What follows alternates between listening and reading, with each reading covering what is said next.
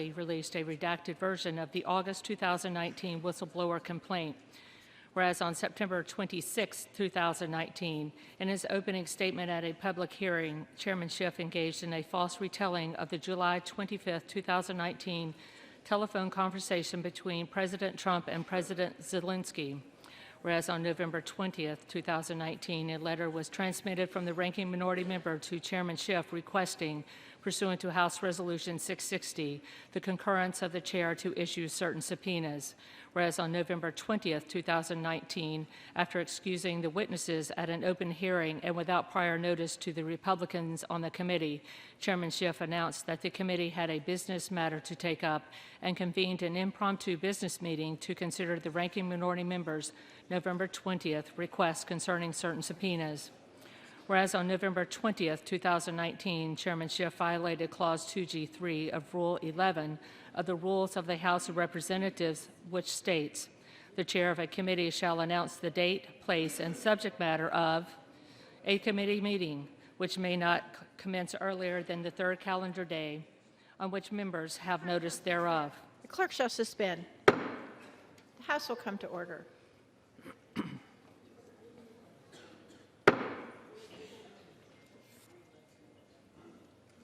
Clerk may continue.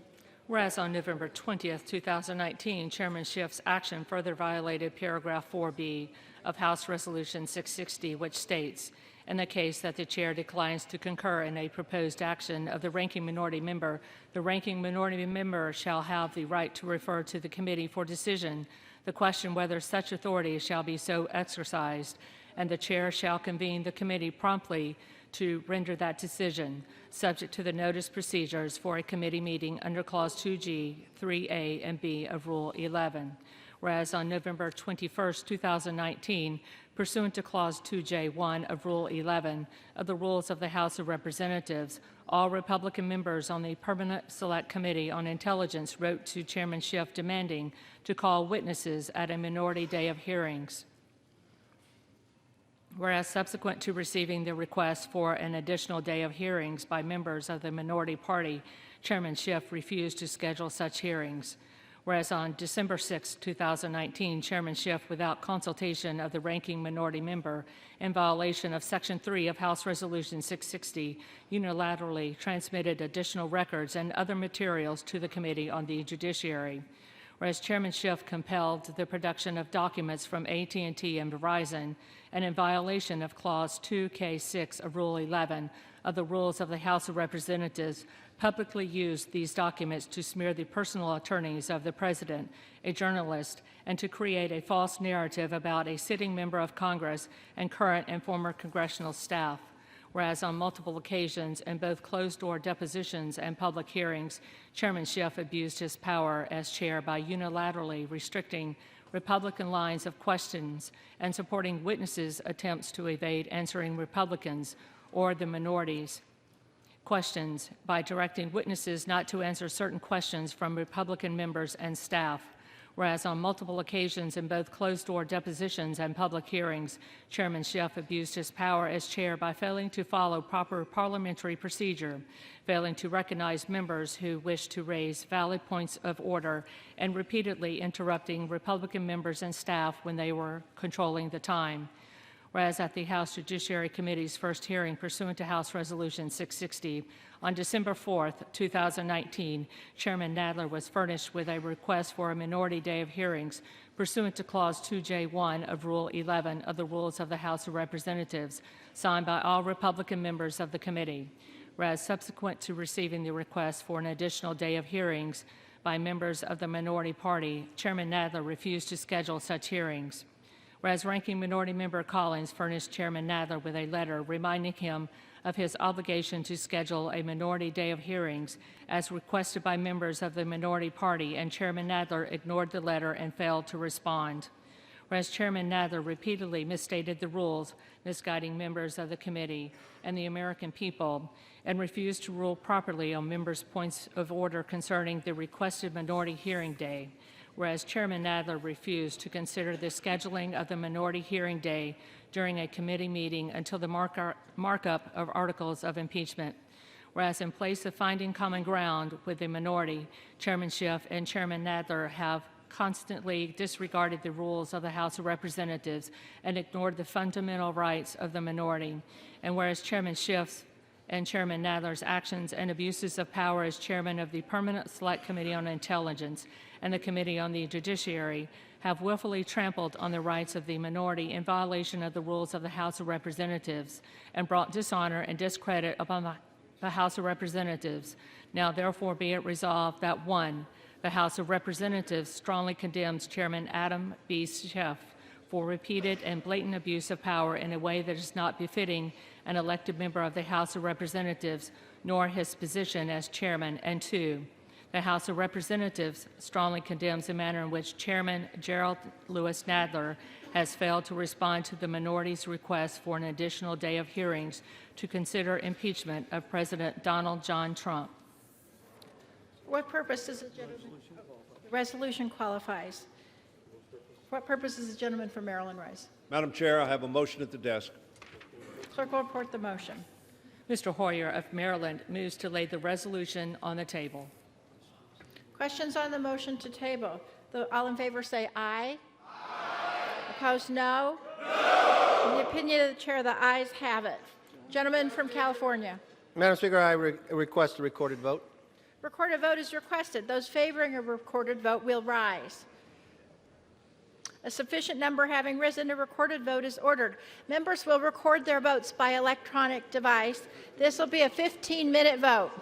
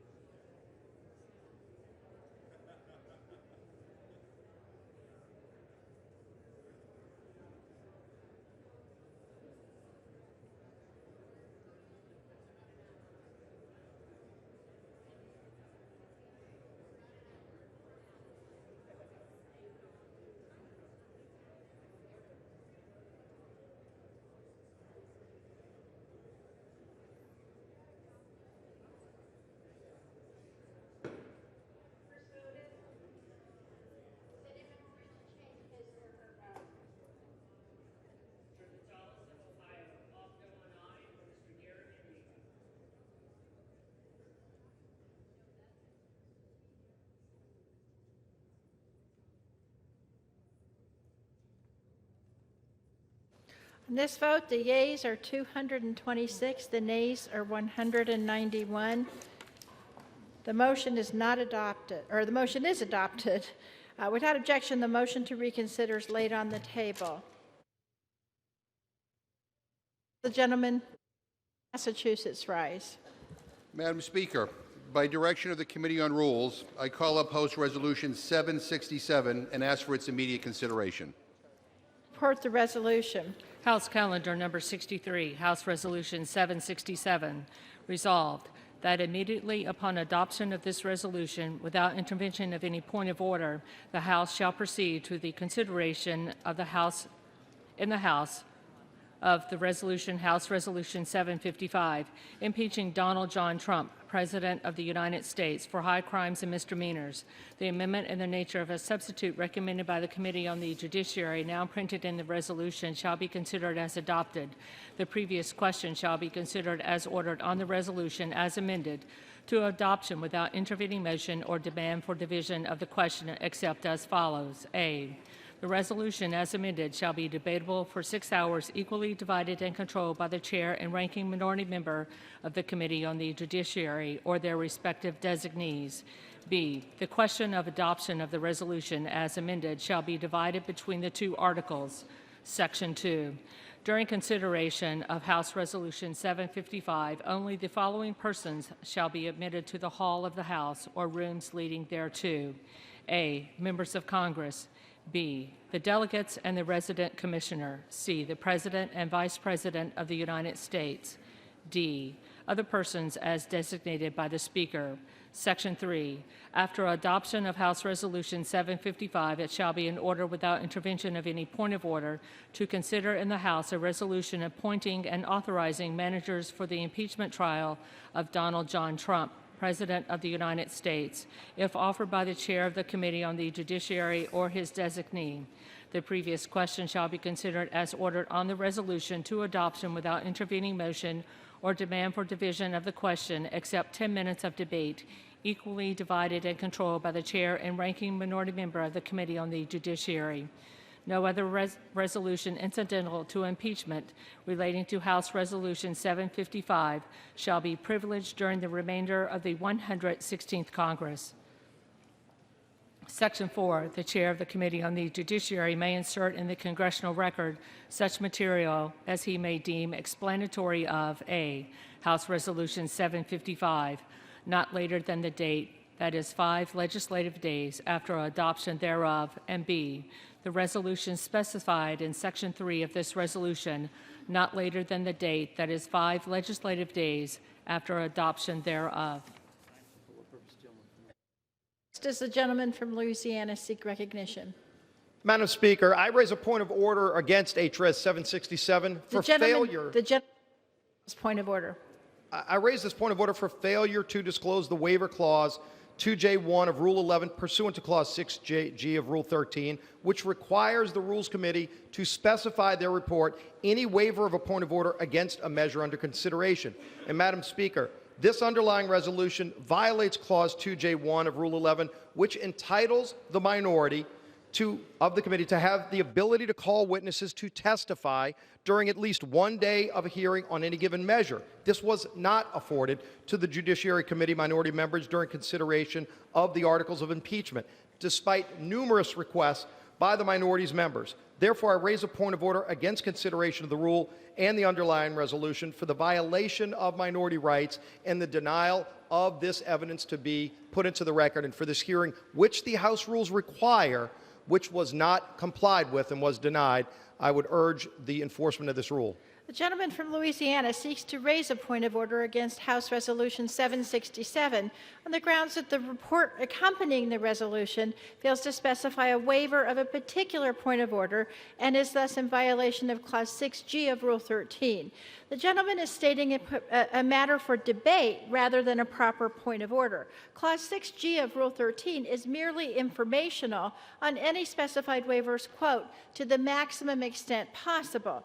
As elucidated by Chairman Solomon in the legislative history accompanying the adoption of this rule in the 104th Congress, any, quote, failure of the Rules Committee to specify waivers in a rule would not give rise to a point of order against a special rule that waives all points of order, end quote. The chair would therefore advise the gentleman again that he is not stating a proper point of order. Massachusetts is recognized. Madam Speaker, Gentleman from Massachusetts is recognized. Madam Speaker, for the purposes of debate only, I yield the customary 30 minutes to the distinguished gentleman from Oklahoma, my good friend Mr. Cole, pending which I yield myself such time as I may consume. During consideration of this resolution, all time is yielded for the purposes of debate only. I ask unanimous consent that all members be given 5 legislative days to revise and extend their remarks. Without objection. Madam Speaker, on Tuesday, the Rules Committee met and reported a closed rule for House Resolution 767, providing for consideration of House H-Res 755, impeaching Donald John Trump, President of the United States, for high crimes and misdemeanors. The rule provides 6 hours of debate equally divided and controlled by the chair and ranking minority member of the Judiciary Committee or their designees. The rule provides that the question of adoption of the resolution shall be divided between 2 articles. The rule limits access to the House floor. It provides at any time after adoption of H-Res 755 for consideration of a resolution appointing and authorizing managers for the impeachment trial if offered by the chair of the Judiciary Committee, debatable for 10 minutes. No resolution incidental to impeachment relating to H-Res 755 shall be privileged during the remainder of the 116th Congress. Finally, the rule provides that the chair of the Judiciary Committee may insert explanatory material in the congressional record. Madam Speaker, 232 years ago, as he walked out of the Constitutional Convention in Philadelphia, Benjamin Franklin stated that the founders had just created a republic if you can keep it. He understood that nothing was preordained, that our nation would continue to be shaped decision by decision, vote by vote, not by some other leaders in some other time, but day in and day out, both through the regular work of government and during historic moments like the one we face today. Our founders crafted the fundamentals of government to guide us. Passages like Article 1, Section 2 of the Constitution, giving this chamber the sole power of impeachment. But nowhere does it list exactly what constitutes a high crime or misdemeanor. In their wisdom, the founders understood they could not anticipate what the future would bring. They gave subsequent generations, us, the chance to decide precisely what our government would become, to decide with each passing day what a nation defined by the rule of law, to decide with each passing day what a nation defined by the rule of law was willing to tolerate. That is what brings us here today. To decide nearly 2.5 centuries later whether the United States is still a nation where no one is above the law, or whether America becomes a land run by those who act more like kings or queens, as if the law doesn't apply to them. Yes, Madam Speaker, this really is that serious. Over the past several months, the House of Representatives has been conducting an impeachment inquiry into the 45th President of the United States, Donald John Trump. Our inquiry is simply to answer the following question. Did President Trump and his top advisors corruptly withhold official government actions to obtain an improper advantage in the next election?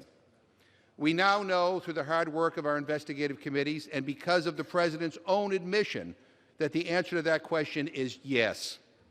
The President withheld congressionally approved military aid to Ukraine, a country under siege, not to fight corruption, but to extract a personal political favor.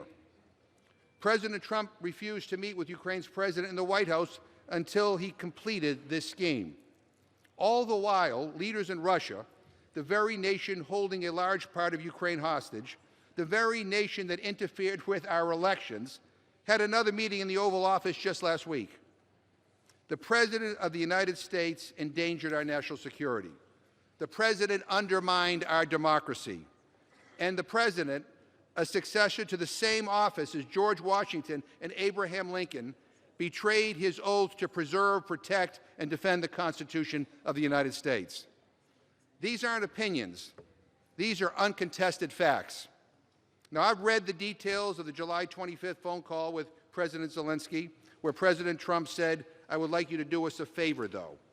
I've seen the televised press conference where where his chief of staff openly admitted to this deal and told the nation to just get over it. Hours and hours of depositions by the Intelligence, Oversight, and Foreign Affairs Committees have been conducted, where witnesses outlined the President's direct involvement in this scheme. The evidence is as clear as it is overwhelming. If a president undermining our national security and using the federal government for his own selfish personal gain is not impeachable conduct, then, Madam Speaker, I don't know what is. Now, I've heard some on the other side suggest this process is about overturning an election. That is absurd. This is about protecting our democracy. These facts are beyond dispute. The only question now is whether we are willing to tolerate such conduct, not just today by President Trump, but furthermore by any president of either party. To not act would set a dangerous precedent, not just for this president, but for every future president. 11 months ago, many of us took an oath right here in this chamber. I've had the privilege to take that oath 12 times now, and I believe it is not just for show. It is a contract between each of us and the people we represent to place the national interest above partisan interests and to preserve those laws that make our country unique. We cannot reconcile the President's abuse of power and obstruction of Congress with the oath of office that we took. Madam Speaker, we are being tested on something greater than our ability to toe a party line, something more than our ability to score the next great television soundbite. This is a democracy-defining moment. History will judge us by whether we keep intact that fragile republic handed down to us by our forebears more than 200 years ago, or whether we allow it to be changed forever. For the sake of our country's future, I hope and I pray that my colleagues will make the right decision. I reserve the balance of my time. Gentleman reserves. Gentleman from Oklahoma. Thank you, Madam Speaker. Madam Speaker, I thank my good friend, the gentleman from Massachusetts, Chairman McGovern, for yielding me the customary 30 minutes. I yield myself such time as I may consume. Gentleman's recognized. Thank you, Madam Speaker. Well, Madam Speaker, today is a very sad day for all of us. For me personally, for the Rules Committee, for the entire House of Representatives, and most importantly, for the American people. For the second time in my life, the House of Representatives will be voting to impeach a President of the United States. But unlike in 1998, the decision to have this vote is not the result of a bipartisan process, nor an open or fair process. Instead, it's going to be a deeply partisan vote, coming at the end of an unfair and rushed process prescribed solely by Democrats to ensure a predetermined result. Impeachment of a president is one of the most consequential acts the House of Representatives can undertake, and it should only be done after the fullest and most careful consideration. Yet today, after a truncated investigation that denied the president due process, cherry-picked evidence and witness testimony to fit their narrative, and trampled on Republicans' minority rights, Democrats in the House are pressing forward with a partisan impeachment vote. Doing so contradicts Speaker Pelosi's own words back in March of this year, when she said that, quote, "An impeachment is so divisive to the country that unless there's something so compelling and overwhelming and bipartisan, I don't think we should go down that path because it divides the country," unquote. But if we're really being honest, Democrats have been searching for a reason to impeach President Trump since the day he was elected. In December of 2017, a current member of the majority forced a vote to impeach the president, and even then, long before there was even an impeachment investigation, 58 Democrats voted to impeach the president. And those members have only grown since then, to the point where the majority is now pushing forward with a final vote on impeachment, heedless of where it takes the country and regardless of whether or not they've proven their case. And if my colleagues in the majority believe they have proven their case, let me be clear, they have not. The entire premise of these articles of impeachment rests on a pause placed on Ukrainian security assistance, a pause of 55 days. The majority has spun creative narratives as to the meaning and the motive of this pause, alleging the president demanded a, quote, quid pro quo, unquote, but with no factual evidence to back it up. Security aid to the Ukraine was released. The administration did so without the Ukraine ever initiating an investigation into anyone or anything.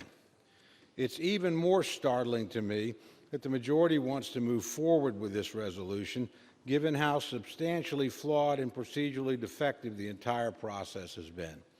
The Judiciary Committee, which drafted these articles of impeachment, engaged in an abbreviated process, hearing from no witnesses with firsthand knowledge of the events in question. They did not conduct their own investigation and only held 2 hearings on this topic before drafting the articles, one with staff and one with constitutional law scholars. That's hardly the type of lengthy and serious consideration a topic as grave as impeachment demands. The committee actually charged with an impeachment investigation was the Permanent Select Committee on Intelligence, not the Judiciary Committee. But that committee, too, followed a primarily closed process. Republicans were denied the right to call witnesses or subpoena documents, and the president was denied the right to representation in the committee's hearings. Without respecting minority rights and without respecting due process rights of the president, how can anyone consider this a fair process? Madam Speaker, it gets worse. The articles of impeachment we are considering today are based on the Schiff report, the final document produced by the Intelligence Committee and transmitted to the Judiciary Committee. But the Schiff report includes unsubstantiated allegations. It includes, in some cases, news reports as the only evidence supporting so-called factual assertions, and it includes at least 54 different hearsay statements as assertions of evidence without any firsthand information from witnesses to corroborate those statements. The author of the report, Chairman Schiff, was never questioned by the Judiciary Committee, and he refused to sit for questions or to explain how his committee conducted its investigation. In fact, during the staff presentation of evidence at the Judiciary Committee, Ranking Member Collins asked how the investigation was conducted that resulted in the drafting of the Schiff report, but he never received an answer. During the Rules Committee consideration of House Resolution 755, there were numerous times when the members on both sides of the aisle posed questions to our witnesses, questions they could not answer because they sit on the Judiciary Committee and were not the author of the report that brought about HRes 755. The author has never appeared before members of the minority to explain a single thing in the report or to provide factual information supporting the many assertions it contains. Madam Speaker, this is no way to go about impeaching the President of the United States. The articles before us are based on very limited information. They are based on hearsay, on news reports, and on other unsupported allegations. They are based on a report written by a member of Congress who refused to answer questions about it. And I do not believe the allegations, which are subject to interpretation, actually rise to the level of an impeachable offense. To make matters worse, when Republicans attempted to exercise one of their rights under House rules, they were shut down by Chairman Nadler. Under Clause 2J1 of Rule 11, the minority is allowed to demand a minority hearing day. On December 4th, the Republicans on the Judiciary Committee properly exercised that right and transmitted a demand to Chairman Nadler for a hearing day at which the minority could call their own witnesses. And to be clear, Madam Speaker, a minority hearing day is not subject to the chair's discretion. It is a right, and Republicans on the Judiciary Committee properly demanded the exercise of that right. And yet, Chairman Nadler declined to allow a minority hearing day to be held before the voting of these articles. I think we can all agree that it would have been better for the institution and for the American people to allow all voices to be heard and all witnesses to be questioned before proceeding to a vote on something as this consequential. And yet the majority trampled on that right. But I suppose I should not be surprised by any of this. When the House passed H.Res. 660, the resolution setting up the official impeachment inquiry less than 2 months ago, I warned that the House that the majority was doing was setting up a closed, unfair process that could only have one outcome. And today, we are seeing the end result of this closed and unfair process. A quick rush to judgment forced through not one but two committees in short order, with minority rights trampled, witnesses left unquestioned, and due process ignored. It is also disappointing that members are not being given more time to debate this issue on the floor. Last night at Rules Committee, I offered an amendment to double the amount of floor time debate from 6 to 12 hours. This would have allowed for roughly the same amount of debate time used in the Clinton impeachment, and it would have ensured that all members could have the opportunity to speak on the floor. Unfortunately, that amendment was not accepted. While I know my friend Chairman McGovern did the best he could, I do think it's ironic that when all is said and done, the 13 members of the Rules Committee spent more time discussing H.Res. 755 in committee yesterday than we will spend debating it on the House floor for every member today. I think that's a disservice to the members of this body and to the American people. Madam Speaker, we deserve better than a flawed process that led to this flawed outcome. The House of Representatives deserves better than that. The President certainly deserves better than that. More importantly, the American people deserve better than what we're doing here today. I oppose proceeding any further. I oppose the rule. I oppose this limited and unfair process, and I certainly oppose impeaching the President of the United States. With that, I urge opposition to the rule, and I reserve the balance of my time. Gentleman reserves. Gentleman from Massachusetts. Madam Speaker, I'd like to ask unanimous consent. I want to insert in the record a statement, a letter that I sent with regard to the Members' Day. I want to correct, I think it's important to correct the record. There were 0 points of order that lie against H.Res. 755. Without objection, so ordered. And Madam Speaker, I want to yield myself 30 seconds. Gentleman's recognized. Yeah, we're here to talk about the President's behavior, and that's what I think we all should be focused on, not just process. But I want to just say that I'm proud of the process. Democrats and Republicans have had equal opportunity to participate in the months-long impeachment inquiry. Members of both parties have been involved at every stage of this process, from sitting in and asking questions in closed-door depositions to questioning witnesses in open hearings. The committees took more than 100 hours of deposition testimony from 17 witnesses and held 7 public hearings, which included Republican-requested witnesses. They produced a 300-page public report that laid out their findings and evidence. The Judiciary Committee then took that report and conducted 2 public hearings evaluating the evidence and the legal standard for impeachment before reporting out the 2 articles. Gentleman's time's I expired. yield myself an additional 15 seconds. Gentleman's recognized.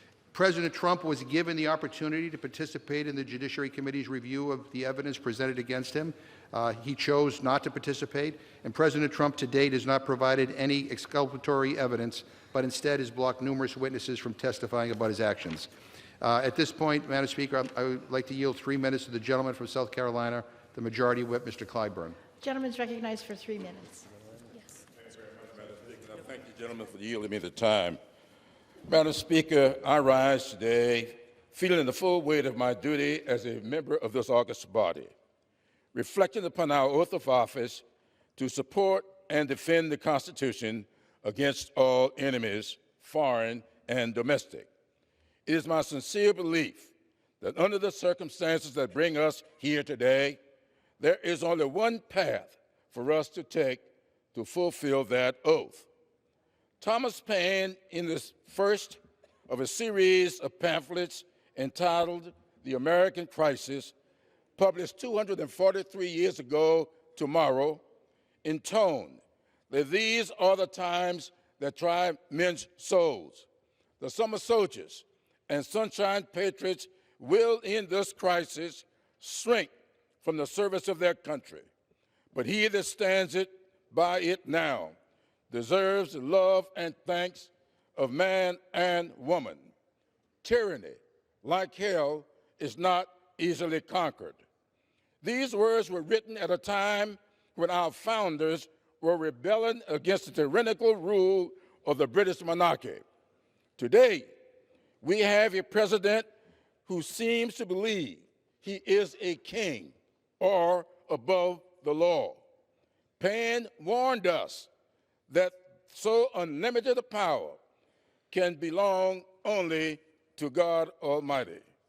My faith leads me to take very seriously the final words of our oath to faithfully discharge the duties of the office, so help me God. Madam Speaker, 3 days ago, I joined with a bipartisan delegation of our colleagues celebrating the 75th anniversary of the Battle of the Bulge. We laid wreaths at the memorials of Generals George Patton and Anthony McCullough.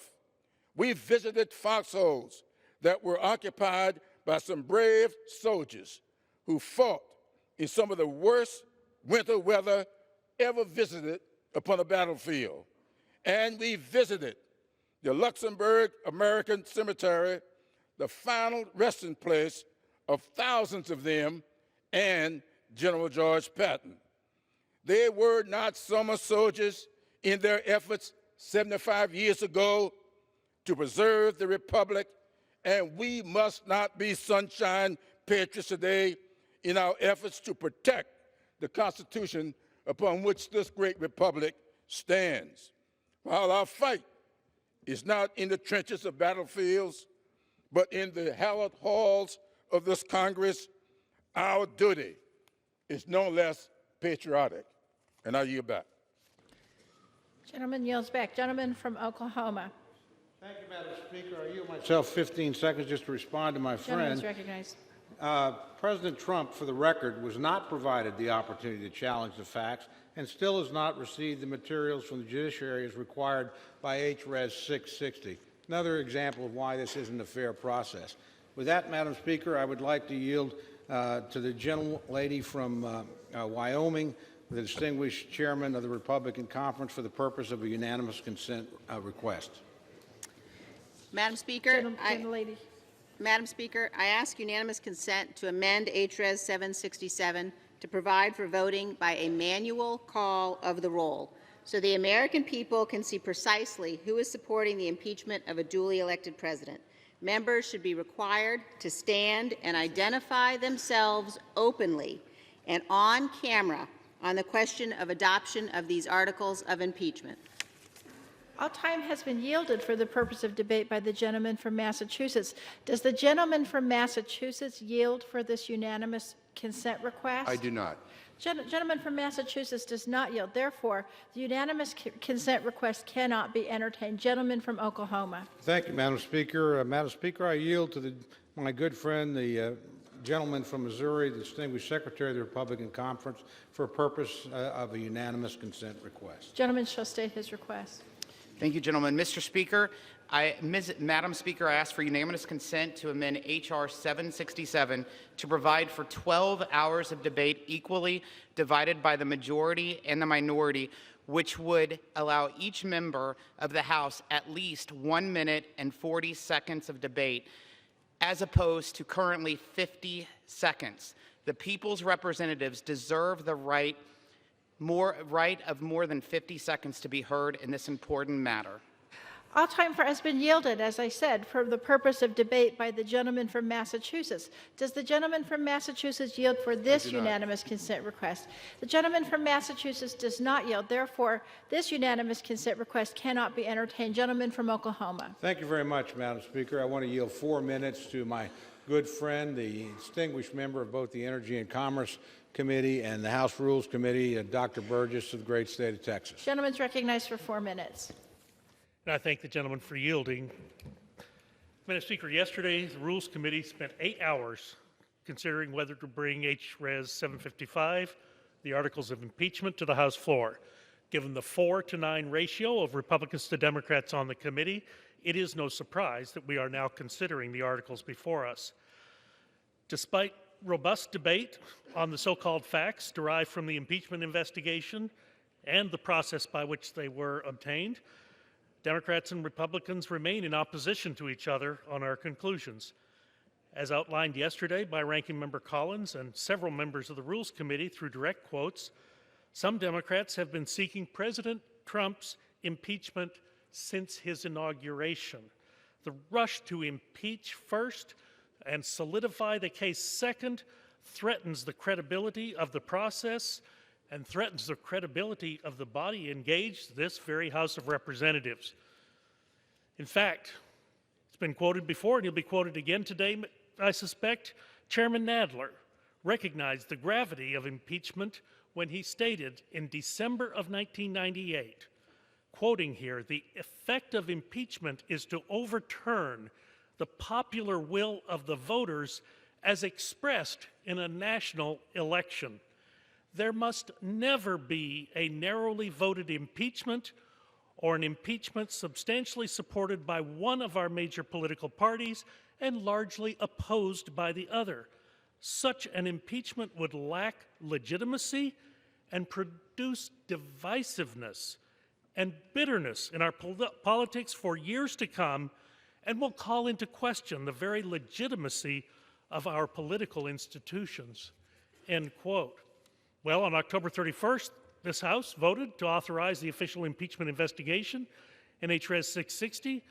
The process outlined in HRES 660 did not include the robust minority protections afforded the minority party in previous impeachment investigations. Even more concerning, Chairman Nadler, Chairman Schiff refused to comply with the very rules of the House in granting access to committee records for members and scheduling a minority hearing in a reasonable amount of time, thus preventing the American people from being equally represented in the process. Refusing to allow members to access their own records. These are records of members of the House of Representatives, and we were not allowed to access these records obtained down in secret under armed guard in the Intelligence Committee, but it's required under Section 2E of Rule 11, and they've denied members the ability to do their job. The Judiciary Committee did not hear testimony from even one fact witness, not even one, after they received a deluge of materials from the Intelligence Committee. This reversal of responsibility is indeed unprecedented. But turning to the case upon which the argument is based, we had a whistleblower. Not a fact witness, a whistleblower who never appeared before any member of Congress that we know of, a whistleblower complaint concerning a congratulatory call between President Trump and President Zelensky of the Ukraine. The whistleblower is known to have had contact with Chairman Schiff's staff, while Republicans were denied any contact. The whistleblower complaint is not based on firsthand knowledge, and the call transcript that was to support impeachment reveals nothing more than a congratulatory phone call. Look, a request for investigation as to how American foreign aid will be spent does not equal soliciting election interference. The evidence brought before us does not amount to a high crime. Indeed, it does not amount to any crime. Democrats claim that we must protect the integrity of our election. Look, if you really cared, then I have to ask, what are we missing while we've been focused on impeachment? We tied up the Intelligence Committee, we tied up the Judiciary Committee, and oh, by the way, the Ways and Means Committee had to give up their room. They couldn't even meet while you were doing all of this. So this impeachment investigation is being painted as a protection against future interference, when in reality, President Trump's request looks back at the 2016 election. Russia is the winner in this exchange because they have disrupted the process. Expired. Gentleman from Massachusetts. Gentleman from Oklahoma. Madam Speaker, the gentleman is passionate about records. I should remind him that we've gotten no records from this White House, not a single document. At this time, I'd like to yield 1.5 minutes to the gentlewoman from Florida, a distinguished member of the Rules Committee, Ms. Shalala. Gentlelady is recognized for 1.5 minutes. Madam Speaker, I come to impeachment with deep sadness. The facts of this case are painful and indisputable. We know that the President illegally held up congressionally appropriated aid to the Ukraine. We know that he conditioned the release of this aid on Ukrainian President Zelensky's opening an investigation based on a debunked conspiracy theory about his political rival and foreign interference in the 2016 election. We also know that the President has actively blocked congressional attempts to determine the extent of his misconduct by ordering executive branch officials to defy subpoenas and withhold information. Despite the unprecedented obstruction from the President, the evidence in this case is powerful enough that to delay this vote any further would risk interference in the 2020 election and the permanent erosion of our system of checks and balances. Madam Speaker, this is not a matter of politics. This is a matter of protecting the integrity of our democracy for the next generation. As we labor to pass on to future generations many of the great hallmarks of our society, we must also work with active stewardship and vigilance to pass on a vibrant and functional democracy. If we don't do our duty to protect the Constitution, the republic that we hand to our children will be less vibrant. If we do not do our duty to protect the Constitution, the republic that we hand to our children will be less resilient and less effective. Gentlelady's time's expired. Gentleman from Oklahoma. Thank you very much, Madam Speaker. Madam Speaker, I yield 4 minutes to my very good friend and fellow member of the Rules Committee and of the Judiciary Committee, the gentlelady from Arizona, Ms. Lesko. Gentlelady's recognized. Thank you, Mr. Cole, for yielding me the time. Madam Speaker, you know, God takes us on journeys in our life. And about 30 years ago, I was married to an abusive ex-husband. And when I finally left him, there were times in my life I had no money and no place to live. And I tell you what, I never dreamed in a million years that I would be standing here today as a congresswoman in the United States House of Representatives. And I tell you what, I never would have believed that I would be standing here talking about impeachment of a president of the United States. I serve on the Judiciary Committee. I also serve on the Rules Committee. I have spent hours and hours and hours reading transcripts, looking at documents, hearing testimony. And I can tell you one thing. I believe this is the most unfair, politically biased, rigged process that I have seen in my entire life. Here are the facts. There is no proof, none, that the president has committed an impeachable offense. Not one of the Democrat witnesses, not one, was able to establish that the president committed bribery, treason, or high crimes and misdemeanors as required in the U.S. Constitution. And as I've said before, the Democrats are really undermining their own argument here because 17 out of the 24 Democrat members on the Judiciary Committee voted here on this floor to move forward articles of impeachment on July 17th of this year, before President Trump's call even took place. And 5 out of the 9 Rules Committee members that are Democrats did the same thing. So if your argument is that this phone call is the main reason for this impeachable offense, why did you vote for impeachment, moving impeachment forward before the call even took place? The process has been rigged from the start. Other members have told you. I mean, never in the history of the United States have we had impeachment that's gone through the Intelligence Committee in closed-door hearings, where a member of the Judiciary Committee, myself, wasn't even able to ask one single question of a fact witness. The whole thing's been rigged, been unfair. In the process that you had set forth, you made sure that the president didn't have any right to have his counsel there until judiciary, but by then it was too late. It was too late because there was no fact witnesses allowed in judiciary. So I couldn't even ask a question, nor could the president.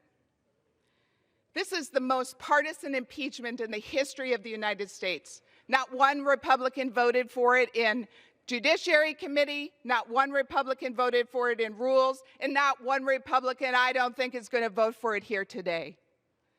Madam Speaker, this is a sad day.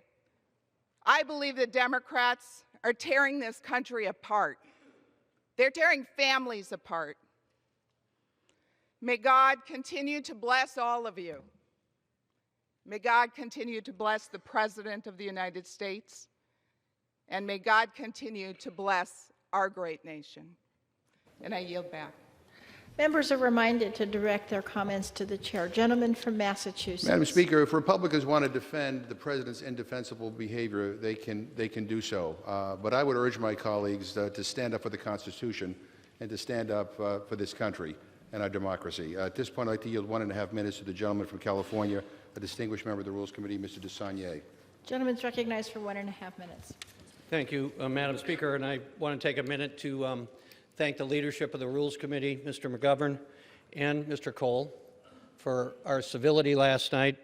Although it was a long hearing and we are very much in disagreement, I felt proud to be part of that hearing, and I really want to recognize both the ranking member and the chair.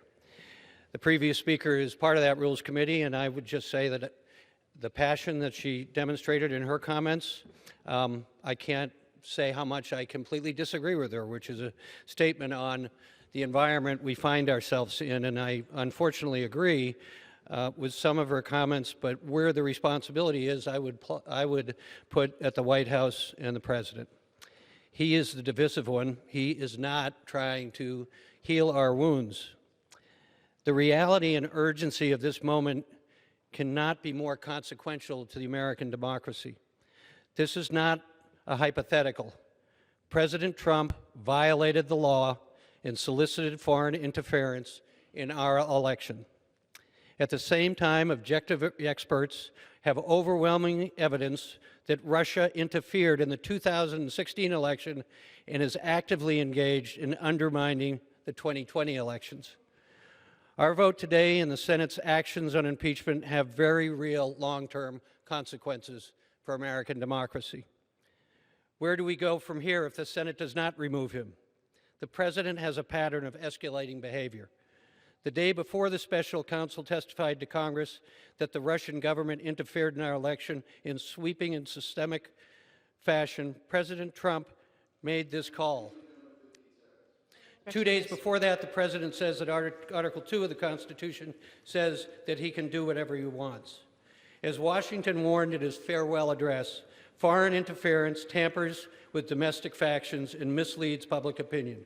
We must honor the nation that our founders envisioned and impeach this president for violating the law and betraying the American people. I yield back. Gentleman from Oklahoma.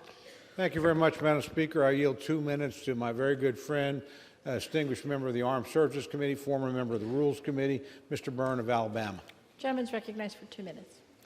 Madam Speaker, I rise in strong opposition to the rule and the underlying resolution to impeach President Trump. When the framers granted the House the power to impeach, they feared that it would be abused. Today, those fears are realized. In record speed, this majority has assembled hearsay, speculation, and presumptions for the purpose of overturning the 2016 election. We're not here today, days before Christmas, because the majority has assembled a case against President Trump.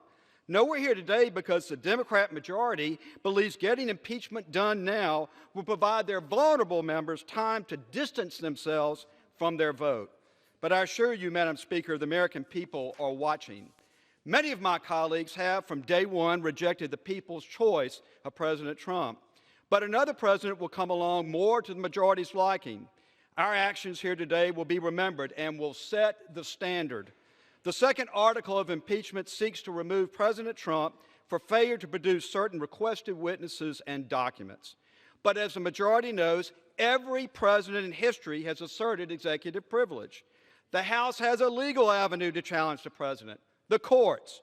But the majority has skipped this step, showing that this is about impeachment as fast as possible, however possible. Most of my friends on the other side of the aisle had no problem backing President Obama when he stonewalled the House for years to block our quest to find out the truth in the Fast and Furious investigation. That is why I filed an amendment to the resolution rejected by the Rules Committee saying, based upon the Democratic majority standard, they should have written articles of impeachment against President Obama and Eric Holder. I wish my colleagues would think about the standard being set. I predict that they will very soon regret it, and I yield back. Gentleman yields back. Gentleman from Massachusetts. Madam Speaker, I yield 1 minute to the gentlewoman from California, a distinguished member of the Rules Committee, Ms. Torres. Gentlelady is recognized for 1 minute. Madam Speaker, the facts are clear. To quote the USA Today editorial board, Trump used your tax dollars to shake down a vulnerable foreign government to interfere in a U.S. election for his personal benefit. The rule of law is what gives our great country its strength. The rule of law is what separates us from third world countries, where dictators reign for decades on end. The rule of law is what makes us the envy of the world, the place that other countries look to as they grow their own democracies. And it is the rule of law that brings us here today. We never want to see the rule of law deteriorate or rampant corruption take hold. We never want to see the day when future generations flee for refuge in another country, the way that others are seeking refuge in our southern border right now. I urge my colleagues to vote yes. American values and our Constitution are worth fighting for. Gentleman from Oklahoma. Thank you, Madam Speaker. I yield 2 minutes to my very good friend, distinguished lady from Indiana, Ms. Lewinsky, also distinguished member of the Ways and Means Committee. Gentlelady is recognized for 2 minutes. Thank you, Madam Speaker. I rise today in direct opposition to this rule and in opposition to the divisive bipartisanship that is on display right now in this House of Representatives. It's no secret that Democrats have wanted to impeach President Trump since day one, regardless of any fact. They knew the result they wanted. They just needed time to figure out how to get there. So they began their impeachment inquiry. Behind closed doors, selective leaks instead of transparency, no due process. Once they'd crafted their perfect narrative, they moved on to public hearings. They hoped the American people wouldn't notice that they failed to uncover one piece of evidence to justify impeachment. They failed to make the case for this drastic action. And yet here we are. For the first time in history, a president is on the brink of being impeached with the votes of one single party. But let's be clear about one thing. This impeachment obsession is not about accountability. It's not about justice. It's not even about the Constitution. It's about pure partisan politics at its worst. And you're watching it right here. And the American people see right through this today. They've seen the rigged process. They've seen the lack of transparency and the complete absence of any supporting evidence. They know that Washington's broken. That's why they sent us here, to fix it. But instead, House Democrats are dividing the country and further shaking the people's trust in this Congress. It's a sham impeachment. It's been carried out at the expense of hardworking Americans who just want us to move forward. Madam Speaker, this charade should go no farther. We should stop wasting time. Focus on what keeps our nation moving forward. Helping workers and families thrive. Protecting the safety and security of our country. I urge my colleagues to vote against the rule so we can get back to work for the American people, and I yield back. Gentlelady yields back. Gentleman from Massachusetts. Madam Speaker, I yield 1 minute to the gentleman from New Mexico, the Assistant Speaker, Mr. Lujan. Gentleman's recognized for 1 minute. Madam Speaker, no one came to Congress to impeach a president. We came here to solve the mighty issues that impact the lives of the constituents we pledged to serve. I'm here because too many families in my district still rely on water trucked in from dozens of miles away. I'm here because too many New Mexican children still go to school hungry. I'm here because too many women in New Mexico drive for hours to find a doctor able to care for them. But this moment has found us. We have reached a point in time where our love of country compels action, where our duty to this republic mandates that we do what's right. The president's behavior is so blatantly wrong that ignoring his abuses of power would be abdicating the oath we made to protect this country and uphold our Constitution. Thank you, and I yield back. Gentleman yields back. Gentleman from Oklahoma. Thank you, Madam Speaker. Madam Speaker, I yield myself such time as I may consume. Gentleman's recognized. Thank you, Madam Speaker. If we defeat the previous question, I will offer an amendment on the rule. The House shall not proceed to consideration of the underlying resolution until 6 conditions are met. All evidence in the possession of Chairman Schiff has been made available to the Judiciary Committee. The Chairman Schiff appeared before the Judiciary Committee to testify to the report that he authored. That all underlying unclassified evidence has been made available to the public. Minority members of the Judiciary Committee have received their right to minority hearing day. Minority witnesses requested by Ranking Member Nunes and Ranking Member Collins are called and allowed to be heard in accordance with HRES 660, and subpoenas requested by Ranking Member Nunes and the Intelligence Committee are issued and enforced. Madam Speaker, to be clear, my amendment ensures that the majority does not proceed without providing a fair and equitable and transparent process, one that respects minority rights, one that opens up the investigation to all members of the House, and one that allows Republicans on the Judiciary Committee to examine the most relevant witnesses. Perhaps most crucially, it will allow all members to fully consider the information available to the committee that actually conducted the impeachment investigation, the Permanent Select Committee on Intelligence. The process the House has followed has been abysmal. It was closed, an unfair process, and did not respect minority rights and did not give the president due process. But we can change that today. If we defeat the previous question, the House will only move forward with a real, thorough, and ultimately fair process that all members can be proud. Madam Speaker, I ask unanimous consent to insert the text of my amendment in the record, along with extraneous material immediately prior to the vote on the previous question. With that, I urge a no vote on the previous question. And I yield 1 minute to my good friend, gentleman from Georgia, Mr. Heiss. Gentleman's recognized for 1 minute. Thank my good friend. The majority has thrown almost every allegation imaginable against this president, and yet these articles of impeachment that have been submitted cannot name a single actual crime. After all the drama, the majority has not found a single shred of evidence, only second, third, fourth-hand information, but the facts have remained the same. The transcript speaks for itself. There was no quid pro quo. The Ukrainian government said multiple times they felt no pressure whatsoever. The aid ultimately came, and even Speaker Pelosi said that this whole thing would have compelling, overwhelming bipartisan support. None of those things exist. I urge my colleagues to stand against the rule and the forthcoming articles of impeachment. This is a disgrace and dangerous to America, and I urge a no. Gentleman yields back. Gentleman from Massachusetts. Madam Speaker, I yield 1 minute to the distinguished gentlewoman from Massachusetts, Ms. Clark. Gentlelady is recognized for 1 minute. Madam Speaker, to paraphrase one of our founding mothers, Abigail Adams, a people may let a president fall, yet still remain a people. But if a president lets his people slip from him, he is no longer a president. Just as Abigail Adams warned, Donald Trump has let the people slip from him. He works for himself, not us. He tried to extort a foreign government into investigating a political rival, and he has unlawfully withheld witnesses and evidence. If we want a democracy, today we must stand for the rule of law.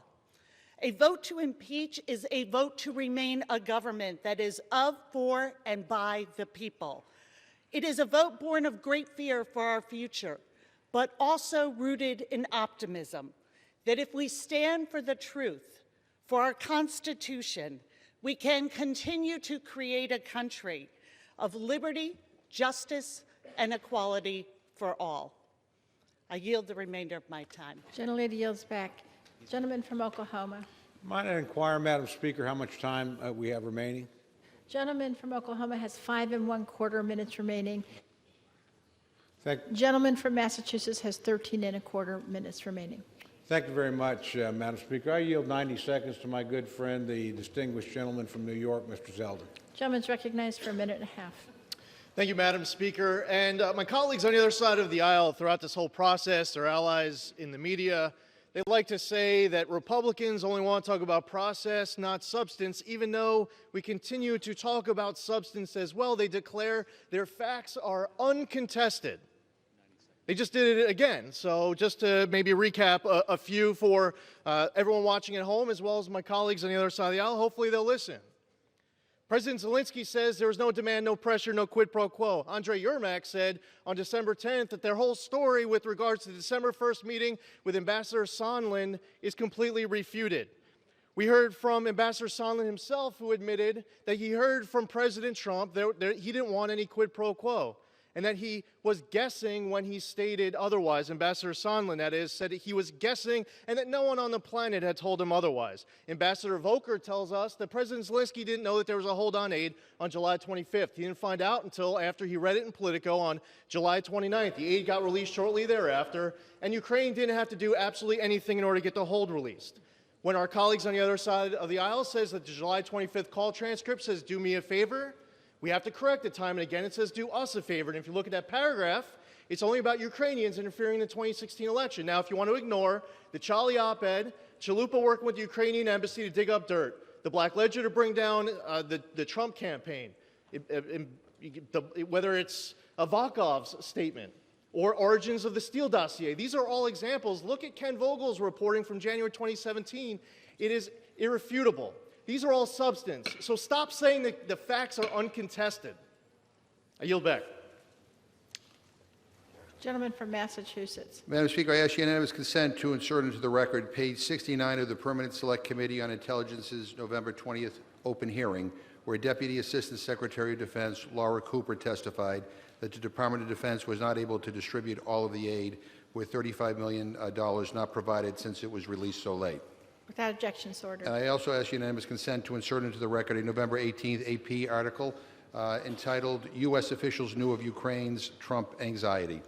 Without objection, so ordered. At this point, Madam Speaker, I'm proud to yield 1 minute to the gentleman from Massachusetts, Mr. Kennedy. Gentleman's recognized for 1 minute. Dear Ellie and James, this is a moment that you will read about in your history books. Today, I will vote to impeach the President of the United States. And I want you to know why. He broke our laws. He threatened our security. He abused the highest, most sacred office in our land. I want you to know that it does not feel good. I can't stop thinking about the cost to our country. Not just the impeachable offenses, but the collateral damage of a president who uses power like a weapon against his own people, erodes our decency, degrades our dignity. I don't yet know how they will tell the story of this era, but I want to tell you the story of this day. Let the record show that today, justice won, that we did our job, that we kept our word, that we stood our sacred ground. Let the record show that we did not let you down. I love you. Listen to Mom. Gentleman's I'll be home time's soon. expired. Gentleman from Oklahoma. Thank you, Madam Speaker. I'm going to reserve my time for the moment. Gentleman reserves. Gentleman from Massachusetts. Madam Speaker, I'm proud to yield 1 minute to the gentlewoman from California, Ms. Lee. Gentlelady is recognized for 1 minute. Thank you very much, Madam Speaker. First of all, let me just say, I taught my children that there are consequences if they broke the law. I am saddened, but I'm not shocked that we are here today considering articles of impeachment against President Trump. I am saddened, but I'm not shocked because of the pattern of corruption we have seen from this president. Yes, I am saddened, but I'm not shocked because this president has routinely shown his disregard of Congress and the rule of law. The facts are not in dispute. The president abused his power, defied the public's trust, and betrayed his oath of office. He undermined our elections by corruptly soliciting foreign interference in our elections to benefit his own future re-election efforts. Then he obstructed Congress every step of the way in an effort to cover it all up. Donald Trump has been and remains a threat to our national security, a clear danger to our democracy, and wholly unfit to serve as President of the United States. We have an obligation to act today to uphold the Constitution, but also to show our children and grandchildren that no one is above the law. And that includes the President of the United States. Gentleman from Oklahoma. Thank you, Madam Speaker. I continue to reserve my Gentleman time. reserves. Gentleman from Massachusetts. Madam Speaker, I'm happy to yield 1 minute to the gentlewoman from Massachusetts, Ms. Trahan. Gentlelady is recognized for 1 minute. Thank you, Mr. Chairman. Madam Speaker, today I rise to defend our democracy. In this chamber, we debate the nation's most pressing issues, and often reasonable people can draw different conclusions. But not today. The facts are black and white. President Trump abused the power of his office for personal and political gain, and then he engaged in a cover-up. It is up to us to confront those facts and vote to preserve and protect our democratic republic. This is not a fight I or my colleagues sought out when we ran for Congress, but it is one we pledged when we raised our right hand and swore an oath to defend our Constitution. Anything other than a vote to impeach will be read as a vote endorsing a future president without rules or consequences. An anything goes, no holds barred brand of executive branch authority that will leave us weaker and surely undermine what the framers passed down. We owe it to future generations to transcend personal interests and party loyalty and vote our conscience for what's really at stake here today, the sanctity of our Constitution and the sanctity of our democracy. Thank you, and I yield back. Gentleman from Oklahoma. Thank you, Madam Speaker. I continue to reserve my Continues to time. reserve. Gentleman from Massachusetts. Madam Speaker, I'd like to ask unanimous consent to insert into the record an October 23rd New York Times article entitled, "Ukraine Knew of Aid Freeze by Early August, Undermining Trump Defense." Without objection, so ordered. At this point, I'd like to yield 1 minute to the gentleman from Maryland, Mr. Sarbanes. Gentleman's recognized for 1 minute. Thank the gentleman for yielding. Madam Speaker, I rise today in support of the 2 articles of impeachment against President Trump for abuse of power and obstruction of Congress. Voting to impeach the president is a weighty decision. It is not something you reach for. It's something you are brought to reluctantly when the evidence presented can no longer be denied. In this sober and historic moment, members of Congress are called upon to uphold our oath of office and our duty to the Constitution. Today, we answer that call. The President's actions compromise the national security of the United States, undermined the integrity of our democratic process, and betrayed the trust of the American people. In soliciting foreign interference, President Trump took direct aim at the heart of our democracy. The American people should decide our elections, not a foreign country. As long as the President continues to invite foreign interference into our democracy, the integrity of the 2020 election remains at risk. The question is, will Congress allow the President to place his personal interests above those of his country? I urge my colleagues in the House to join me in answering that question with a resounding no, because no one, not even the President of the United States, is above the law. I yield back. Gentleman from Oklahoma. Thank you, Madam Speaker. I continue to reserve my time. Gentleman reserves. Gentleman from Massachusetts. Madam Speaker, I ask unanimous consent to insert into the record an October 9 Politico magazine article entitled, "This is what a legitimate anti-corruption effort in Ukraine would look like," which explains that legitimate requests are made through the DOJ's Office of International Affairs and pursuant to the United States Mutual Legal Assistance Treaty. Without objection, so ordered. At this point, I'd like to yield 1 minute to the gentlewoman from Florida, Ms. Castro. Gentlelady is recognized for 1 minute. The president abused his power. He violated his oath of office. He sought to elevate himself as a dictator, a king. But we are not a monarchy. We are the United States of America. We are a republic, a democracy, where the executive does not have absolute power. America was founded on a system of checks and balances. When the president withheld military aid to vulnerable Ukraine and pressed for a personal favor to manufacture dirt against a political opponent, he went too far. He undermined America's national security. He sought to sabotage our elections. He elevated his personal interest over the interest of America. Then he tried to cover up his scandalous behavior, and he obstructed the investigation. He violated his oath of office, but I intend to uphold mine to protect and defend the Constitution of the United States of America. The president must be impeached today. I yield back. Gentleman from Oklahoma. Thank you, Madam Speaker. I continue to reserve my time. Gentleman reserves. Gentleman from Massachusetts. I ask unanimous consent to insert into the record a December 5th Boston Globe editorial entitled Impeach the President. Without objection. And I ask unanimous consent to insert into the record a December 11th USA Today editorial entitled Impeach President Trump. The President's Ukraine shakedown and stonewalling are too serious for the House to ignore. Without objection. At this point, I'd like to yield 1 minute to the gentlewoman from Florida, Ms. Wasserman Schultz. Gentlelady is recognized for 1 minute. Thank you, Madam Speaker. Madam Speaker, throughout this process, I listened as a member of the House Oversight Committee to career diplomats testify in depositions and found myself contemplating the gravity of this decision. One of my daughters asked then how I'd make my decision about impeachment. I told her that when her future children learn about President Trump's impeachment, they may ask, "Mommy, what did Grandma do?" I want my daughter to be able to tell her children, "Grandma did the right thing, because in America, no one is above the law." With his conduct around Ukraine, President Trump corruptly abused his power for his own interests at direct odds with our national welfare and our Constitution. This president put his interests before those of this nation. Left unchecked, he'd do it again, and had said so. The actions and ongoing schemes that led us to this moment are severe threats to our national security and democracy that we cannot defend or dismiss. With history watching, I must fulfill my constitutional duty and vote to impeach this president. His corrupt conduct and assault on our Constitution leave no other choice. I yield back.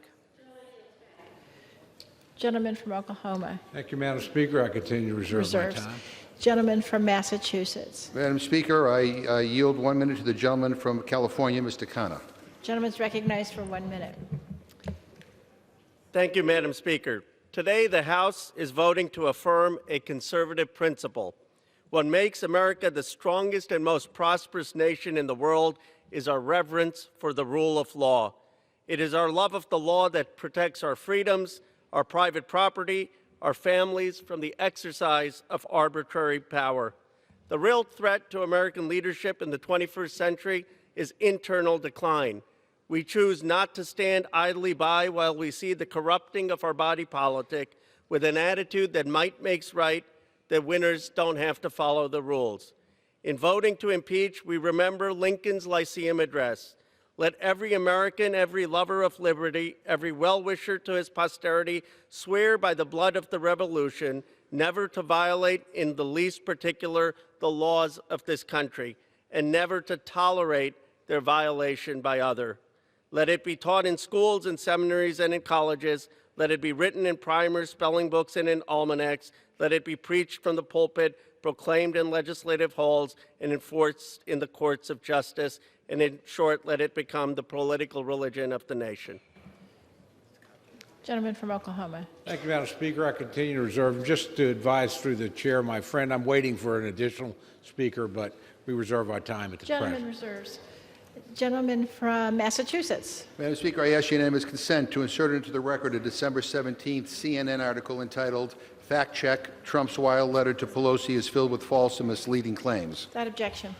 Madam Speaker, I yield 1 minute to the gentleman from North Carolina, Mr. Butterfield. Gentleman is recognized for 1 minute. I thank the gentleman. Madam Speaker, I rise on this solemn occasion as we, the House of Representatives, exercise the power given to us by the United States Constitution.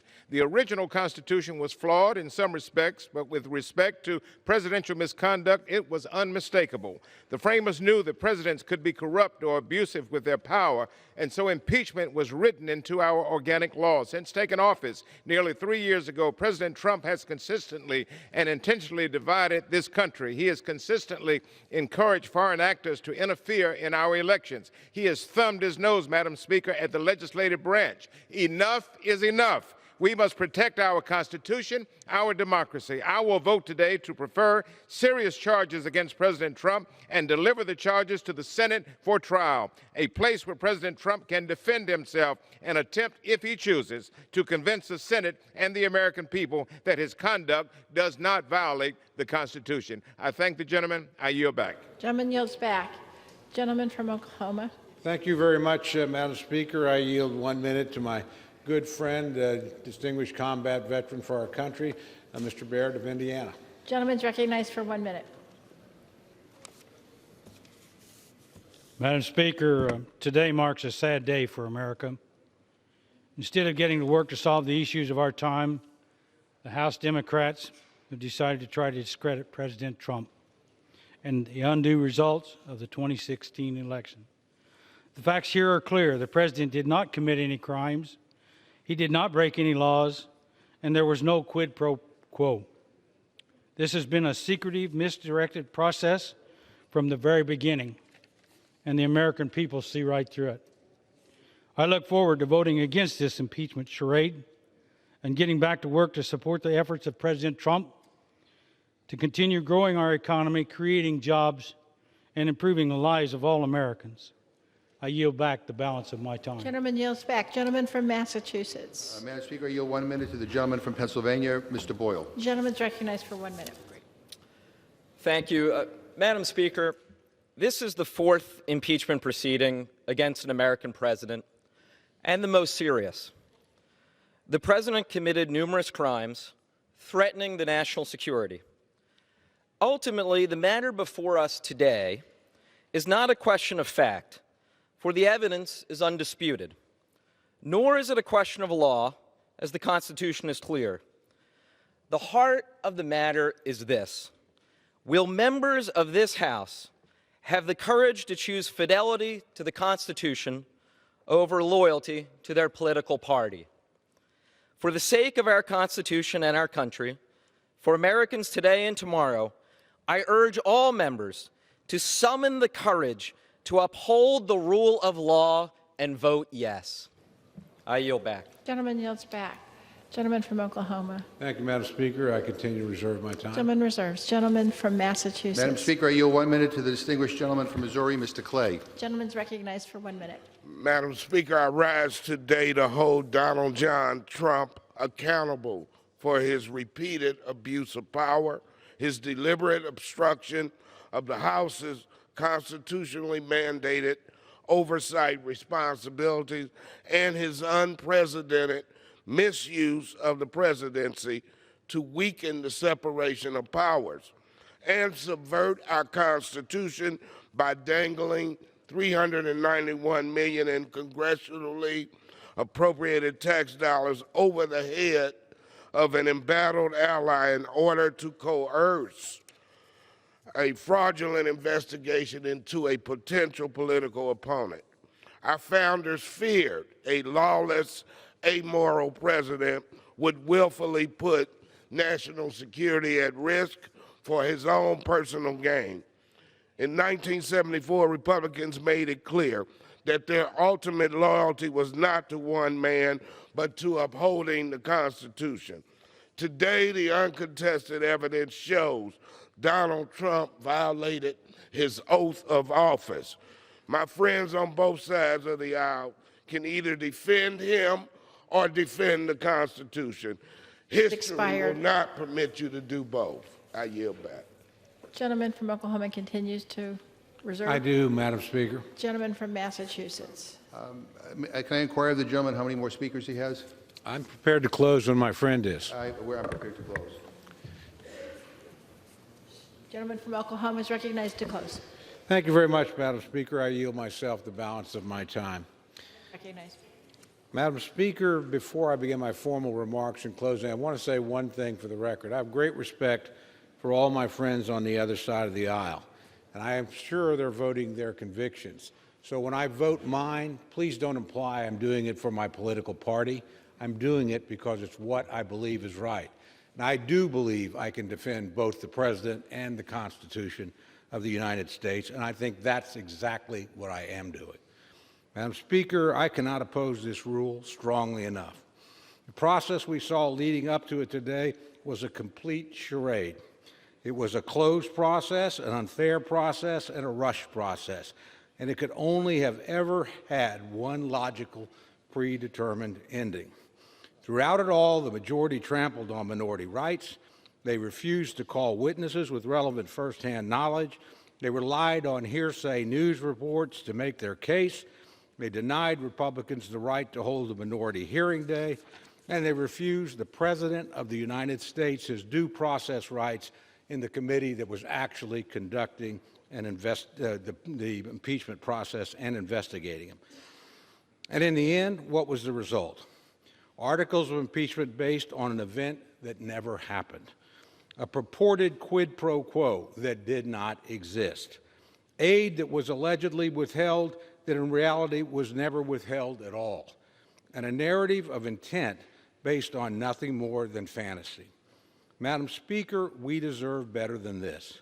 Impeachment is the most consequential act the House of Representatives can undertake. It must not and cannot be based on a flawed process.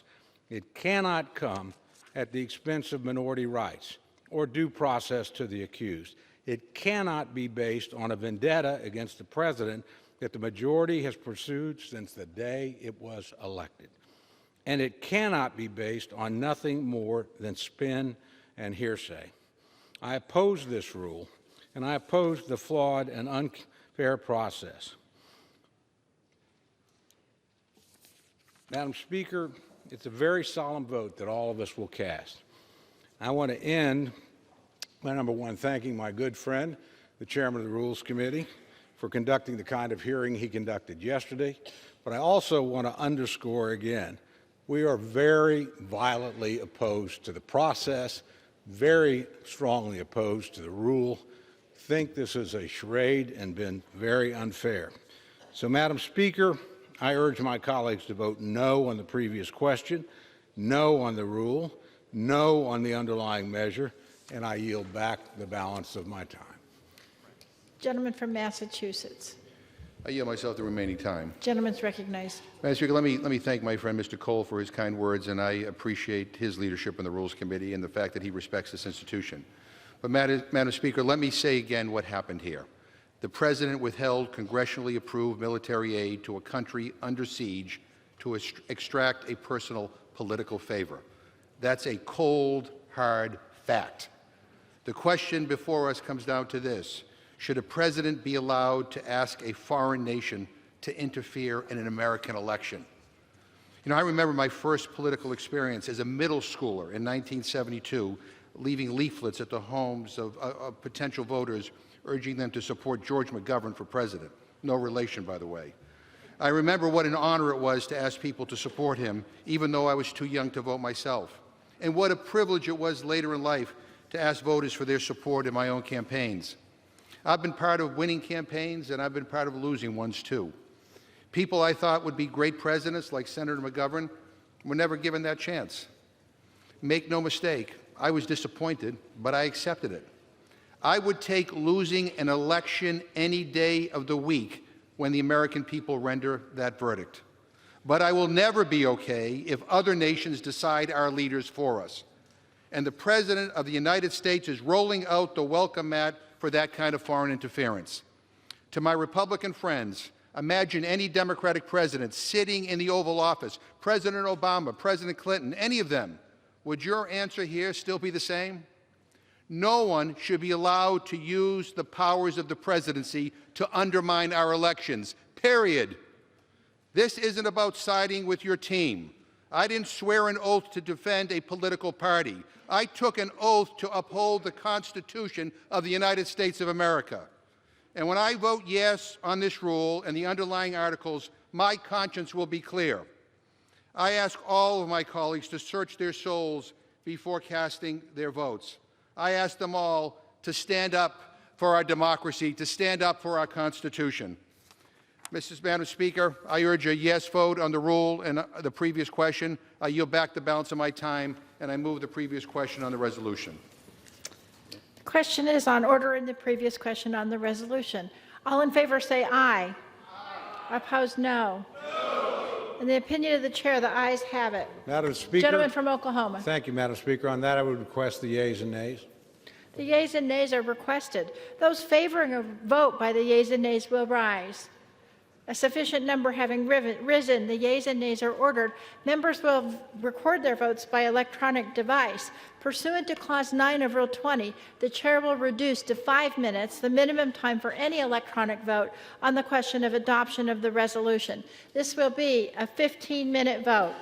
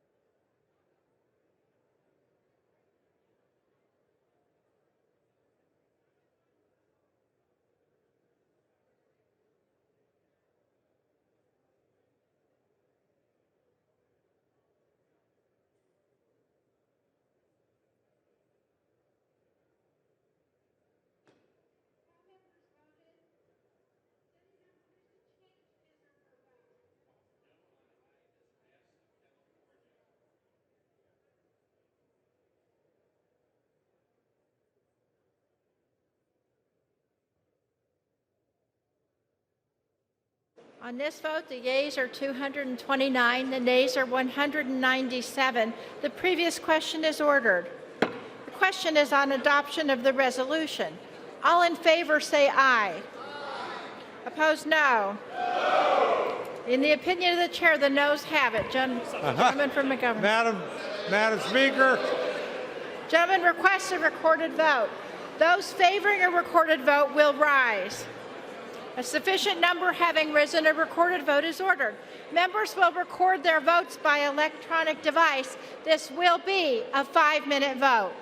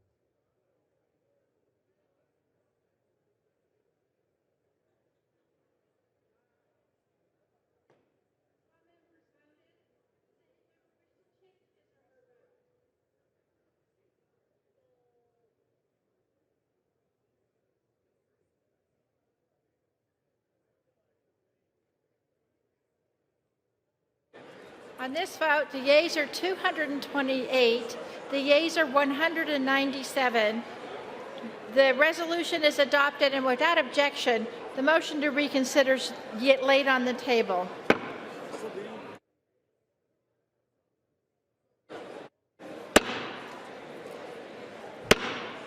House will be in order.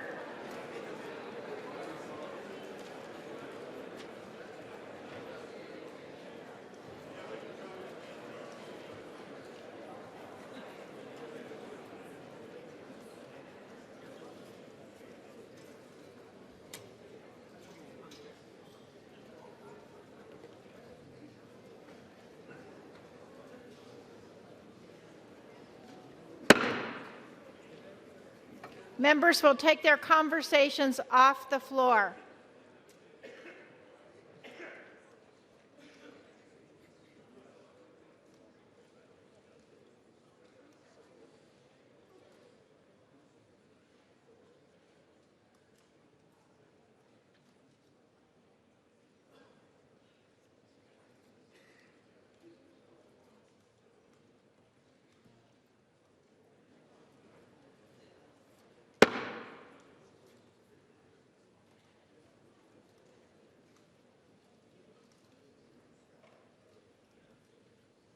Pursuant to House Resolution 767, the House will proceed to the immediate consideration of House Resolution 755. The clerk will report the resolution. House Calendar number 61, House Resolution 755. Resolved that Donald John Trump, President of the United States, is impeached for high crimes and misdemeanors, and that the following articles of impeachment be exhibited to the United States Senate. Articles of impeachment exhibited by the House of Representatives of the United States of America in the name of itself and of the people of the United States of America against Donald John Trump, President of the United States of America, in maintenance and support of its impeachment against him for high crimes and misdemeanors. Article 1, Abuse of Power. The Constitution provides that the House of Representatives shall have the sole power of impeachment, and that the President shall be removed from office on impeachment for and conviction of treason, bribery, or other high crimes and misdemeanors. In his conduct of the office of President of the United States, and in violation of his constitutional oath faithfully to execute the office of President of the United States, and, to the best of his ability, preserve, protect, and defend the Constitution of the United States, and in violation of his constitutional duty to take care that the laws be faithfully executed, Donald J. Trump has abused the powers of the presidency in that, using the powers of his high office, President Trump solicited the interference of a foreign government, Ukraine, in the 2020 United States presidential election. He did so through a scheme or course of conduct that included soliciting the government of Ukraine to publicly announce investigations that would benefit his re-election, harm the election prospects of a political opponent, and influence the 2020 United States presidential election to his advantage. President Trump also sought to pressure the government of Ukraine to take these steps by conditioning official United States government acts of significant value to Ukraine on its public announcement of the investigations. President Trump engaged in this scheme or course of conduct for corrupt purposes in pursuit of personal political benefit. In so doing, President Trump used the powers of the presidency in a manner that compromised the national security of the United States and undermined the integrity of the United States democratic process. He thus ignored and injured the interests of the nation. President Trump engaged in this scheme or course of conduct through the following means. 1. President Trump, acting both directly and through his agents within and outside the United States government, corruptly solicited the government of Ukraine to publicly announce investigations into A, political opponent, former Vice President Joseph R. Biden Jr., and B, a discredited theory promoted by Russia, alleging that Ukraine, rather than Russia, interfered in the 2016 United States presidential election. 2, with the same corrupt motives, President Trump, acting both directly and through his agents within and outside the United States government, conditioned 2 official acts on the public announcements that he had requested. A, the release of $391 million of United States taxpayer funds that Congress had appropriated on a bipartisan basis for the purpose of providing vital military and security assistance to Ukraine to oppose Russian aggression, and which President Trump had ordered suspended. And B, a head of state meeting at the White House, which the president of Ukraine sought to demonstrate continued United States support for the government of Ukraine in the face of Russian aggression. 3, faced with the public revelation of his actions, President Trump ultimately released the military and security assistance to the government of Ukraine, but has persisted in openly and corruptly urging and soliciting Ukraine to undertake investigations for his personal political benefit. These actions were consistent with President Trump's previous invitations of foreign interference in United States elections. In all of this, President Trump abused the powers of the presidency by ignoring and injuring national security and other vital national interests to obtain an improper personal political benefit. He has also betrayed the nation by abusing his high office to enlist a foreign power in corrupting democratic elections. Wherefore, President Trump, by such conduct, has demonstrated that he will remain a threat to national security and the Constitution if allowed to remain in office, and has acted in a manner grossly incompatible with self-governance and the rule of law. President Trump thus warrants impeachment and trial, removal from office, and disqualification to hold and enjoy any office of honor, trust, or profit under the United States. Article 2, obstruction of Congress. The Constitution provides that the House of Representatives shall have the sole power of impeachment and that the President shall be removed from office on impeachment for and conviction of treason, bribery, or other high crimes and misdemeanors.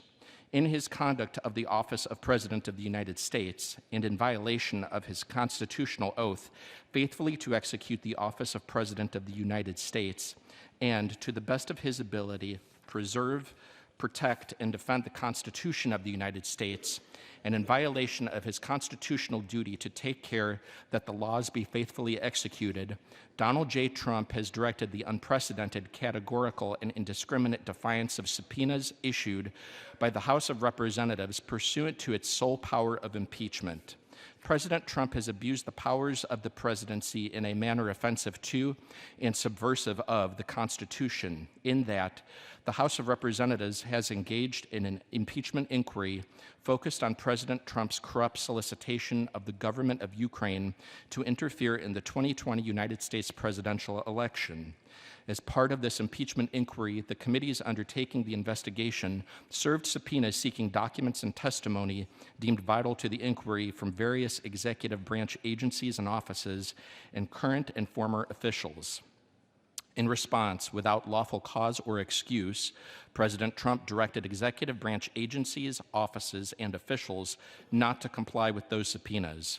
President Trump thus interposed the powers of the presidency against the lawful subpoenas of the House of Representatives and assumed to himself functions and judgments necessary to the exercise of the sole power of impeachment vested by the Constitution in the House of Representatives. President Trump abused the powers of his high office through the following means. 1, directing the White House to defy a lawful subpoena by withholding the production of documents sought therein by the committees. 2, directing other executive branch agencies and offices to defy lawful subpoenas and withhold the production of documents and records from the committees, in response to which the Department of State, Office of Management and Budget, Department of Energy, and Department of Defense refused to produce a single document or record.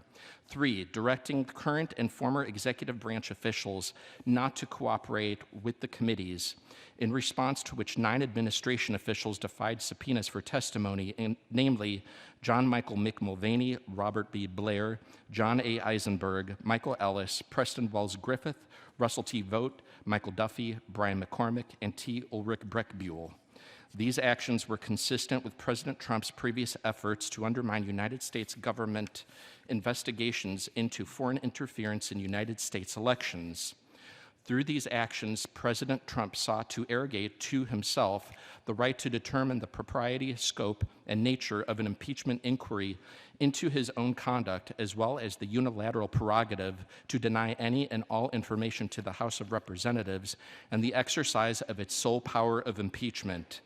In the history of the Republic, no president has ever ordered the complete defiance of an impeachment inquiry or sought to obstruct and impede so comprehensively the ability of the House of Representatives to investigate high crimes and misdemeanors.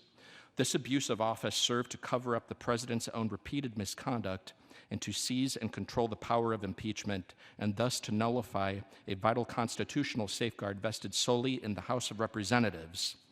In all of this, President Trump has acted in a manner contrary to his trust as president and subversive of constitutional government, to the great prejudice of the cause of law and justice, and to the manifest injury of the people of the United States. Wherefore, President Trump, by such conduct, has demonstrated that he will remain a threat to the Constitution if allowed to remain in office, and has acted in a manner grossly incompatible with self-governance and the rule of law. President Trump thus warrants impeachment and trial, removal from office, and disqualification to hold and enjoy any office of honor, trust, or profit under the United States. Pursuant to House Resolution 767, the amendment in the nature of a substitute recommended by the Committee on Judiciary is adopted. The resolution shall be debatable for 6 hours, equally divided, and controlled by the chair and ranking member of the Committee on the Judiciary or their respective designees. The gentleman from New York, Mr. Nadler, and the gentleman from Georgia, Mr. Collins, each will control 3 hours. The chair now recognizes the gentleman from New York, Mr. Nadler. Madam Speaker, I ask unanimous consent that all members may have 5 legislative days in which to revise and extend their remarks and insert extraneous material on HRes 755. Without objection, so ordered. Madam Speaker, I now yield 1 minute to the distinguished Speaker of the House. Gentlelady, distinguished speakers recognized for 1 minute. Thank you, Madam Speaker. I thank the gentleman for yielding, for his tremendous leadership in helping us honor the Constitution of the United States. I also extend my gratitude to Chairman Schiff, who will be presiding later in the day. My colleagues, this morning and every morning, when we come together, members rise and pledge allegiance to the flag. Every day, all across America, children in school, members of the military, officials, and those civically engaged also pledge allegiance to the flag. Let us recall what that pledge says. I pledge allegiance to the flag of the United States of America and to the republic for which it stands, one nation under God, indivisible, with liberty and justice for all. The republic for which it stands is what we are here to talk about today. A republic, if we can keep it. We gather today under the dome of this temple of democracy to exercise one of the most solemn powers that this body can take, the impeachment of the President of the United States. No member, regardless of party or politics, comes to Congress to impeach a president. But every one of us, as our first act as a member of Congress, stood on this historic House floor before our beautiful American flag and raised our hands in this sacred oath. I do solemnly swear that I will support and defend the Constitution of the United States against all enemies, foreign and domestic. So help me God. For 230 years, members have taken that sacred oath, which makes us custodians of the Constitution. When our founders declared independence and established a new nation, they crafted a system of government unlike one ever seen before, a republic, starting with the sacred words, "We the people." For centuries, Americans have fought and died to defend democracy for the people. But very sadly now, our founders' vision of a republic is under threat from actions from the White House. That is why today, as Speaker of the House, I solemnly and sadly open the debate on the impeachment of the President of the United States. If we do not act now, we would be derelict in our duty. It is tragic that the President's reckless actions make impeachment necessary. He gave us no choice. What we are discussing today is the established fact that the President violated the Constitution. It is a matter of fact that the President is an ongoing threat to our national security and the integrity of our elections, the basis of our democracy. Hundreds of historians, legal scholars, and former prosecutors, regardless of party, have stated that the president committed impeachable offenses. Since today is a national civics lesson, though a sad one, I submit these documents for the record and commend them for students to study. Without objection, so ordered. Thank you, Madam Speaker. What we are discussing today is the established fact that the president, again, violated the Constitution. It is a matter of fact that the president is, again, an ongoing threat to our national security. And the testimony of decorated war heroes, distinguished diplomats, and patriotic career public servants, some of the president's own appointees over the past weeks, have told us this. The president used the power of his public office to obtain an improper personal political benefit at the expense of America's national security. When a president weakens a democratic ally that is advancing American security interests by fighting an American adversary, the president weakens America. This abuse of power also jeopardizes the integrity of our elections. All Americans agree that American voters should choose our president, not some foreign government. The founders understood that it is profoundly corrosive for our democracy for a president to invite interference in our elections. As George Washington, our nation's patriot, under whose gaze we stand today, warned, history and experience prove that foreign influence is one of the most baneful foes of Republican government. George Washington. Sadly, the American people have witnessed further wrongs of the president, which necessitate the second article of impeachment, obstruction of Congress. When the president's wrongdoing was revealed, he launched an unprecedented, indiscriminate, and categorical campaign of defiance and obstruction. Never before in the history of our nation have we seen a president declare and act if he is above the law. The president goes even so far as to say and act on this absurdity when he says, Article 2 says I can do whatever I want. No, it doesn't. That recklessness is a profound violation of the Constitution and our republic, which endure because of our system of separation of power, 3 co-equal branches, each a check and balance on the other, a republic, again, if we can keep it. The founders' great fear of a rogue or corrupt president is the very reason why they enshrined impeachment in the Constitution. As one founder, William Davey of North Carolina, warned, unless the Constitution contained an impeachment provision, a president might spare no efforts or means whatever to get himself reelected.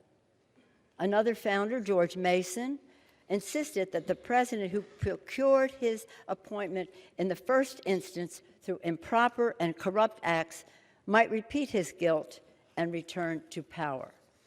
We in Congress, Article 1, the legislative branch, must stand up and make clear to the American people and to all people that this body still stands by the principles enshrined in the Constitution and defended by generations of Americans. Last week, in observance of the 75th anniversary of the Battle of the Bulge, members traveled to that hallowed ground to express our gratitude to the heroes of freedom who sacrificed everything to secure victory of freedom over tyranny, not just for America, but for the world. The veterans of that battle, who were there in their 90s, told us how after the war was won, the Europeans to whom they liberated would ask, why did you risk us? You don't know us, and give your lives to save us. We're not Americans. And our men would say, we came here to fight for you, not because you are Americans, because we are Americans. As our beloved Chairman Elijah Cummings, an Oversight Committee Chair, our North Star, said when announcing his support for this action, quote, when the history books are written about this tumultuous era, I want them to show that I was among those in the House of Representatives who stood up to lawlessness and tyranny.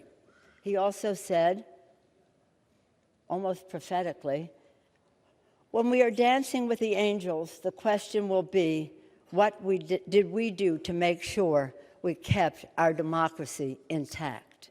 Elijah, as you know, has since passed on. Now he is dancing with the angels.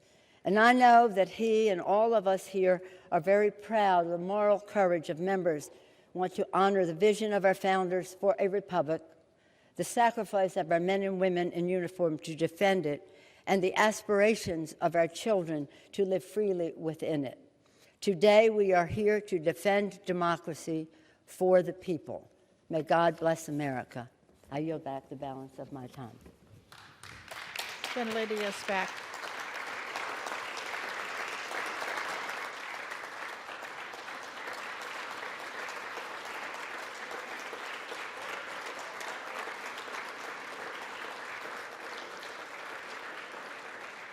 Gentleman from Georgia. Thank you, Madam Speaker.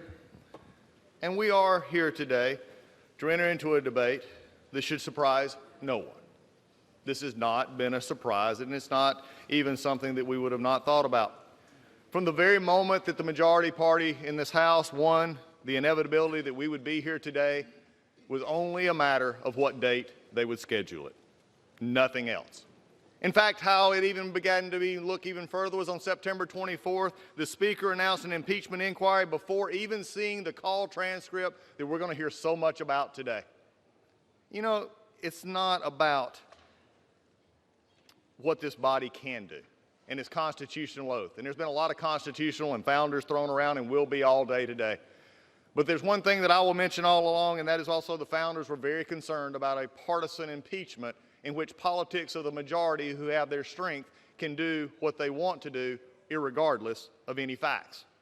In fact, I've said it before and I will say it again. I do not believe, no matter what was said today and even what has been said, this is not a solemn occasion. When you go looking for something for 3 years, and especially this year since January, you ought to be excited when you found it, but they can't, because I know what is now happening. It took me last night, but I was thinking about it. Why do we keep calling this a solemn occasion when you've been wanting to do this ever since the gentleman was elected? Mr. President came forward and did what he thought fit for the American people, but yet they wanted to impeach him.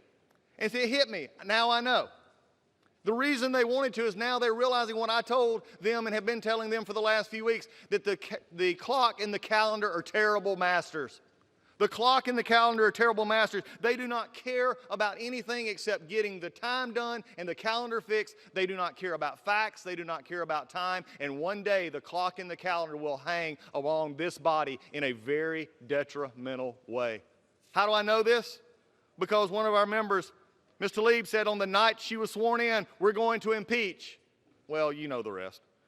In May of 2019, Al Green said, I'm concerned if we don't impeach this president, he will get reelected. That is probably the most prescient thing said by the majority in the last year, is they said we can't beat him if we don't impeach him. There's a reason behind this impeachment. And even Speaker Pelosi said it would be dangerous to leave it to voters to determine whether President Trump stays in office. Really? After we just said the Pledge of Allegiance, we go back to the Speaker's own words and said it would be dangerous to leave it to the voters? I will tell you right now, Madam Speaker, we on the Republican side have no problem taking our case to the majority and to the people of this country, because they elected Donald Trump, and it is a matter for the voters, not this House, not in this way, not in the way this is being done. It has trampled everything this House believes in. I said it yesterday, and I believe it to be this true today. I will fight this on process, which has been deplorable, to use a word of the majority. It has been awful. The calendar and the clock make it impressive that we actually do it quickly. We don't care about rules. We don't care about minority hearing days. We don't care about giving the opportunity for witnesses to be called, because the chairman gets to determine what is relevant. Wow, that's pretty good. Let the accuser determine what is relevant to the one being accused. The people of America see through this. The people of America understand due process, and they understand when it is being trampled in the people's house. You see, it's also not a matter of process, which will be discussed today. It's a matter of actual facts. I will fight the facts all day long. Because what we found here today is a president who did not do as being charged. In fact, they had to go to abuse of power, this amorphous term that you're going to hear many, many arguments about how that abuse of power, except for one thing. The call itself, the two parties say no pressure. Nothing was ever done to get the money. In fact, they didn't even know the money was held. But there is something that very much bothers me about the facts. There were 5 meetings, we'll hear about those today, in which it was never a linkage made. There was one witness that is depended on over 600 times in the majority's report that in the end, after questioned, had to say, well, that was my presumption of what was happening. You see, this is an impeachment based on presumption. This is an impeachment, basically also a poll-tested impeachment on what actually sells to the American people. Today's going to be a lot of things. What it is not is fair. What it is not is about the truth. What is true today, and I just heard it just a moment ago in the articles themselves where it said, and the speaker, I believe, actually talked about this as well, is that the president weakened a foreign leader. You know what the truth of the matter is? Madam Speaker, the most interesting and deplorable thing that I've heard over the last few weeks is the actual attack by the majority on President Zelensky. Because they realize their whole crux of their case is that if he was not pressured, their house of cards falls. And by the way, it's already failed.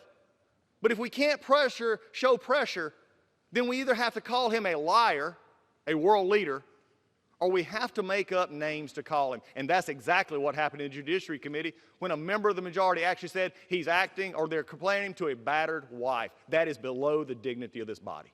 To take a world leader, and when he doesn't make your case for you, to belittle him. Especially, as is going to be often said by the majority, that they're in the middle of a hot war with Russia.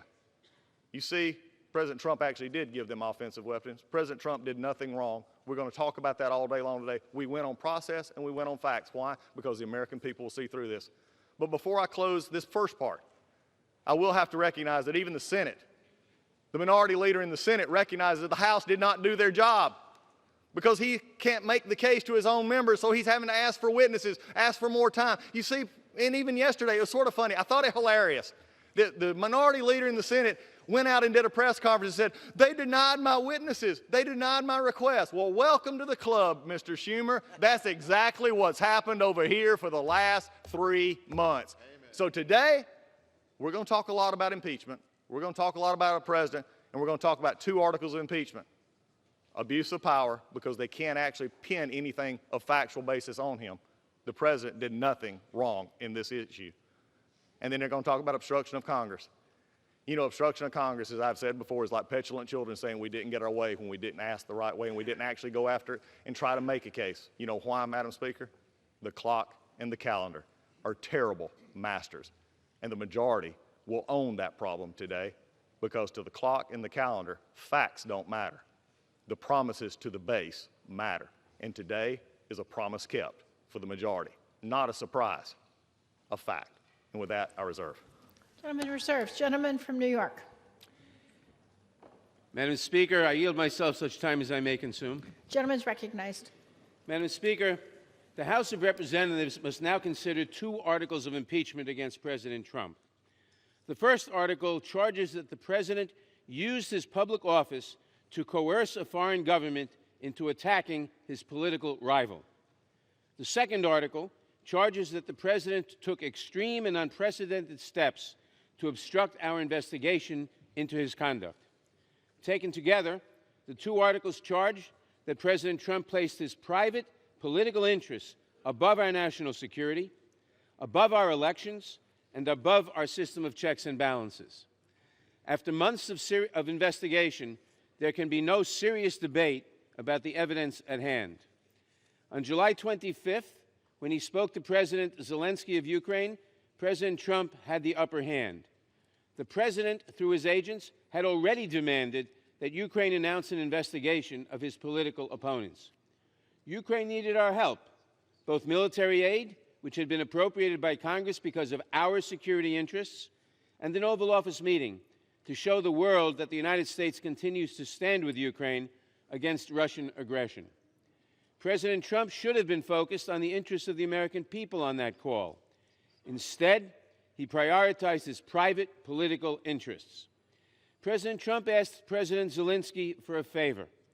He wanted Ukraine to announce 2 bogus investigations, one into former Vice President Biden, then his leading opponent in the 2020 election, and another to advance a conspiracy theory that Ukraine, not Russia, attacked our elections in 2016. Neither request was premised on any legitimate national security or foreign policy interest. One was intended to help President Trump conceal the truth about the 2016 election. The other was intended to help him gain an advantage in the 2020 election. After the call, President Trump ratcheted up the pressure. He deployed his private attorney and other agents, some acting far outside the regular channels of diplomacy, to make his desires clear. There would be no aid and no meeting until Ukraine announced the sham investigations. To our founding generation, abuse of power was a specific, well-defined offense. A president may not misuse the powers of the presidency to obtain an improper personal benefit. The evidence shows that President Trump did exactly that. For this alone, he should be impeached. But the first article also identifies two aggravating factors. When President Trump conditioned military aid on a personal favor, he harmed America's national security. And when he demanded that a foreign government target his domestic political rival, he took steps to corrupt our next election. To the founders, these offenses clearly merited removal from office. The president faces a second article of impeachment for his efforts to obstruct our investigation of his misconduct. The Constitution grants the sole power of impeachment to the House of Representatives. Within our system of checks and balances, the president may not decide for himself what constitutes a valid impeachment inquiry, nor may he ignore lawful subpoenas or direct others to do so. Many presidents, including President Trump, have asserted privileges and other objections to specific subpoenas. But only President Trump has ordered the categorical defiance of a congressional investigation, the automatic rejection of all subpoenas. The president is not above the law, and he should be impeached for this as well. Congress cannot wait for the next election to address this misconduct. President Trump has demonstrated a clear pattern of wrongdoing. This is not the first time he has solicited foreign interference in an election, has been exposed, and has attempted to obstruct the resulting investigation. We cannot rely on the next election as a remedy for presidential misconduct when the president threatens the very integrity of that election. He has shown us he will continue to put his selfish interests above the good of the country. We must act without delay. By his actions, President Trump has broken his oath of office. His conduct continues to undermine our Constitution and threaten our next election. His actions warrant his impeachment and demand his removal from office. I urge my colleagues to support these articles, and I reserve the balance of my time. Gentleman from Georgia.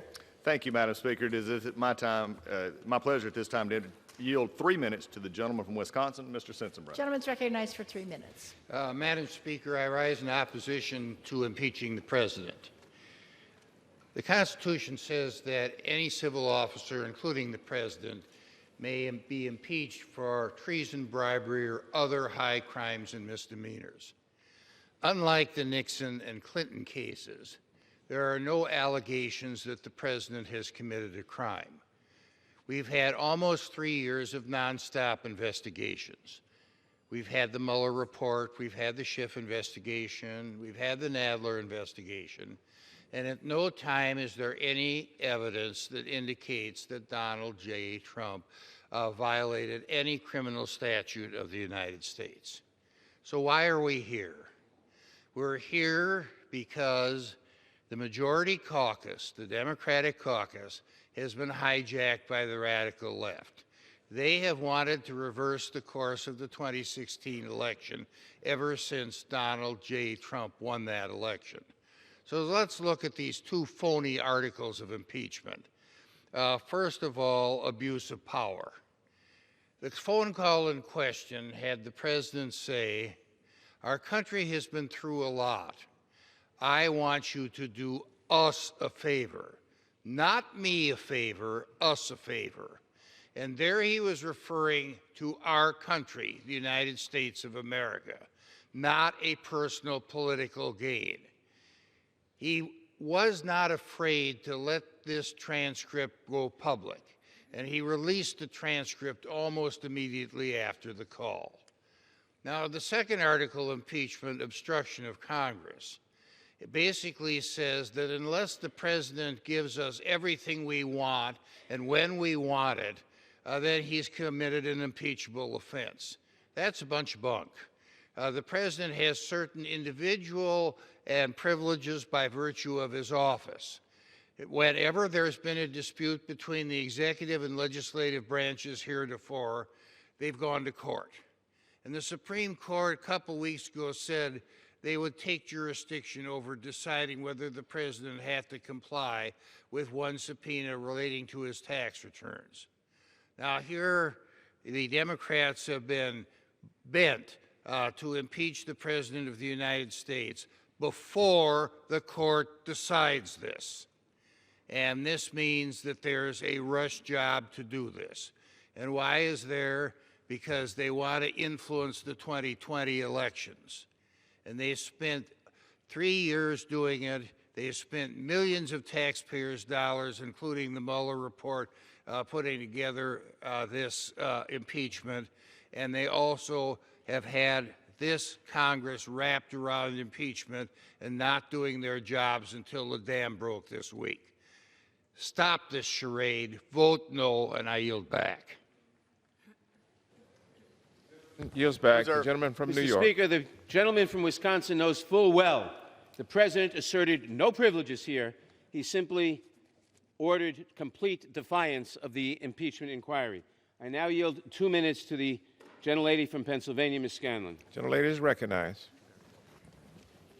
Thank you, Speaker, and thank you, Chairman Nadler, for your leadership as we navigate this challenging time, not just for our committee and Congress, but for our country. It's with profound sadness that I stand here today in support of these articles of impeachment. President Trump's behavior is exactly what our founders feared most. They knew that with the awesome power of the presidency came the risk of a president abusing that power for personal gain. They were particularly concerned about an executive who became entangled with foreign governments, corrupted our elections, or sought to avoid consequences for his own misconduct in office.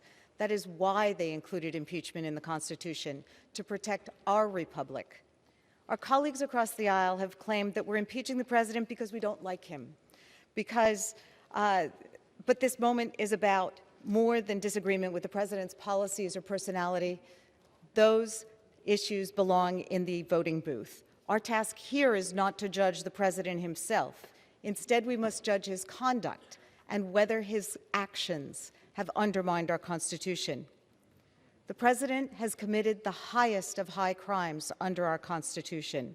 He used the highest office in our government and taxpayer dollars to pressure a foreign country to interfere in our elections. He undermined our national security. And when he got caught, he tried to cover it up, obstructing our investigation and refusing to produce subpoenaed documents and witnesses. A government where the president abuses his power is not of the people. A government where the president pressures a foreign country to undermine our elections is not by the people. And a government where the president puts his own interests before the country is not for the people. This isn't complicated. You know it, I know it, the American people know it. President Trump's wrongdoing and the urgent threat that his actions present to our next election and our democracy leaves us no principled alternative but to support these articles of impeachment. Our Constitution, our country, and our children depend upon it. I yield back. The gentlelady yields back.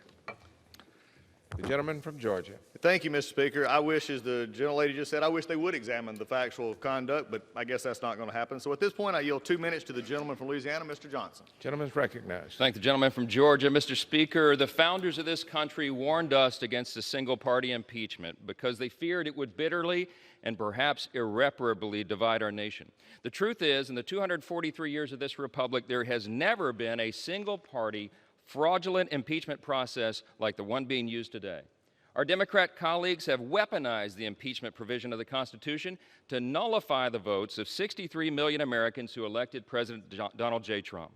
This is not about a phone call or Ukraine or even his use of the executive privilege. You have to remember that 95 of the Democrats on this floor today voted to impeach Donald Trump before the July 25th phone call ever happened between President Trump and President Zelensky. And not only is this a single-party impeachment, it's also evidence-free.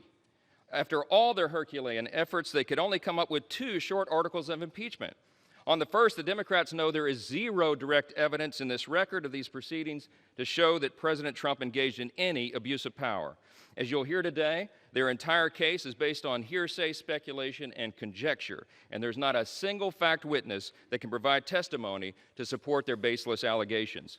The Democrats' second claim is that President Trump obstructed Congress by simply doing what virtually every other president in the modern era has also done, and that is to assert, Mr. Chairman, a legitimate executive privilege which protects the separation of powers. And you know what? If they disagreed with that, the Democrats could and should have just simply gone a few blocks away to a federal court to get an expedited court order compelling the extra documents and information they requested. That's what's always been done in the past, but they didn't do that here because these Democrats don't have time for it. They are trying to meet their own arbitrary, completely reckless, and Machiavellian timeline to take down a president that they loathe. The real abuse of power here is on the part of the House Democrats. They have feverishly produced and pursued this impeachment 20 times faster than the impeachment investigation of Bill Clinton. They've tried to reach their predetermined political outcome, and along the way, they've steamrolled over constitutionally guaranteed due process, Gentleman's time has previously expired. sacrosanct House rules, and the federal rules of civil procedure. This must fail. The gentleman's time this has is a shameful expired. day for the country. I yield back. The gentleman from New York is recognized. Mr. Speaker, the gentleman knows that impeachment was put into the Constitution as a defense of the Republic in between elections. I now yield 2 minutes to the distinguished gentlelady from Washington, Ms. Jayapal. Gentlelady is recognized. Mr. Speaker, this is a day of accountability and defending our democracy. The facts in front of us are clear. This president, Donald J. Trump, coerced a fragile foreign ally to investigate his political opponent and interfere in our elections. And he leveraged critically needed, congressionally approved military aid to Ukraine. The president's allies want to claim that he did this because he cared about corruption.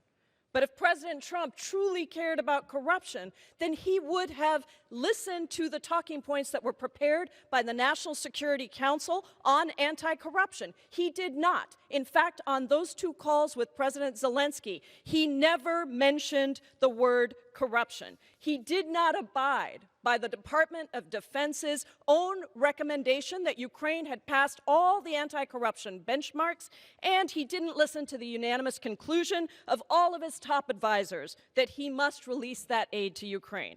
He did release the aid in 2017 and 2018, but not in 2019. Why? Because in 2019, Vice President Joe Biden was running for president.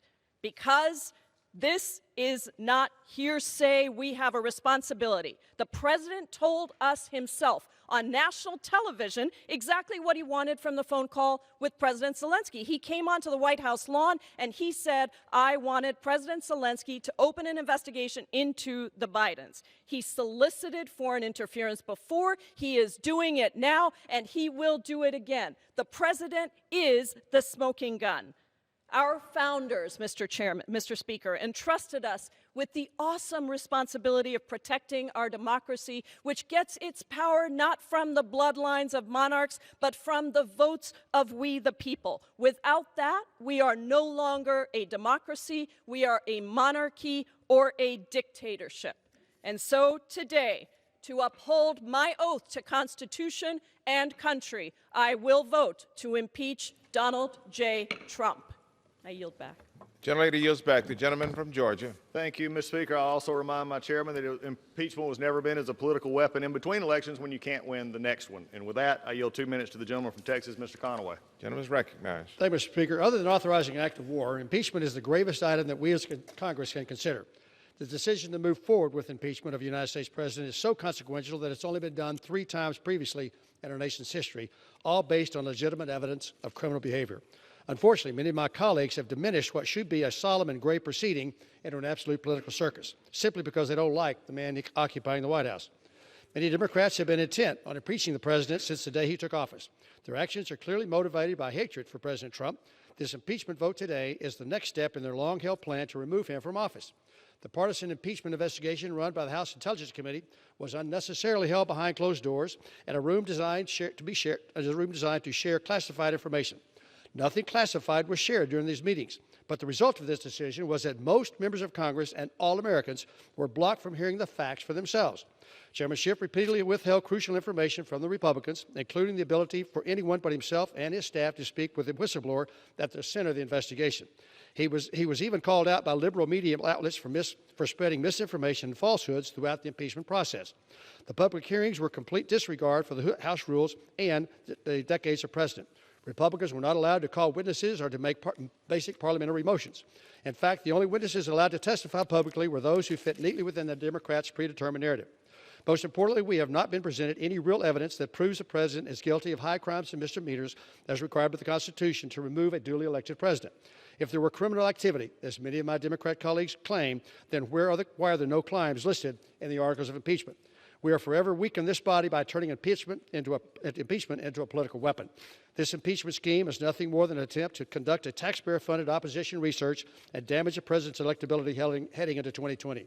The American people see right through this charade and are fed up. It's time for this madness to stop and for us to get back to the important work the American people sent us here to do. And I yield back. Gentleman yields back. Gentleman reserves. Gentleman from New York. Mr. Speaker, I now yield 3 minutes to the distinguished gentleman from California, Mr. Liu. Gentleman is recognized. Thank you, Chairman Nadler, for your leadership. Let's start by making this very simple. No one in America could do what Donald Trump did and get away with it. No American elected official can call up a foreign government and ask for an investigation of a political opponent. No member of Congress can call up a foreign official and ask for help in our re-election campaign. If we did that, we would likely get indicted. No one is above the law, and the Constitution is the supreme law of the land. I first swore an oath to the Constitution when I joined the United States Air Force on active duty. And the oath I took was not to a political party or to a president or to a king. It was to a document that has made America the greatest nation on earth. And that document contains a safeguard for when the president's abuse of power is so extreme that it warrants impeachment. We're not here because of policy disputes. While I disagree with the president, I acknowledge he has a right to restrict the number of refugees entering our country. He has a right to eliminate environmental executive orders. He has a right to sign a bill that has given tax breaks to the wealthy. But the president does not have the right to cheat and to solicit foreign interference in our elections. That is illegal. It is not what the voters elected him to do, and we will not stand for it. The president's actions in this case were particularly insidious because he also used our government for his private gain. He conditioned taxpayer-funded military aid and a critical White House meeting with the Ukrainian president on the requirement that Ukraine publicly announce an investigation into his opponent. And by harming Ukrainian national security, the president also harmed U.S. national security. And then the president solicited foreign interference again on the South Lawn of the White House, when he again asked Ukraine to investigate his political opponent, and then he asked China, our peer competitor, to do the same. That abuse of power is not acceptable. Whether or not the Senate convicts, the House has an independent duty to do the right thing. That's why we have passed over 275 bipartisan bills that are stuck in the Senate. Whether impeaching or legislating, we will continue to be faithful to the Constitution regardless of what the Senate may or may not do. Moreover, impeachment is a form of deterrence. Our children are watching. No president ever wants to be impeached. And whether Donald Trump leaves in 1 month, 1 year, or 5 years, this impeachment is permanent. It will follow him around for the rest of his life, and history books will record it. And the people will know why we impeached. It's all very simple. No one's above the law, not our commander-in-chief, not our president. I yield back. Gentleman yields back. The gentleman from Georgia. Thank you, Mr. Speaker. At this time, it's my pleasure to yield 1.5 minutes to the gentleman from North Carolina, Mr. McHenry. Gentleman is recognized. Thank my colleague. In 2016, 63 million Americans went to the polls and elected Donald Trump president of the United States. House Democrats have been trying to overturn the election ever since. In fact, they've tried 5 additional times to the one that's before us to impeach the president, including the vote in May of 2017, just 5 months into his term. In January of this year, House Democrats took control of this chamber, and they're faced with a choice. They could use the tools of the majority to pursue legitimate priorities of the American people, policies that can impact their lives, or they could use the tools to undo the 2016 election. They made their choice. Since then, House Democrats have issued more subpoenas than bills have been signed into law. That tells us all we need to know about this Congress and that party. Rather than launch a legitimate investigation, Democrats turned to focus groups to workshop their language, to see if they could sell this to the American people. And the American people have rejected it. Instead of negotiating with the executive branch, for instance, and allowing the courts to resolve any legitimate disputes, House Democrats rushed an impeachment vote. So here we are, 12 weeks later, voting whether to impeach the president based off the thinnest record in modern history. It's no surprise that the Senate is already asking for additional witnesses and more documents and real evidence. The body of evidence is weak and woefully insufficient for impeachment. And with that, I yield back on this sad day for this institution. Gentleman yields back. The gentleman from New York, Mr. Nadler. Mr. Speaker, I now yield 2 minutes to the gentleman from Maryland, Mr. Raskin. Mr. Raskin is recognized. Thank you, Mr. Speaker. American elections belong to the American people, not the American president and not foreign powers. No president may cheat the people by working with foreign governments to steal from us a free and fair election. And no president who attempts it may cover up that cheating by systematically obstructing Congress in our work. Article 2 of the Constitution does not authorize a president to do whatever he wants.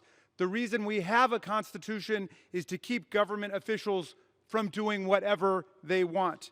If we, the people, lose the certainty of free and fair elections to presidential corruption and foreign manipulation, then we lose our democracy itself, the most precious inheritance we have received from prior generations that pledged their sacred honor and gave everything they had to defend it. The struggle for democracy is the meaning of America. That is why we remain the last best hope of a world ravaged by authoritarianism, violence, and corruption. We must act now to protect our elections and safeguard constitutional democracy for the enormous and unprecedented challenges that still lie ahead of us. I yield back, Mr. Chairman. Gentleman yields back. The gentleman from Georgia. Thank you, Mr. Speaker. At this time, it is my pleasure to yield 1.5 minutes to the gentlewoman from West Virginia, Ms. Miller. Gentlelady is recognized. Thank you, Mr. Speaker. I rise in opposition of H.R. 755. Today is a disappointing day. It is the day my colleagues from across the aisle cast the vote that they have spent the last 3 years obsessing over. The vote to impeach our duly elected president. There are 2 charges claimed by House Democrats, and there is zero cause for either. While President Trump has led, our country has thrived, and Washington liberals have failed. Despite the commitment of many of our colleagues to obstruct the Trump administration's agenda at every turn, our country continues to succeed. In this body, however, we have not been able to deliver on what Americans want and need. We still have not finished securing our border. The opioid epidemic still rages in our communities. Our infrastructure is still in dire need of an overhaul, and we still have not reached a bipartisan resolution on drug pricing. If Congress hadn't spent the last year stuck in a divisive, ugly, partisan impeachment debacle, think of what we could have done. The lives that could have been saved, the communities that could have been improved, the crisis on our southern border ended, and the positive work that we should do for our country. But we didn't, all because of divisive political theatrics. Congress can do better than this, and America deserves better. I yield back my time. The gentlelady yields back, and the gentleman from Georgia reserves. The gentleman from New York. Mr. Speaker, I now yield 2 minutes to the distinguished gentleman from Rhode Island, Mr. Cicilline. Gentleman is recognized. Mr. Speaker, I rise in support of the articles of impeachment against Donald J. Trump, the 45th President of the United States. Mr. Speaker, no one runs for Congress to impeach a president, but this president has left us no choice. President Trump abused the enormous powers of his office when he solicited foreign interference for the purpose of helping him in his re-election campaign in 2020. The president betrayed our national security and undermined the security of our elections when he put his own personal political interests ahead of the interests of our country. He tried to cheat to win re-election. And this wasn't an attack on Vice President Biden. This was an attack on our democracy. And if we do not hold the president accountable today, we will no longer live in a democracy. We will live in a dictatorship where any future president will be free to abuse their office in order to get reelected. So today, every member of this chamber faces a choice, whether to do what the Constitution demands and the evidence requires, or to turn a blind eye to the president's grave misconduct, a blind eye to the overwhelming evidence of high crimes and misdemeanors. To my friends on the other side of the aisle, I say this: this is not about making history. This is about holding a lawless president accountable in the way our framers intended. This is a time to put our country over your political party. Do not seek safety in the high grass of a vote against these articles. We are all Americans. Show the American people your devotion to your country is more powerful than your loyalty to your political party. United, we can defend our democracy from all enemies, foreign and domestic. Divided, we risk losing our democracy. All you have to do is look at the evidence, because it will leave you with only one answer. The President of the United States must be impeached. Remember these facts. He tried to cheat, he got caught, he confessed, and then he obstructed the investigation into his misconduct. For our democracy, for our Constitution, for the people you represent, and for all who will inherit our country from us, I pray you will do the right thing. And I yield back. The gentleman yields back. The gentleman from Georgia. Thank you, Mr. Speaker. At this point, it gives me pleasure to yield a minute and a half to the gentleman from Alabama, Mr. Rogers. Gentleman is recognized, Mr. Rogers. Thank you, Mr. Speaker. I rise today in complete and total support of President Trump. The matter before the House today is based solely on a fundamental hatred of our president. It's a sham, a witch hunt, and is tantamount to a coup against the duly elected President of the United States. This is a sad day for our nation when one political party, along with their cohorts in the deep state and the mainstream media, try to hijack our Constitution. The Democrat majority has irresponsibly turned the impeachment process into a political weapon, something that Republicans refused to do when our base was calling for the impeachment of President Obama. It is well past time for the House to move beyond this hoax and put our nation first. That's exactly what President Trump is doing. The United States has record low unemployment, historic performance in the stock market. President Trump is rewriting failed trade deals of the past to put America first. He's rebuilding our military. He helped create the Space Force, and the list goes on. I implore my colleagues to end this spectacle now. I yield back. Gentleman yields back. The gentleman reserves. Gentleman from New York, Mr. Nadler. Mr. Speaker, I'm hearing a lot from my colleagues on the other side of the aisle, except a defense of President Trump's conduct, which is indefensible. I now yield 2 minutes to the distinguished gentleman from Florida, Mr. Deutsch. The gentleman from Florida is recognized. Some say this impeachment is about 8 lines in a call transcript, but there is so much more. This was about a scheme that lasted months and involved dozens of Trump administration officials.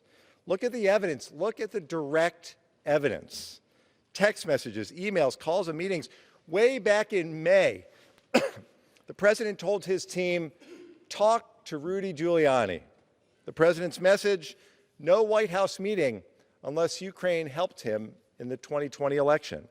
Ambassador Sondland said there was a prerequisite of investigations into the Bidens, and announcement of investigations was a deliverable. Ambassador Volker said the most important thing for the Ukrainian president to do was to commit to an investigation of the Bidens. Just before the July 25th call, Volker told the Ukrainians, assuming President Z convinces Trump he will investigate, we will nail down a date for a visit to Washington. The direct evidence kept coming after the call, more texts, more emails, more calls, all with the same message. If Ukraine didn't announce an investigation into the president's political rival, then they wouldn't get the White House meeting that they had been promised, and they wouldn't get the aid that they needed in their war against Russia. American presidential power comes from the people through elections, and the Constitution requires that we protect those elections.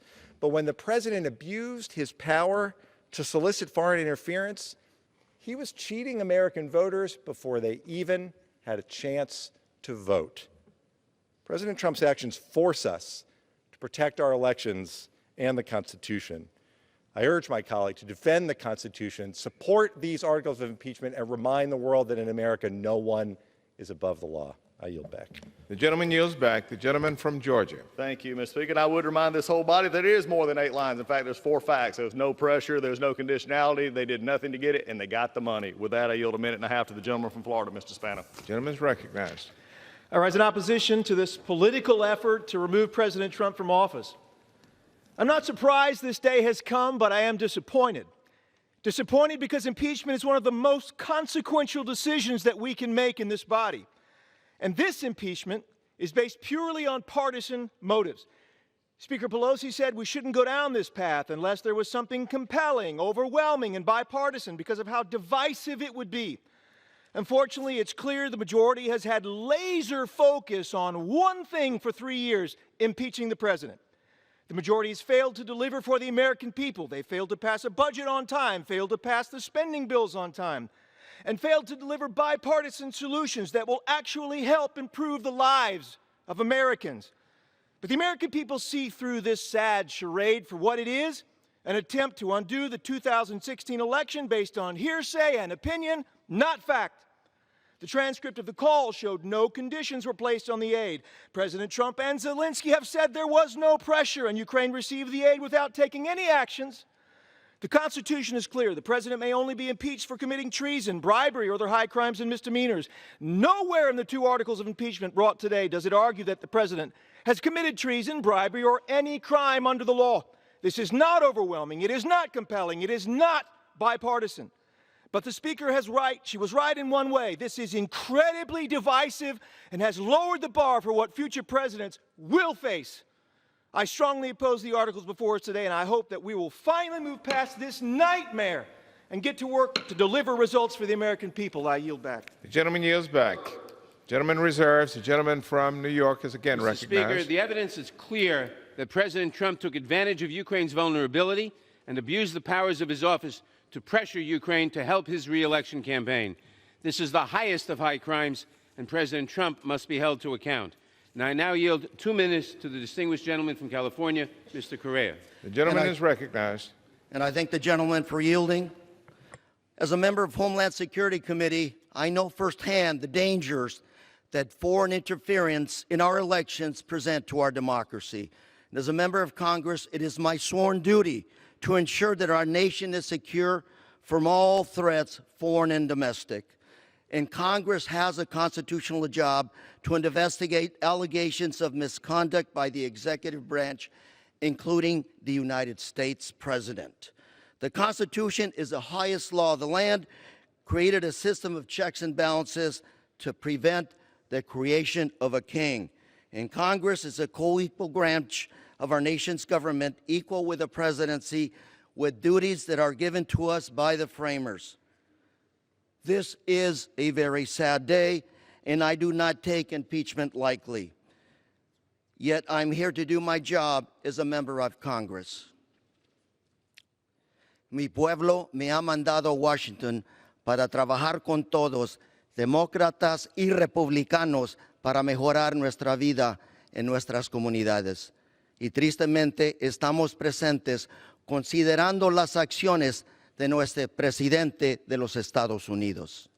Y mi voto hoy será para asegurar que seguiremos siendo una democracia y no una dictadura.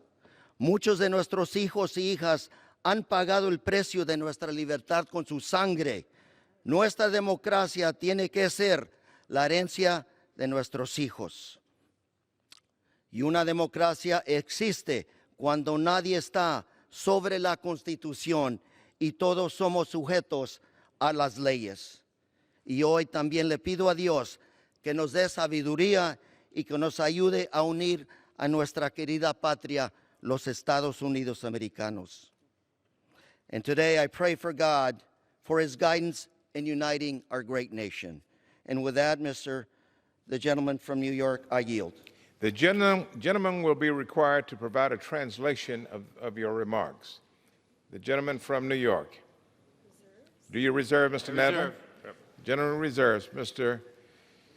Collins is recognized. Thank you, Mr. Speaker. Yes. I would just have to disagree with my chairman. I'm not sure what he's been watching, but facts are not undisputed. In fact, they're very much disputed not only by the minority, but by the witnesses who actually testified. With that, I yield a minute and a half to the gentleman from Georgia, Mr. Carter. Gentleman is recognized. I thank the gentleman for yielding. Mr. Speaker, I rise today in opposition to the Democrats' sham process, which makes a mockery of the rules of the House and is frankly dangerous to this country. Since day one, the Democrats have made it clear that they wanted to move towards impeachment well before any of the accusations took place. What Democrats unfortunately don't recognize is the damage that this will cause for our political institutions and America's trust for years to come. Every American should be concerned that Speaker Pelosi doesn't trust our citizens to let them decide who should lead our great country. This impeachment process isn't focused on strengthening and protecting our political foundations, but rather shaping public opinion. I ask you, is it worth that? Not only is the process alarming, but it's wasting taxpayers' dollars and valuable time that elected officials could be using to move our country forward. That includes securing our borders, addressing student loan debt, or bringing down the cost of health care and prescription drugs. I urge all of my colleagues, while considering these articles, to ask themselves whether this is truly being done for the good of the country. Thank you, Mr. Speaker, and I yield back. The gentleman yields back. The gentleman from New York, Mr. Nadler. I would remind the gentleman that after recovering millions of dollars in ill-gotten gains, the Mueller investigation was actually a net plus for the taxpayers. I now recognize the gentleman from Colorado, Mr. Neguse, for 2 minutes. The gentleman from Colorado is recognized. Thank you, Mr. Speaker, and I want to thank Chairman Nadler and Speaker Pelosi for their leadership and their moral courage. Today, the House of Representatives is debating whether to take the rare step of voting to impeach a president for only the third time in our country's history. Unfortunately, President Trump has left us no choice. The fact of the matter is that the president abused the power of his office and invited a foreign country to interfere in our elections. In so doing, he undermined the sanctity of the free and fair elections upon which our republic rests. Making matters worse, over the past several months, President Trump and his administration have done everything they can to prevent Congress from uncovering the truth. Let us be clear, in the history of our republic, no president has ever obstructed Congress like this before. During the Watergate investigation, as my colleagues well know, President Nixon's chief of staff testified before Congress. President Trump's chief of staff refused. President Nixon's counsel testified. President Trump's refused. White House aides close to President Nixon testified. President Trump refused to allow any aide who may have knowledge relevant to this investigation to testify. Simply put, his administration has engaged in a wholesale obstruction of Congress, and that is exactly why we're considering not just one, but two articles of impeachment before the House today. Every member of this body has a responsibility to uphold our Constitution, to defend our republic, and when necessary, to hold the executive branch accountable. And we are exercising that responsibility today. So with that, and therefore, I will vote yes on both articles because it is what the Constitution requires and what my conscience demands. And with that, I yield back. The gentleman yields back. The gentleman from Georgia. Thank you, Mr. Speaker. Wow, I'd have never thought that a Department of Justice investigation was used as a money revenue plot, but I guess one thing is true. It was a loser for the minority in a net profit situation. With that, I yield to Mr. Newhouse a minute and a half. Gentleman is recognized. Mr. Speaker, the People's House should be better than this. We should be better than this. During a member's remarks in the Judiciary Committee, the committee's impeachment proceedings, he stated, and I quote, "To my Republican colleagues, how do you want to be remembered during this watershed moment in our nation's history?" Well, Mr. Speaker, it won't be watching sports on a laptop during official Judiciary Committee proceedings to impeach a sitting president. It won't be using expletives to refer to our president calling for his impeachment just hours after being sworn into Congress. It won't be using the chairmanship of the once respected Intelligence Committee to distort the president's words in order to mislead the American people. And it certainly won't be using the most serious and solemn powers of Congress to overturn a legitimate national election for political expediency. No, Mr. Speaker, my fellow Republican colleagues and I won't be remembered in history for doing any of those things, because we know this is far too grave a matter for subversions such as these of our democratic republic. We should all be better than this. I yield back. Gentleman yields back. Reserve. Gentleman reserves. Mr. Mr. Nadler? Speaker, may I inquire how much time remains on both sides?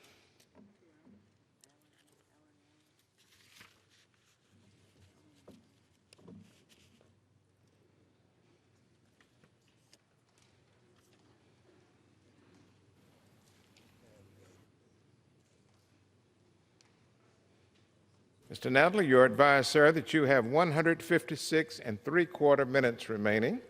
The gentleman from Georgia has 157 minutes remaining. Divide that by 60. Thank you, Mr. Speaker.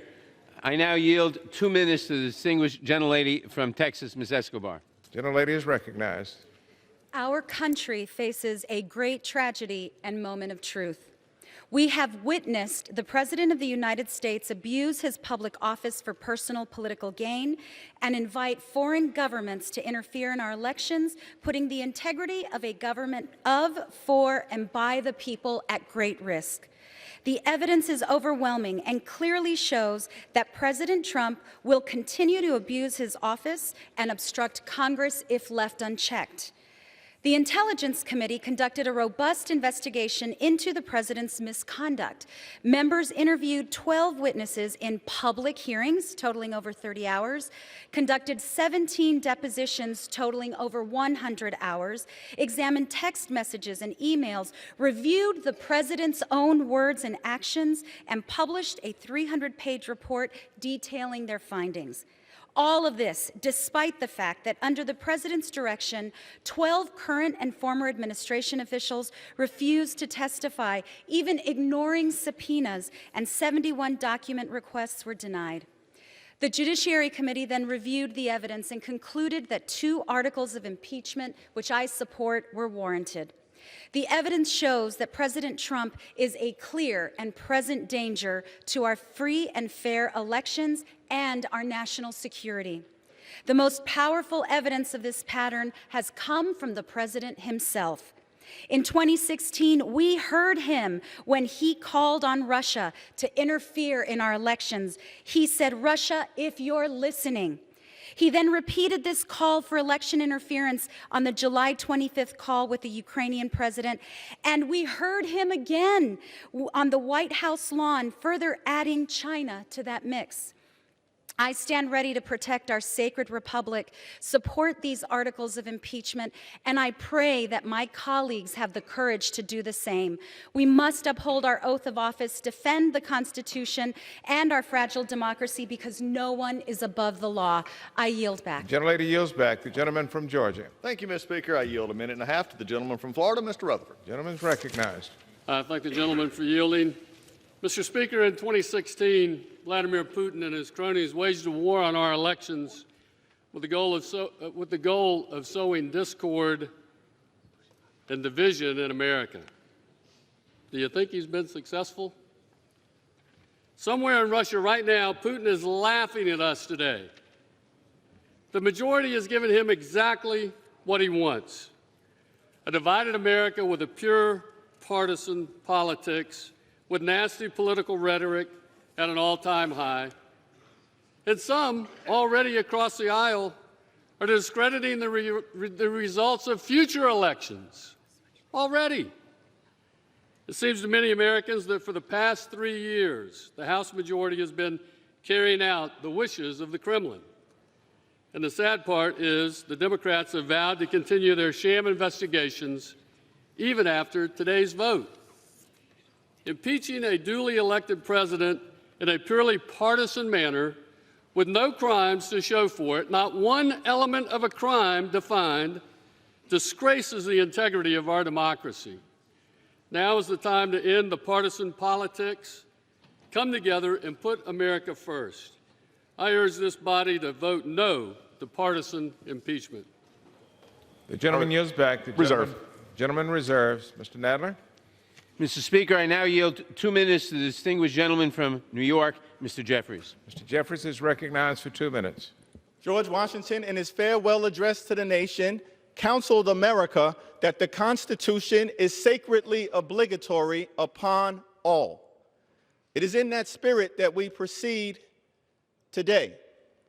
Donald Trump pressured a foreign government to target an American citizen for political gain and at the same time withheld without justification $391 million in military aid to a vulnerable Ukraine as part of a scheme to solicit foreign interference in an American election. That is unacceptable. That is unconscionable. That is unconstitutional. There are some who cynically argue that the impeachment of this president will further divide an already fractured union. But there is a difference between division and clarification. Slavery once divided the nation, but emancipators rose up to clarify that all men are created equally. Suffrage once divided the nation, but women rose up to clarify that all voices must be heard in our democracy.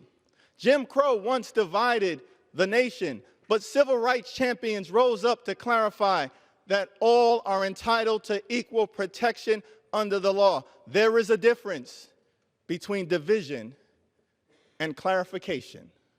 We will hold this president accountable for his stunning abuse of power. We will hold this president accountable for undermining our national security. We will hold this president accountable for corrupting our democracy. We will impeach Donald John Trump. We will clarify that in America, no one is above the law. The gentleman yields back. The gentleman from Georgia. Thank you, Mr. Speaker. I now yield 2 minutes from the gentleman from California, Mr. McClintock. Gentleman is recognized. Mr. Speaker, nullifying a national election requires an overwhelming case of high crimes supported by indisputable evidence that the vast majority of the nation finds compelling. Now, Article 1 is a made-up crime called abuse of office.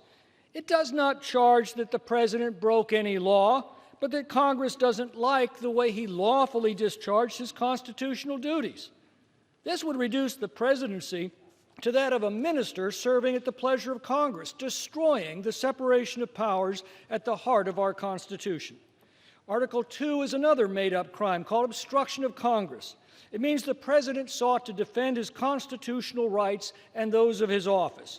It removes the judiciary from our Constitution and places Congress alone in the position of defining the limits of its own powers relative to the president. Our Bill of Rights guarantees every American the right to confront their accuser, to call witnesses in their defense, to be protected from hearsay, and to defend these rights in court. The Democrats have trampled them all in their stampede to impeach. Even in this kangaroo court, the Democrats' hand-picked witnesses provided no first-hand knowledge the president leaked aid to action. In fact, 2 witnesses provided first-hand knowledge that he specifically ordered no quid pro quo. Any case that charged no actual crime and offered no legally admissible evidence would be laughed out of court in a heartbeat. That's the case before us today. It would redefine the grounds for impeachment in such a way that assures that it will become a constant presence in our national life. Now we know just how reckless is the Democrats' chant of resist by any means necessary. This is a stunning abuse of power and a shameless travesty of justice that will stain the reputations of those responsible for generations to come. I yield back. Gentleman yields back. Reserve. Gentleman reserves. Mr. Nadler. Mr. Speaker, abuse of power was no vague or weak notion to the framers. It had a very specific meaning, the use of official power to obtain an improper personal benefit while ignoring or injuring the national interest. President Trump has abused his office and must be removed. I now yield 2 minutes to the distinguished gentleman from Tennessee, Mr. Cohen. The gentleman is recognized. Thank you. Mr. Speaker, from our founding, the United States has been a special nation, a city upon a hill. Our values are enshrined in our Constitution: liberty, equality, and opportunity. We are a self-governing people where every person is equal before the law. In the United States, we don't have a king. We choose our leaders. We vote. Generations of Americans have fought, and some have died, to secure these inalienable rights. The Constitution begins, "We, the people of the United States." That's us. It's not we, the leaders of Russia, Ukraine, or China, or we, the Democrats, or we, the Republicans. It's we, the people of the United States, and all Americans, and only Americans, get to have a say in our elections. Donald Trump used the high power of the presidency to pressure a foreign nation to besmirch his perceived primary political opponent. He corrupted our elections and compromised our national security so that he could keep power. Not power for the people, power for himself. In 2016, candidate Trump called for foreign interference when he said, "Russia, if you are listening." In 2019, President Trump sought foreign interference when he needed a favor from Ukraine to intervene in the 2020 elections. President Trump attacked and is continuing threat to our system of free and fair elections. Like all of you, I took an oath to support and defend the Constitution. I urge my colleagues to abide by that oath and stand up to President Trump's abuse of power and obstruction of Congress. To my colleagues on both sides of the aisle, I appeal to your patriotism and implore you to defend free and fair elections and preserve the Constitution. God save the United States of America. I yield back the balance of my time. The gentleman yields back, and the gentleman and all members are reminded to address their comments to the chair. The gentleman from Georgia. Thank you, Mr. Speaker. And I do believe, Mr. Speaker, that our election should be free and fair. I do believe that with all my heart, except it seems like in this case, this impeachment is based on the fact that the Speaker, who said in this month, or last month, it would be dangerous to leave it to the voters to determine if Mr. Trump stays in office. With that, I yield a minute and a half to the gentleman from Louisiana, Mr. Higgins. Gentleman is recognized.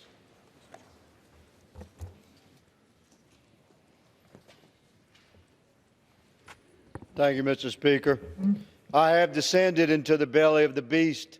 I have witnessed the terror within, and I rise committed to oppose the insidious forces which threaten our republic. America is being severely injured by this betrayal, by this unjust and weaponized impeachment brought upon us by the same socialists who threaten unborn life in the womb, who threaten First Amendment rights of conservatives, who threaten Second Amendment protections of every American patriot, and who have long ago determined that they would organize and conspire to overthrow President Trump. We don't face this horror because the Democrats have all of a sudden become constitutionalists. We're not being devoured from within because of some surreal assertion of the socialists' newfound love for the very flag that they trod upon. We face this horror because of this map. This is what the Democrats fear. They fear the true will of we, the people. They are deep establishment, D.C. They fear. They call this Republican map flyover country. They call us deplorables. They fear our faith. They fear our strength. They fear our unity. They fear our vote. And they fear our president. We will never surrender our nation to career establishment D.C. politicians and bureaucrats. Our republic shall survive this threat from within. American patriots shall prevail.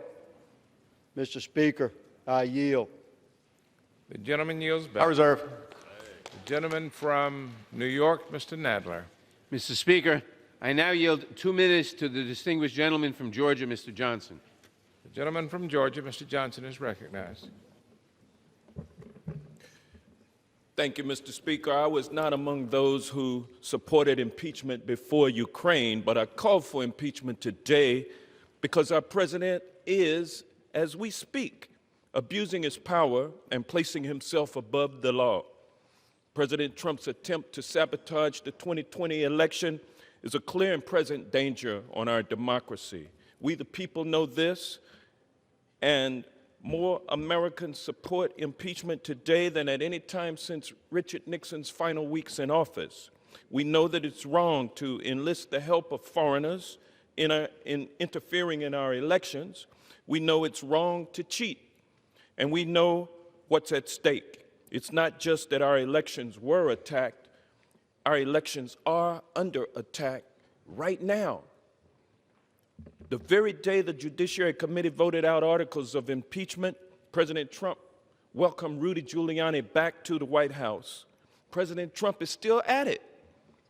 He's doubling down. He doesn't think he can win an election fair and square, so he's trying to cheat. To ignore these crimes is not just giving the president a pass, it's giving him a green light. Those who vote against impeachment are not just endorsing President Trump's past actions, but his future ones as well. If you think I exaggerate in warning that our elections can be undermined, I'd urge you to come down to Georgia, find a black man or woman of a certain age, and they'll tell you the danger is real. And they'll tell you of brave Americans, patriots willing to risk far more than a political career, who marched and struggled and sometimes died so that we could have fair and free elections. We're not asked to possess even a fraction of their courage.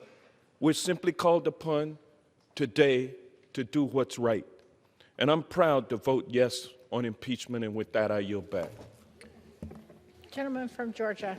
Thank you, Madam Speaker. I'm glad that my colleague, Madam Speaker, just mentioned Georgia, because since 2014, the actual voter participation among minorities, African-American female, African-American male, Hispanic male, and Hispanic female, have risen double digits. I'm very proud of what Georgia's doing to get everybody to the poll. I'm glad he chose to highlight it. Unfortunately, he just highlighted it in the wrong way, and I will not yield. Madam Speaker, I yield a minute and a half to the gentleman from Pennsylvania, Mr. Muser. The gentleman's recognized for a minute and a half. Gentleman from Georgia. Madam Speaker, back home, people refer to Capitol Hill as a bubble. They are right. It's as if we are completely detached from what's going on in communities across America. Many here don't hear or listen to what people are saying, and many here as well think they know better than the people we serve. Our communities are benefiting greatly from President Trump's agenda: a booming economy, secure border, better trade deals, and a stronger military. Unfortunately, inside the halls of Congress, Democrats' obsession with impeachment is all-consuming. Is this how Democrat leadership chooses to represent the people of America? By nullifying the results of the 2016 election, disregarding the will of the American people, and doing everything in their power to prevent the president and this Congress from doing the job we were elected to do? After 3 years of trying, months of unfair, politically motivated impeachment proceedings, Democrats have delivered 2 weak articles of impeachment. Abuse of power? Not according to the Ukraine. President Zelensky confirmed many times that there was no quid pro quo, no action taken, and significant military aid was delivered without anything in return. Of course, his words have been conveniently dismissed. Obstruction of Congress? Is this the new standard? If this is the new standard, then every president since Jimmy Carter and every president moving forward would and will be impeached. Let me be clear. It is an honor to serve in the United States House of Representatives, but today I am distraught. Today, Democrats will disregard the will of the American people and vote to impeach the duly elected President of the United States. What should be equally troubling is that this has eroded, if not wiped out, the trust the American people have in the 116th Congress. Gentleman from New I York. yield back. I reserve. Madam Speaker, President Trump said no quid pro quo only after the White House learned of the whistleblower complaint and after the Washington Post had published an article about the president's pressure campaign on Ukraine. I now yield 2 minutes to the distinguished gentlelady from California, Ms. Bass. Gentlelady is recognized for 2 minutes. Madam Speaker, this is a sad day in U.S. history when we have to vote on articles of impeachment because Donald Trump has abused the power of the office of the presidency in his attempt to cheat his way to re-election. The facts are uncontested. Fact 1. The president abused the power of his office by attempting to shake down the president of a country that has been our ally. Trump wanted President Zelensky of the Ukraine to make up dirt on Vice President Biden because he sees him as the biggest threat to his reelection. Fact 2, Trump wanted Zelensky to go before the press and announce an investigation of Biden, hoping the mere announcement would create doubt about Biden and strengthen Trump's hand in the 2020 election. Fact 3, Trump obstructed Congress by engaging in a cover-up. Trump has refused to comply with congressional subpoenas and has blocked current and past employees from testifying before congressional committees. Congress is a co-equal branch of government, and one of our central responsibilities is to provide oversight and investigation of the administration. The very checks and balances the framers built into the Constitution so no one branch would have unchecked power. The House of Representatives has no choice but to vote and pass articles of impeachment because President Trump has abused his power and obstructed the ability of Congress from performing our constitutional duty. The urgency to move forward with articles of impeachment is because there is no reason to believe President Trump won't continue to abuse the power of his office. No reason to believe he won't continue to put his foot on the scale of his reelection. And in fact, his attorney just returned from the Ukraine and in an article just released in the New Yorker magazine confesses to continuing the effort to interfere in the election. In many of our congressional districts, we worry about voter suppression and schemes that purge legitimate voters from participating in the election. Or we worry about Russian interference in our election. It is a sad day in America when we have to worry about the commander-in-chief interfering in the election in order to be reelected. Elections should be decided by the American people. I will vote for both articles of impeachment. It is my constitutional duty that fulfill my oath of office. No one is above the law. Gentleman from Georgia. Thank you, Madam Speaker. I yield 2 minutes. Utah, Mr. Stewart. Gentleman's recognized for 2 minutes. I discovered something recently. It's shocking, I know, but it turns out that some people don't like President Trump. They think he's loud, they think he can be arrogant, they think sometimes he says bad words, and sometimes he's rude to people, and to their sensitive natures, they've been offended. I get that, I really do. But let's be clear, this vote, this day, has nothing to do with Ukraine. It has nothing to do with abuse of power. It has nothing to do with obstruction of Congress. This vote, this day, is about one thing and one thing only. They hate this president. They hate those of us who voted for him. They think we're stupid. They think we made a mistake. They think Hillary Clinton should be the president, and they want to fix that. That's what this vote is about. They want to take away my vote and throw it in the trash. They want to take away my president and delegitimize him so that he cannot be reelected. That's what this vote is about. And for those who think this started with this investigation, what nonsense. You've been trying to impeach this president since before he was sworn into office. Some of you introduced articles of impeachment before he was sworn into office. This isn't something you're approaching prayerfully and mournfully and sadly. Oh, the chaos, oh, the sadness. This is something you're gleeful about. And you've been trying to do it for 3 years. And it's very clear. You don't have to go back and Google very much to find out that is the absolute truth. I could give you pages of examples of things you have said for 3 years about this president. That's what this is about. And if you think if this impeachment is successful, the next president, I promise you, is going to be impeached. And the next president after that, if you set this bar as being impeachable, every president in our future will be impeached. It erodes our republic in ways that our founding fathers recognized. They got it right. High crimes and misdemeanors, other than that, settle it at the ballot box. I look forward to that day. Let the American people decide. Members are reminded to direct their comments to the chair. Gentleman from New York. Reserve.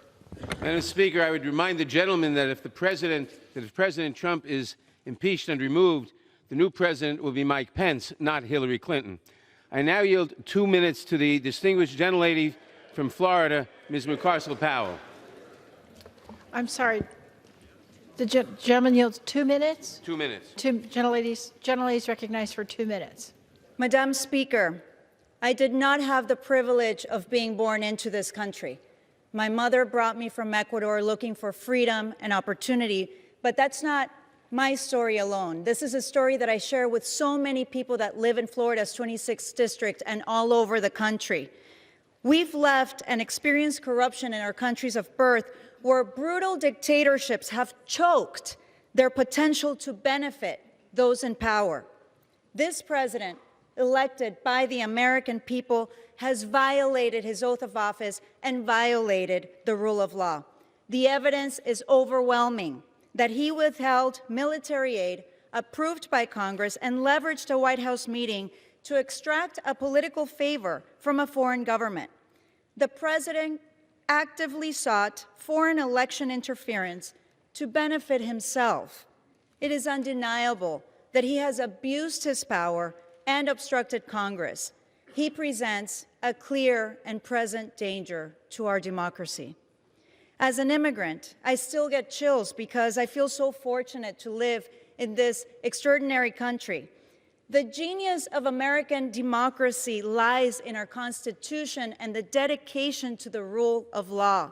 I want my children and all of our children to feel the same way when they grow up. However, if we sit idly by as cracks begin to appear in our democratic institutions, our children will be in the same situation like so many of us experienced when we left countries whose leaders destroyed democracy. We in Congress must abide by our oath to defend our Constitution. That is my duty as a member of this body. That is my duty as a mother. I yield back. Gentleman from Georgia. Thank you, Madam Speaker. At this time, I yield a minute and a half to the gentleman from New York, Mr. King. Gentleman is recognized for a minute and a half. Thank you, gentlemen, for yielding. Madam Speaker, I rise today in strong opposition to the articles of impeachment against President Trump. As Chairman Nadler must recall, exactly 21 years ago today, I spoke on this floor in opposition to the impeachment of President Clinton. And 21 years ago tomorrow, I voted against all 4 articles of impeachment against President Clinton. Today's articles of impeachment against President Trump are an assault on our Constitution and the American people. To impeach a president for a phone call for which no crime is charged, never mind a high crime, and asserting his constitutional prerogatives as president is a clear abuse of power by the Congress. It sets the dangerous precedent of weaponizing impeachment to undo the solemn decision of the American people. Madam Speaker, President Trump and I grew up in the same borough of New York City, and today I am proud to stand with President Trump and urge a no vote on these horrible acts of impeachment, these articles of impeachment. I yield back the balance of my time and strongly urge a no vote. Gentleman yields back. I reserve. Gentleman from New York. Madam Speaker, I now yield 2.5 minutes to the gentlelady from California, Ms. Lofgren. Gentlelady is recognized for 2.5 minutes. Madam Speaker, the President and members of Congress each take an oath to uphold the Constitution. When the President abuses his presidential power to upend the constitutional order, we have an obligation to live up to our oath of office. We've been presented with direct evidence about the President's actions. They threaten our national security and undermine the integrity of the next election. We now vote on articles of impeachment for abuse of power and contempt of Congress as a result of that evidence. I've worked on presidential impeachments as part of the Judiciary Committee twice before. This third time brings me no joy. President Nixon attempted to corrupt elections. His agents broke into the Democratic Party headquarters to get a leg up on the election, and then, just like President Trump, he tried to cover it up. Then he resigned. This is even worse. President Trump not only abused his power to help his reelection, he used a foreign government to do it. He used military aid provided to fight the Russians as leverage, solely to benefit his own political campaign. George Washington would be astonished, since he warned against the insidious wiles of foreign influence. The direct evidence is damning. The President hasn't offered any evidence to the contrary. These actions constitute grounds for presidential impeachment. What is before us is a serious abuse of power and obstruction of Congress. These abuses strike at the heart of our Constitution.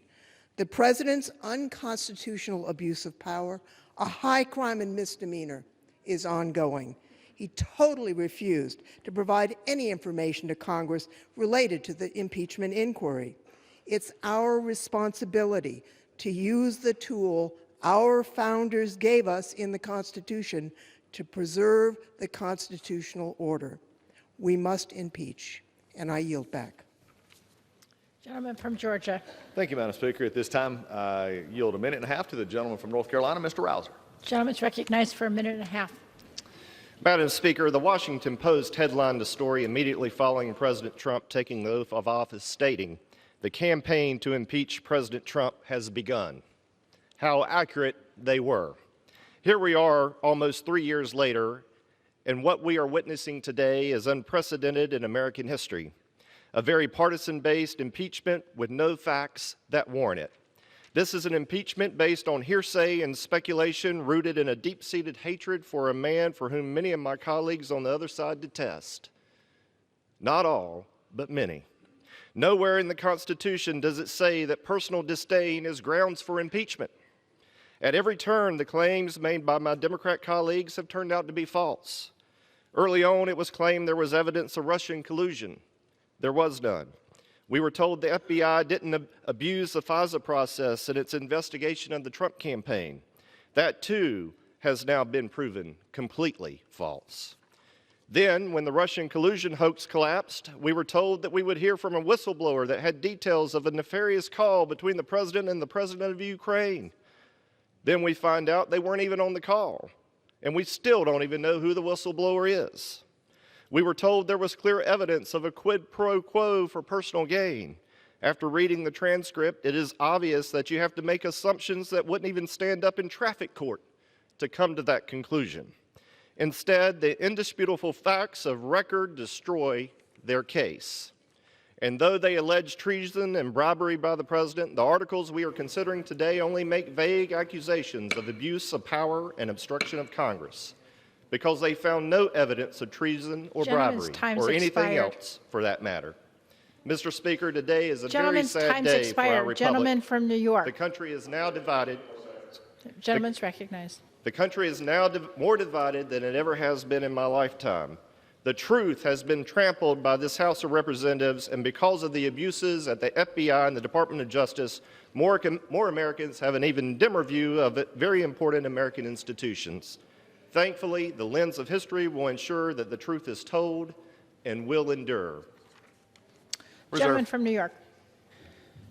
Madam Speaker, one specific concern of the framers was a president who would corrupt our elections, who would abuse the great powers of his office to ensure his own re-election. The impeachment inquiry is not an effort to overturn an election.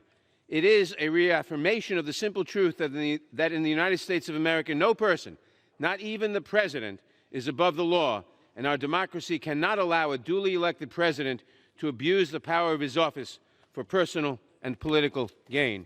And I now yield 2.5 minutes to the gentlelady from Texas, Ms. Jackson Lee. Gentlelady is recognized for 2.5 minutes.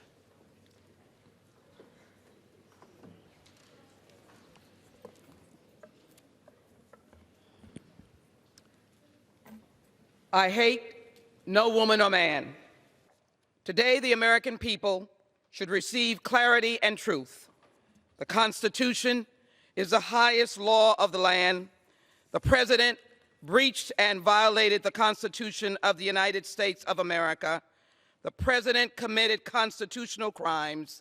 The President's crimes are impeachable.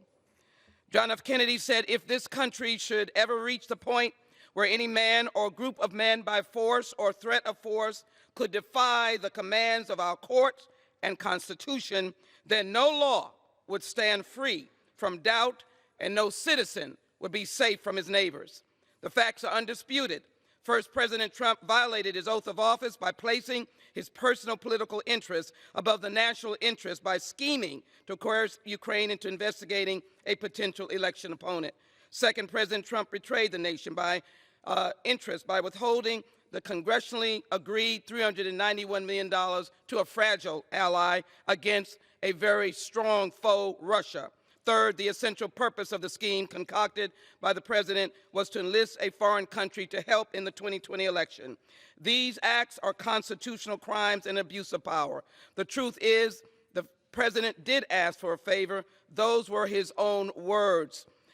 in the July 25th call no mention of corruption, only the mention of the Bidens. The president was engaged in wrongdoing and is a clear and present danger. He has a pattern, and his behavior remains a continuing threat to America's national security. The truth is that abuse of power does violate the Constitution while both corrupting and cheating our American democracy. His acts betrayed the nation. He must take care to execute laws faithfully. This is the truth. Why does the truth matter? Because it matters to the farmer at his or her plow. It matters to the waitress on an early morning shift. It matters to the steel worker building America. It matters to the teacher in a 5th grade class. It matters to a mother kissing off her military recruit going off to war. The Constitution must be preserved. Our laws must be honored and respected. The bloodshed and sacrifice of fellow Americans cannot be ignored, trampled on, or rejected. And today, our actions on the vote taken today must be for no personal gain or grandeur. The bright light of this constitutional democracy has been dimmed because of his acts. The truth is no longer for all. It is for one man, Donald J. Trump. His truth, his way. We must reject that abuse of power because this is not America. No one is above the law. Alexander Hamilton said impeachment was designed to deal with the misconduct of public men and violation of public trust. The president has violated the trust. We must impeach Donald J. Trump. Gentleman from Georgia. Thank you, Madam Speaker. At this time, it's my pleasure to yield a minute and a half to the gentleman from Michigan, Mr. Mitchell. Gentleman's recognized for a minute and a half. Today, the House of Representatives votes on 2 articles of impeachment for President Trump. Members and all Americans must recognize that impeachment was intended to be a safety valve, rarely used, only when a president acts in such an immoral and blatantly unlawful manner as to threaten the very basis of our republic. As we cast votes on these articles, the future tone of this House and politics in this nation must be carefully considered. The issue is not whether we agree with or like the president's rhetoric, political tactics, use of Twitter, policy choices, or his political rallies. One of our founders, Alexander Hamilton, warned of the risks of impeachment becoming a solely partisan act in the Federalist Papers. This impeachment inquiry and these articles clearly do not heed that warning. These proceedings are weaponizing impeachment, making it another election tool. I've carefully examined the evidence presented throughout the inquiry, and contrary to some, considered our history, our founding documents, and our future. It is clear President Trump's actions, as described in these articles, do not constitute treason, bribery, or high crimes and misdemeanors. You simply don't like him. I'll be voting no on these articles and will hope someday we return to serving the needs of the American people. With that, I yield back. Gentleman yields back. Gentleman from New York. Madam Speaker, I now yield 2 minutes to the gentleman from Louisiana, Mr. Richmond. Gentleman's recognized for 2 minutes.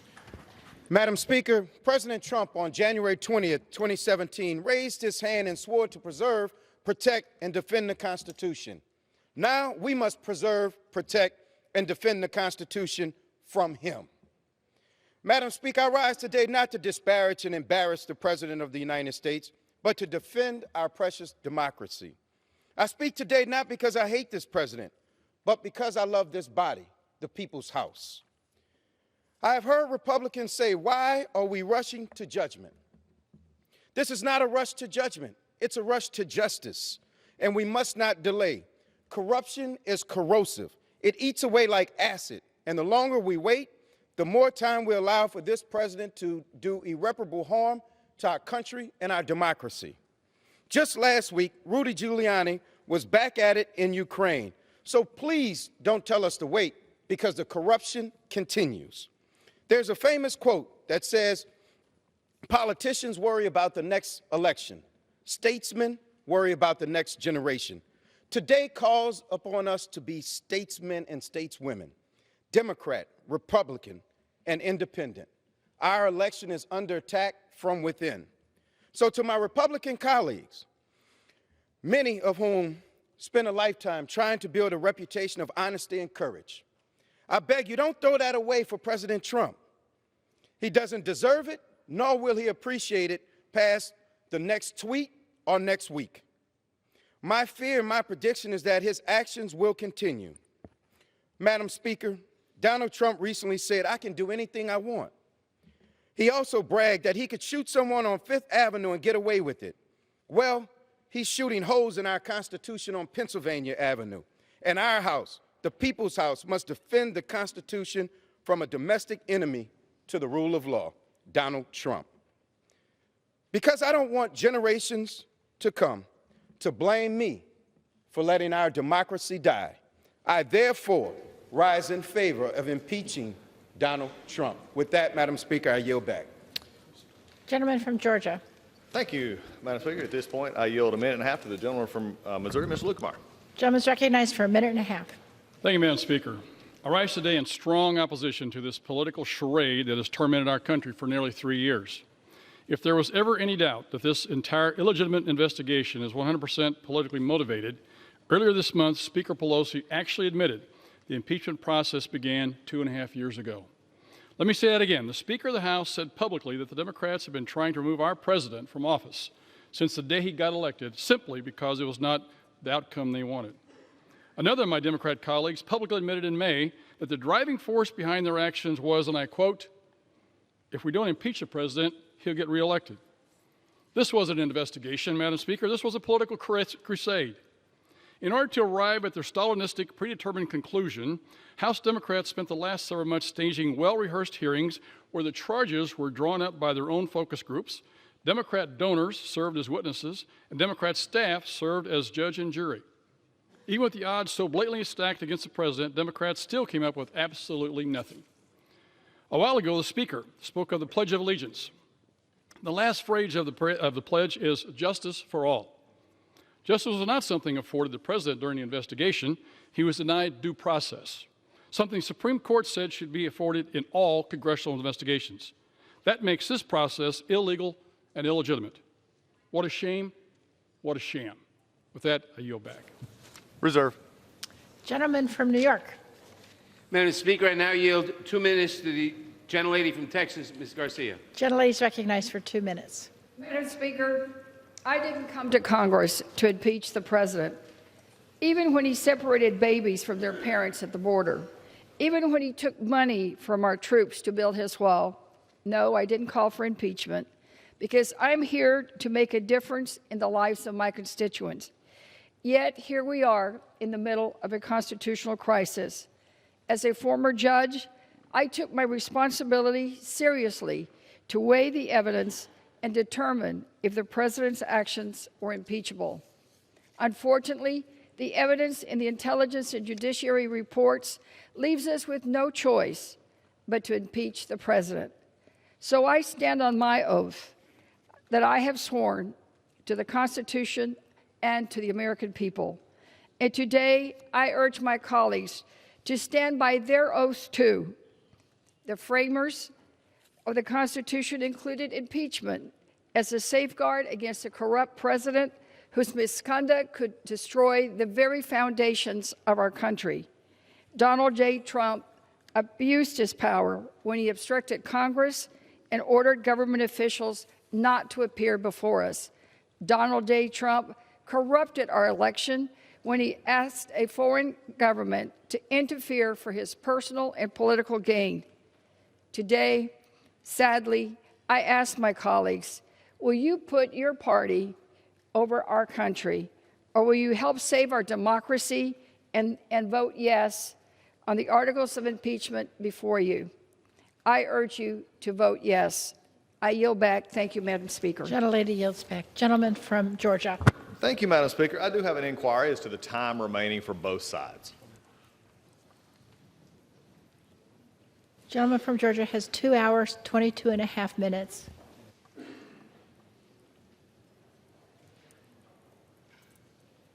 Gentleman from New York has 2 hours and 27 and a half minutes left. Okay, pulled ahead. Okay. Thank you, Madam Speaker. At this point, it is my, I yield now to a minute and a half to the gentleman from Iowa, Mr. King. Gentleman's recognized for for a minute and a half. Thank you, Madam Speaker. I thank the gentleman for yielding. And I start out first that this is the largest, most massive cover-up of such a list of crimes against our country, and to go so far as to bring impeachment hearings to try to cover all of this up. And I would take you back to October of 2015 when Barack Obama said Hillary Clinton would never intend to jeopardize our national security. Again, the following April, the next month, Peter Strzok wrote the statement that was delivered by James Comey, and they spent Democrat money and Hillary Clinton money in Russia to pick up dirt on Donald Trump. And then Joe Biden goes to Ukraine and makes the statement, here's $1 billion, but you must do what I tell you to do. You're accusing Donald Trump of doing that which Joe Biden has confessed to doing.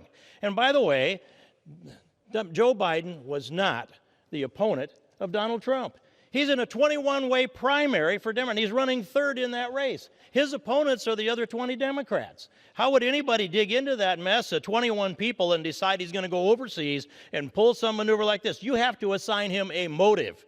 You assign him a motive, then you create the dots, then you go dot to dot. But the reality is that it was Biden that was doing the extortion of the power play in order to protect his own son. And it was Donald Trump that was following the law that said you have to ensure that there's not corruption here before this money is handed over. And by the way, there was a violent war going on in Ukraine, and that's when we sent blankets and MREs over there under Barack Obama. But when I hear this from the gentleman from Georgia, Mr. Johnson, he doesn't think he can win the election fair and square, so he would cheat. And I've heard that here on this floor. No, it's the other way around. Your number one proponent of impeachment is Al Green of Texas, and he said those very same things, and they brought this case November 9th, the day after Trump was elected. I yield back. I yield. Reserve. Gentleman from New York. Madam Speaker, I now yield 2 minutes to the gentlelady from Pennsylvania, Ms. Dean. Gentlelady is recognized for 2 minutes.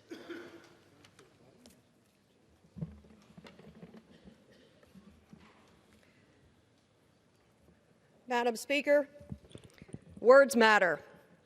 We've heard many words over the course of these last weeks. Still, what strikes me are the words that are missing from my colleagues on the other side of the aisle. A gaping hole in this conversation. The words they cannot or will not mouth. Defending a president's conduct. Conduct that threatens our constitutional order. And so, Speaker, I ask, when is it ever right for a president to coerce a foreign power to interfere in our elections? When is it ever right for a president to intimidate a foreign leader into announcing false investigations into a political rival? When is it ever right for that president to withhold congressionally appropriated aid to that country at the expense of its national security and our very own? And when is it ever right for a president to block a co-equal branch of government from investigating the scheme to cheat an election? The answer, of course, is never. But that word does not come trippingly from the tongues of those who are making the choice to stand behind a man whose behavior is not worthy of your tortured words. By our vote today, we are speaking to future presidents and to future generations. We are declaring that we will not tolerate foreign interference in our presidential elections. Americans alone will determine the outcome, and we will not permit a president to order the complete defiance of a co-equal branch of government. And in the end, regardless of the outcome of this impeachment, the president's tenure will end, and this body and our grandchildren will be left with what we did here today. Ours is a somber generational duty about love of country and lifting a Constitution to its gravest protections but its highest aspirations. Our democracy is a matter of conscience, and by voting to safeguard our Constitution, mine is clear. I thank you, Madam Speaker, and yield back. Gentlelady yields back. Gentleman from Georgia. Thank you, Madam Speaker. As I've reminded many times, we have fought on the sham process that we've had to deal with, and we fought on the facts and won both. And I will remind that if you want to talk about elections, remember it was the Speaker of the House that said we can't trust the voters it's too dangerous to leave it with the voters for President Trump next year. With that, I yield 2 minutes to the gentlelady from Arizona, Ms. Lesko. Gentlelady is recognized for 2 minutes. Thank you, Madam Speaker. As you all know, I serve on both the Judiciary Committee and Rules Committee, and I have literally spent hours poring over testimony, looking at documents, sitting in hearings. And you know the conclusion I got from all of that? This impeachment is a total joke and a total sham. And let me tell you one of the reasons why I think that. All of those witnesses, the 17 witnesses that the Democrats brought forward, not one single one of them was able to establish that President Trump committed bribery, treason, high crimes, or misdemeanors, which is required in the U.S. Constitution. And again, 17 out of 24 Democrat members on Judiciary Committee voted on this floor to move forward articles of impeachment before the phone call. And 5 out of 9 Rule Committee Democrat members did the same thing. So if the main part of your impeachment is the call, why did you vote for impeachment prior to the call? I also want to remind the American public and others that for 2 years, Adam Schiff claimed he had proof that President Trump had colluded with Russia. That turned out to be false. And then overnight, it was obstruction of justice, then quid pro quo, then bribery, then extortion. And the list goes on, but yet not one of those is listed in the articles of impeachment. To my Democrat colleagues, Madam Chair, I say, please stop tearing the country apart. Stop this sham. And I yield back. Gentleman from New York. The gentlelady is correct. President Trump's behavior is not new. He has a pattern of engaging in misconduct and then obstructing any investigation into his misconduct to cover up his actions and hide the truth from the American people. I now yield to the gentlelady from California, Ms. Roybal Allard, for the purpose of a unanimous consent request. Gentlelady is recognized. Okay, Madam Speaker, I rise in support of today's impeachment proceedings and ask unanimous consent to revise and extend my remarks. Without objection. I now yield 1 minute to the distinguished gentleman from Rhode Island, Mr. Langevin.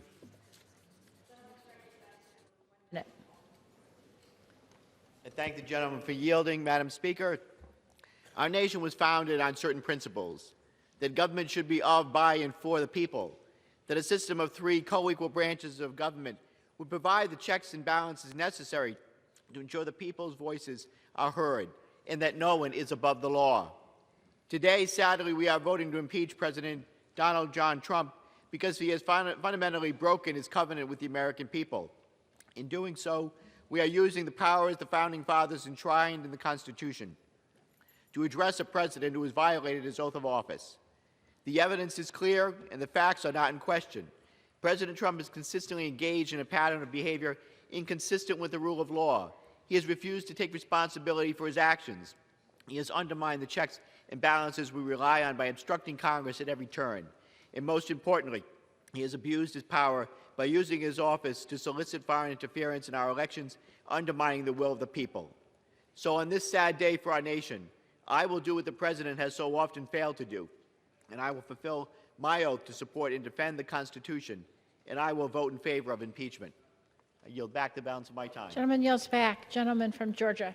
Thank you, Madam Speaker. At this time, it is my pleasure to yield 2 minutes to the gentleman from Ohio, Mr. Chavez. Gentleman's recognized for 2 minutes. Thank you, Madam Speaker. Today is a sad day in our nation's history as House Democrats are poised to approve on a strictly party line vote articles of impeachment based on what constitutional scholar Jonathan Turley called wafer-thin evidence.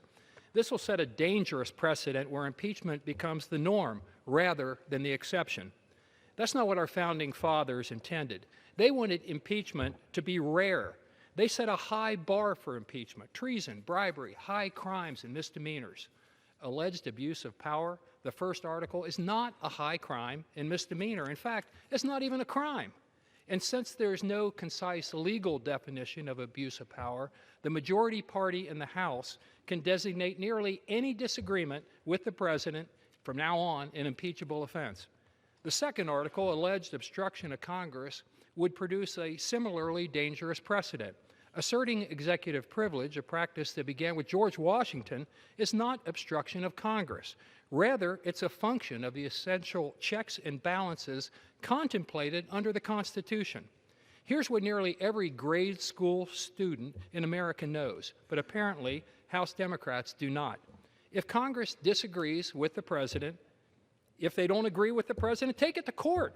Let the third branch of government decide. They're the refs. The House has never, I repeat, never approved either abuse of power or obstruction of Congress as an article of impeachment. But that's going to change today. Today, House Democrats are pursuing a wacky constitutional theory under which all 4 presidents on Mount Rushmore could have been impeached. If all of this sounds absurd, Madam Speaker, it's because it is absurd. In fact, this whole process is absurd and has been from the outset. But here's what's not absurd, but rather frightening. House Democrats today are setting a dangerous precedent under which no future president will be immune from impeachment, and that will forever negatively tarnish the history of this House. I yield back. Gentleman yields back. Gentleman from New York. Madam Speaker, the President's conduct constituted the highest of high crimes against our country. An offense does not have to violate a criminal statute to be impeachable. That was confirmed in President Nixon's case and again in President Clinton's. There is no higher crime than for the President to use the power of his office to corrupt our elections. I now yield 1 minute to the gentleman from Wisconsin, Mr. Pocan. Gentleman's recognized for 1 minute. Thank you, Madam Speaker. This July, President Trump blocked $400 million in congressionally approved aid that Ukraine desperately needed to defend itself against Russia, because he needed Ukraine to do him a favor first. He asked the president of Ukraine to launch a public investigation into a political rival. Military aid and other benefits would only come after. But this is not about a single call or a single transcript. This is about a perfect storm, months of activity directly ordered by the president to his senior cabinet and political appointees, an orchestrated plan demanding a foreign power interfere in our democracy. President Trump betrayed his oath of office. He abused the power of his office for personal and political gain and has refused to cooperate with a co-equal branch of government. This is a vote for our Constitution, setting the precedent for all future presidents, Democrat or Republican. Donald Trump must be held accountable for his actions. Today we send a clear signal to this president and all future presidents: no one is above the law. I yield back. Gentleman from Georgia. Thank you, Madam Speaker. At this time, I yield 1.5 minutes to the gentleman from Kansas, Mr. Marshall. Gentleman's recognized for 1.5 minutes. I rise today in opposition to the impeachment of the legitimately elected President of the United States. Enough. Madam Speaker, for the love of this country, enough. Enough of this impeachment circus. Enough of these sham witch hunts. I'm voting no because the President has done nothing wrong. The only thing the President Trump is guilty of is doing the things he said he would do. And if my Democrat colleagues were honest, they'd tell us the only thing President Trump is guilty of is not being Hillary Clinton. The only party guilty of obstruction, abuse of power, or whatever focus group term they're using today is the party on the other side of this aisle. They're obstructing the will of the American people. They're obstructing the very foundations of our country. By politically weaponizing impeachment, they have dangerously shattered precedent and abused our Constitution. They alone will bear this responsibility. Madam Speaker, they'll fail. And it's no wonder the American people don't trust this body. It's past time to be done with this circus and get to the work that matters, like securing our borders and passing trade deals. I will vote no and encourage this body to move on from this heartbreaking, disgraceful day to things that actually matter. I yield back. Gentleman yields back. Gentleman from New York. Madam Speaker, I now yield 1 minute to the gentleman from North Carolina, Mr. Price. Gentleman's recognized for 1 minute.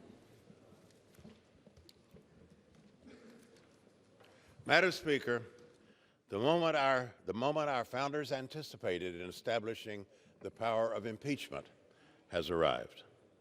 The evidence is clear.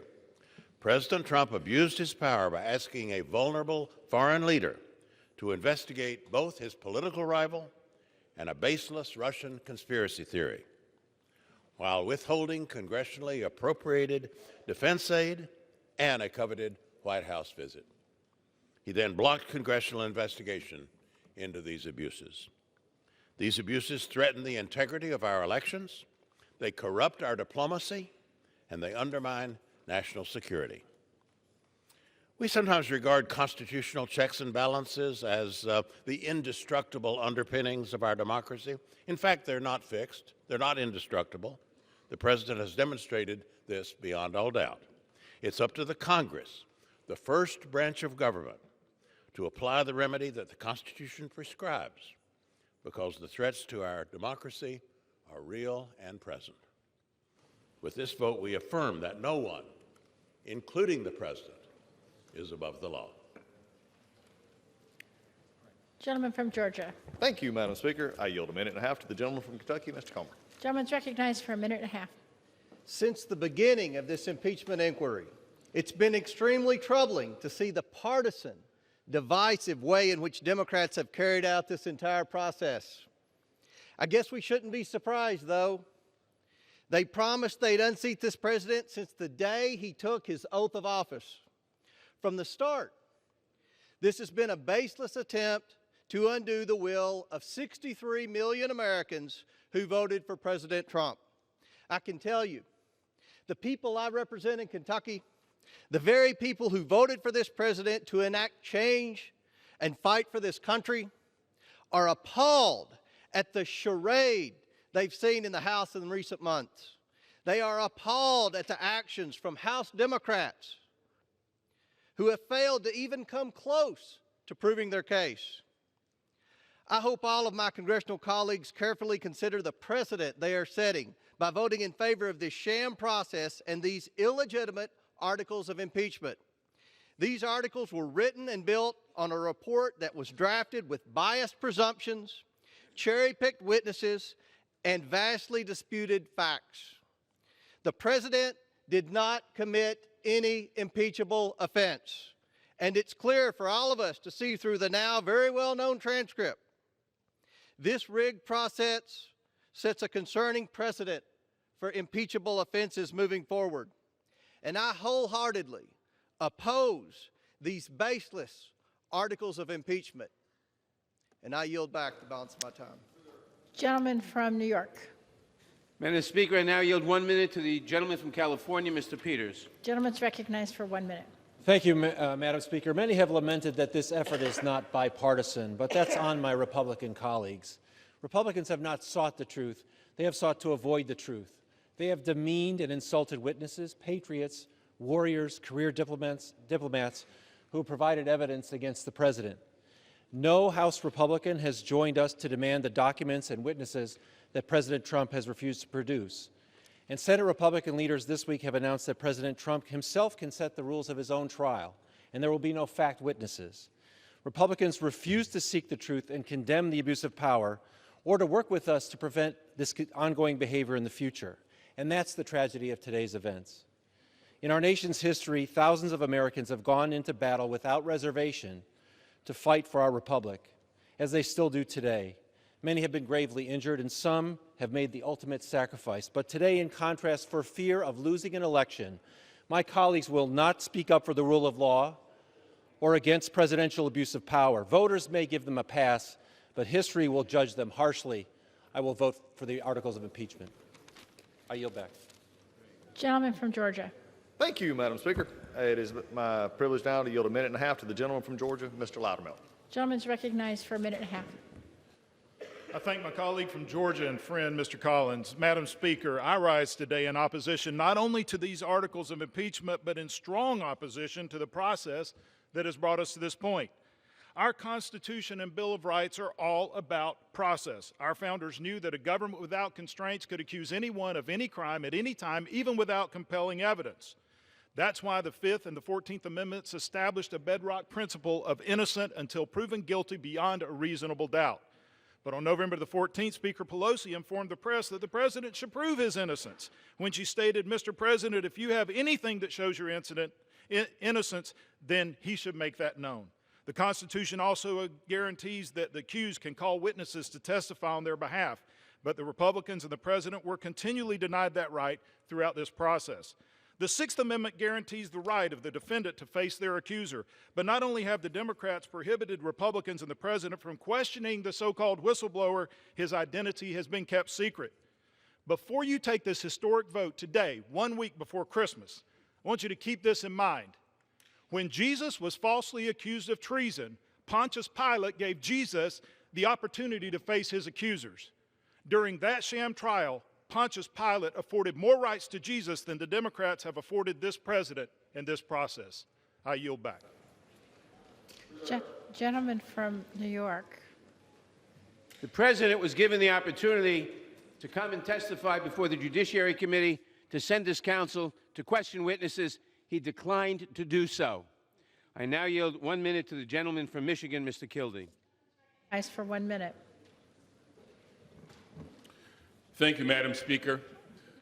This is a sad day for our country and for our democracy. The president has abused the powers of his office, betrayed the public trust, and undermined America's national security by pressuring a foreign government to interfere in our elections for his own political gain. In this moment in our history, the Constitution is clear. The remedy for such misconduct by a president is impeachment. I didn't come here to Congress to impeach a president of the United States, but sadly, the president's misconduct leaves us no choice but to follow the Constitution. I have 2 grandchildren. My granddaughter Caitlin is 8, and my grandson Colin is 4. Someday, a long time from now, they'll ask me about this day. They'll ask about the time a president put himself above the law, and they'll want to know what I did to stop him.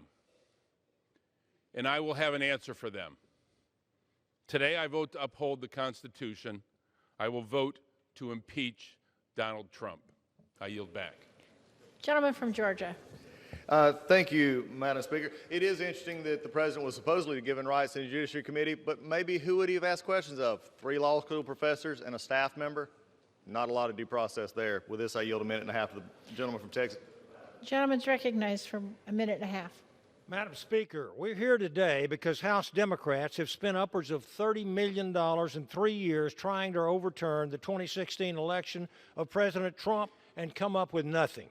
Because of their radical left wing, Democrats are willing to make all future presidential elections invalid until judged worthy by the majority in the House of Representatives.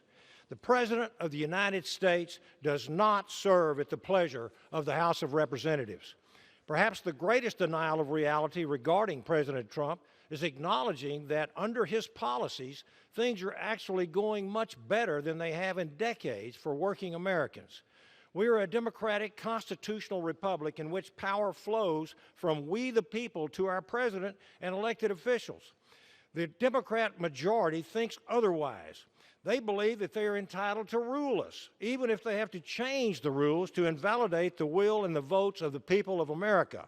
And that is why the absence of a case does not matter in this charade of impeachment. I believe that the American people recognize and share my urgency about what is at stake here. Madam Speaker, you and your majority may decide today, but I have faith that the American people will decide otherwise next November. Thank you, and I yield back. Gentleman yields back. Gentleman from New York. Madam Speaker, I now yield 1 minute to the gentlelady from Washington, Ms. Del Bene. Gentlelady is recognized for 1 minute. Thank you, Madam Speaker. I rise today in support of this resolution. After carefully reviewing all of the evidence and the articles of impeachment before us, it is clear that President Trump abused the power of the presidency and obstructed Congress. I did not come to this conclusion lightly. Impeachment is an extremely serious matter, but no president can be allowed to pressure a foreign country for personal and political gain. No president is above the law. His behavior has jeopardized the integrity of our elections, put our national security at risk, and placed his personal interests above those of the American people. His obstruction has prevented the House from conducting its constitutional duty of oversight of the executive branch. By failing to uphold his oath of office, President Trump forces each of us, as members of the House of Representatives, to uphold ours.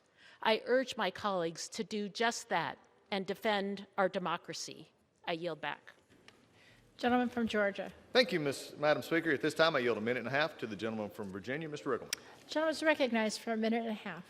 Thank you, Madam Speaker. I oppose this impeachment effort and will vote no on the articles of impeachment. I represent the 5th District of Virginia, which is home to so many founding fathers whose visions shaped the great country we are living in today. Thomas Jefferson and James Madison are not around to see what their creation has become, but I don't think they would be pleased to see Congress subverting the will of democracy by holding an impeachment vote because the majority party simply cannot accept the 2016 election. Instead of wasting the taxpayers' time and money on specious investigations, we could have passed legislation to address surprise medical billing, secure the border, address the opioid epidemic, reduce student debt, and solve a litany of other issues that Americans actually care about. Tomorrow, we might have a vote on the USMCA, which we should have passed months ago had it not been for the obstruction and delays from Democrats, delays that have made farmers in my district and other districts suffer. Votes like the one we will take today, the decisions that have led up to today's vote, the nature and entire process of this proceeding reeks of careerist bureaucrats and politicians that put politics over people. I was not elected to take political votes that attempt to overturn the will of the American people.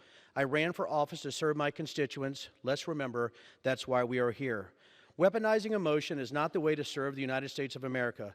And to my colleagues who do just that, I offer a quote Thomas Paine wrote in The Crisis. To argue with a person who has renounced the use of reason is like administering medicine to the dead. Thank you, and I yield back the balance of my time. Gentleman yields back. Gentleman from New York. Mr. Speaker, Madam Speaker, I would remind the gentleman that the House has passed over 400 bills, 275 bipartisan bills, driving down costs of health care and prescription drugs, raising wages, rebuilding infrastructure, taking on corruption and self-dealing in Washington. 80% of these bills are languishing on Senator McConnell's desk. I now yield 1 minute to the gentlelady from Ohio, Ms. Capter. Gentlelady is recognized for 1 minute. Madam Speaker, I thank the chairman for yielding. I wish to place on the record that members of Congress swear a solemn oath to protect and defend the Constitution against all enemies, foreign and domestic, and today we fulfill our oath by defending liberty. The central figure testing America's resolve is not here in Washington today. Rather, the closeted villain sits in Moscow at the Kremlin. Vladimir Putin has coordinated murders, election hacking, propaganda, the entrapment of willing fools and greedy underlings who put their own selfish interests over liberty. Putin seeks to sow disarray and destabilize democracies and the NATO alliance. At Putin's direction, Russia illegally invaded Ukraine in 2014, and as Ukraine defends Europe's eastern flank, 14,000 people have been killed at Putin's hand, with over 2 million displaced. Rather than stand up to Putin, President Trump and his minions aided Putin, first in hastening Russian interference in our 2016 elections, and then more recently withholding vital military aid from Ukraine to coerce its interference in our 2020 elections for Mr. Trump's personal gain. Gentlelady's time's expired. Might I end by saying, onward liberty, vote for the articles of impeachment. Gentleman from Georgia. Thank you, Madam Speaker. At this time, I yield a minute and a half to the gentleman from North Carolina, Dr. Murphy. Madam Speaker, I rise in Gentleman's opposition recognized. to these baseless articles of impeachment and the unprecedented process that's been used in this effort to impeach the duly elected President of the United States. It is a mockery of American justice. In 1788, one of our founding fathers, Alexander Hamilton, wrote in the Federalist Papers, "In many cases, impeachment will connect itself with the pre-existing factions. And in such cases, there will always be the greatest danger that the decision will be regulated more by the comparable strength of parties, majority and minority, than by real demonstrations of innocence or guilt." What does this mean? It means that the majority can exert its influence regardless of justice. In this statement, Hamilton warned us about the danger of mob rule. Democrats have a criminal and have been searching for a crime for 3 years. But this president has not committed a crime.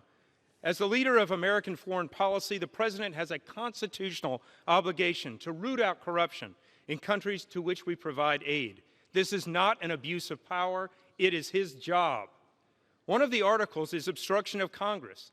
The only thing that's been obstructed is this president's right to due process.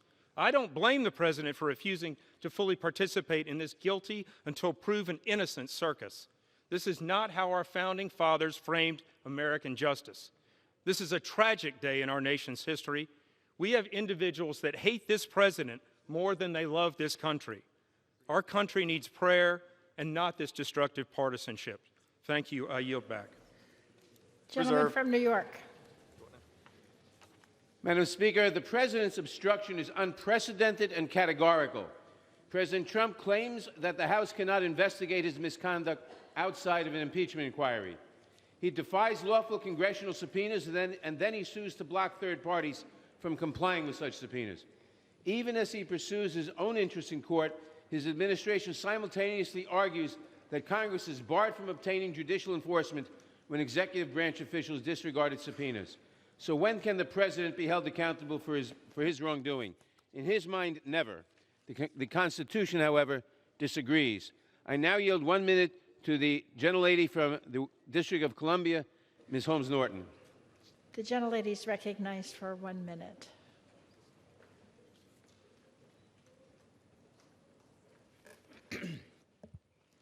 Madam Speaker, my words are my only remedy today. In spite of the upcoming D.C. statehood vote, we expect to be successful. The people of the District of Columbia have no vote on impeachment or on any other matter on this floor now. I spoke on this floor on the impeachment of President Clinton 20 years ago. Unlike the Clinton impeachment on perjury concerning an affair with an intern, Trump's impeachment turns on sabotage of national security to get himself reelected. Clinton repented. Trump insists that he did nothing wrong. That's a promise to continue his long pattern of abuse of power and obstruction of Congress. Impeachment is our only recourse. I yield back. Gentlelady yields back. Gentleman from Georgia. Thank you, Madam Speaker. At this time, I yield 2 minutes to the gentleman from Colorado, member of the Judiciary Committee, Mr. Buck. Gentleman's recognized for 2 minutes. Thank you, Madam Speaker. I thank the gentleman from Georgia. Today, Democrats lower the bar for impeachment. Under the standard, a president can be impeached in the absence of a crime, without due process, and for asserting a legally, constitutionally recognized privilege. History shows Democrat presidents have abused power to undermine democracy and win elections, and yet they have not been impeached. President Franklin Roosevelt used the IRS to target his political opponents. His son later admitted FDR used, quote, the IRS as a weapon of political retribution.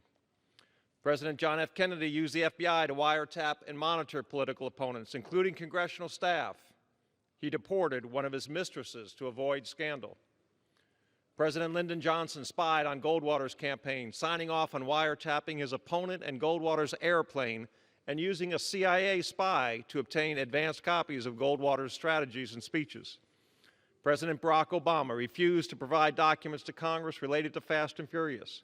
His unconstitutional recess appointments were unanimously struck down by the Supreme Court. He used national security agencies to lie to the American people about Benghazi to win the 2012 election. He spied on reporters.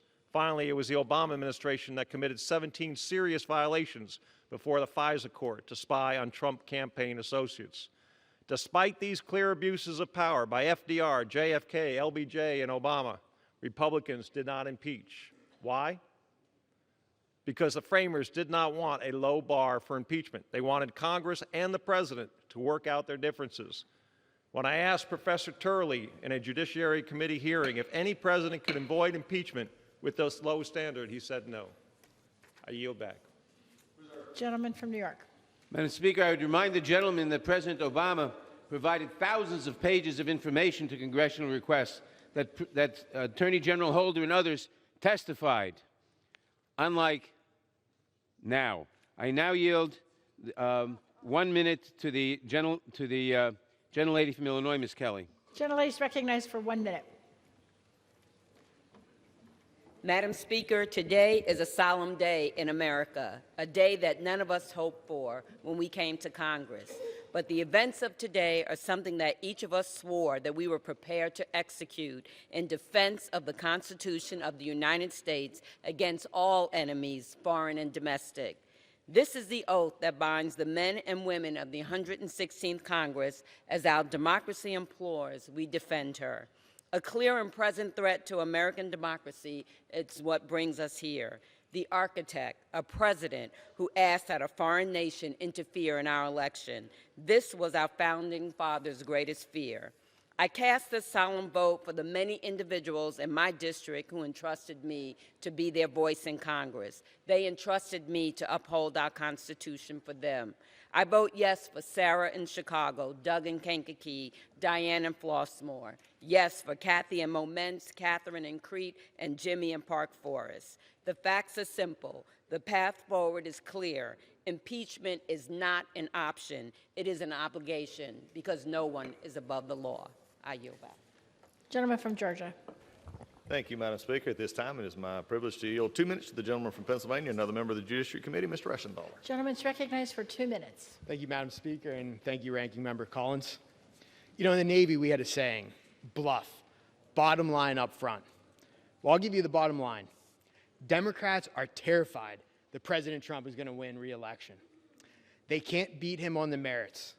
So the Democrats are caving to their far-left radical base, and they're using the thoughts and the feelings and the assumptions of some unnamed bureaucrats rather than relying on facts and law to impeach a duly elected president. Let me be clear. This is nothing more than a political hit job. You know, I've been on all sides of the courtroom. I was a prosecutor in the Navy. I was a defense attorney in the Navy. I was a district judge in my hometown. And let me tell you, as a lawyer, I would defend this case every day of the week. As a judge, I would dismiss this on day one for lack of merit. There's no prima facie case here. I'll tell you who I'd prosecute, though. I would prosecute Adam Schiff for abuse of power. Why? How about the fact that he used his position as chairman to leak phone records of Ranking Member Devin Nunes? How about the fact that he dumped over 8,000 pages of documents on Republicans less than 48 hours before a hearing? That is the abuse of power. And obstruction? I'd prosecute the Democrats for obstruction. How about the fact that Judiciary Democrats voted down my request to subpoena the whistleblower? How about the fact that Chairman Nadler refused every single Republican request for a fact witness? That is obstruction of Congress. So again, let me be clear. Today is nothing more than a political hit job. Thank you, and I yield back. Gentleman yields back. Reserve. Gentleman from New York. Madam Speaker, once again, I hear a lot of attacks on Democratic members of Congress, but not one single word of substantive defense of the President's conduct. I now yield 1 minute to the distinguished gentleman from Virginia, Mr. Connolly. Gentleman's recognized for 1 minute. Madam Speaker, each of us here took an oath to protect and defend the Constitution of the United States, not the President and not our political party. Today, history will judge. Did we abide that oath? To extort a foreign country, to investigate your political opponent, is an unconstitutional abuse of power. To solicit foreign interference in an American election is an unconstitutional abuse of power. The need to protect against just such abuses prompted our founders to grant the sole power of impeachment to this House. The delicate balance of power that underpins our democracy is threatened when a president disregards the Constitution by obstructing Congress's power to cover up illegal behavior. In doing that, President Trump violated his oath. Today, we must put country over party, conscience over complicity. Today, we must assert no one's above the law. Today, we're summoned by history to do the right thing. I yield back. Gentleman from Georgia. Thank you, Madam Speaker. I know this is probably not true, but I think the speakers are not working on the majority side because I have talked about it. Many of our members have talked about the facts. Let's just go over them real quickly. No pressure, no conditionality, nothing was ever denied them when they got through. They actually got the money and they never did anything for it. We have talked about the facts. That's a distraction that doesn't need to happen. With that, Madam Speaker, I yield 1.5 minutes to the gentleman from Ohio, Mr. Davidson. Gentleman's recognized for 1.5 minutes. Madam Speaker, I've heard numerous colleagues say they didn't run for Congress to impeach the president. Well, maybe not originally, but unfortunately from the moment proceedings began, after the 4th vote to launch an impeachment inquiry, today's vote was inevitable. Many of them campaigned on it. I love this country with a soldier's passion. I came here to defend freedom, not to deny due process to anyone. I came here to solve problems and change the broken status quo, not to distract or disrupt those like President Donald Trump who deliver on promises to put America back on the path of peace and prosperity that has made and kept our country free. For months now, Americans have heard speculation about the president's motives in Ukraine. Despite months of effort, dozens of hearings, and countless documents, Americans have not seen proof that the president committed a high crime or a misdemeanor. We have a republic if we can keep it. This is disgraceful, dishonest process. It's a discredit to this body and to our nation. I urge the House to drop these divisive articles of impeachment and get to work for the American people. I yield. Gentleman yields back. Gentleman from New York. Madam Speaker, how much time, would you tell me how much time both sides have left, please? Gentleman from New York has 2 hours and 2 minutes. Gentleman from Georgia has 2 hours and 3 minutes.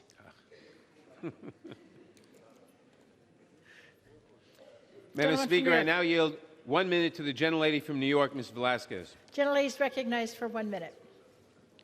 Madam Speaker, the facts are clear.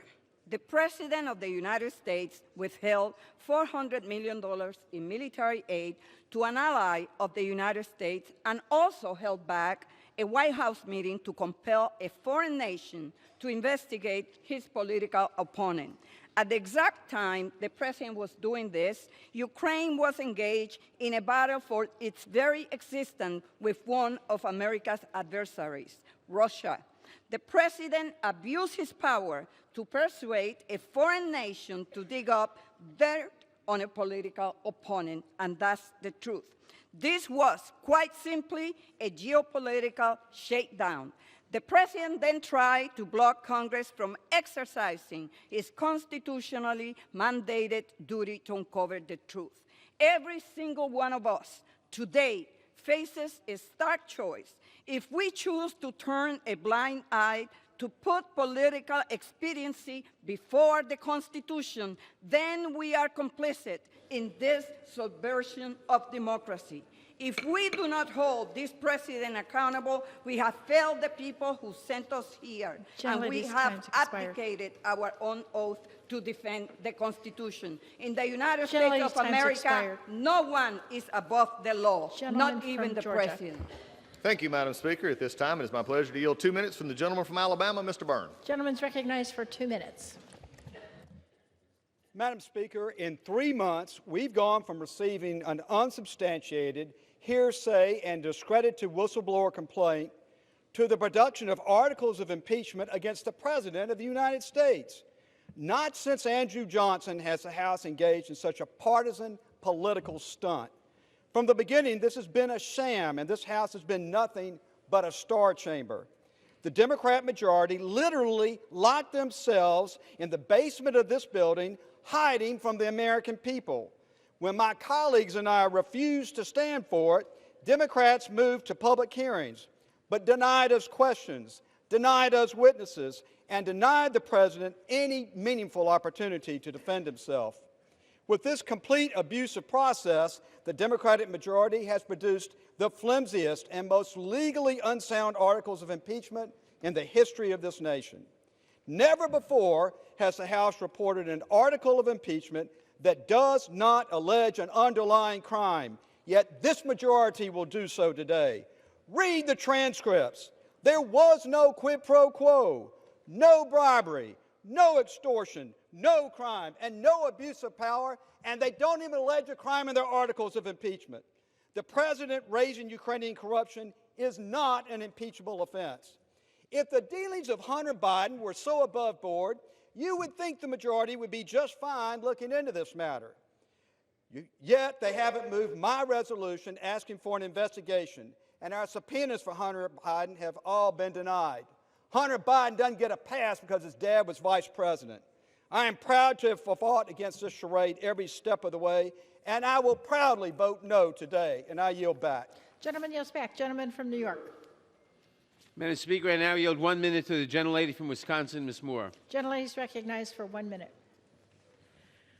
Madam Speaker, the facts are uncontestable. The evidence is overwhelming. The president grossly misused the office of president and obstructed Congress, and justice requires this impeachment. I feel compelled to respond to the false narrative that Democrats are using this process to overturn an election. You know, I agree. Elections are the appropriate venue for public policy disputes. However, we're not talking about a public policy dispute. We're talking about a president who subverted national security by soliciting foreign interference in our elections, the exact thing our founding fathers feared, and the exact circumstance for which they drafted the impeachment clause. Our democracy, our Constitution deserves standing up for, not Donald John Trump. And I will leave my colleagues with this last thought as they decide how to cast this historic vote. For what shall it profit a man to gain the whole world only to lose his own soul? I yield back. The lady yields back. Gentleman from Georgia. Thank you, Madam Speaker. At this time, I yield a minute and a half to the gentleman from Texas, Mr. Goodman. Gentleman's recognized for a minute and a half. Thank you, Madam Speaker. This is the day the Founding Fathers feared, when they granted Congress the power of impeachment, where we have a political party so dead set against the president that they will do anything to impeach him. And they're about to get away with it simply because they have the votes. But that's not how this process is supposed to work. It's not meant to be dictated by a thin partisan majority, nor is it meant to be used when an election is just around the corner. And no one understands that better than our Speaker, who I have great respect for, and I agree with the comments she made on March the 6th of just this year. Impeachment is so divisive to the country that unless there's something so compelling and overwhelming and bipartisan, I don't think we should go down that path because it divides the nation. And that's exactly what's happened. And when we walk out of here tonight, we all know how this result's going to go. The Democrats are voting for this. Not one Republican is breaking. This is not bipartisan. The American people are disgusted with the United States House of Representatives, and we bring shame upon this body today by moving forward this impeachment. I yield back. Gentleman yields back. Gentleman from New York. Madam Speaker, I now yield 1 minute to the gentleman from California, Mr. Lowenthal. Gentleman's recognized for 1 minute. Thank you, Madam Speaker. The facts in this case are as simple as they are tragic. Witness after witness attested to these facts. No one has credibly refuted them. President Trump tried to coerce Ukraine to interfere in the 2020 elections. He used the power of his office for personal political gain. By withholding aid to Ukraine, the president has endangered our ally Ukraine and undermined our own national security. And when he got caught, the president attempted to cover up the crime and shut down any investigation by obstructing Congress. We have overwhelming evidence that this president poses an urgent threat to our elections, to our national security, and to the rule of law. Congress must vote to impeach him to protect our constitutional republic. There is no alternative. Thank you, and I yield back. Gentleman from Georgia. Thank you, Madam Speaker. The only urgent threat to this body is the clock in the calendar and the desire to impeach the president before we go home for Christmas. With that, a minute and a half to the gentleman from Tennessee, Mr. Rowe. Gentleman's recognized for a minute and a half. Thank you, Madam Speaker. Today's a sad day in the People's House. Since Donald Trump was elected in 2016, Democrats have been on a crusade to stop him by any means. I believe the American people are the fairest people on this earth. They believe that everyone should be treated equally under the law, no matter what your station you occupy in life. Rich, poor, president, factory worker, fair. This process has been anything but fair. For 2 years, we've been told that then-candidate Donald Trump colluded with Russians to interfere with our elections. 2 years, millions of dollars spent on the Mueller investigation. No collusion. You'd think after being that wrong, Democrats would finally decide to work on the problems that the American people sent us here to do. You'd be wrong again.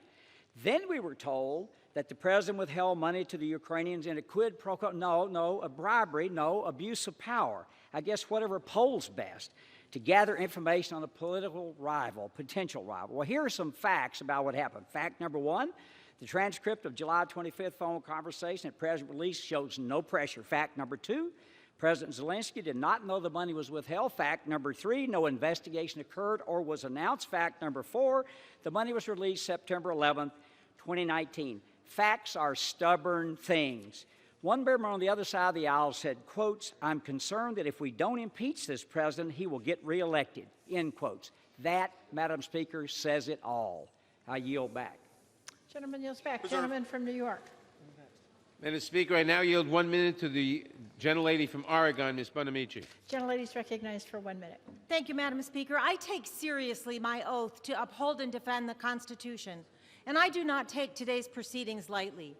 The Founding Fathers included the impeachment process in the Constitution to uphold our values and to maintain the checks and balances that are essential to separation of powers and to democracy. They knew way back in 1787 that a president could abuse the power of the office. In fact, they adopted the phrase high crimes and misdemeanors from a phrase that had been used in the English Parliament since 1386, intended to cover situations where an official abused his power and included in disobeying an order from the Parliament. Donald Trump has abused the power of his office by inviting a foreign government to interfere in the U.S. election. And he did this not to help the United States, but to benefit himself. That's wrong, and it's an impeachable offense. And then when Congress exercised our constitutional duty to investigate these wrongdoings, he obstructed the investigation every step of the way. That is also wrong, and it's also an impeachable offense. In our country, no one is above the law. That includes the President of the United States. And I yield back the balance of my time. Gentleman from Georgia. Thank you, Madam Speaker. At this point, I yield 1.5 minutes to the gentleman from Pennsylvania, Mr. Kelly. Gentleman's recognized for 1.5 minutes. I thank the gentleman. You know, December is such a great month, and there's so many great dates in December, and we talk about the wonderful things that have happened in Decembers of the past. There's also, in addition to Christmas being something we celebrate, the Boston Tea Party took place in December, but also on December 7th, 1941, a horrific act happened in the United States, and it's one that President Roosevelt said, this is a date that will live in infamy. Today, December the 18th, 2019, is another date that will live in infamy. When just because you hate the President of the United States and you can find no other reason other than the fact that you're so blinded by your hate that you can't see straight, that you've decided the only way we can make sure this President doesn't get elected again is to impeach him. On the floor of the People's House, the bastion of democracy and liberty in the whole world, we have decided that political power is far more important than principle. I would urge all members of the House to vote no on impeachment and to look their voters in the eye and remember, listen, let me tell you, the voters will remember next November what you're doing this December. This is a terrible time. This is a date that will live in infamy. Thank you, Mr. Speaker, and I yield back. Gentlemen, the members are reminded to address their remarks to the chair. Gentleman from New York. Madam Speaker, I now yield 1 minute to the gentlelady from Florida, Ms. Frankel. Gentlelady is recognized for 1 minute. In 1787, at the conclusion of the Constitutional Convention, Benjamin Franklin was asked, "Do we have a republic or a monarchy?" He responded, "A republic if you keep it." Madam Speaker, a republic is a form of government in which the country is considered a public matter, not the private concern or property of the rulers. In a republic, no person is above the law. In a republic, the president may not abuse his power by withholding critical foreign assistance for his own personal political gain, nor may he stop witnesses from talking. I did not come to Congress to impeach a president, but I did take an oath to keep the republic. For our children and our grandchildren, we should do nothing less.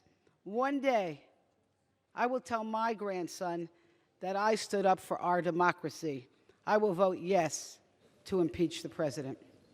And I yield back. Gentlelady yields back. Gentleman from Georgia. Thank you, Madam Speaker. At this time, I yield 1 minute 40 seconds to the gentleman from Wisconsin, Mr. Grothman. Gentleman's recognized for 1 minute and 40 seconds. Thank you.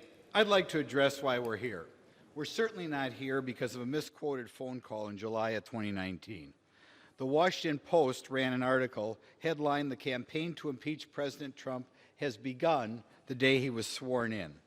The gentleman from Maryland who spoke earlier today called for impeachment 2 days before President Trump was before he was sworn in.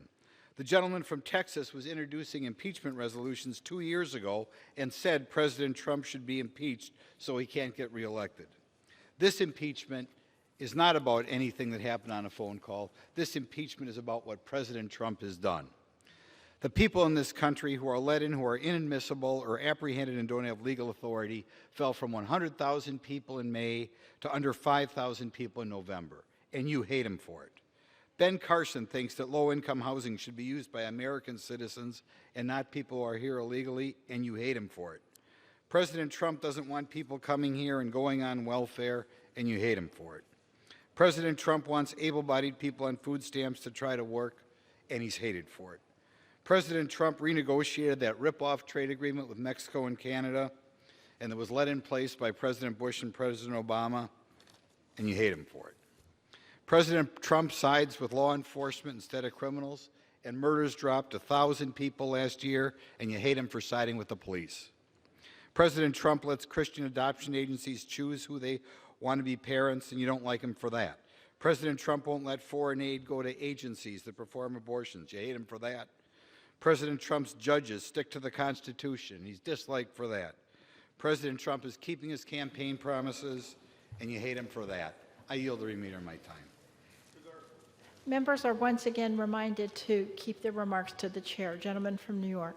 Madam Speaker, we do not hate President Trump, but we do know that President Trump will continue to threaten the nation's security, democracy, and constitutional system if he is allowed to remain in office.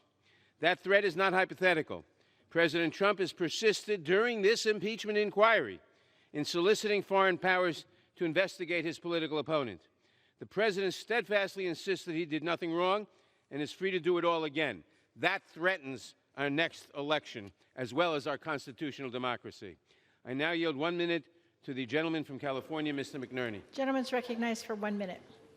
Madam Speaker, the House of Representatives, the People's House, is vested by the Constitution with the power of impeachment to balance the power of the presidency. Without this essential duty, the president could exploit his sacred office without any regard for the law. On January 3rd, 2019, every member of the House swore an oath to defend the Constitution, and this week we're being asked to do just that. When allegations arose that the president tried to coerce a foreign government to help undermine the 2020 election, the House carried out its duty to investigate a potential abuse of power. But the president refused to cooperate and forbade his administration from doing so, obstructing Congress from carrying out our sworn responsibility. If these actions bear no consequence, future presidents may act without constraint, and American democracy will be at an end. Therefore, compelled by my sworn duty to defend the Constitution, I will vote to impeach this president. I yield back. Gentleman from Georgia. Thank you, Madam Speaker. At this time, I yield to my friend from Florida 1.5 minutes. Gentleman's recognized for 1.5 minutes.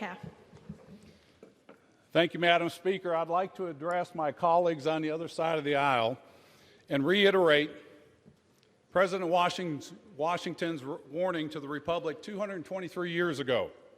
The Constitution rightly sets a high bar for impeachment, but the integrity of the process also depends on the ability of the legislators to vote their minds independent of party politics. Removing a president is too important, and lawmakers are given too much latitude to define high crimes and misdemeanors for it to be any other way. Otherwise, excessively partisan politicians could overturn an election simply because the president is a member of the opposite and opposing party. It is in regard to this impeachment process that George Washington forewarned us as a nation at this moment in history.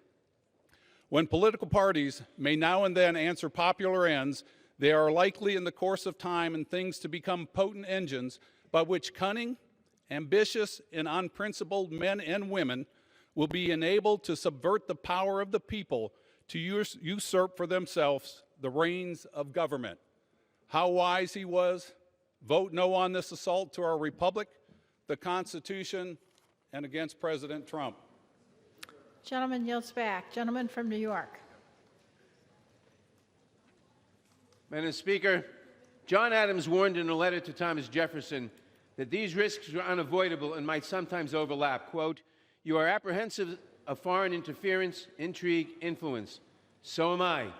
As often as elections happen, the danger of foreign influence recurs." Close quote. I now yield 1 minute to the gentlelady from Michigan, Ms. Lawrence. Gentlelady is recognized for 1 minute. Madam Speaker, today history is being written. The facts are conclusive. The president attempted to use the power of the powerful office of president to force Ukraine to influence our 2020 election. In the process, President Trump jeopardized our national security and withheld vital military assistance intended to prevent further Russian aggression to our region. However, as our committees, including government oversight, which I sit on, and which I'm a member, sought to interview additional witnesses and obtain documents, the president ordered from the power of his office that the executive branch to not participate and obstructed the congressional oversight. Article 1 provides the House of Representatives with the sole power of impeachment, as well as the authority to conduct oversight of the executive branch. What did he have to hide? When the framers met over 200 years ago, they went to great lengths to ensure future presidents would be forced to answer to their constitutional responsibility. I stand today in support of the 2 articles of impeachment. Gentleman from Georgia. Thank you, Madam Speaker. At this time, I yield 2 minutes to the gentleman from Virginia, Mr. Klein. Gentleman's recognized for 2 minutes. Thank you, Madam Speaker. Today is a sad day for this body, for the voters who sent me here last November, and for our nation. Benjamin Franklin cautioned when asked what he had given us, "A republic if you can keep it."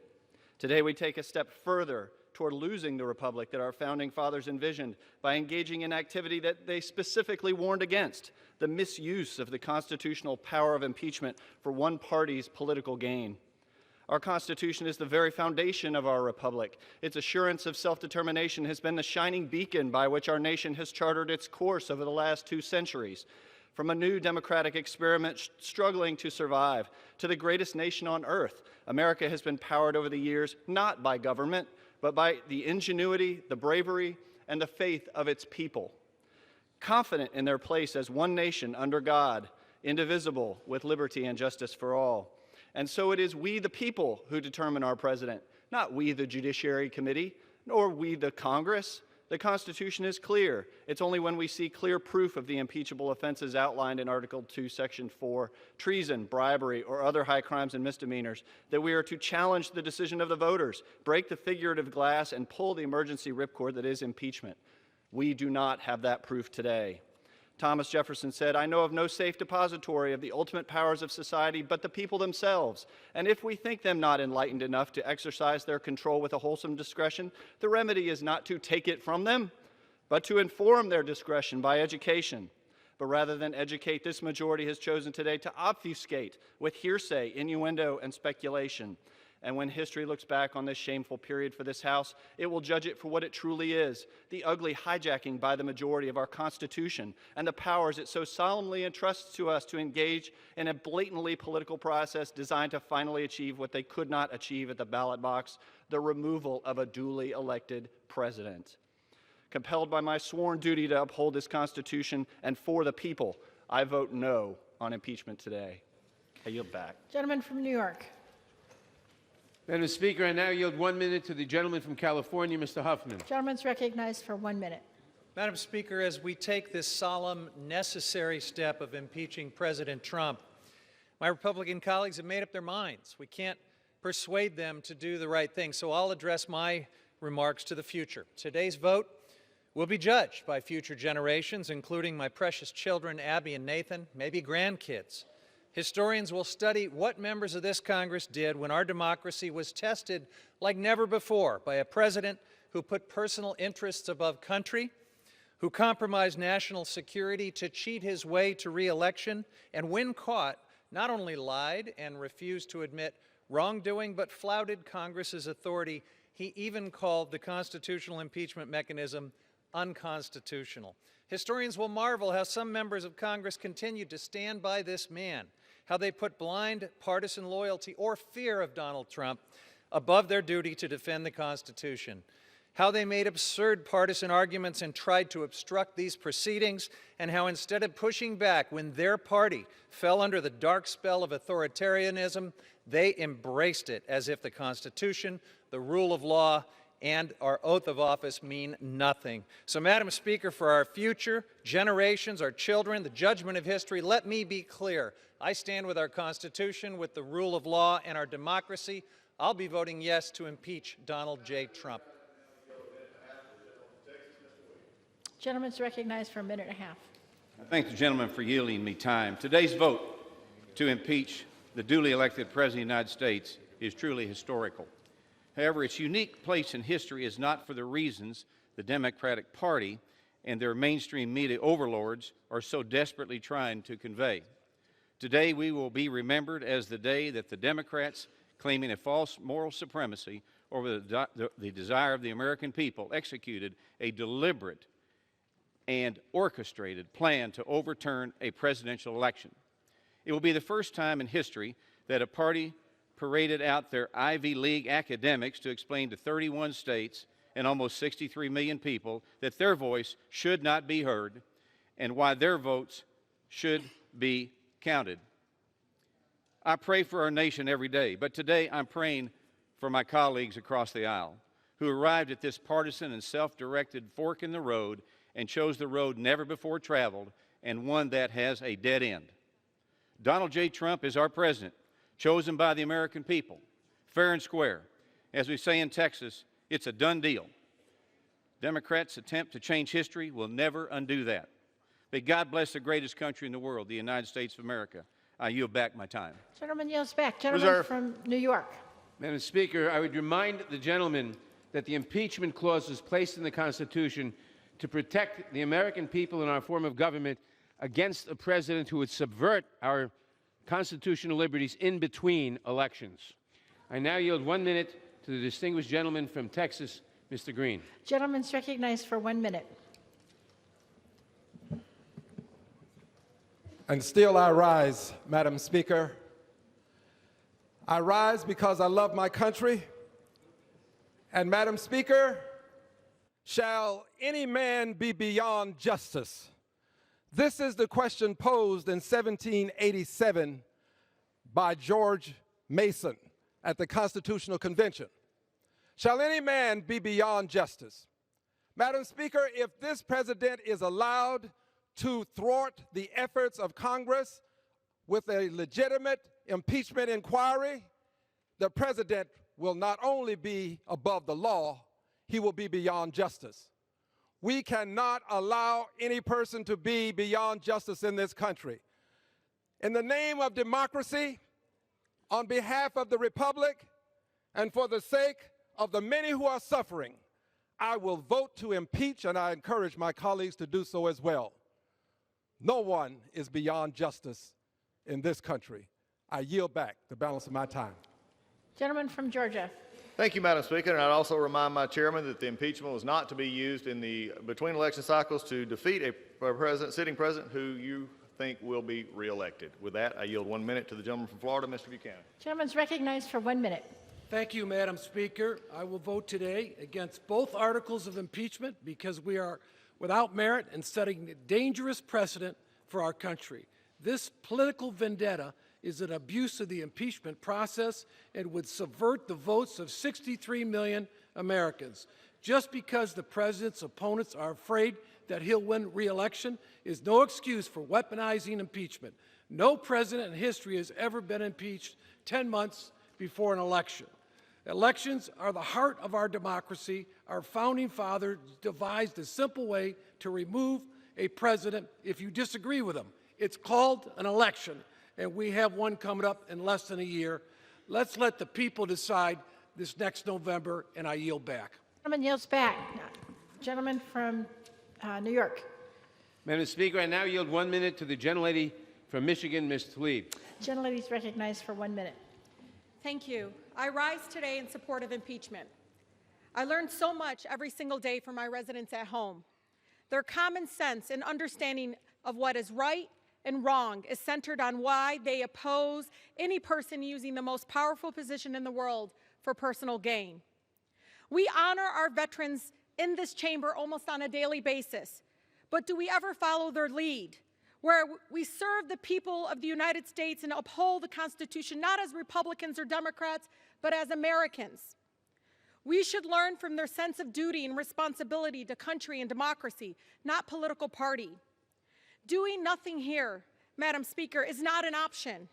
Looking away from these crimes against our country is not an option.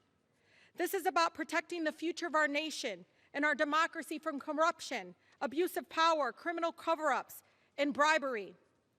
And this, Madam Speaker, this vote is also for my sons and the future of so many generations. So I urge my colleagues to please vote yes on these articles of impeachment. With that, Madam Speaker, I yield. Gentleman from Georgia. Thank you, Madam Speaker. At this time, I yield a minute and a half to the gentleman from Pennsylvania, Mr. Joyce. Gentleman's recognized for a minute and a half. Madam Speaker, I rise today on this dark day in the United States House of Representatives to voice my opposition to the shameful impeachment process that has occurred in the People's House. Some of my colleagues on the other side of the aisle do not like President Trump. We know this because they proudly boasted about their intention to impeach our president before he was even sworn into office.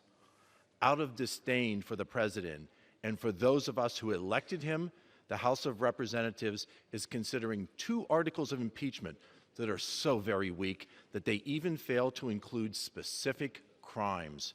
The people that I represent in South Central and Southwestern Pennsylvania know the truth.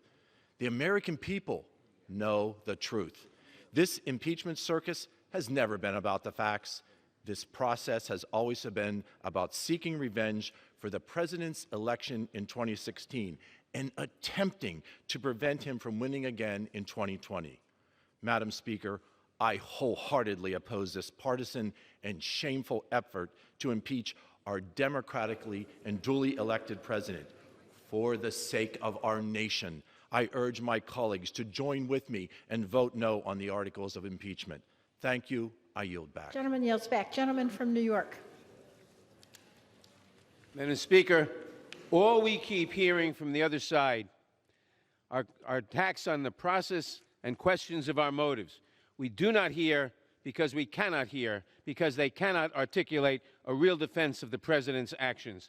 I now yield 1 minute to the gentlelady from Massachusetts, Ms. Presley. 1 minute. Madam Speaker, I rise today to protect our democracy. Today, we take a stand against corruption and abuses of power. What we are doing here today is not only patriotic, it is uniquely American. America is a story of ordinary people confronting abuses of power with a steadfast pursuit of justice. Throughout our history, the oppressed have been relegated to the margins by the powerful, and each time we have fought back, deliberate in our approach, clear-eyed. Each generation has fought for the preservation of our democracy, and that is what brings us to the House floor today, efficient and effective in the pursuit of our truth. Congress has done its due diligence. Today we send a clear message. We will not tolerate abuses of power from the President of the United States of America. The future of this nation rests in our hands. It is with a heavy heart but a resolved one, and because I believe our democracy is worth fighting for, I will vote to impeach Donald J. Trump, and I urge my colleagues to do the same. Back. Gentleman from Georgia. Thank you, Madam Speaker. And, again, and my chairman, again, I think hears us. He just doesn't want acknowledgement. When you have nothing but a process that it was completely amok, you talk about the process, but you also, I've already debunked the facts many times. Let's do it one more time. No pressure by either Mr. Trump or Mr. Zelensky. In fact, what really just horrifies me is the continuation to say that Mr. Zelensky, who is the supposed victim here, had said many times there was no pressure. He is the majority Democrats are calling him a liar or weakening him in his own country. That's deplorable. There's no conditionality in the transcript or conditionality after that. 5 meetings prove that. All high-level meetings, no conditionality. 2 of those meetings were after the Ukrainians actually knew of the possibility of their aid being held. They've not ever addressed the 4 truths and the 5 facts. Also, after there was nothing done to get the money, guess what? They got the money. That's the facts. That's what they don't want to deal with. That's where we're at today. So let's continue to see how the sham was perpetrated. That's what many of our members are talking about. With that, I yield a minute and a half from the gentleman from Michigan, Mr. Bergman. Gentleman's recognized for a minute and a half. Thank you, Madam Speaker. I rise today in opposition to the articles of impeachment against President Trump.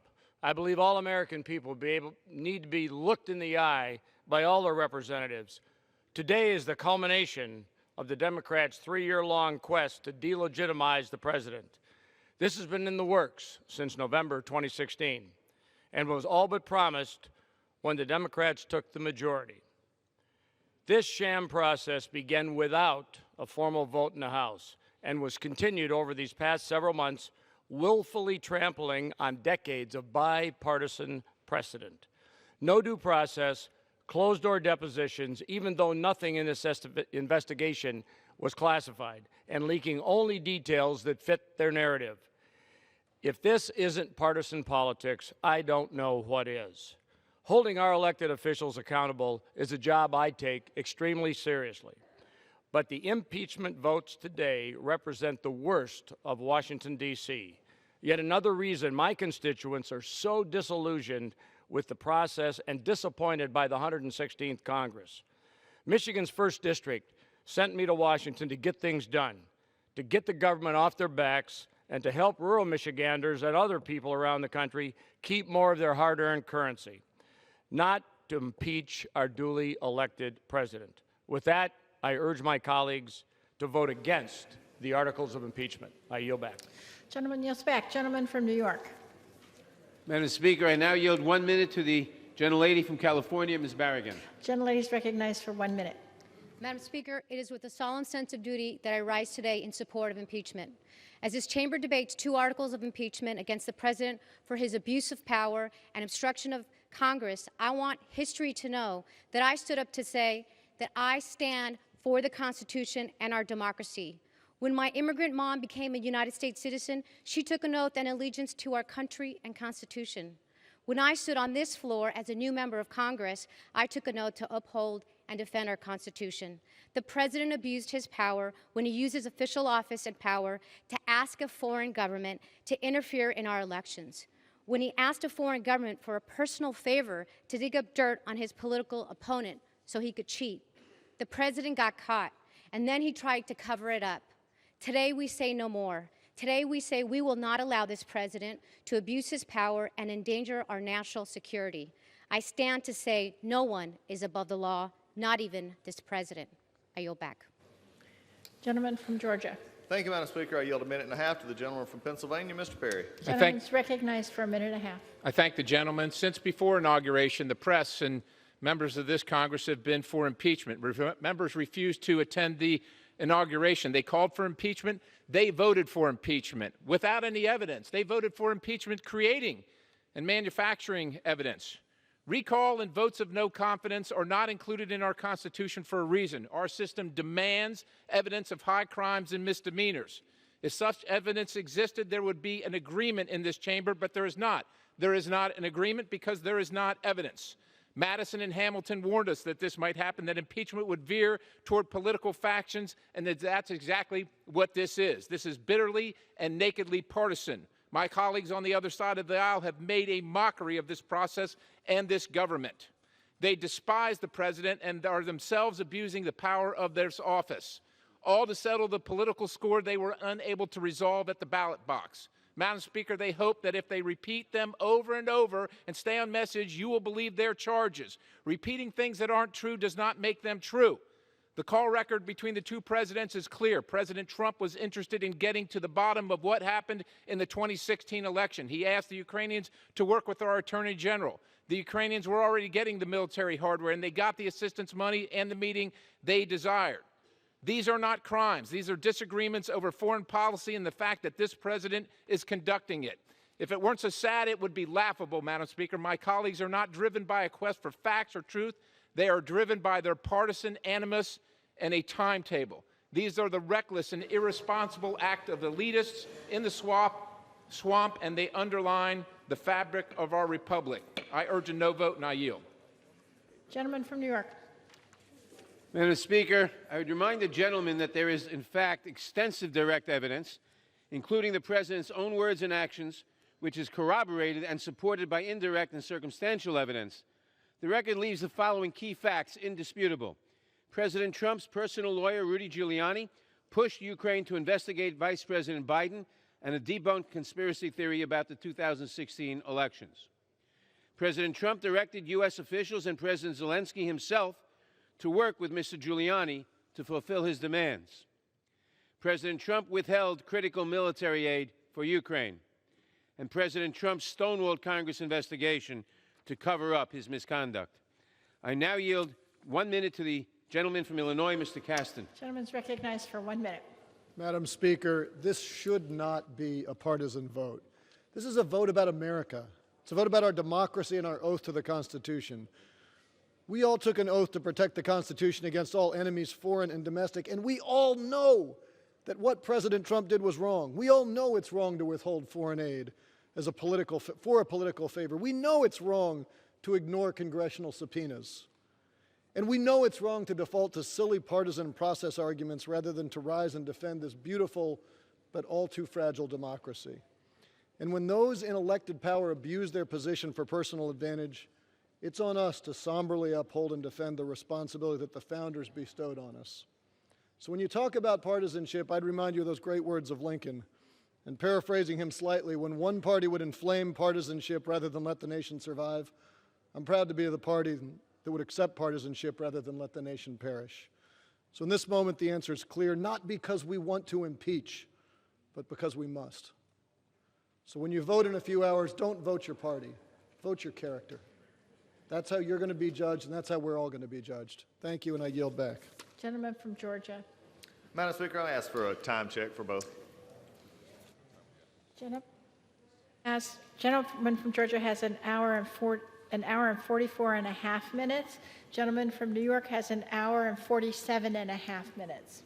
Thank you, Madam Speaker. At this time, I yield a minute and a half to the gentleman from Colorado, Mr. Tipton. Gentleman's recognized for a minute and a half. Madam Speaker, I rise in strong opposition to this partisan impeachment process. Make no mistake, this process did not begin with the whistleblower report. In fact, impeachment efforts began shortly after the president was elected. The theatrics, political posturing have ensured that this body is not actually pursuing to preserve checks and balances. Rather, this process echoes the calls by some that refuse to accept the 2016 election results. Neither of the articles receiving a vote justify the removal of the president from office. The first article suggests that the president pressured a foreign government to be able to assist in an upcoming election. Ukraine received its aid without a prearranged agreement. This is unsubstantiated. The second article is premised on the obstruction occurred when the White House ignored subpoenas issued by the House. Our federal courts are the ultimate arbiters of these decisions. In fact, previous administrations, Republican and Democrat both, have dealt with these issues and claimed executive privilege. Mr. Speaker, Madam Speaker, the articles that are before this House are unsubstantiated. I intend to vote no on these articles, and I would encourage my colleagues to be able to do the same. Gentleman yields back. Gentleman from New York. Madam Speaker, I now yield 1 minute to the gentleman from Arizona, Mr. Gallego. Gentleman's recognized for 1 minute. Madam Speaker, today I will vote to impeach President Donald Trump for abuse of power and obstruction of Congress. Those still defending the president's actions are desperately grasping at straws while living in an alternate universe where facts don't exist. To those still unwilling to search their souls, ask yourself, would you support a Democratic president using taxpayer dollars to pressure a foreign government to investigate a Republican political opponent based on false Russian conspiracy theories? Of course not. That's absurd. Any president who does that has abused the power of the presidency for personal gain and undermined our most sacred tradition, our elections. In a few hours, every member will make a choice. Will you fall into the age-old political trap of thinking blind partisanship is all that matters? Or will you vote to defend the Constitution and our democracy so that the President Trump and every future president will know that they are not above the law and will be held accountable for their actions? I have made my choice. I hope every member puts the defense of our nation first and joins me. I yield back. Gentleman from Georgia. Thank you, Madam Speaker. I need to yield a minute and a half to the gentleman from Nebraska, Mr. Smith. Gentleman's recognized for a minute and a half. Madam Speaker, I rise today to speak out against this attempt to remove the duly elected President of the United States. Impeachment is importantly established in our Constitution. The impeachment of a president has only happened twice in our country's 243-year history. Yet today, for highly political purposes, the House majority is trying to remove President Trump from office based on secondhand indirect accounts. The articles of impeachment we are voting on today offer no evidence of a crime, but instead are purposely broad to fit the majority's narrative. Less than 1 year until the next presidential election, we are being asked to override the choice of the American people. This lopsided and hyper-partisan biased impeachment process has been predetermined as an outcome from the very beginning. This is an unfortunate day in the history of our great country. We must hope this political game does not set a precedent of which to follow in the future. Surely there will be disagreements between a president and Congress for many years to come.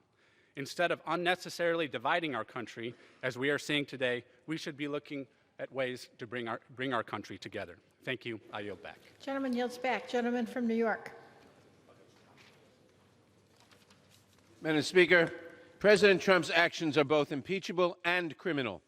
Although the violation of the federal criminal statute is neither necessary nor sufficient to justify impeachment, President Trump's conduct violated the federal anti-bribery statute very clearly. Madam Speaker, I now yield 1 minute to the gentleman from Virginia, Mr. Beyer. Gentleman's recognized for 1 minute. I thank the chairman. Madam Speaker, today I vote to impeach President Donald Trump for abuse of power and obstruction of Congress. I don't hate the president, but I love my country and I have no other choice. Voting for these articles of impeachment is the only moral course of action, the only way to honor our oath of office. I have no doubt that the votes I cast today will stand the test of time. This has nothing to do with the 2016 elections. I'm so disappointed that my Republican friends approve of the president's abuses of power and solicitation of foreign interference in our elections. This is the very definition of the willful suspension of disbelief. They know in their hearts that what the president has done is deeply wrong. They know that they would vote without hesitation to impeach a Democratic president who had done these things. I remind all Americans the president did not rebut the facts, the many, many facts which have led to the articles of impeachment today. For the sake of our democracy, our Constitution, and our country, we must do the right thing and vote to impeach President Trump. I yield back. Gentleman yields back. Gentleman from Georgia. Thank you, Madam Speaker. I was just amazed by what the chairman just said. If it was obviously that he violated the bribery statute clearly, then why didn't we add it as an article of impeachment? The reason why? It didn't. With that, I yield a minute and a half to the gentleman from Mississippi, Mr. Guest. Gentleman's recognized for a minute and a half. Thank you, ma'am. Article 2, Section 4 of the United States Constitution states that the President of the United States may be removed from office for treason, bribery, high crimes, and misdemeanors. As a former prosecutor, I am confident that no court would accept these articles of impeachment as having met the standards set forth by our founding fathers. The impeachment articles rely almost exclusively on hearsay and opinion testimony, and they present no direct evidence of wrongdoing. As a former district attorney, I'm dismayed that the Democrats have submitted articles of impeachment against a sitting president using circumstantial evidence that fails to offer proof of an impeachable offense. Additionally, the charges levied against the president in the articles of impeachment lack historical precedent and are motivated by pure political reason. If the House of Representatives passes the articles of impeachment, the Democrats will have set a dangerous precedent by undoing America's votes for president because a single party disagreed with the 2016 presidential election results. I urge my colleagues to vote no on the articles of impeachment, and I yield back. Gentleman from New York. Madam Speaker, I now yield 1 minute to the distinguished gentleman from California, Mr. Thompson. Gentleman's recognized for 1 minute. Madam Speaker, I find no pleasure coming to the floor today to consider impeachment. I ran for Congress to represent my community and to serve the country I love. As a combat veteran and having served 8 years on the Intelligence Committee, I understand the threat that foreign actors can play in our elections. Every elected official must dedicate themselves to protecting our democracy. No one should invite a foreign country to interfere with our most sacred act of voting. It was abuse of power by the president to ask a foreign nation to interfere in our election to benefit his personal and political interest and to condition bipartisan, congressionally approved aid on that interference. Unchecked, these actions could lead us down a path that will unravel the fabric of our nation. I'm saddened that we're here today, but in the interest of defending our nation, I will vote for the articles of impeachment. I yield back the balance of my time. Gentleman from Georgia. Thank you, Madam Speaker. This time I yield a minute and a half to the gentleman from Texas, Mr. Roy. Gentleman's recognized for a minute and a half. Thank the gentleman from Georgia. Mr. Speaker, our founders intentionally did not embrace recalls or votes of no confidence. Rather, we demand from Congress evidence of high crimes and misdemeanors. While my colleagues are free to dislike the president, and while they may reasonably view the infamous phone call and negotiations with the Ukrainians as something less than perfect, they are not free to impeach something less than a high crime and misdemeanor. In just over 10 months, though, the people are free to decide, and we should let them. The eyes of the world are upon us, Madam Speaker. The press galleries are full. Our floor is filled with members. When will we give the world something better than this? My colleagues wax eloquent about the constitutions they found under mothballs. Where is respect for the Constitution when the People's House daily refuses to do its actual job while shredding federalism and limited government? Today in Mexico, a young girl will be abused while being trafficked toward our open borders, while some here yell kids in cages and play race politics in the false name of compassion. Today in New York, a young mother will be coerced into abortion by taxpayer-funded Planned Parenthood, while we allow the genocide of the unborn in the false name of choice. Today across America, diabetics will struggle to afford insulin due to a healthcare system ravaged by government and insurance bureaucrats empowered in the false name of coverage. And today our children inherit $100 million of debt an hour, borrowed in the false name of what government can provide.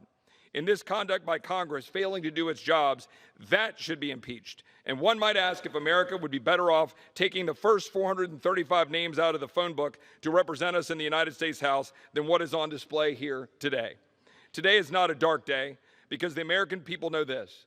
America is great, Washington is broken, and we're taking our country back. I yield back. Gentleman from New York. Madam Speaker, I now yield 1 minute to the distinguished gentlelady from California, Ms. Matsui. Gentlelady is recognized for 1 minute. Madam Speaker, I rise today with a heavy heart. I came to Congress to serve the great people of Sacramento and to build a better future for our children and grandchildren, including my grandkids, Anna and Robbie. The facts before us are crystal clear. We heard testimony from 17 brave patriots who value our democracy and the Constitution.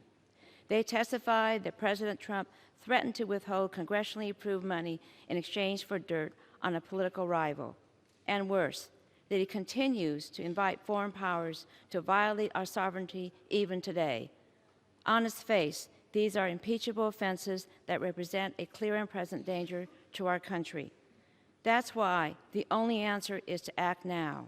We need to stand together and stop President Trump immediately so that he cannot violate the next election.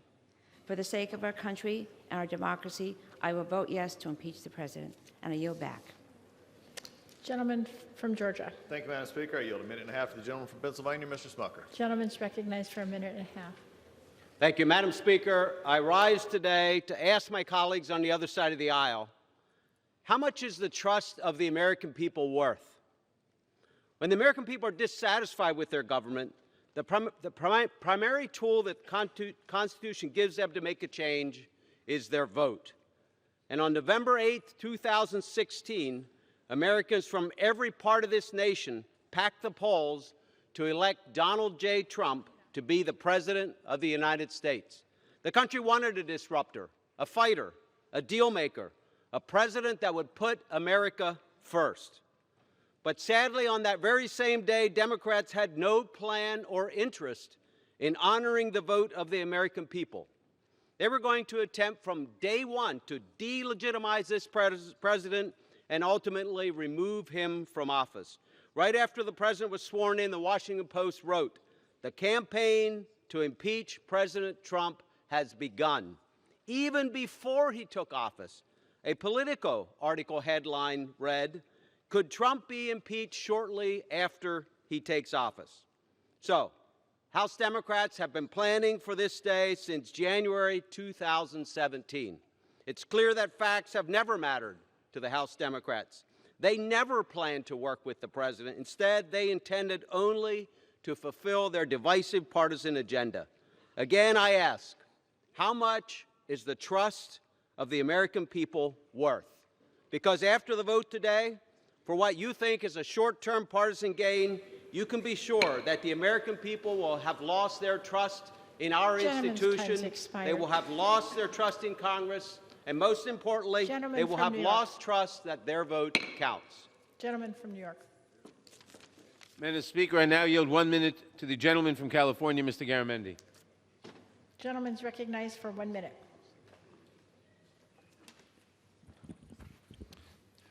Thank you, Madam Speaker. Impeaching a president is one of the most solemn and consequential decisions the United States Congress can make. It's not an action that I or my fellow House colleagues take lightly. Investigations and hearings conducted by the House prove overwhelming evidence that President Trump abused his power and endangered our national security. President Trump also issued a blanket order prohibiting all executive office personnel from testifying, responding to subpoenas, or turning over documents. Therefore, he has obstructed the legitimate constitutional obligation of Congress. The President's actions leave me no choice. President Trump violated his oath of office. Now, I will uphold my oath of office to preserve and protect our Constitution, and my promise to my constituents to carefully analyze all issues before me. I will vote in favor of both articles of impeachment against President Donald John Trump. I yield back. Gentleman from Georgia. Thank you, Madam Speaker. I yield a minute and a half to the gentleman from Dunn. Gentleman's recognized for a minute and a half. Madam Speaker, I stand before you today a disappointed man. I am disappointed in a broken and partisan process that has consumed the House Democrats. We were told this investigation was going to be bipartisan and transparent. Instead, the proceedings were held in secret behind closed doors with no attempt at a fair hearing. All this was done deliberately in an effort to undo the results of the 2016 election. Madam Speaker, my constituents in Florida want to see us get to work. They want us, they're counting on us to actually fix the surprise medical billing, to lower the cost of prescription drugs. Instead, we're here a week before Christmas voting to impeach the legitimate president, Donald J. Trump, on the strength of nothing but rumors. We've wasted almost a year on this process while House Democrats chose political theater over serving the American people. This shameful vote to impeach our president will be a lasting stain on our House, and I urge all of my colleagues to vote no. I yield back. Gentleman from New York. Madam Speaker, I now yield 1 minute to the distinguished gentleman from Oregon, Mr. DeFazio. Gentleman's recognized for 1 minute. Thank the gentleman. It's clear-cut. The President of the United States has violated his oath of office and betrayed the Constitution and the American people. He admitted to soliciting assistance from a foreign leader to interfere in a U.S. election and aid his political re-election campaign. That's a violation of the law, a violation of the Constitution, and a betrayal of the American people, and an impeachable offense. Overwhelming evidence also demonstrates the president withheld congressionally approved taxpayer dollars to blackmail the young new president of Ukraine under attack from Russia. Now, the gentleman from Georgia says Ukraine didn't feel any pressure. They're being invaded by Russia. Vladimir Putin, you know, Trump's friend, and he withheld that aid until the whistleblower report came out. Then the aid was released. It wasn't released for any good purpose. Congress voted for that aid. The president signed the bill. That is another impeachable offense. And the Judiciary Committee has put together an extensive document which shows that there is evidence of numerous other federal crimes, including bribery and wire fraud. The president's actions threaten the continuation of our representative democracy. I'm proudly voting for impeachment today. Gentleman from Georgia. Thank you, Madam Speaker, and I am glad to know that Mr. Trump was giving them lethal aid, actually something to fight back with, not what was previously given to them. And there was, again, from the president himself, no pressure put on him. Your whole case sort of destroys if you're coercing somebody if there was no pressure felt. but yet we don't seem to get that part on this floor debate today. So with that, I yield a minute and a half to the gentleman from Montana, Mr. Gianforte. Gentleman's recognized for a minute and a half. Today, this chamber is pushing through the most partisan, baseless articles of impeachment in our history. House Democrats' hyper-partisan impeachment has been a sham since day one, driven by those whose bitter rage against President Trump has blinded their better judgment. The fact is, they've resolved to overturn the results of the 2016 election the day President Trump won. Earlier this year, Speaker Pelosi said, impeachment is so divisive to the country that unless there's something so compelling and overwhelming and bipartisan, I don't think we should go down that path. None of those standards have been met. None. The committee hearings were a scripted, substance-free, made-for-TV show. They would be comedy if impeachment weren't so serious and grave. Witnesses denied awareness of an impeachable offense. And because the majority has failed to make the case for impeachment, there is no bipartisanship. Compelling, overwhelming, bipartisan, Speaker Pelosi has not met her own criteria for impeachment. But here we are. Despite Democrats testing and tweaking their impeachment message, the American people have rejected it. I will vote against this partisan impeachment sham. Let's get back to the work that the American people sent us here. And on this sad day of an impeachment charade, I yield back the balance of my time. Gentleman from New York. Madam Speaker, I now yield 1 minute to the gentleman from Texas, Mr. Gonzalez. Gentleman's recognized for 1 minute.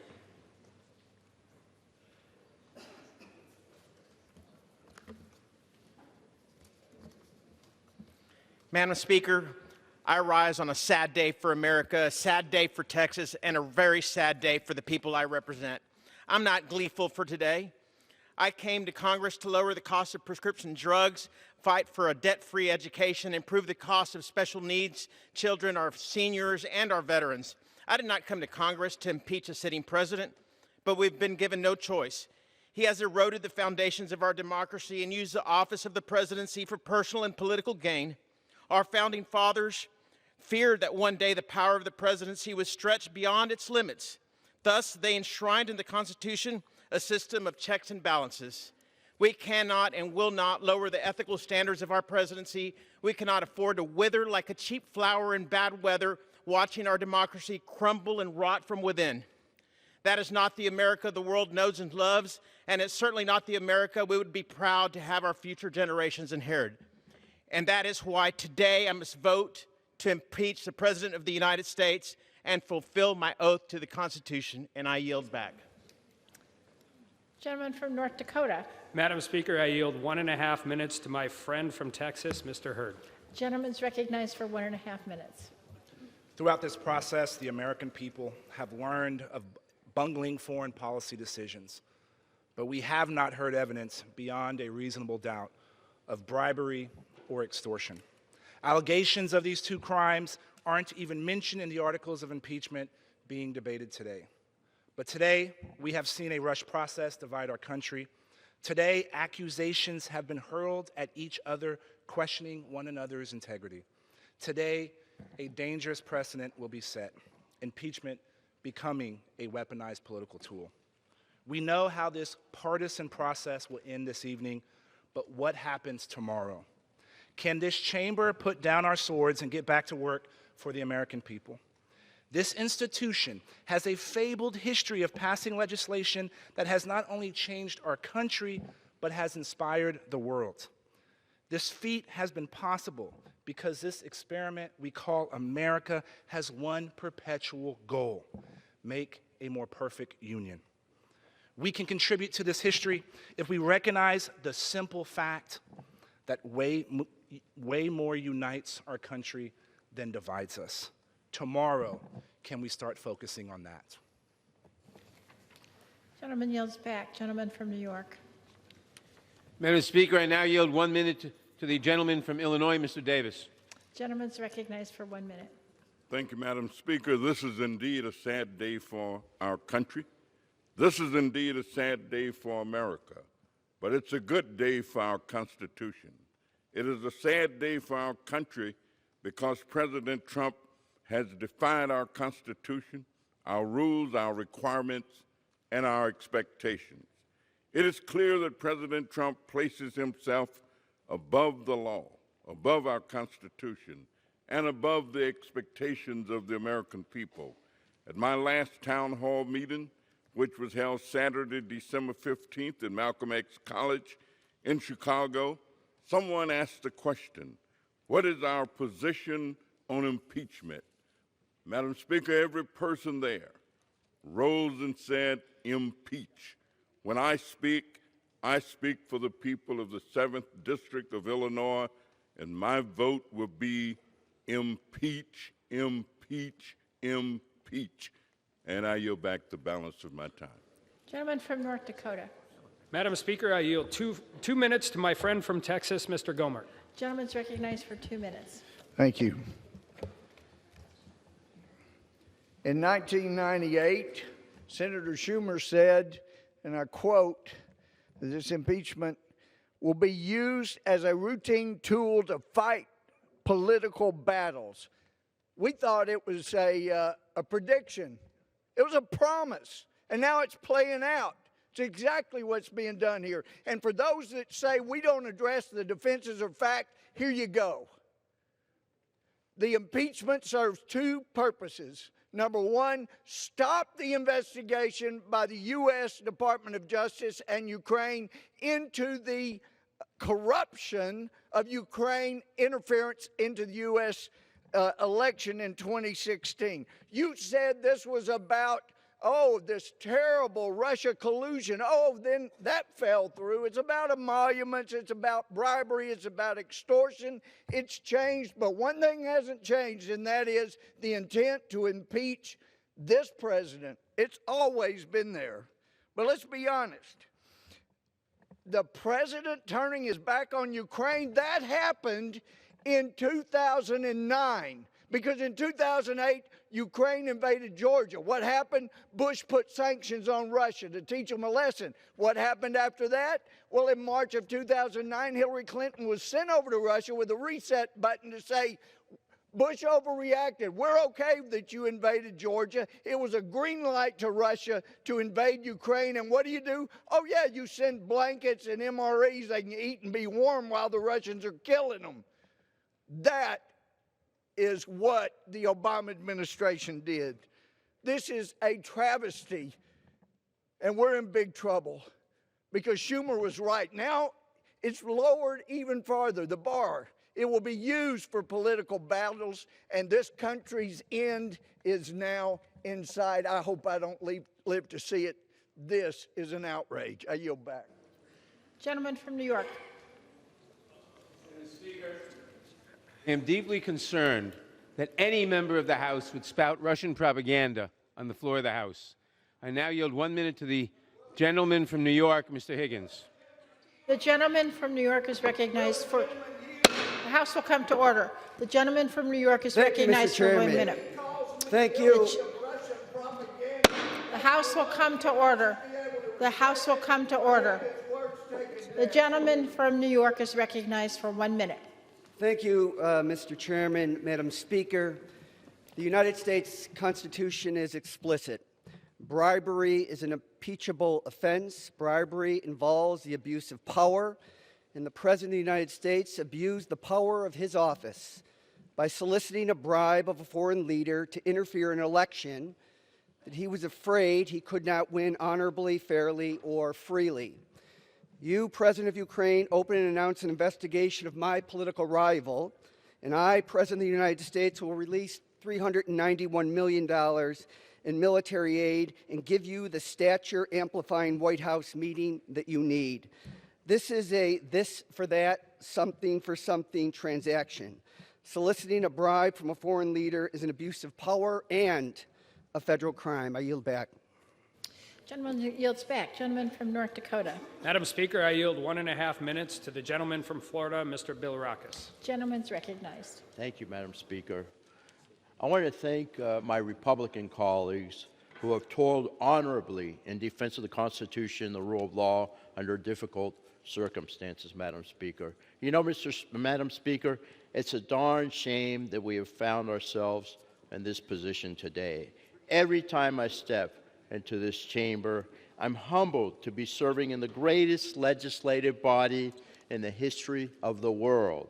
However, it's deeply disappointing that the hyper-partisanship that has gripped this country has made its way into this chamber. I pride myself on being a consensus builder who works across the aisle to get things done for the American people. But when it comes to the matter of impeachment, I have no doubt that the entire process has been politically motivated. There's absolutely no evidence that President Trump committed an impeachable offense, which is why I will vote no. This whole process has been a ploy to circumvent the will of the people by removing a duly elected President of the United States.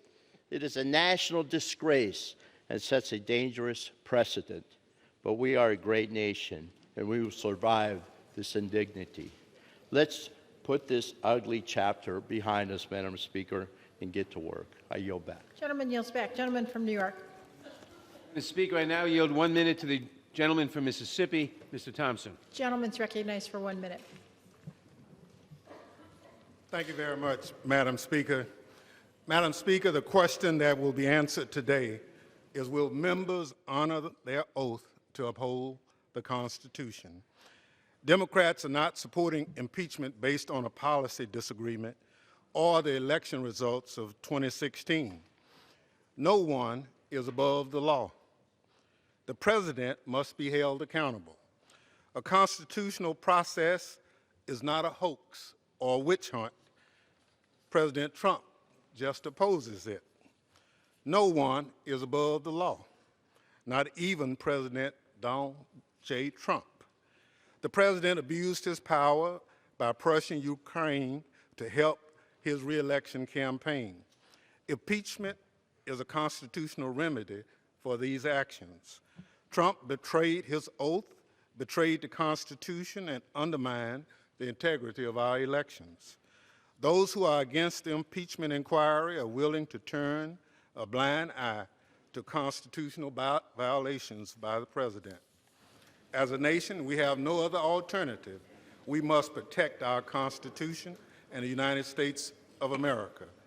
In his own words, no intelligent person believes what he is saying. The gentleman's time's expired. Gentleman from North Dakota. Madam Speaker, I yield 1.5 minutes to the gentleman from Indiana, Mr. Baird. Gentleman's recognized for 1.5 minutes.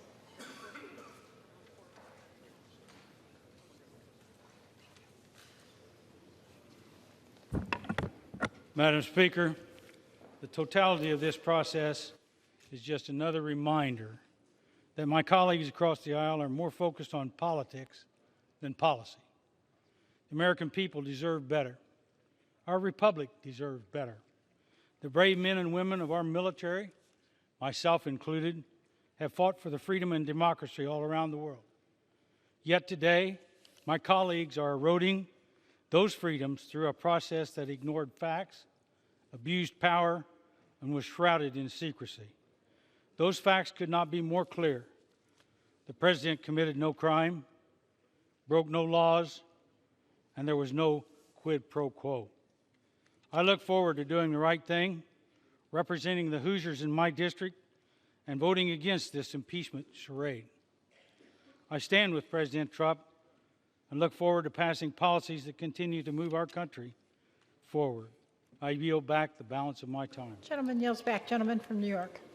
Madam Speaker, I now yield 1 minute to the gentleman from Oregon, Mr. Blumenauer. Gentleman's recognized for 1 minute.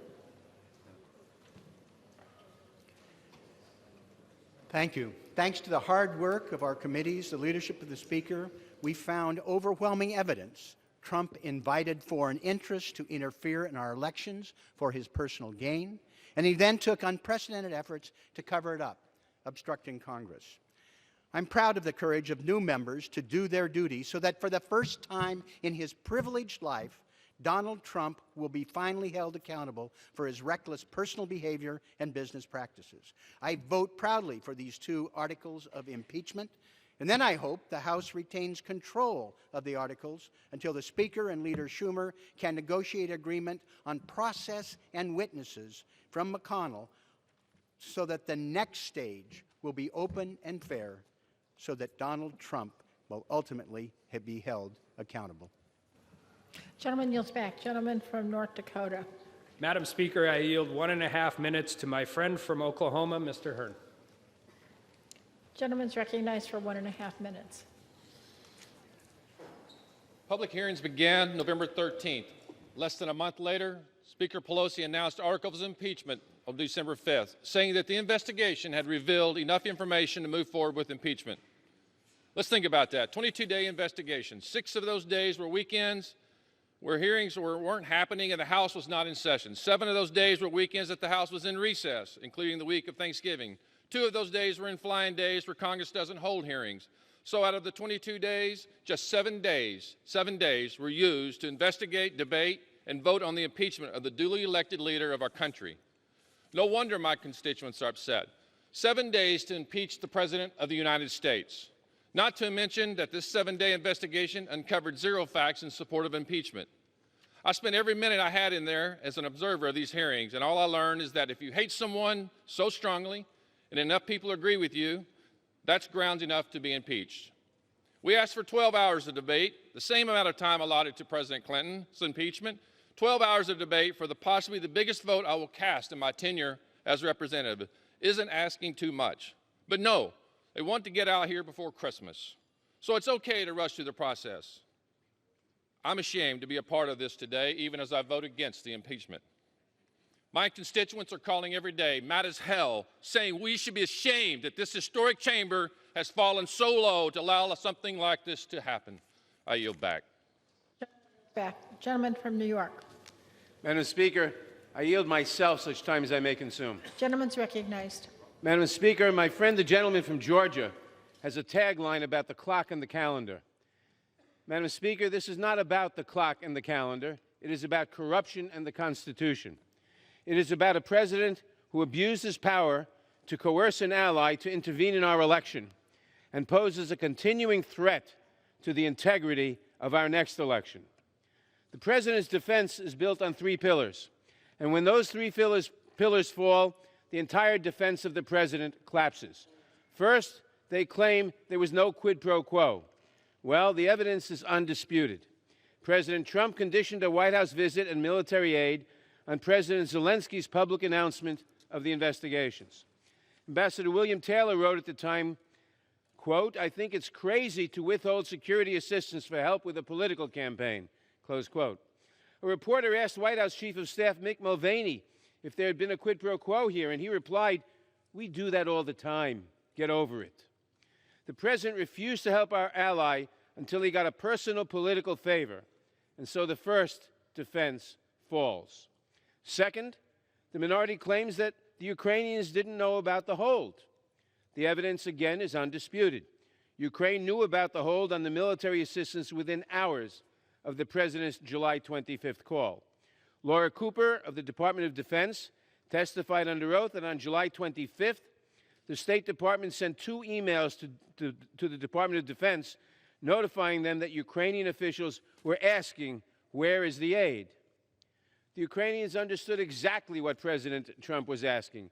He wanted a personal political favor before the aid was released. And so the second defense falls. Third and finally, my Republican friends say the aid was released. But the aid was released only after the president got caught. This House launched its investigation on September 9th. The hold on the aid was lifted on September 11th. This is not evidence of innocence. It is evidence of culpability. The evidence is overwhelming. And when he got caught, he did everything in his power to prevent the American people from learning the truth about his actions by defying the congressional investigation, by ordering that all requests and demands for information be denied.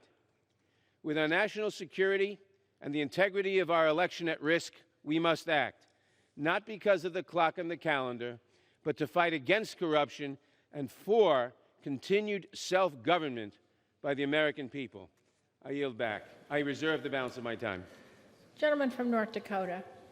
Yeah, Madam Speaker, I would just point out that to believe everything that was just said, you have to also believe that President Zelensky is a pathological liar. And with that, I yield 1.5 minutes to my friend from South Carolina, Mr. Duncan. Gentleman's recognized for 1.5 minutes. Thank you, Madam Speaker. You know, we're not debating impeachment of an American president today. Your minds are already made up. The Democrat majority has had a verdict, impeachment, looking for a crime since the inauguration. The Washington Post ran the headline, "The campaign to impeach President Trump has begun," just 19 minutes after President Trump took the oath of office. 19 minutes. Freshman Congresswoman from Michigan told a group of supporters, "We're going to impeach the mother blank," shortly after she was sworn in. Even Speaker Pelosi admitted last week that the impeachment effort has been going on for 2.5 years, long before any phone call between two world leaders. In fact, 71% of the Democrats on the Judiciary Committee supported impeachment before the phone call. The impeachment sham is based on hearsay, conjecture, and opinion. And you know what? You can't even get a speeding ticket in this country based on hearsay. But yet we're going to impeach an American president based on just that. Where are the crimes of treason, high crimes, or misdemeanors committed here? Those are things that constitute impeachable offenses, not hatred or policy disagreements. If memory serves me right, Congress told the administration to withhold aid to Ukraine until they got their act together, addressed corruption, straightened out. That was in multiple NDAAs voted on by both parties in this chamber. So in the simplest terms, we're impeaching the president for doing something we told him to do? Give me a break. We have wasted precious time we are given to serve the American people. While you held secret hearings and depositions behind closed doors in Chairman Schiff's Chamber of Secrets. But the American people have a great sense of fairness, I promise you. They see President Trump has not been treated fairly in this process. Impeachment based on hearsay and opinion, not facts.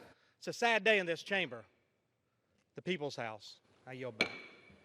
Members are again reminded to address their remarks to the chair. Gentleman from New York. Madam Speaker, I would now inform you that the gentleman from California, Mr. Schiff, the chair of the Intelligence Committee, will now serve as my designee and will control the remainder of the time on the majority side. Does the gentleman yield to the gentleman from California? He's my designee. Okay. Does the gentleman from California yield to himself? Yes, Madam Speaker, I yield to myself as much time as I may consume. Gentleman's recognized. I thank my colleague, Chairman Nadler. I thank him for the extraordinary job that he has done as Chairman of the Judiciary Committee and throughout these difficult proceedings. Madam Speaker, my colleagues, my fellow Americans, I rise to support the impeachment of President Donald J. Trump. When a man, unprincipled in private life, desperate in his fortune, bold in his temper, possessed of considerable talents, having the advantage of military habits, despotic in his ordinary demeanor, known to have scoffed in private at the principles of liberty, when such a man is seen to mount the hobby horse of popularity, to join in the cry of danger to liberty, to take every opportunity of embarrassing the government, the general government, and bringing it under suspicion, to flatter and fall in with all the nonsense of the zealots of the day, it may justly be suspected that his object is to throw things into confusion, that he may ride the storm and direct the whirlwind. These are the words of Alexander Hamilton, written in 1792. Could we find a more perfect description of the present danger emanating from 1600 Pennsylvania Avenue? The framers crafted a constitution that contemplated free and fair elections for the highest office in the land, but also afforded the Congress with the power to remove a president who abused the powers of his office for personal gain, who compromised the public trust by betraying our nation's security, or who sought to undermine our democratic system by seeking foreign intervention in the conduct of our elections. I would say that the founders could have little imagined that a single president might have done all of these things, except that the evidence has sadly proved this is exactly what this president has done. Hamilton, among others, seems to have predicted the rise of Donald Trump with a staggering prescience. Having won freedom from a king, the drafters of our Constitution designed a government in which ambition was made to check ambition, in which no branch of government would predominate over another, and no man would be allowed to be above the law, including the president, especially the president, since with whom would the danger be greater than with the officer charged with being our commander-in-chief? Over the course of the last 3 months, we have found incontrovertible evidence that President Trump abused his power by pressuring the newly elected president of Ukraine to announce an investigation into President Trump's political rival, Joe Biden, with the hopes of defeating Mr. Biden in the 2020 presidential election and enhancing his own prospects for re-election. He didn't even need the investigation to be undertaken, just simply announced to the public. The smear of his opponent, would be enough.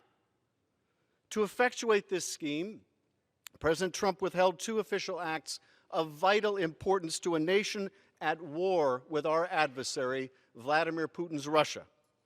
The president withheld a White House meeting that Ukraine desperately sought to bolster its standing on the world stage.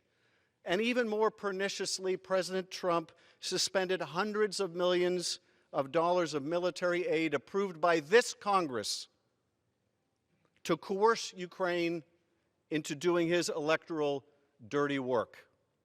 The President of the United States was willing to sacrifice our national security by withholding support for a critical strategic partner at war in order to improve his re-election prospects. But for the courage of someone willing to blow the whistle, he would have gotten away with it. Instead, he got caught. He tried to cheat, and he got caught. Now, this wasn't the first time. As a candidate in 2016, Donald Trump invited Russian interference in his presidential campaign, saying at a campaign rally, "Russia, if you're listening, I hope you're able to find the 30,000 emails that are missing." A clear invitation to hack Hillary Clinton's emails. Just 5 hours later, Russian government hackers tried to do exactly that. What followed was an immense Russian hacking and dumping operation and a social media disinformation campaign designed to help elect Donald Trump. Not only did candidate Trump welcome that effort, but he made full use of it, building it into his campaign plan, his messaging strategy, and then he sought to cover it up.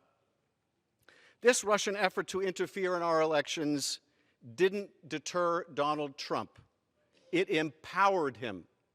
The day after Special Counsel Bob Mueller testified before Congress about Russia's sweeping and systemic effort to influence the outcome of our last election, the day after President Trump believed that the investigation into his first electoral misconduct had come to an end, the president was back on the phone urging yet another country, this time Ukraine, to help him cheat in another election.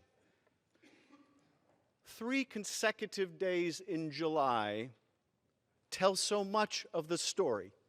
3 consecutive days in July of 2019. July 24th, the day that Special Counsel Mueller testified before Congress, and President Trump thought he was finally in the clear. July 25th, the day that President Trump got on the phone with the Ukrainian president, and in the context of a discussion about military support for that embattled nation that the president had recently frozen, said, "I would like you to do us a favor, though," and asked Ukraine to do 2 investigations to help his re-election efforts in 2020. That was July 25th. And then we come to July 26th, the day Gordon Sondland called President Trump on his cell phone from a restaurant in Ukraine. Gordon Sondland, not some anonymous never-Trumper, but $1 million donor to the president's inauguration and his hand-picked ambassador to the European Union. What does President Trump ask Sondland the day after this call? What does President Trump ask? What does the president want to know?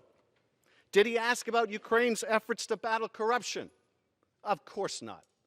Did he ask how the war with Russia was going? Not a chance. On the phone, his voice loud enough for others to hear, President Trump asked Sondland, so he's going to do the investigation? And the answer was clear. Sondland assured Trump that the Ukrainian president was going to do it, and that he would do anything you asked him to. If that wasn't telling enough, my colleagues, in a conversation that followed, an American diplomat dining with Sondland asked if it was true that President Trump didn't give a blank about Ukraine. Sondland agreed, saying the president cared only about big stuff. The diplomat noted that there was big stuff in Ukraine, like a war with Russia. And Sondland replied that the president cared only about big stuff that benefits him personally, like the Biden investigation that Mr. Giuliani was pushing. In that short conversation, we learned everything we need to know about the 45th President of the United States. He doesn't care about Ukraine or the impact on our national security caused by withholding military aid to that country fighting for its democratic life. All that matters to this president is what affects him personally, an investigation into his political rival and a chance to cheat in the next election. As Professor Gerhardt testified before the Judiciary Committee 2 weeks ago, if what we're talking about is not impeachable, then nothing is impeachable.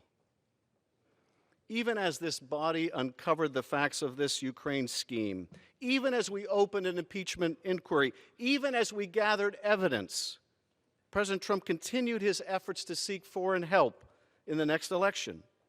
Well, I would think, he said from the White House lawn on October 3rd, that if they're being honest about it, they'd start a major investigation into the Bidens. It's a very simple answer, he said. And he made it clear it's an open invitation to other nations as well, saying China should start an investigation into the Bidens too. President Trump sent his chief of staff to the White House podium, and he told the world that, of course, they had linked aid to investigations, and that we should just get over it. And even as these articles have made their way to this House floor, the president's personal attorney has continued pursuing these sham investigations on behalf of his client, the president. The president and his men plot on. The danger persists. The risk is real. Our democracy is at peril. But we are not without a remedy prescribed by the founders for just these circumstances: impeachment. The only question is, will we use it? Or have we fallen prey to another evil that the founders forewarned? The excess of factionalism, the elevation of party over country. Many of my colleagues appeared to have made their choice to protect the president, to enable him to be above the law, to empower this president to cheat again, as long as it is in the service of their party and their power. They've made their choice, despite this president and the White House stonewalling every subpoena, every request for witnesses and testimony from this co-equal branch of government. They have made their choice, knowing that to allow this president to obstruct Congress will empower him and any other president that follows to be as corrupt, as negligent, or as abusive of the power of the presidency as they choose. They have made their choice, and I believe they will rue the day that they did. When Donald J. Trump was sworn in on January 20th, 2017, he repeated these words: "I do solemnly swear that I will faithfully execute the office of the President of the United States and will, to the best of my ability, preserve, protect, and defend the Constitution of the United States. Has he lived up to that sacred obligation? Has he honored his oath of office? Has he preserved, protected, and defended the Constitution of the United States? The uncontested evidence provides the simple yet tragic answer: he has not. In America, no one is above the law. Donald J. Trump sacrificed our national security in an effort to cheat in the next election. And for that, and his continued efforts to seek foreign interference in our elections, he must be impeached. I reserve the balance of my time. Gentleman from North Dakota. Madam Chair, it's nice to see you here, Chairman Schiff. It would have been nice to have either you or the whistleblower present in either the judiciary or the oversight hearings. And I think we're continuing to neglect the four key facts of this. The transcript is out. Everybody can read it. The American people can read it. There's no conditionality or aid discussed on that call. Yes, ma'am. Go ahead. The two principals on that call, President Trump and President Zelensky, have said there is no pressure. President Zelensky has basically screamed from the rooftops on numerous occasions that there was no pressure, no bribery, no quid pro quo. The Ukrainian government got the money and didn't know the aid was being paused, and no investigation was announced, and a meeting with the president took place, and the aid was released. And with that, I would yield. To address the remarks to the chair. And with that, I would yield a minute of my time for my friend from Missouri, Mr. Smith. Gentleman's recognized for a minute and a half. Thank you, Madam Speaker. Madam Speaker, I come from a state that raises corn and cotton, cockleburrs, and Democrats. Your frothy eloquence neither convinces nor satisfies me. I'm from the show me state. You have to show me. The only thing that you all have shown so far is that you're about to impeach a duly elected president who has done nothing wrong. Democrats are not impeaching the president because they are scared of our republic or that he has committed a crime. They are impeaching him because they fear the president's policies and how well they are working for the American people. Most of all, they fear the election because they know they can't beat them. In fact, one of my Democrat colleagues is quoted stating, "I'm concerned if we don't impeach him, he will get reelected." This kind of rhetoric is disgusting. Impeachment is not a political weapon, and any member who votes for impeachment should be ashamed today. You cannot undo the results of the 2016 election simply because your flawed candidate did not win. And thank God she didn't. Over the last 3 years, unemployment has dropped to the lowest point in generations. We are seeing better trade agreements with our trading partners, and record numbers of taxes and regulations that stifle economic growth have been rolled back, all thanks to President Trump's leadership and commitment. But we shouldn't be surprised. Democrats have introduced articles of impeachment. Can I have 30 seconds? We'll yield him 15 seconds. Gentleman's recognized. This is very important. We shouldn't be surprised. Democrats have introduced articles of impeachment in 5 out of our last 6 Republican presidents. They are the party of impeachment. The Democrats are the party of impeachment. Gentleman yields back, and once again, members are admonished to address their remarks to the chair. Gentleman from California. Thank you, Madam Speaker. It is my pleasure to yield 2 minutes to the gentleman from California, Mr. Swalwell. Mr. Swalwell is recognized for 2 minutes.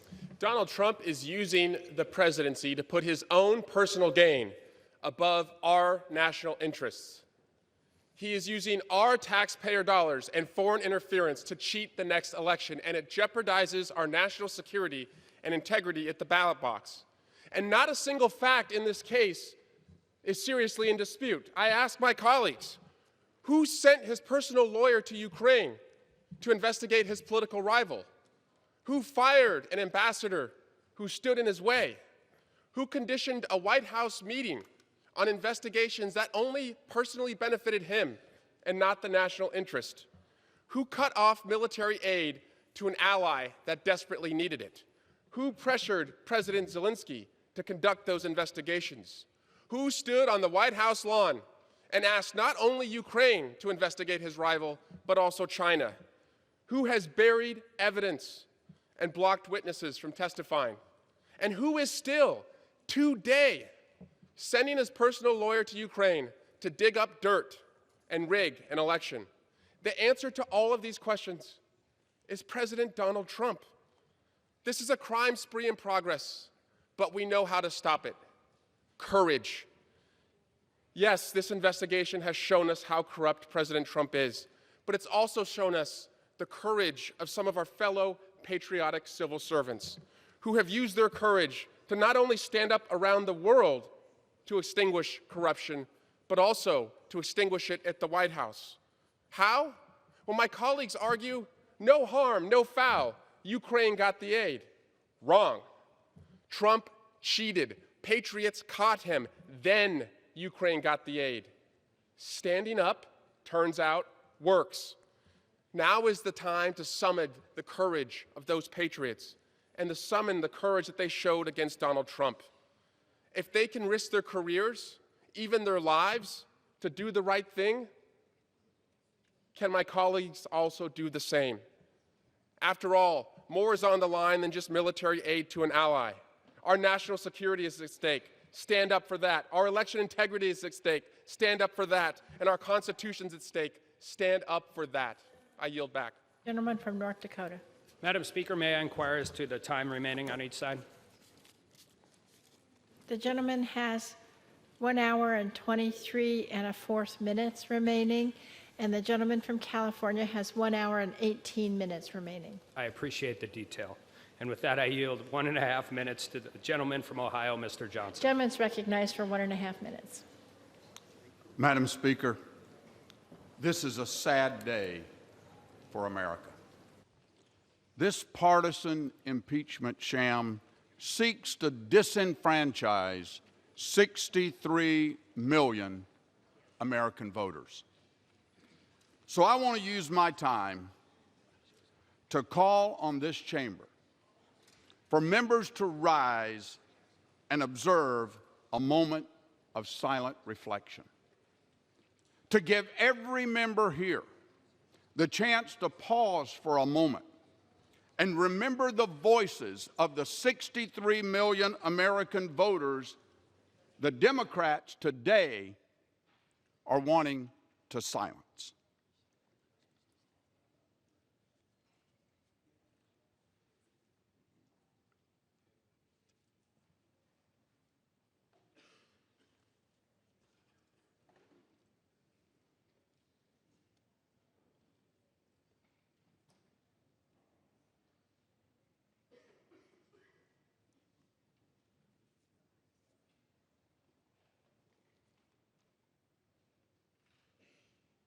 Madam Speaker, disenfranchising 63 million voters gives me 63 million reasons to vote no, and I urge my colleagues to do the same. Gentleman yields back. Gentleman from California. Madam Speaker, it's my pleasure to yield 2 minutes to Ms. Sewell, the gentlewoman from Alabama. Gentlelady is recognized for 2 minutes. Madam Speaker, it is with a heavy heart and a profound sense of the gravity of this moment that I rise today in support of the impeachment of President Donald J. Trump. To be clear, I did not run for Congress to impeach a president. I came to work every day on behalf of the hardworking people of Alabama's 7th Congressional District. But the facts are uncontested. The truth is clear, and I have been left no other choice. As a member of the Intelligence Committee, I sat in shock, in awe, as witness after witness came forward, their stories painting a clear picture of the president's abuse of power. They testified that the president had direct orders to withhold vital military aid for Ukraine and a White House visit in exchange for investigation into the Bidens. To date, all the military aid has not been released, and there still has been no White House meeting. The bottom line is clear. President Trump endangered our national security and the very essence of our democracy for his own personal political gain. Then President Trump sought to cover it up by subverting the oversight authority of Congress. If presidential abuse of power is left unchecked, we all become accomplices when he does it again. This cannot become the new normal, not on our watch. While President Trump's indefensible actions set in motion this event, my vote for impeachment today is not about the president. It is about my oath to defend and protect the Constitution of this United States of America, and to make sure that I uphold and honor the sacred trust that my constituents gave me. President Trump has betrayed his oath of office. Let us not betray ours. I yield back the balance of my time. Gentleman from North Dakota. North Dakota. I'm from. You're back? I'm back. From I'm Georgia. Back. Thank you, Madam Speaker. I'm back. Also noticed some changes around here since we left, and I noticed I have a new manager on the other side who, as I came back in from getting a quick bite, noticed gave an eloquent defense of his side of this story that we're telling. I just wish we could have had that same eloquent defense before the Judiciary Committee, where he could have been asked questions instead of just giving one side. With that, I yield a minute and a half to the gentleman from Pennsylvania, Mr. Keller. Gentleman's recognized for a minute and a half. Thank you. Madam Speaker, today will forever be remembered as a stain on our republic. These impeachment proceedings are not based upon facts, evidence, reason, or any inappropriate or impeachable actions by our president. Instead, the actions being taken by those favoring impeachment are a product of their disdain for President Trump, his America First agenda, and particularly a disdain by the other party for the 63 million Americans that elected him as president. Again, these articles of impeachment are not based on any facts, but rather on hearsay, presumptions, innuendo, and feelings. Feelings by Democrats and career bureaucrats who have wanted President Trump removed from office since the day he was elected. In defense of the Constitution, I urge all members to oppose both articles of impeachment. It is unclear who will judge those voting for impeachment today more harshly, history or voters. So, I want Democrats voting for impeachment today to know that I'll be praying for them. From the Gospel of Luke, the 23rd chapter, verse 34, and Jesus said, "Father, forgive them, for they know not what they do." Thank you, and I yield back. Gentleman yields back. Gentleman from California. Madam Speaker, my colleagues have referred to patriotic Americans who testified before the Intelligence Committee as career bureaucrats. I want to remind people just who those career bureaucrats are. They're people like Ambassador Bill Taylor, who has served this country for decades, graduated top in his class at West Point, served during Vietnam in combat, earned a Bronze Star. There are people like Colonel Vindman, served in Iraq, earned a Purple Heart. There are people like Ambassador Marie Yovanovitch, served in dangerous places all over the world, one of the most respected of all of our Foreign Service officers. These are the people that my colleagues would pejoratively label as career bureaucrats. And why? Because they have the courage to do their lawful duty, to answer a subpoena, to come and testify. And for this, they're called career bureaucrats. Well, we should have more career bureaucrats of that caliber.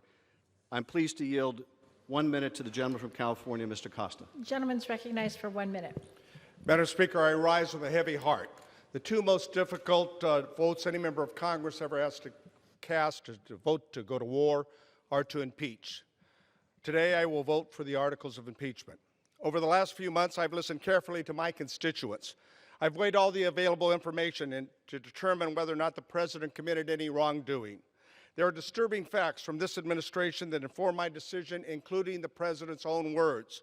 His handpicked ambassador to the European Union testified there was a quid pro quo to withhold aid to Ukraine for an investigation of former Vice President Biden, and that everyone was in the loop. His own national security advisor, John Bolton, said he wanted nothing to do with this drug deal, as he called it, And then the president openly acknowledged that China and Ukraine should investigate Mr. Biden. There's much more evidence pointing to the president violating his own oath of office. I have not made this decision lightly, but I must uphold my own oath of office because I believe the president has failed to uphold his oath of office. The weight of history and my belief in the Constitution of the United States and our own national security interests have led me to this vote, and I yield back the balance of my time. Gentleman from Georgia. Thank you, Madam Speaker. It is interesting to say, and I appreciate anybody who would come and give testimony, but it is interesting to see that the same chairman who just spoke eloquently about those who testified would have to actually dismiss completely almost anything by Mr. Volker or Mr. Morrison. But again, I will say, at least they had the ability and the willingness to come and testify, unlike the chairman who wrote a report, sent it to Judiciary, and didn't. With that, I yield a minute and a half to the gentlewoman from Texas, Ms. Granger. Gentlelady is recognized for a minute and a half. Madam Speaker, I rise today in strong opposition to the politically driven articles of impeachment that have been brought before the House of Representatives today. For the past 3 years, Democrats have been unable to accept the voters' choice to elect President Trump. They've used any and all undemocratic and unfair means necessary to try and remove him from office. My vote today is not only against illegitimate impeachment of our president, which began not with facts, but with a foregone conclusion. It is against House Democrats making a mockery of due process and the rule of law. This will not go anywhere in the Senate, so all Democrats have accomplished is postponing the important work of the American people sent their elected officials to Washington to do. This endless crusade of Democrats to remove the duly elected President of the United States has put partisan politics above the issues that Americans face today. It's time Democrats stop playing partisan games that hurt hardworking taxpayers. It's time for the American people to be Congress' priority again. I urge my colleagues to join me in voting no, and I yield back the balance of my time. Gentleman from California.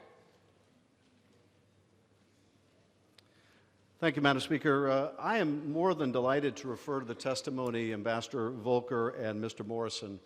Ambassador Volker, who acknowledged that in retrospect he should have recognized that when they were calling for investigations of Burisma, it really meant the Bidens, and that to ask a foreign leader to investigate a political rival was wrong. Happy to refer to his testimony, as well as Mr. Morrison, who went to the National Security Council lawyer immediately after he listened to that telephone call, and who also testified that he was informed by Ambassador Sondland that the president wanted Zelensky in a public box, that he wanted him to be forced to go to the mic and announce these sham investigations. Happy to refer to their testimony as well, and now happy to recognize the gentlewoman from California for 2 minutes, Representative Speer. Gentlelady is recognized for 2 minutes. Thank you, Madam Speaker. My father fled Nazi Germany for America because he saw what happened when a despot became untethered. He fled because he believed in democracy, in the rule of law, and the right to vote. Before he died, he asked to be buried in a simple pine box with an American flag to symbolize his love of this country. Today, we are called upon to do our duty out of love of country. The president stands accused. We must judge him as we judge any of our fellow citizens on the facts and on the law. The facts show that the president's North Star is Russia, not the Constitution. There is no question that President Trump delayed military aid to Ukraine, our ally, as they were under attack by Russia, our adversary. There is no question the president withheld a meeting with President Zelensky at the White House, giving Russia the upper hand in peace negotiations with Ukraine. There's no question that President Trump promoted the Russian hoax that Ukraine attacked our election in 2016, a canard that has been proven to be a lie, a Russian lie. The only question is his motive. The fact is, his conduct and crimes are reprehensible and unquestionably impeachable. When I vote today, my father's legacy is deep, very deep within me. My father loved America, and I love America, and that is why I will vote to impeach the President of the United States. I yield back. Gentleman from Georgia. Thank you, Madam Speaker. I see how this is playing out. Instead of coming to testify for 7 or 8 hours and answering all questions, we're going to do it in pot shots as we go and take this. But again, let's talk about Mr. Volker again. He never testified that anyone wanted to investigate Vice President Biden. What he did testify to, which was left out, was that they wanted if the Ukrainians doing bad things placed Hunter Biden on the board of Burisma to avoid anything, that needed to be investigated and found out. Let's at least tell the story. Again, had plenty of time to do this in an actual hearing, not here. This is what they want. This is what they've been wanting. The majority has played this the whole time. So we'll play this out as long as they want to. It would have been better, though, if they actually had a case to have made it in the proper setting instead of not coming and not testifying. With that, I yield 1.5 minutes to the gentleman from Texas, Mr. Weber. Gentleman's recognized for 1.5 minutes. Thank you, Madam Speaker. You know, it's very interesting to hear the socialistic left Democrats that have a newfound appreciation for the Constitution and our founders' principles. Would that those same socialists, Madam Speaker, would afford unborn babies the right to life, liberty, and the pursuit of happiness as well. Madam Speaker, history tells us the first 3 impeachments in this country, crimes were involved. Johnson violated a law that Congress had just passed over his veto. Nixon was involved in a cover-up from Watergate. Clinton lied to a federal grand jury and instructed Monica Lewinsky to falsify an affidavit. Crimes. All instances of crimes. Now comes the socialistic-leaning D's, in my opinion, Madam Speaker, ostensibly reading the president's minds, knowing what his intent was, and dictating to us and the witnesses that were in the hearings what his mindset was, and that, quite frankly, they didn't believe that he had the right to be in charge of foreign policy. We heard ambassadors, and yes, we heard career bureaucrats, career diplomats, whatever you want to call them. They get to ride the bus. They don't get to drive the bus. The president is in charge of foreign policy.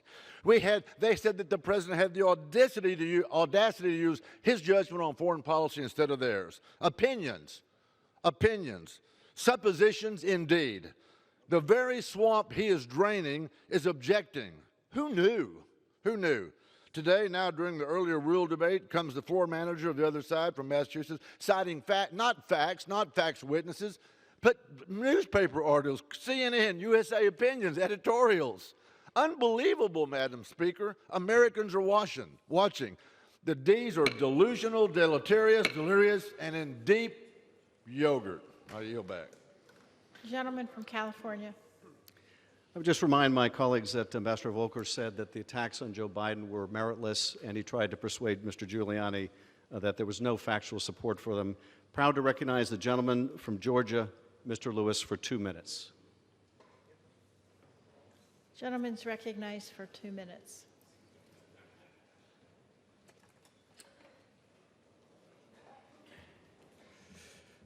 Madam Speaker, I want to thank the gentleman for yielding. Madam Speaker, I rise with a heavy heart to support this resolution. When we came to Washington in 1961 to go on the Freedom Rise, we chose that day. When we came here on August 28, 1963, for the March on Washington, it was joyful. We met with a young president, President John Fitzgerald Kennedy. When we came here on August 6, 1965, for the signing of the Voting Rights Act, we were excited, hopeful. We met with President Lyndon Johnson, but today, this day, we didn't ask for this. This is a sad day. It is not a day of joy. Our nation is founded on the principle that we do not have kings, we have presidents. And the Constitution is our compasses. When you see something that is not right, not just, not fair, you have a moral obligation to say something, to do something. Our children and their children will ask us, what did you do? What did you say?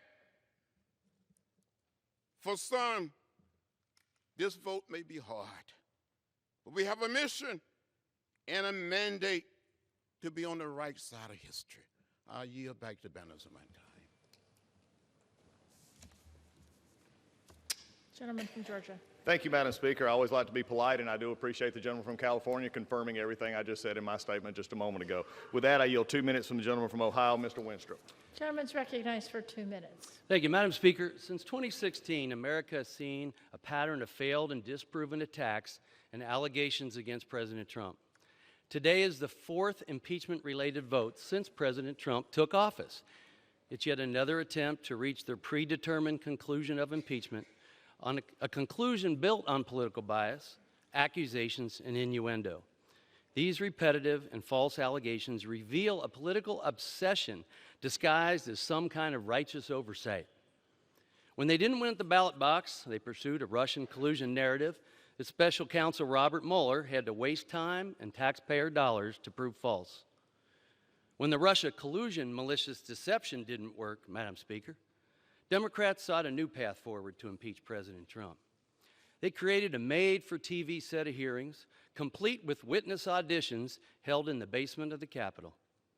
Despite all their efforts, the charges the House considers today lack evidence to support them. There wasn't one witness that said a crime or impeachable offense was committed. Madam Speaker, I remind my colleagues, no crime, no impeachable offense. That's a pretty good defense, if you ask me. I will work diligently to further reveal the truths and further reveal the abuses of power, Madam Speaker, that Democrats paid for and enacted during the last 3 years. Abuses of power from the other side of the aisle within this body and within our FBI. Americans deserve the truth. All in all, history will remember today as the political impeachment that set the precedent for presidents to be impeached every time there's a divided government. I oppose the articles before us today, and I yield back to the other side and their superior imaginations. Gentleman from California. I'm proud to recognize the gentleman from Illinois, Mr. Quigley, for 2 minutes. Gentleman's recognized for 2 minutes. Thank you, Madam Speaker. Indeed, we are here today because the President of the United States abused his power and betrayed his oath of office. He laid siege to the foundation of our democracy, the electoral process. These actions have posed a direct threat to the freedom and fairness of the upcoming 2020 election. The very day after Robert Mueller testified that Russia had systematically and relentlessly attacked the 2016 election, the President picked up the phone and made his now infamous July 25th call to Ukrainian President Zelensky, asking the President Zelensky on that call to, quote, do us a favor, though, and announce investigations into his political rival, Joe Biden. We have since learned from numerous National Security Council and State Department officials the President did not even expect Ukraine to open these investigations. Rather, he just wanted them announced so he could smear his rival. Rather than trusting the voters to decide who should hold the White House, he again sought the aid of a foreign country to tip the scales in favor again. After Russia's unprecedented interference, a dark cloud hung over the 2016 election, and instead of leading the American people out from under the cloud, the President, instead, emboldened by perceived lack of consequence, attempted to pressure Zelensky to interfere in the 2020 election. After a courageous whistleblower came forward and warned Congress and the public about the President's scheme, the President stood on the White House lawn in front of TV cameras broadcasting around the world and called for China to interfere too. Some of my colleagues have asked, why not wait? Why are we proceeding? That's very simple. Because nothing could be more urgent. We are on the precipice of the 2020 election, and Congress has ultimate responsibility to protect the sacred equalizer, our right to vote. To defend the integrity of our elections and to fulfill our duty to the Constitution, I will be voting in favor of impeachment today, and I yield back. Gentleman from Georgia. Thank you, Madam Speaker. At this point, I yield 1 minute to the gentleman from Colorado, Mr. Lamborn. Gentleman's recognized for 1 minute.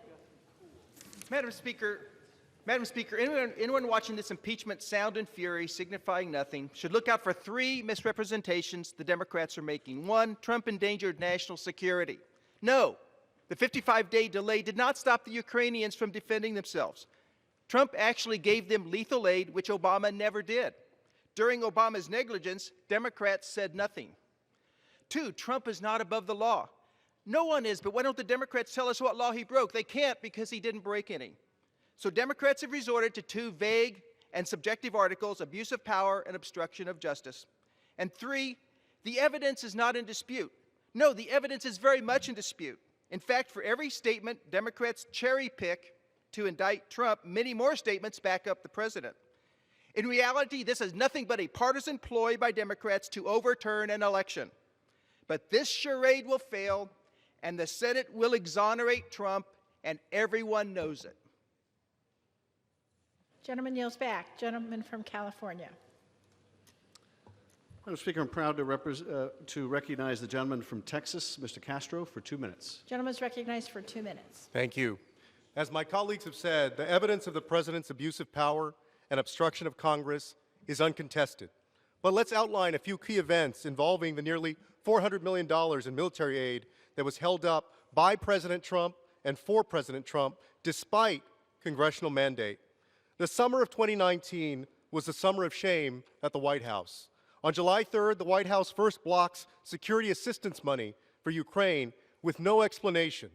On July 10th, Gordon Sondland states during a White House meeting with Ukrainian officials that they will get a White House meeting only after announcing an investigation into President Trump's political rival. On July 18th, a White House staffer announces the freeze on Ukrainian aid per direct presidential order.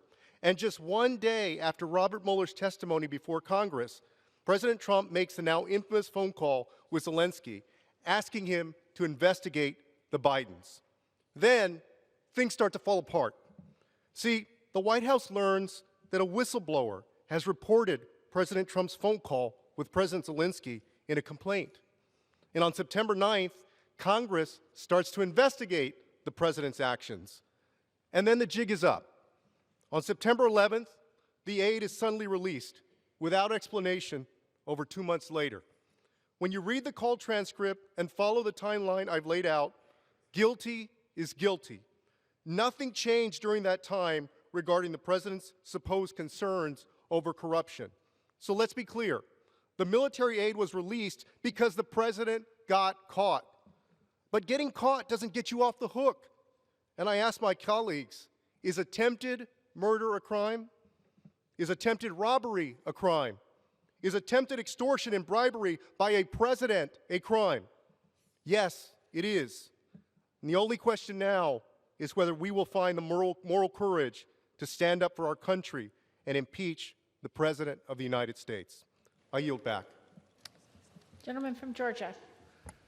Thank you, Madam Speaker. At this time, I yield a minute and a half to the gentleman from Alabama, Mr. Palmer. Gentleman's recognized for a minute and a half. Madam Speaker, I rise in opposition to the impeachment of President Trump. Today is a day that diminishes the reputation and stature of the United States House of Representatives, a day I never dreamed I'd see.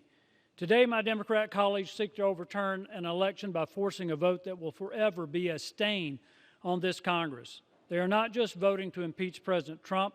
My colleagues are voting to impeach the judgment of every person who voted for him and the process by which we elect a president and by which we will govern our nation.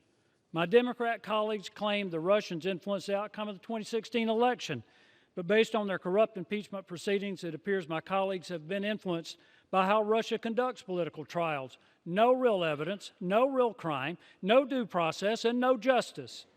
The Democrats have failed to show any legitimate justification for the impeachment of President Trump.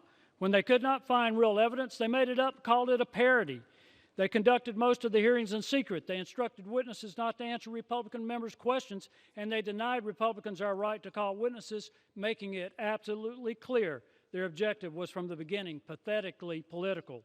We all understand that elections have consequences. To all my colleagues, Democrat and Republicans alike, this day will surely have consequences as well, as we descend into more disrespect, distrust, and even contempt that will eventually be destructive of this chamber, and I fear eventually our republic. I urge all members to vote no on impeachment. I yield back. Gentleman from California. I thank the Speaker. Very quickly, my colleagues have made repeated reference to some secret proceedings in some secret Star chamber. This is apparently what they call depositions. I remind my colleagues that when they were in the majority, they conducted depositions, but they were different in this respect. In the depositions we conducted in the Intelligence Committee, over 100 members were able to participate. That's how secret they were. We revealed all of the transcripts of those depositions. The repetition of this falsehood does not make it true. It only makes the falsehood that much more deliberate. With that, I am pleased to recognize the gentleman from Michigan, Mr. Amash, for 2 minutes. Gentleman's recognized for 2 minutes. Thank you, Madam Speaker. I rise today in support of these articles of impeachment. I come to this floor not as a Democrat, not as a Republican, but as an American who cares deeply about the Constitution, the rule of law, and the rights of the people. Under our system of government, impeachment is not about policy disagreements or ineffective governance, nor is it about criminality based on statutes that did not exist at the time our Constitution was written. Impeachment is about maintaining the integrity of the office of the presidency and ensuring that executive power is directed toward proper ends in accordance with the law. The Constitution grants the House the sole power of impeachment and the Senate the sole power to try all impeachments. We in the House are empowered to charge impeachable conduct. The Constitution describes such conduct as high crimes and misdemeanors, but because it pertains to high office and relates to the misuse of that office. We need not rely on any other branch or body to endorse our determinations. We have the sole power of impeachment. In Federalist Number 65, Alexander Hamilton wrote that high crimes and misdemeanors, quote, are those offenses which proceed from the misconduct of public men, or in other words, from the abuse or violation of some public trust. They are of a nature which may, with peculiar propriety, be denominated political, as they relate chiefly to injuries done immediately to the society itself, end quote. President Donald J. Trump has abused and violated the public trust by using his high office to solicit the aid of a foreign power, not for the benefit of the United States of America, but instead for his personal and political gain. His actions reflect precisely the type of conduct the framers of the Constitution intended to remedy through the power of impeachment, and it is our duty to impeach him. I yield back. Gentleman from Georgia. Thank you, Madam Speaker. Undoubtedly, the House Resolution 660 does not matter to the majority, and particularly the manager of this bill, because the Inspector General, I see, his transcript has not been released. There's not been documents transferred that were supposed to be transferred to the White House, and we're still not sure we got everything we're supposed to get in Judiciary Committee. I guess when you want to be transparent and open, you hold it in a skiff and do whatever you want. With that, I yield 2 minutes to the gentleman from Florida, Mr. Stubbe. Gentleman's recognized for 2 minutes. Thank you, Madam Speaker. This impeachment charade did not start with a whistleblower complaint. The campaign to impeach a duly elected president and overturn the will of 63 million Americans started 19 minutes after the president took the oath of office. 19 minutes after the inauguration, the Washington Post published a story headline, "The campaign to impeach President Trump has begun." The first day of this Congress, on day one, a Democratic member of my class called for the impeachment of the president long before the call to the Ukraine. Then it was the Russia collusion hoax, then obstruction of justice, then bribery, then quid pro quo, none of which are included in these articles before us today. The first article of impeachment, crafted as a fiction, is not an enumerated basis in the Constitution for impeachment. The Democratic majority would have you believe that abuse of power is a high crime or misdemeanor. It's not. It's an opinion. It's not even a crime that can be charged in a court of law. Unlike Presidents Nixon and Clinton, who were tried for actual crimes, this president is being impeached on vague phrases that appear nowhere in our Constitution. The second article, obstruction of Congress, again, doesn't exist in the Constitution as a basis for impeachment and is attempting to impeach a duly elected president for asserting constitutionally based privileges that have been asserted on a bipartisan basis by administrations of both political parties throughout our nation's history. This House is impeaching a president over a phone call to another world leader, a few lines in a phone transcript that have been completely and utterly misrepresented by the majority. The process that ensued was anything but open, transparent, bipartisan, or equitable, abandoning all past historical due process afforded the minority and the president. The Democrats ran a partisan investigation, refusing the rights of the minority, refusing the ability for the president's counsel to call witnesses, refusing to allow the president's counsel to cross-examine fact witnesses, and refusing a minority hearing day, just to name a few. The majority waves around a report drafted that the Democratic staff concocted as a matter of fact. When they needed backup for their approach, they paraded out liberal professors with animus against the president who gave them license to impeach the president for any reason they wish. House Democrats are making themselves kings in a manner far worse and more obvious than what they are accusing the president of doing. The only abuse of power here is the Democratic-led Congress. I yield back. Gentleman from California. Madam Speaker, I'm proud to yield 1 minute to Mr. Cisneros, the gentleman from California. Gentleman's recognized for 1 minute. Thank you, Madam Speaker. When I was 18 years old, I joined the United States Navy and took the oath to support and defend the Constitution for the first time. I took that oath again earlier this year as a member of Congress. And every day, I work hard to live by that oath and give the 39th District the representation it deserves. I have always maintained that impeachment is a serious undertaking and must be done with incredible care. When the unprecedented allegations against the President and his interactions with Ukraine were first reported, I felt it was Congress's duty to investigate and find out the truth. And now the facts are before Congress and the American people. The President betrayed his oath to support and defend the Constitution by attempting to undermine the integrity of our election for his own personal benefit. He asked a foreign government to investigate a political rival and endangered our national security by withholding military aid to an ally. For me, it's not about personal politics or party affiliation. It's about upholding my oath to put our country and our Constitution first and protect our national security. This is why I will vote to move forward with the impeachment of the President. I hope all my colleagues will join me in recognizing this grave threat and stand up to this administration in defense of our country and our Constitution. With that, I yield back the balance of my Gentleman time. from Georgia. Thank you, Madam Speaker. I yield 1.5 minutes to the gentleman from Tennessee, Mr. Kustoff. Gentleman's recognized for 1.5 minutes. Madam Speaker, going back almost 3 years to when the President was sworn into office, we've seen some members on the other side of the aisle pledging and promising to impeach President Trump. Prior to the start of this inquiry, Speaker Pelosi claimed that the impeachment must be compelling, overwhelming, and bipartisan. The impeachment inquiry was announced less than 3 months ago, and what we know is that the process has been fast, faulty, and flawed.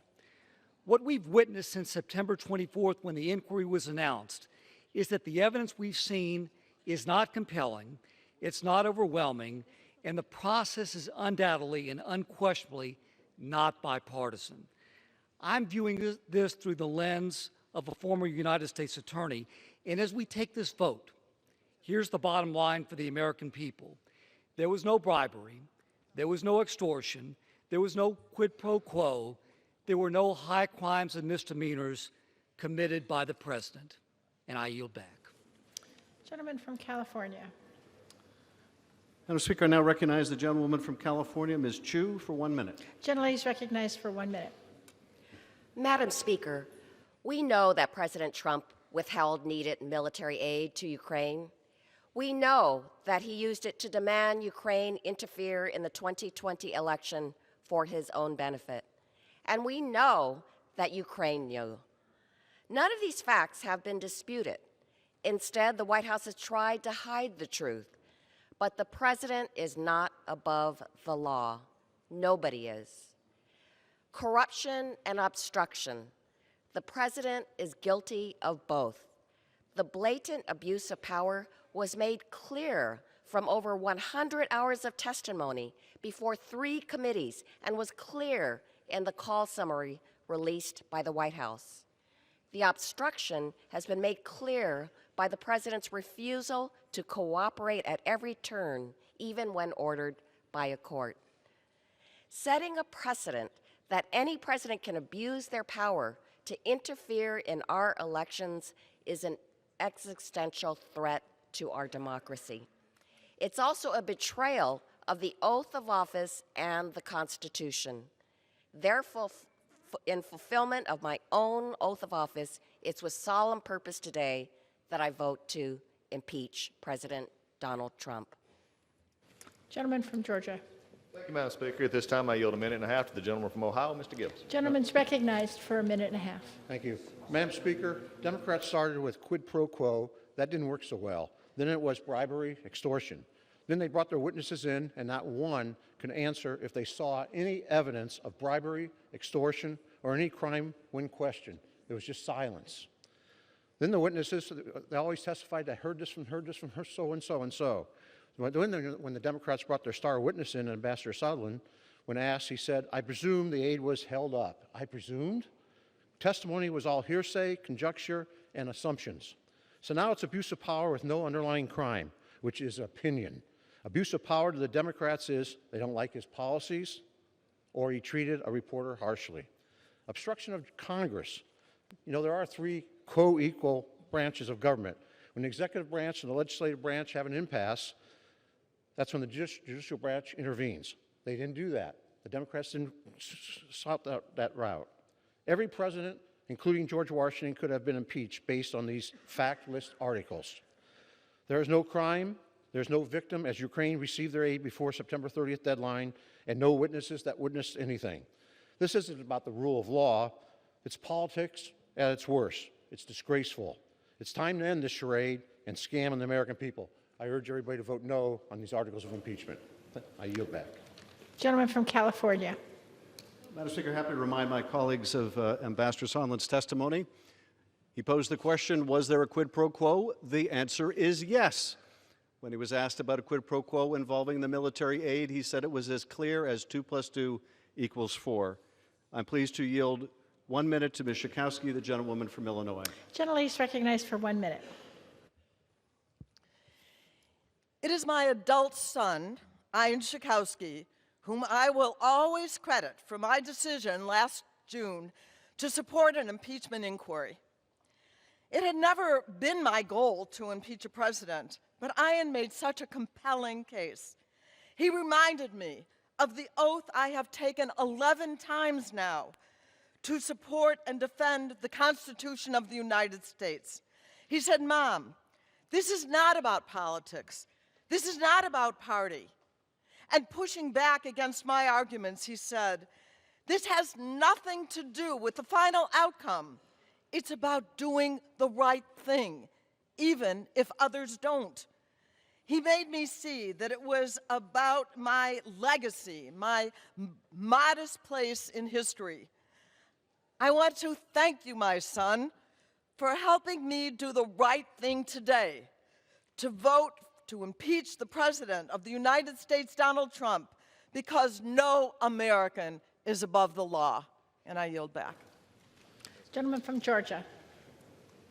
Thank you, Madam Speaker. I also would like to remind the gentleman from California, Mr. Sondland, also said he had no direct evidence. He presumed that that was going on. I guess we're back to presumption again. Without a minute and a half to the gentleman from Texas, Mr. Flores. Gentleman's recognized for 1.5 minutes. Madam Speaker, on March 11th of this year, the Speaker of the House said the following in an interview with the Washington Post, quote, "Impeachment is so divisive to the country that unless there's something so compelling and overwhelming and bipartisan, I don't think that we should go down that path because it divides the country," unquote. I think most Americans would agree with that statement because it sounds thoughtful and reasonable. So here we are today to vote on the articles of impeachment. How did the majority party do in meeting the objectives set forth by the Speaker? Here are the answers. First, the only compelling attribute about this sham is the lengths the majority has gone to appease the radical socialist wing of their party. Second, the only overwhelming feature about this sham is the abuse of power by the majority and the reckless disregard for fairness by the majority throughout this entire circus. And finally, the only bipartisan activity related to this sham will be the votes against these flimsy articles of impeachment. I ask my colleagues to join me in opposing these deplorable articles of impeachment and to demand that the House get back to working on the priorities that hardworking families care about the most. I yield back. Gentleman from California. Madam Speaker, proud to recognize Mr. Ruppersberger for 1 minute, the gentleman from Maryland. Gentleman's recognized for 1 minute. Yes, Madam Speaker, I spent 12 years on the House Intelligence Committee, including 4 as ranking member. My bipartisan cooperation with the Republican chairman was widely recognized. When it comes to national security, there's no room for bipartisan politics. All 17 witnesses, mostly Trump appointees, told the same story during the Intelligence Committee hearings, each testifying that our commander-in-chief jeopardized American national security for the sake of his reelection. The president held hostage military aid for the fight against a common enemy, Russia. He willfully obstructed Congress's constitutionally prescribed impeachment powers. Over the last 2 years, I resisted calls to begin impeachment proceedings. And I resent those who say this is about reversing the election. This isn't about whether or not you like Trump.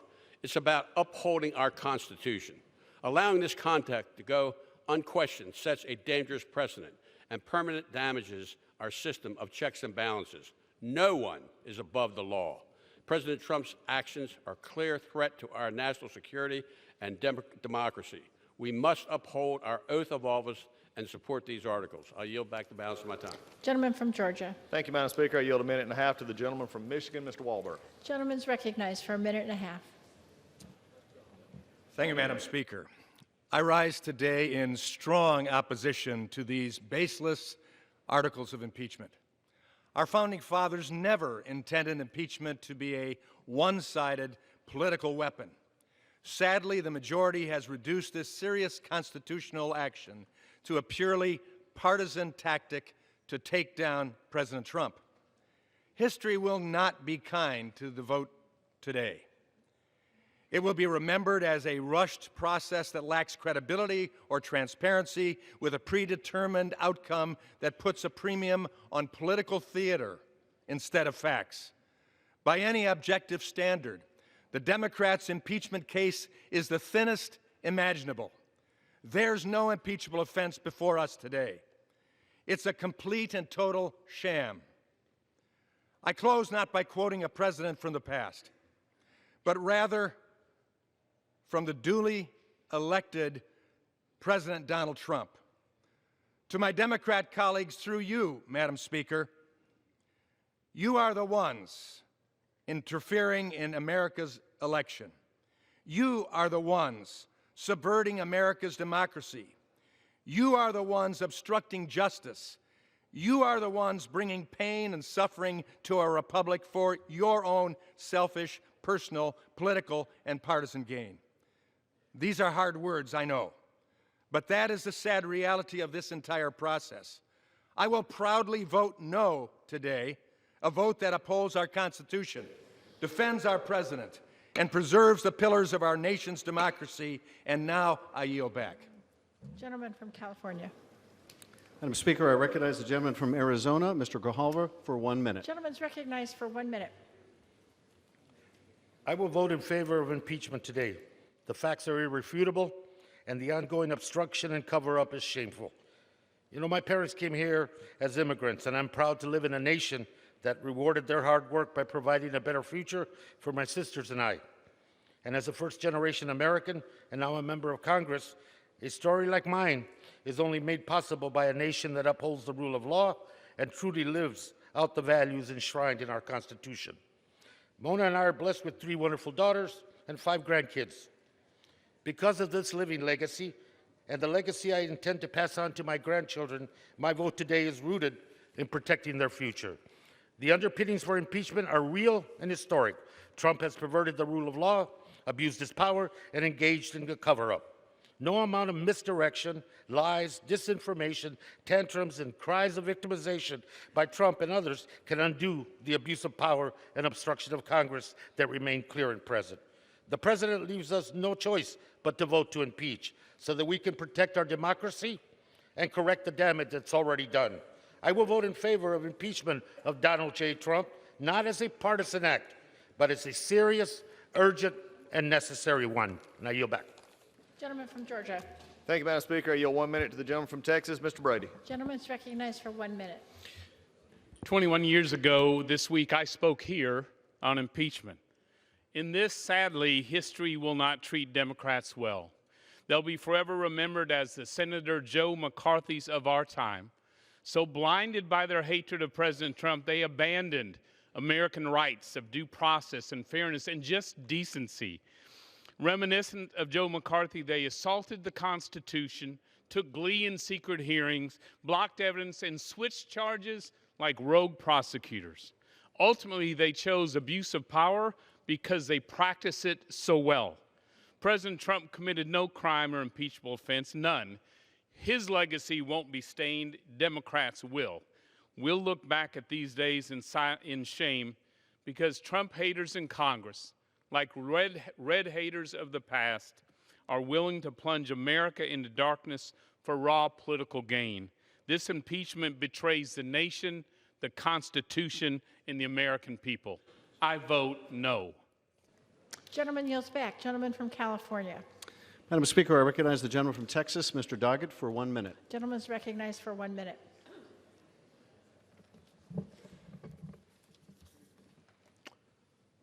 Tyranny rarely appears full-born. It arises, it encroaches as freedom ebbs. Our nation's great founders sought to protect us from tyranny with a carefully crafted system of checks and balances. But now along comes a president who actually says he's constitutionally empowered to do whatever he wants, that he can neither be prosecuted nor even investigated for any crime, and that he can totally ignore any impeachment proceeding of which he disapproves. These are the claims of a wannabe tyrant who has extolled the virtues of tyrants and autocrats from Manila to Moscow. To advance tyranny, he adopts an open border policy, inviting foreigners to come into our country and intrude in our elections. Foreign nations have their own agendas, especially adversaries like Russia and China. American citizens should be the only ones determining the fate of America. If the president continues demanding more foreign interference, we will never have truly free elections, and we will not be free. We act today recognizing the solemn responsibility to safeguard our security and Constitution. We pledge allegiance to the flag and the republic for which it stands, not to one man who would be king. Gentleman from Georgia. Thank you, Madam Speaker. Before I call my next speaker, could I get a time check from the Speaker? The gentleman from Georgia has 1 hour, three and a quarter minutes remaining. The gentleman from California has 57 and a quarter minutes remaining. That was 1 hour and 3 minutes, 3 and a quarter minutes. 3 and a quarter 1 minutes. hour and 3 and a quarter minutes. Thank you, Madam Speaker. I couldn't hear. I apologize. Thank you. For that, I'll now yield 1 minute to the gentleman from 1 minute and a half to the gentleman from Georgia, Mr. Allen. Gentleman's recognized for a minute and a half. Thank you to my friend from Georgia, and thank you for your great work in dealing with this very sad day in our country. Today, for the third time in our nation's history, a president will be impeached. This will be, however, the first time impeachment has been entirely partisan and without merit. This charade is not because President Trump is guilty of a high crime or misdemeanor, but because one political party doesn't like him or his policies of America first.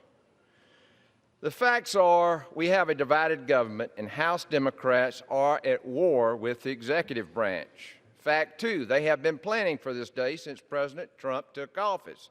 Fact three, they accused the president first and then have spent months looking for a crime.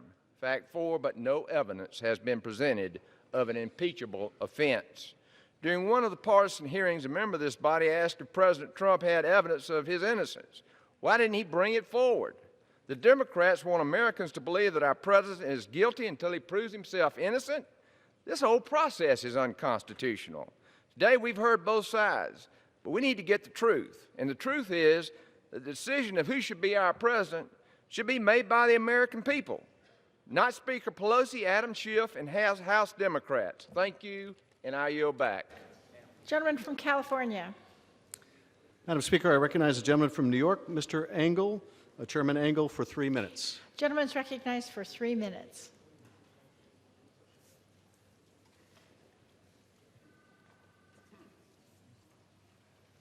I thank my friend, Mr. Speaker. As chairman of the Foreign Affairs Committee, I have to say that this is a sad day. No one is gleeful that the president's actions have brought us to this point, but when you boil it down, we're here today because the president abused the power of his office to help his chances at re-election. He used the enormous weight of the presidency and American foreign policy to push a foreign government to smear a political rival, and he got caught.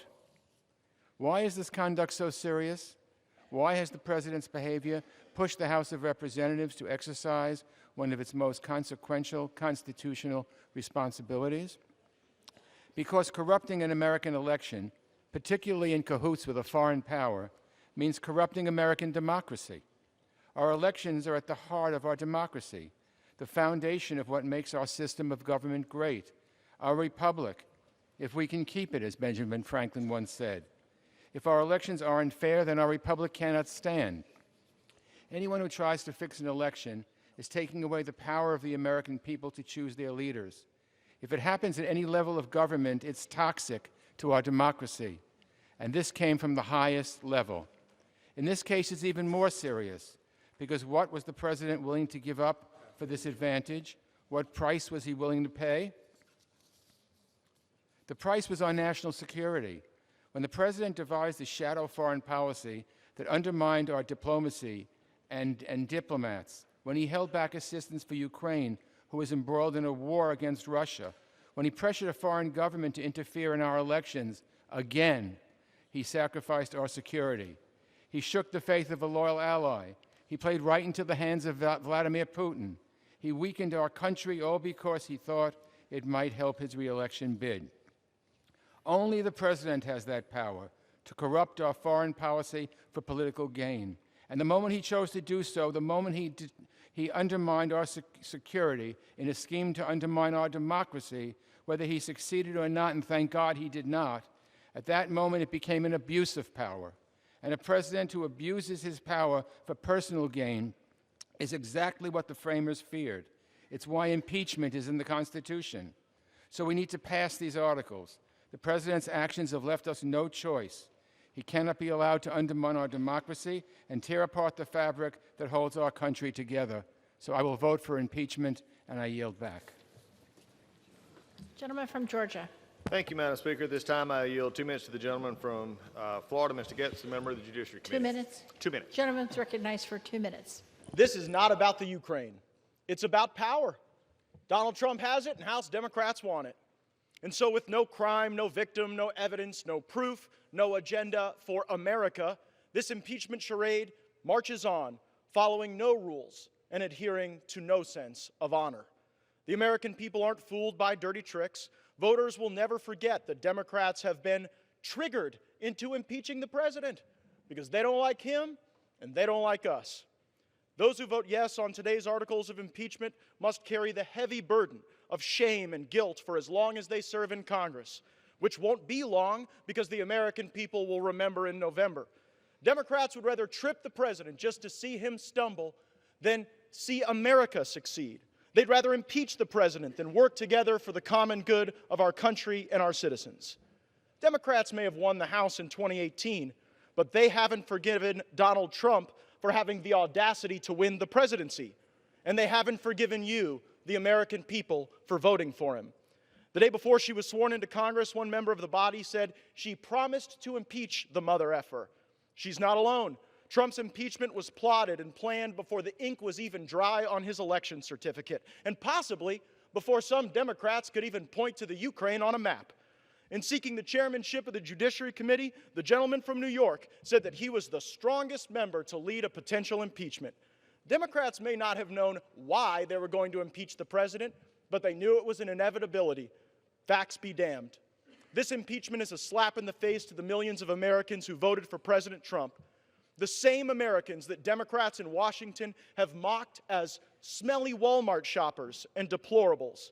This impeachment isn't legitimate. It's the radical left's insurance policy.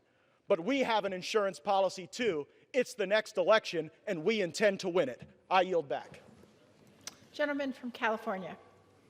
Madam Speaker, I recognize the gentleman from Vermont, Mr. Welch, for 2 minutes. Gentleman's recognized for 2 minutes. Madam Speaker, we, the people, have a common tie that binds us together now as it has since the founding of our country, and it's our shared respect for the Constitution of the United States.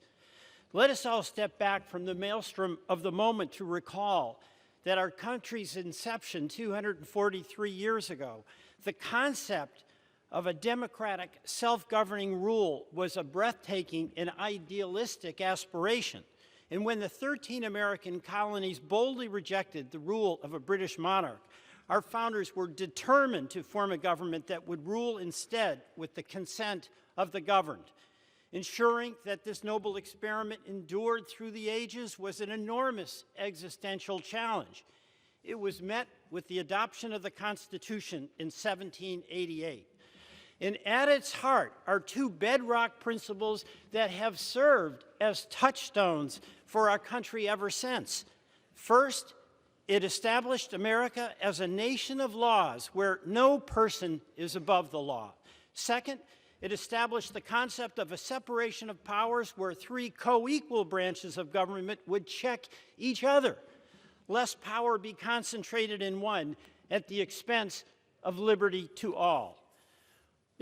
Madam Speaker, when President Trump abused the power of his office by soliciting foreign interference in the upcoming election for his personal benefit, he willfully infringed upon the right of citizens to decide who will lead our nation. And in doing so, he placed himself above the law and in violation of his oath. And when he denounced, denied, and defied the clear authority of Congress to investigate his conduct, he repudiated our constitutional system of checks and balances and further violated his oath to preserve, protect, and defend the Constitution. And it is for these reasons I will cast my vote in favor of impeaching President Donald John Trump. I yield back. Gentleman from Georgia. Thank you, Madam Speaker. I yield 2 minutes to the gentleman from Arizona, Mr. Biggs. The gentleman's recognized for 2 minutes. Thank you, Madam Chair. Some of my colleagues across the aisle have said, hey, where are the facts? As if we have the burden of proof. It's your burden of proof, Madam Chair. It's the Democrats' burden of proof. But the facts are unchanged. The Ukraine received the aid that they were promised and appropriated for. The aid was lawfully dispersed. In fact, it was dispersed within the time limits set by this Congress. If you wanted it sent to them before September 30th, 2019, should have put that in the legislation. You did not. The Ukrainians gave nothing in return. The Ukrainian president said he felt no pressure, no coercion, no duress, no conditionality. But what changed? On the day that the aid was released, 2 anti-corruption measures were signed into law by the Ukrainian president, President Zelensky. Democrats have manufactured this sham and then argue that refusing to cooperate is impeachable. The Supreme Court is currently considering the extent of executive privilege when fighting dubious subpoenas. But instead of taking their process to court or waiting for the court to rule on the pending case, the Democrats chose to press forward because simply they said, we don't want to wait. We don't have time, they say. But failing to do so is an abuse of power of this institution that will have grave consequences for our republic. Now, when the other side claims they proceed with soberness, I'm bemused by media reports that indicate they have been admonished not to do a jig today when they win the vote, which we know they will. I am struck that solemnity of process shouldn't need to have an admonition against levity. This process has been partisan, vindictive, dishonest.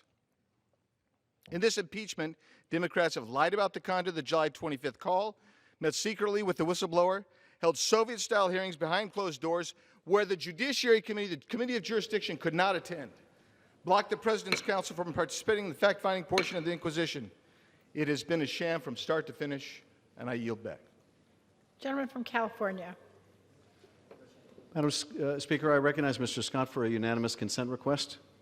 Gentleman's recognized. Madam Speaker, I ask unanimous consent to revise and extend remarks in favor of both articles of impeachment. Without objection. Madam Speaker, I recognize Mr. Carson, the congressman from Indiana, for 2 minutes. Gentleman's recognized for 2 minutes. Thank you, Chair, and thank you, Madam Speaker.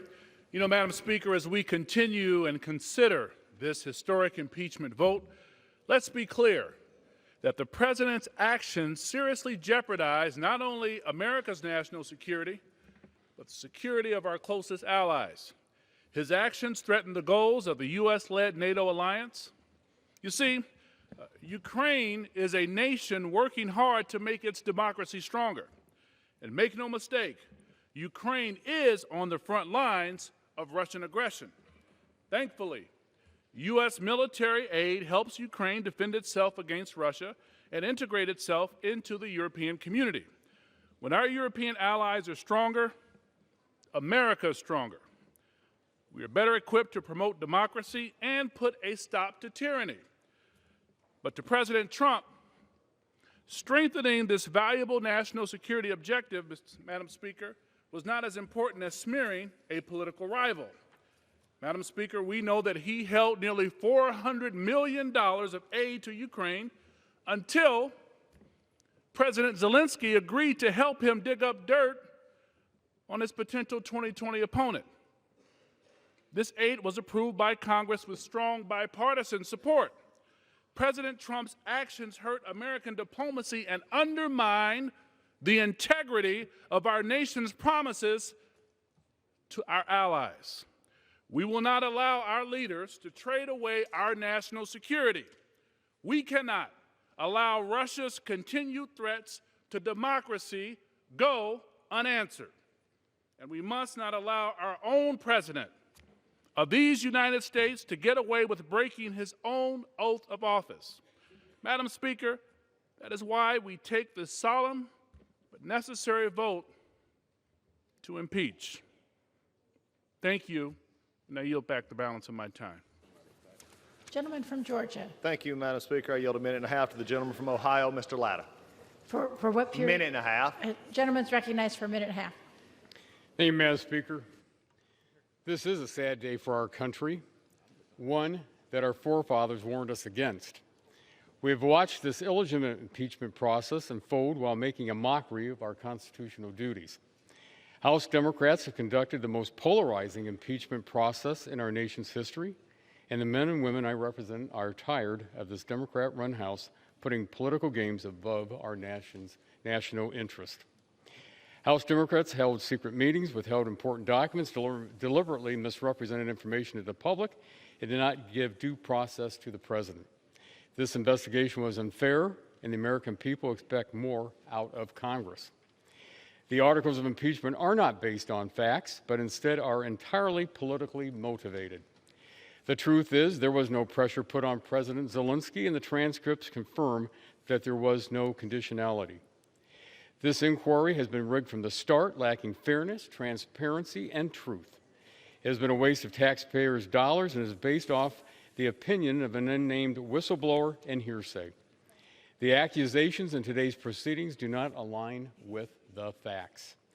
This impeachment process is out of step with existing precedent for presidential impeachment proceedings and is not a process I will support. I urge my colleagues to put country first and vote in opposition to the articles of impeachment. Thank you, Madam Speaker. I yield back. Gentleman yields. The gentleman from California is recognized. I thank the gentleman. It is now my pleasure to recognize the gentlelady from New York. Chairwoman Maloney is recognized for 3 minutes. Gentlewoman from New York is recognized. Mr. Speaker, I rise today in support of the impeachment of President Donald J. Trump.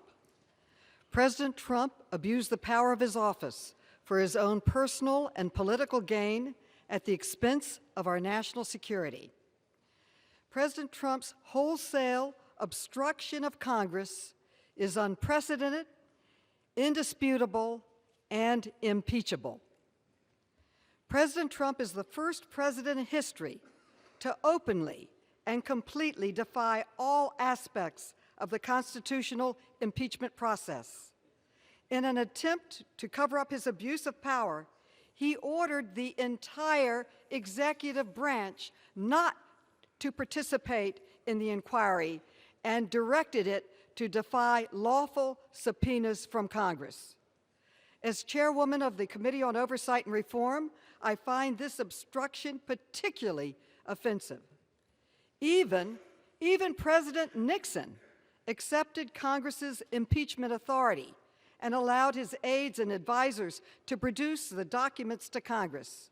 And President Nixon allowed current and former staff to testify in both the House impeachment and the Senate Watergate investigations, including his chief of staff and White House counsel.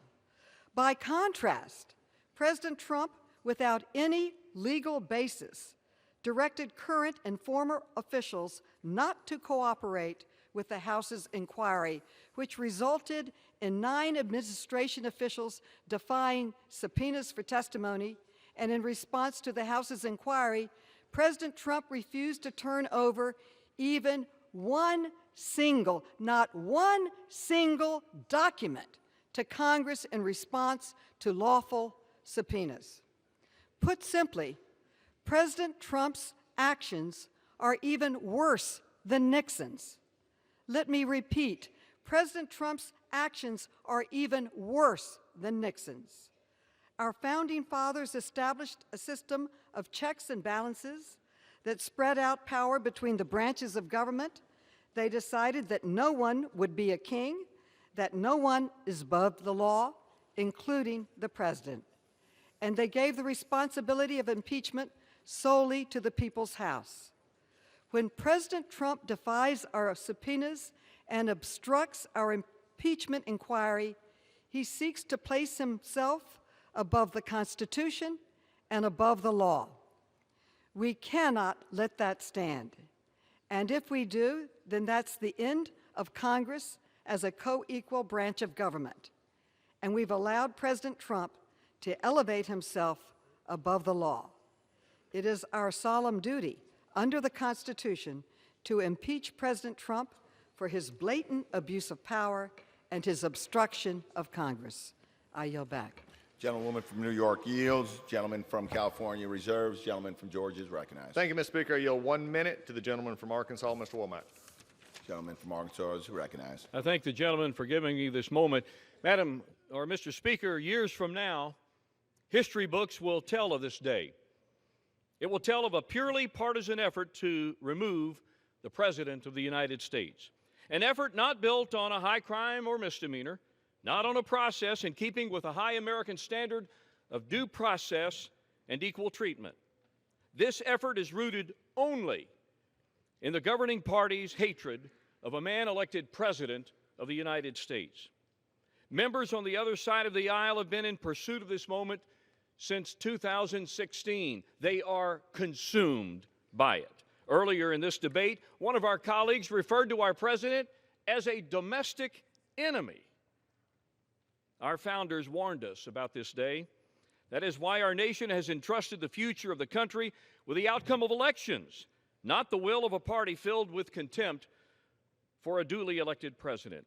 My hope is that when the historians write about this day, it is not written in the context of a nation that lost its way because its elected members chose hateful partisanship over the sacred oath that has protected this great republic since its founding. And I yield back. Gentleman from Arkansas yields. Gentleman from Georgia reserves. Gentleman from California is recognized. Speaker, I'm proud to recognize the gentleman from New Jersey, Mr. Malinowski, for 1 minute. Gentleman from New Jersey is recognized. Mr. Speaker, in America, when we call the fire department or enroll our children in school, we do not expect a government official to say to us, "I need you to do us a favor, though." Why would we tolerate a president using his awesome power to make foreign policy when the safety of our country is at stake, not for the people, but for himself? I will vote to impeach today because President Trump did just that when he shook down a foreign country to criminally investigate his political rival. If we fail to say that this was wrong, then any president will be free to ask a foreign power, be it Russia, China, or Iran, to help him hurt his political enemies at home. And every foreign tyrant and kleptocrat will know that America's foreign policy can be bought by doing our president a political favor. If you believe that our highest duty is to protect America, then search your conscience and ask, do you want our future presidents to behave as this one has done? Do not whisper in the shadows of the Capitol that you disapprove and then defend that conduct here today. Do your duty, keep your oath, defend your country, The gentleman's time has expired. Gentleman from California reserve. Gentleman from Georgia is recognized. Thank you, Mr. Speaker. At this time, I yield 1 minute to the gentleman from South Carolina, Mr. Wilson. Gentleman from South Carolina is recognized. Thank you, Mr. Speaker. Over a month ago, on November the 14th, I spoke on the impeachment hoax with points true then and still true today. After over a month of secret investigations into the administration, Democrats have now decided to open these controlled hearings to the public. This continues the deception by Democrats to mislead the American people. It's insulting. No Republican witnesses, no counsel by the President to participate, and full exoneration by courageous President Volodymyr Zelensky of Ukraine. It is sad that instead of focusing on funding our military through the National Defense Authorization Act, passed only last week, or passing the United States-Mexico-Canada Agreement to create jobs, the Democrats continue, having wasted $30 million of taxpayers' money on the Russian hoax, now proceeding with a Ukrainian hoax. This partisan witch hunt diverts attention from the president's successes. The unemployment rate remains at a record low. There is record job creation, and the stock market again today is thriving, showing that President Trump keeps his promises. In conclusion, God bless our troops, and we will never forget September 11th and the global war on terrorism. Gentleman from Georgia Reserve, gentleman from California is recognized. Mr. Speaker, I'm proud to recognize the gentleman from California, Mr. Gomez, for 1 minute. Gentleman from California is recognized. Mr. Speaker, we're here at this moment in our nation's history because the president abused the power of his office, bribed a foreign government to intrude into our democracy, and engaged in an unprecedented campaign of obstruction of Congress to cover it up. Our credibility in the global community has been compromised. Our character and motivations are questioned. We know where the president's true loyalties lie, not with our constituents, not with our allies, but with our adversaries and himself. Abraham Lincoln once said, "Nearly all men can stand adversity, but if you want to test a man's character, give him power." Donald Trump has failed this test, and now our test is whether we will be a check on that power. Therefore, we must hold anyone to account, regardless of party or politics, who sets fire to the very institutions that define our nation and our values. And with this in mind, I will vote yes to impeach Donald J. Trump. I yield back. Gentleman from California yields. Gentleman from California Reserve. Gentleman from Georgia is recognized. Thank you, Mr. Speaker. I yield a minute and a half to the gentlewoman from North Carolina, Ms. Fox. Gentlewoman from North Carolina is recognized. Thank you, Mr. Speaker. I rise in strong opposition to the process and to the resolution. When Congress sees fit to examine its solemn power of impeachment, it is imperative that it does so in genuine pursuit of justice, fairly, transparently, and objectively. Anything less is unacceptable. This partisan impeachment has fallen far short of that. Sadly, Alexander Hamilton's prediction in Federalist number 65 has come true, where he warned that in many cases it will connect itself with the pre-existing factions and will enlist all their animosities, partialities, influence, and interest on one side or on the other. And in such cases, there will always be the greatest danger that the decision will be regulated more by the comparative strength of parties than by the real demonstrations of innocence or guilt. After years of investigations, hearings, and millions of taxpayer dollars, Democrats found no proof that the president committed a crime. No proof, as the vague accusations in these articles clearly reflect. A basic prerequisite for impeaching for high crimes and misdemeanors is a charge that an actual crime was committed. These empty, baseless articles expose for the American people what this is: a desperate partisan attempt to avenge the loss of the Democrats' preferred candidate in 2016. We must respect American voters and reject these articles. Gentleman from Georgia Reserves. Gentleman from California is recognized. Thank you, Mr. Speaker. Just a quick fact check before I yield to the gentleman from Massachusetts. My colleagues on the other side of the aisle claim that no Republican witnesses were allowed to testify. That is, of course, not correct. In the Intelligence Committee, 3 of the Republican requested witnesses testified. That is, 1 out of every 4 of the witnesses were Republican requested witnesses. That they incriminated the president did not make them any less requested by the minority. I'm now proud to recognize the gentleman from Massachusetts, Mr. Keating, for 1 minute. Gentleman from Massachusetts is recognized. Today I reflect on the imperatives of 2 sons of Massachusetts, John Adams, who in one sentence captured the very foundation of our country, saying, "We are a government of laws, not men." Translation, no one is above the law. And John F. Kennedy, who in his iconic City Upon a Hill address cautioned that any one of us holding public office would be judged by the high court of history on whether we were truly men and women of courage, with the courage to stand up to one's enemies and the courage to stand up as well to one's associates, the courage to resist public pressure as well as private greed, and on whether we are truly men and women of integrity who never run out of the principles in which we believe, and whom neither financial gain nor political ambition could ever divert from the fulfillment of our sacred trust. President Donald Trump, indifferent and disdainful of this sacred trust, conspired to extract personal benefit from his office. He dishonored his oath. I refuse to abandon mine. I yield back. Gentleman from North Dakota. Thank you, Madam Speaker. I would just like to point out very quickly that the only Republican witnesses allowed in the intelligence hearings were on a Democrats' pre-approved list. And with that, I would yield 1.5 minutes to the gentleman from South Carolina, Mr. Rice. Gentleman's recognized for 1.5 minutes. Madam Speaker, I rise in opposition to this partisan sham of an impeachment resolution that is ripping our country apart.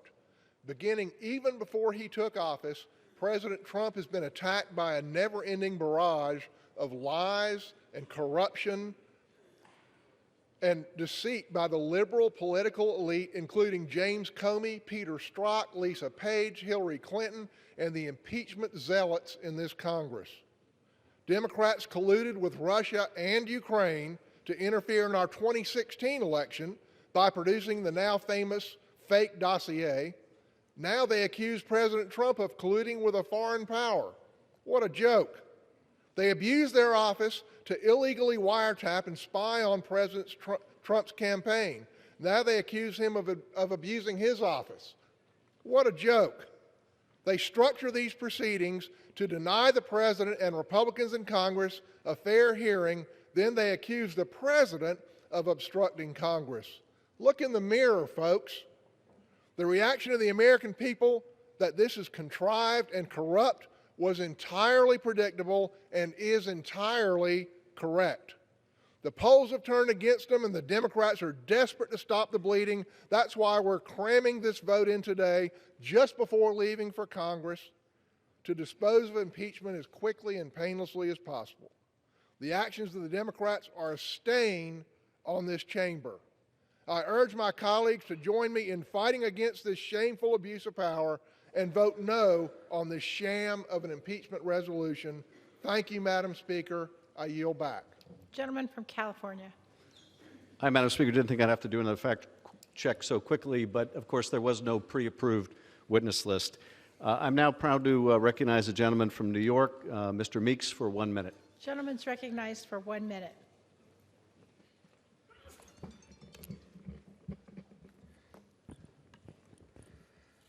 The decision to impeach a president of the United States is of enormous magnitude and utmost significance. There are few issues that so deeply reflect upon the Constitution and the American system of governance. As a senior member of the United States House Foreign Affairs Committee, I've spent years trying to promote American values of democracy and the rule of law in other parts of the world, including Eastern Europe.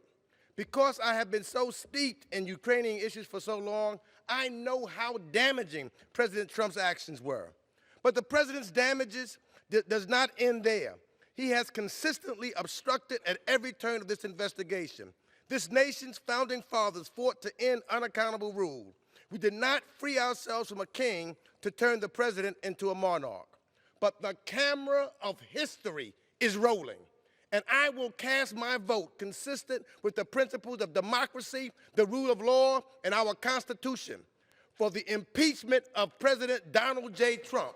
I do so because I could not look my granddaughter or any member of future generations in the eye, having condoned actions that undermine our democratic system. And I urge all of my colleagues to do the same. May God bless the United States Gentleman of America. from Georgia.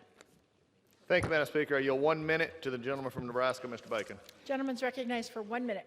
Madam Speaker, I am strongly opposed to this impeachment. No law was broken. No high crimes or misdemeanors. No impeachable offenses. The Ukrainians received aid 1 week prior to the law's requirement, aid that was previously rejected by the administration before it. There was no investigation, and President Zelensky said he received no pressure from the Trump administration ever. Simply put, there was no quid pro quo and no crime. There's only the majority sustaining for the president, and that is not an impeachable offense. The elections are in 10 months, but the majority doesn't trust the American people. Too many have said that the impeachment is necessary so the president is not reelected in 2020, and that is shameful. Today's vote sets a new precedent for America. In the future, the majority will use impeachment as a tactic to remove a president simply based on partisanship. Our founders feared this, and I strongly oppose it. I want my statement to be in the record for the end of time to show I was on the side of the Constitution, that I opposed the majority taking down a duly elected president who committed no crime, and that I defended the truth. Madam Speaker, I yield. Gentleman from California. Madam Speaker, my colleagues continue to make the argument that the Ukrainians got the money. Yes, the president got caught, but they got the money. No harm, no foul. It is the equivalent of saying if you're pulled over by a cop and you attempt to bribe the cop and the cop doesn't take the money but arrests you, well, where's the crime in that? They didn't get the money. This is what my colleagues would have you accept. This is what my colleagues would have you accept, that because the president got caught in the act, we must look the other way. But of course, that's not the way the law works. That's not the way the Constitution works. That's not the way our oath of office works. Our oath of office requires us to impeach a president that abuses his power, whether he gets away with it or he gets caught. And in this case, he got caught. I'm now proud to recognize the gentleman from New Jersey, Mr. Norcross, for 1 minute. Gentleman's recognized for 1 minute. Madam Speaker, I rise today, a time of grave concern for all Americans. This past weekend, I joined a bipartisan delegation traveling to Belgium, to Luxembourg, for the 75th anniversary of the Battle of the Bulge, a battle that over 19,000 Americans gave their lives. Today, we're called to preserve that democracy that they so bravely defended. Over 2 years ago, I was one of the first members in Congress to vote to advance the inquiry. Since then, I have withheld final judgment as I review the facts and heard the testimony. I believe there's overwhelming evidence, well beyond reasonable doubt, that President Donald Trump is guilty in both articles of impeachment, abuse of power and obstruction of Congress. Therefore, I will uphold my oath to protect and defend the Constitution of the United States in favor of impeachment. It is our solemn responsibility to honor all those who have fought and given their lives, to uphold the truth. In America, no one is above the law. Gentleman's I yield time's back. expired. Gentleman from Georgia. Well, I just love this. Again, pot shot it in when you can. Remember quid pro quo. Didn't work out real well for him because that was supposedly had pressure on Mr. Zelensky. You know, in fact, it didn't work out so well. You had to go poll test it. The majority didn't work out because focus groups didn't like it. So what do? We throw it in here, a bribe. Woo, it's all in their report. But if they had a bribe or if they actually had a crime, it'd be in the articles. Guess what? He doesn't have it. He can't put it in there. This is all fluff and circumstance because they can't get to the president, and that's what's killing them. A minute and a half to the gentleman from Indiana, Mr. Bouchon. Gentleman's recognized for a minute and a half. Madam Speaker, House Democrats have been obsessed with impeaching President Trump since he was elected. He wasn't supposed to win. How could the voters support him, they asked. The American people were told the only way the Speaker would move forward with impeachment was if the case was compelling, overwhelming, and bipartisan. Yet the case for impeachment that has been rushed forward by House Democrats is anything but that. To be clear, neither of these articles of impeachment prove any wrongdoing or impeachable offense has actually taken place. Instead, House Democrats' case rests solely on hearsay testimony and presumptions from cherry-picked witnesses. The framers of the Constitution never intended impeachment to be used as a tool to settle political and policy differences. That's what elections are for. This is a sad and dangerous moment in our history as impeachment is being used to undo the will of the American people and silence the voices of millions of Americans in the process. Alexander Hamilton would be ashamed. I urge my colleagues to vote no on this partisan impeachment sham, and I yield back. Gentleman from California. Madam Speaker, I now yield 1 minute to Mr. Crow, the gentleman from Colorado. Gentleman's recognized for 1 minute. Thank you, Madam Speaker. Years ago, I took my first oath to the country went to war and fought alongside our nation's finest men and women. Some of them gave their lives for our nation. Not a day has passed that I don't reflect on those sacrifices. I learned during that time that our nation is built on sacrifice. We have overcome challenging times because people have decided to put aside their personal interests, their livelihoods, and yes, even give their lives to do what is best for our nation. Our founders created a system to ensure we would have no kings or dictators, a system that vested power in the people to ensure that no man or woman is above the law. Generation after generation, this system has survived because people have fought for it. Today, it is our turn. The president's abuse of power and scorn for our constitutional checks and balances is unprecedented. Unless we stand up against these abuses, we will set the country on a dangerous new course. My oath, my love of our country, and my duty to honor the sacrifices who came before us require me to act. To my colleagues, it is time to put aside our personal and political interests and honor those who have come before us. Thank you, Madam Speaker. I yield back. Gentleman from Georgia. Thank you, Madam Speaker. At this point, I yield 35 seconds to the gentleman from Georgia, Mr. Hayes. Gentleman's recognized for 35 seconds. The Democrats' new definition for evidence is allegations. Allegations based on hearsay, I might add. So they hurl allegations against the president, and then they say to him that it's not their responsibility to prove guilt, but the president's responsibility to prove his innocence. This has been a sham and an act of injustice against the president and against 93 million Americans who voted for him. And although this process was rigged from the beginning, Democrats never produced a single true piece of evidence.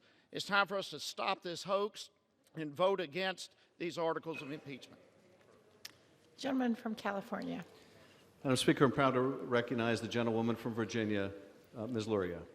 For what period of time? I'm sorry, for 1 minute. Thank you. The gentlelady is recognized for 1 minute. Madam Speaker, I rise today in support of our Constitution, in support of the military members in harm's way who defend our Constitution, in support of Gold Star families who keep faith that their loved one's sacrifice was justified. I rise today in support of the oath I first took at 17 upon entering the Naval Academy and took 5 more times in my 20-year Navy career. An oath that comforted me in the years I spent away from my family, deployed around the globe. An oath that encouraged me to remain vigilant on the bridge of the ship at night. An oath that strengthened me when in command as I sent my fellow sailors into harm's way. And today, an oath that gives me resolve. Resolve to do what is right and not what is politically expedient. Resolve to stand with the president at the White House last week and resolve to stand up to the president in this House today. I ask my colleagues to have the same strength and the same resolve. I yield back. Gentleman from Georgia. Thank you, Madam Speaker. I give 35 seconds to the gentleman from North Carolina, Mr. Walker. Gentleman's recognized for 35 seconds. When emotion supersedes the facts, the conclusion is cataclysmic. Today, we are wrapping up not a 3-month process, but rather a 3-year process with Democrats' disdain so much that it's led to the abuse of this very House. These are the same Democrats who promised America they saw evidence of Russian collusion.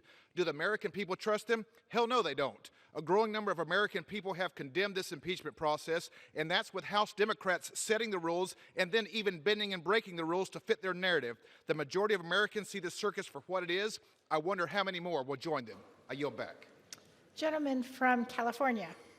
Madam Speaker, I recognize the gentlewoman from California, Ms. Eshoo, for 1 minute. Gentlelady is recognized for 1 minute.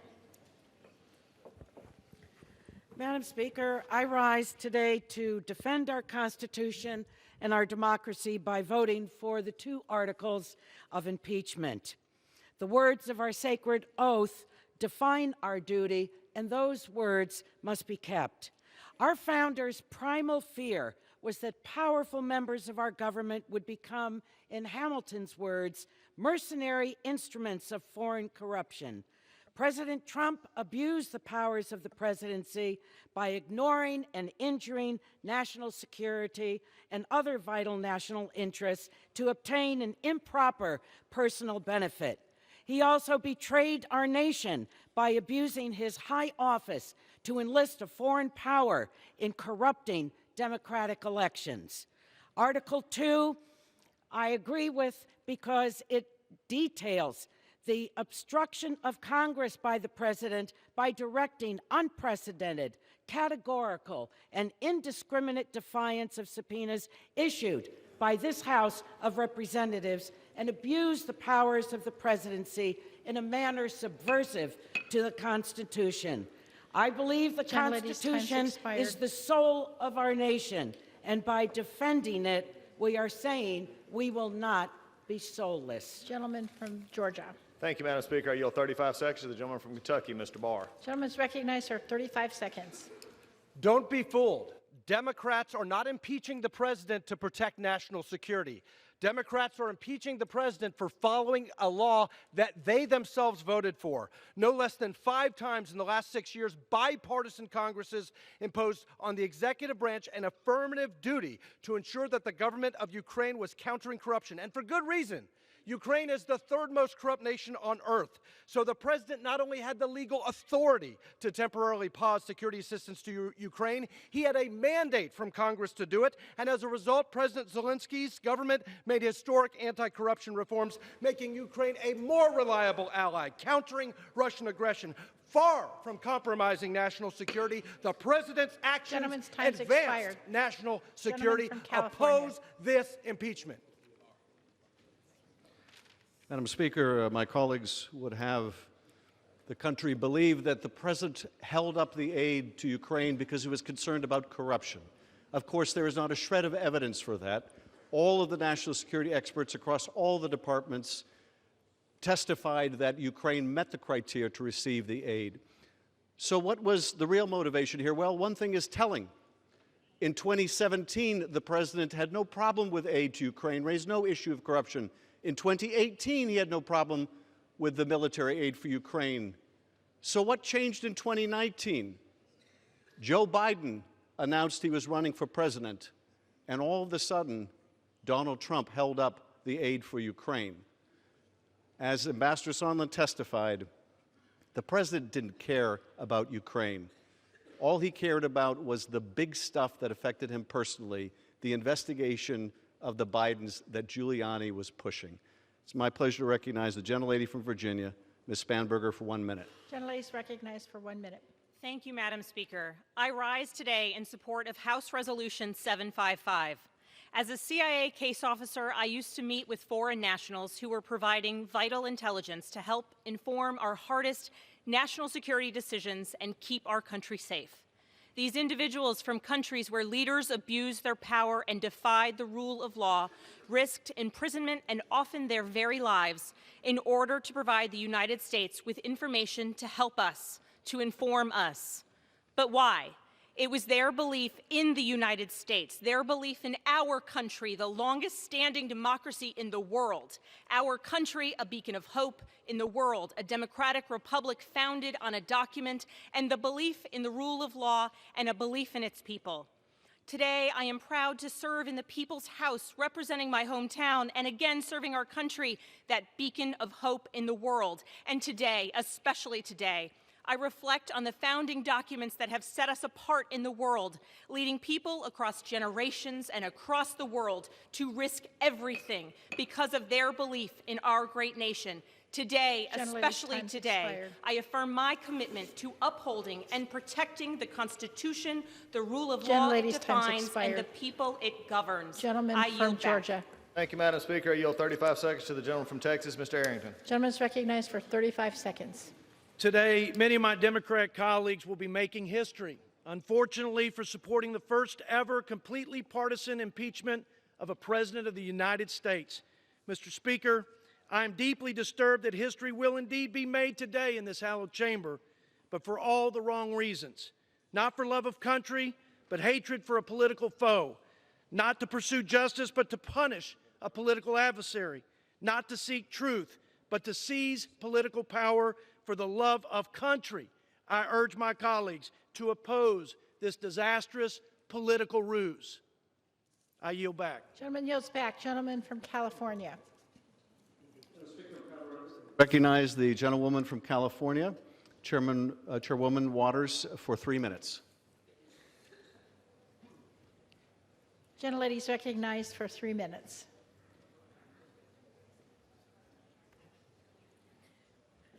Ladies and gentlemen, unfortunately, the rules of debate won't allow me to cite all of the reasons why this president should be impeached. There are many. However, Madam Speaker and members of this House, to quote the late Maya Angelou, when someone shows you who they are, believe them the first time. This day was not inevitable, but it was predictable because this president has shown himself time and time again to believe that he is above the law, and he has no respect for our Constitution or our democracy. Based on all that we know about Donald Trump, we could have predicted he would have abused the power of the president by corruptly soliciting the government of Ukraine and the Ukrainian President Zelensky to publicly announce investigations into his political opponent, former Vice President Joseph R. Biden. This impeachment resolution includes evidence that this president withheld $391 million of taxpayer funds that Congress appropriated for the purpose of providing vital military and security assistance to Ukraine to oppose Russian aggression, another blatant abuse of power. Our investigations revealed that this president advanced a discredited theory promoted by Russia, alleging that Ukraine, rather than Russia, interfered in the 2016 United States presidential election for corrupt purposes in pursuit of personal political benefit. Never before in our history have we experienced a president who has so clearly conducted himself in a manner offensive to and subversive of the Constitution and directed his cabinet members, executive branch agencies, and other White House officials to defy lawful subpoenas from Congress. Was he attempting to hide wrongdoing? It is without question that this president has demonstrated that he will remain a threat to national security and the Constitution if allowed to remain in office, and has acted in a manner grossly incompatible with self-governance and the rule of law, because at every turn he has shown us who he is.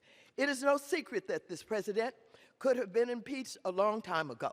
Today, we stand here with an irrefutable case and an indisputable set of facts that this president absolutely abused his power and obstructed Congress.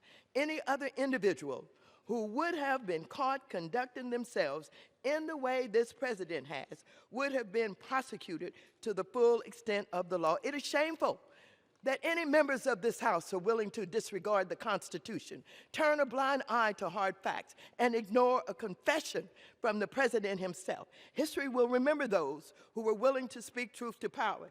Yes, I called for Trump's impeachment early. This is our country. Our foremothers and our forefathers shed their blood to build and defend this democracy. I refuse to have it undermined. I wholeheartedly support this resolution. I'm proud that in the final analysis, justice will have been served in America and Donald Trump will have been impeached. Ladies, time's expired. Gentleman from Georgia. Madam Speaker. Gentleman from Georgia. House is not in order. Gentleman from Georgia. Reclaiming my time that the gentlelady did not have, I yield 35 seconds to the gentleman from Louisiana, Mr. Gentleman is Abraham. recognized for 35 seconds. Madam Speaker, what is shameful is that Speaker Pelosi has allowed this Democratic witch hunt to move forward. She's the one that has abused her power, and we should be debating her removal from the House. Reagan said that the trouble with our liberal friends is not that they're ignorant, it's just that they know so much that isn't so. Democrat extreme partisanship will set a dangerous precedent for this nation. And mark my words, Madam Speaker, this sinister attempt to remove this lawful president will not go unnoticed. I yield back. Gentleman, California. Recognize the gentlelady from Nevada, Ms. Titus, for a unanimous consent request. Gentlelady is recognized. Thank you, Madam Speaker. I ask unanimous consent to enter my statement into the record supporting the impeachment of Donald Trump. Ordered. And I now recognize the gentleman from Connecticut, Mr. Himes, for 2 minutes. Gentleman's recognized for 2 minutes. Thank you, Madam Speaker. I rise today in anger and hope. I'm angry that President Donald Trump has treated his oath in office so disrespectfully that now we must hold him to account. The truth is clear to anyone not deliberately looking away. The president withheld military aid and a White House meeting unless and until a vulnerable Ukrainian president announced a nakedly political investigation. It didn't matter if the Ukrainians uncovered any wrongdoing. The mere announcement of an investigation would damage his political opponent. Mr. Trump didn't care about stopping corruption in Ukraine, never mentioned the word corruption once in the infamous July 25th call. This was not an attempt to reduce Ukrainian corruption. It was an attempt by Donald J. Trump to aim Ukrainian corruption straight at the heart of the presidential election of 2020. The president knows this, which is why he has not given this Congress a single email, phone record, or document. That is not the behavior of a man with nothing to hide. It is simply and undeniably contempt of this Congress. But what makes this impeachment essential is that the president's abuse of power has not stopped. As we speak, he continues to urge foreign interference in our democracy, beseeching China to investigate the Bidens, sending Rudy Giuliani overseas to chase Russian conspiracy theories. This morning, the president tweeted, "I did nothing wrong," all caps. He believes it, too. He sees nothing wrong with inviting Russian, Ukrainian, or Chinese interference into our election. He did it. He continues to do it, and he sees nothing wrong with it. He'll wake up tomorrow and do it again if we don't stop him today. Therein lies our hope. I'm proud today to answer the call to defend our democracy and the United States Constitution and urge my colleagues to do the same. And yield back the balance of my time. Gentleman from Georgia. Thank you, Madam Speaker.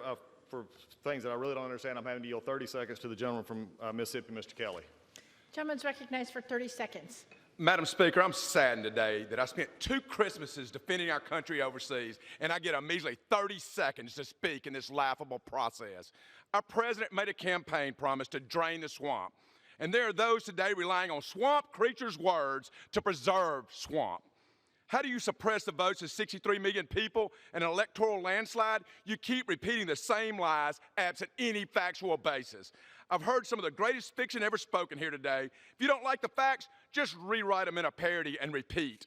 If the facts are so clear and indisputable, why is the minority leader begging for more witnesses? You can't disprove something that never happened. I ask my colleagues to vote no to this sham. Thank you, and I yield back. Gentleman from California. Madam Speaker, I'm proud to recognize the gentleman from Illinois, Mr. Krishnamurthy, for 2 minutes. Gentleman's recognized for 2 minutes. Madam Speaker, like many of my colleagues, I never ran for Congress wanting or expecting to impeach anybody, let alone the President of the United States. However, given the facts, here we are. While some questions remain unanswered, 2 key facts are clear and compel me to support the articles of impeachment. First, President Trump attempted to pressure a foreign government to help his re-election campaign.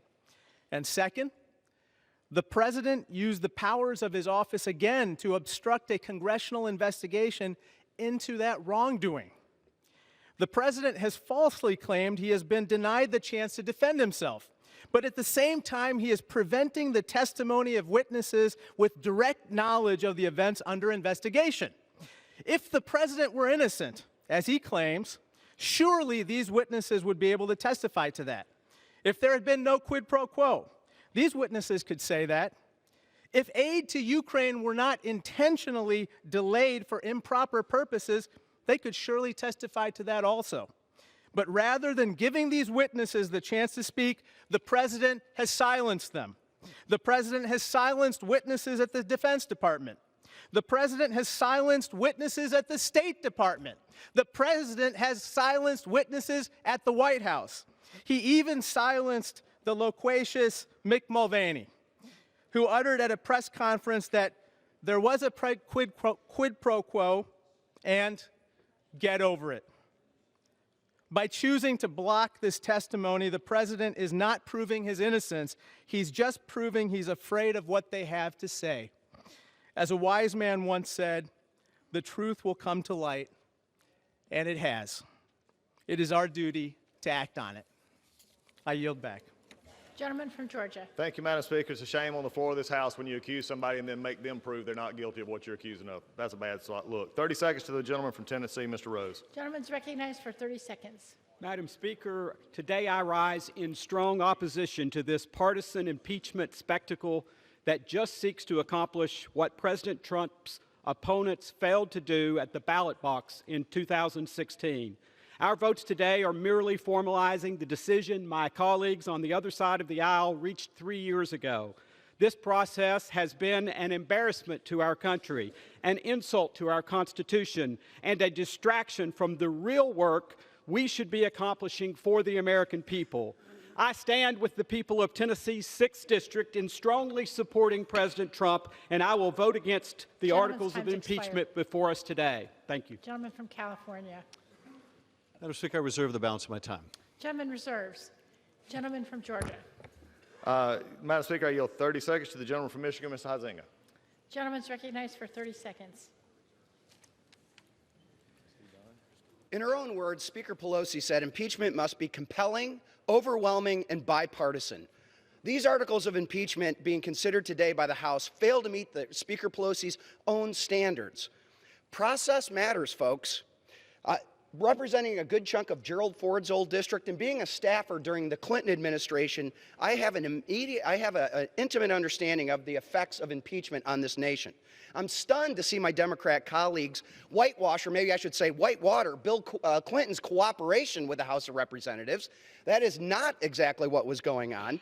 And this is the most partisan impeachment that we have seen in our nation's history. And I yield back. Gentleman from California. Madam Speaker, I continue to reserve. Gentleman from Georgia. Thank you, Madam Speaker. I yield 30 seconds to the gentleman from Texas, Mr. Cloud. Gentleman's recognized. It's been very clear from the beginning that this impeachment proceeding has never been about an honest search for the truth. If it were, our Democratic friends would not have polled to see what to charge the president with. Calling an opinion a fact does not make it so, and repeating it over and over does not make it more true. When one produces a committee report with fabricated findings based on no fact and witnesses, and then quote from it like it's authoritative, it's no more valid than having a campaign pay for a foreign entity to create a fraudulent dossier and then selling it to a FISA court in order to spy on a campaign. This has always been a verdict in search of a crime, an impeachment birthed out of a resistance movement. It's time to end this charade and get back to doing the work we were elected to do. Madam Speaker, I continue to reserve. Gentleman from Georgia. Thank you, Madam Speaker. I yield 30 seconds to the gentleman from Indiana, Mr. Fulcher. Gentleman's recognized for 30 seconds. Thank you, Madam Speaker. In a day heavy in verbal debate, I choose to use my time to enumerate in detail every high crime and misdemeanor committed by the President of the United States. I will do so now.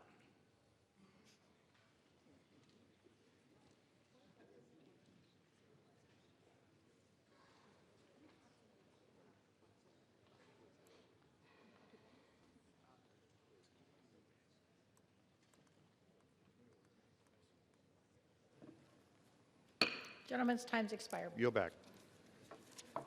Gentleman from California. Gentleman reserve. Madam Speaker, I continue to reserve. Thank Gentleman you. from Georgia. Madam Speaker, I yield 30 seconds to the gentleman from Tennessee, Mr. Fleshman. Gentleman's recognized for 30 seconds. Madam Speaker, in my 30 seconds, my heart aches for our great republic today. I implore my Democratic colleagues in this House, we're not Republicans or Democrats, we are Americans. This is not the right place. This is not the right procedure. Settle our political differences politically. We owe the American people a great duty to come together. Don't give the Senate the victory lap. Give the House the victory lap. Vote no to impeach. We owe it to the American people. They want so dearly for us to come together for our great republic and thank our great president. Thank you. I yield back. And members are reminded to address their remarks to the chair. Gentleman from California. Madam Speaker, I continue to reserve. Gentleman from Georgia. Thank you, Madam Speaker. While we get to catch our breath, could you give us the time for both the majority and the minority?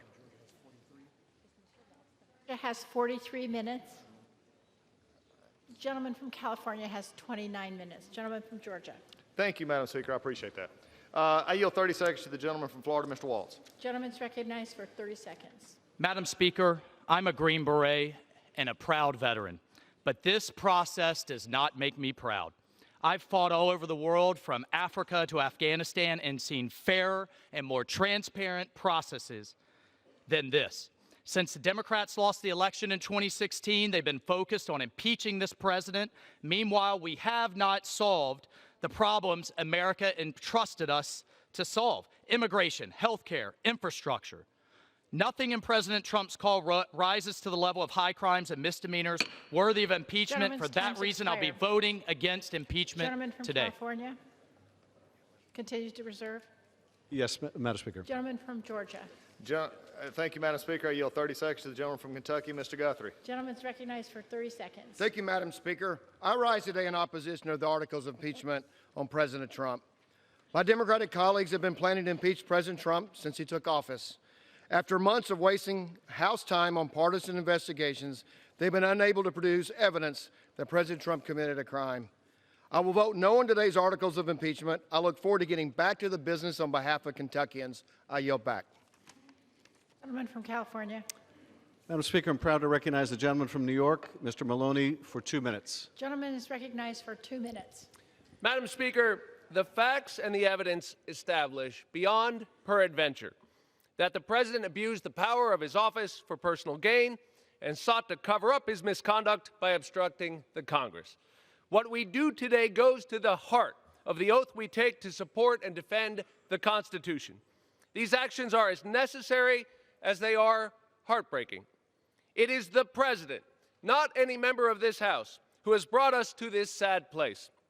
His actions echo in this chamber, and like a tin can tied to his leg, will rattle behind him through the pages of history. For in the final analysis, none of us will escape the truth. It will come for us all in this world or the next. What is the truth? The president used taxpayer money and official acts to pressure a foreign government to help him win re-election by slandering a fellow American. How do we know this truth? We know because brave Americans, soldiers, and public servants came forward to reveal the president's misconduct. And the president, he continues to undertake an unprecedented cover-up to stonewall the public and obstruct their representatives in Congress. He withholds access to documents and records belonging to the public that would further establish his mendacity. He blocks his advisors and associates from testifying before the public to conceal the wrongs they witnessed. His actions are unworthy of the presidency. Today is about right and wrong and whether we still know the difference. Today we hold the president accountable. If we failed to do so, future presidents would see corruption as without consequence. And there, our democracy goes to die. We inherit this republic from our ancestors and we borrow it from our children. With humility, we pray that the history of this day will guide us to a better future for our nation. I yield back. Gentleman from Georgia. Thank you, Madam Speaker. I yield 30 seconds to the gentleman from Missouri, Mr. Long. Gentleman's recognized for 30 seconds. Thank you, Madam Speaker. And we have never, ever in the history of this country seen a presidency like this one. Once the president was sworn in, 19 minutes later, the Washington Post said impeachment begins today. 1 million women marched the next day on Washington. Bank of America, Starbucks, both that supported Hillary Clinton, had their windows broken out here in Washington because people were so upset that this man was elected president of the United States. He's had his head held underwater for almost 3 years now, never coming up for a breath of air. Just keep pushing him down. Lowest black unemployment ever, lowest Hispanic unemployment ever, highest stock market ever, Gentleman's very time's expired. lowest unemployment in years. And Gentleman from Reserve the balance California. of my time. I yield back. Reserves? Yes. Gentleman from Georgia. Madam Speaker, I yield 30 seconds to the gentleman from Nebraska, Mr. Fortenberry. Gentleman's recognized for 30 seconds.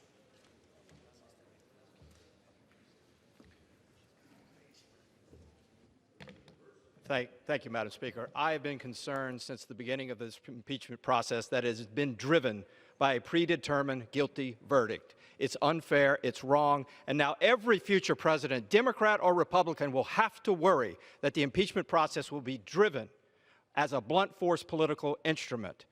It's been said that this day is sad. It's not sad, it's regrettable, but this day will end shortly. The House has had its cathartic moment. Tomorrow will begin a new day. Let's get back to work. I yield back. Gentleman yields back. Gentleman from California. Madam Speaker, we continue to reserve. Gentleman from Georgia. Thank you, Madam Speaker. I yield 30 seconds to the gentleman from California, Mr. LaMalfa. Gentleman's recognized for 30 seconds. Ready, fire, aim. What we're hearing today are made-up articles to fit an ever-shrinking impeachment foothold. George Washington could be impeached under this criteria. Democrats believe they are saving our democracy with these hysterical made-up charges, which is odd because we're a republic, not a democracy, as they keep insisting. No one came to Congress to impeach, we hear. Several new and returning members have come specifically to impeach the President Trump. I hear a lot today about sadness and solemnity. From impeachment? No, because their candidate lost in 2016.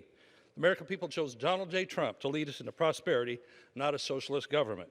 We will survive this day, but I call upon the American people to see through this sham and live to hear speaking Speaker, the we truth. reserve the balance of our Gentleman time. reserves. Gentleman from Georgia. Thank you, Madam Speaker. I yield 30 seconds to the gentleman from Alabama, Mr. Adderholt. Gentleman's recognized.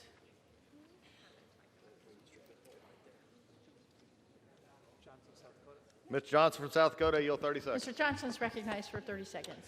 Madam Speaker, I'm voting no. Impeachment is not in the best interests of this country, and in fact, it has only deepened the partisan divide that truly plagues this country. When the sun comes up tomorrow, I pray with all my heart that the anger and the division in this chamber will give way to an honorableness and a productivity and a time of working together. I yield back. Gentleman from California. Madam Speaker, I reserve. Gentleman from Georgia. Thank you, Madam Speaker. As this air traffic controller is getting in line for a landing, let's go back to Mr. Adderholt. 30 seconds from the gentleman from Alabama, Mr. Adderholt. Gentleman's recognized for 30 seconds. Thank you, Madam Chair. Today, a duly elected president is being impeached by the House of Representatives by the Democrats, compelled by partisanship and not by the facts. I'm proud to stand here with President Donald Trump, and I plan to cast my vote against both articles of impeachment. This is not, it's not that the president abuses power. It is my colleagues on the other side of the aisle who are abusing one of the most powerful tools that's been entrusted to the Congress in the Constitution by our founding fathers. Twisting the Constitution to impeach a president Time's expired. you fear Gentleman will from be... California. Madam Speaker, we continue to reserve. Gentleman from Georgia. Madam Speaker, this time I yield 30 seconds to the gentleman from Texas, Mr. Olson. Gentleman's recognized for 30 seconds. Madam Speaker, Webster's dictionary defines the Star Chamber as, quote, characterized by secrecy and often being irresponsibly arbitrary and oppressive. Sadly, my Democrat friends have turned this chamber, the People's Chamber, into the Star Chamber of the people. One great example. The most important duty we can do as members is declare war. Next one is to impeach a president. We're hoping Republicans to have every member stand up and vote, like for Speaker, say their vote loudly. That's been denied. CNN has been denied. I yield back. This is a sham. Gentleman from Georgia. Gentleman, thank you, Madam Speaker. I yield 30 seconds to the gentleman from Pennsylvania, Mr. Thompson. Gentleman's recognized for 30 seconds. Thank you. Thank the ranking member. Thank you, Madam Speaker. While this institution should rightfully ensure that the law is faithfully executed by the administrative branch, this exercise has shown itself to be the ultimate manipulation of the legislative branch's oversight powers in order to achieve political gain. I caution my colleagues who have placed political expediency ahead of moderation. Their votes later today will forever change this institution. Imagine a future where this body utilizes the most severe of its constitutional tools to continually put the oppositional party on trial.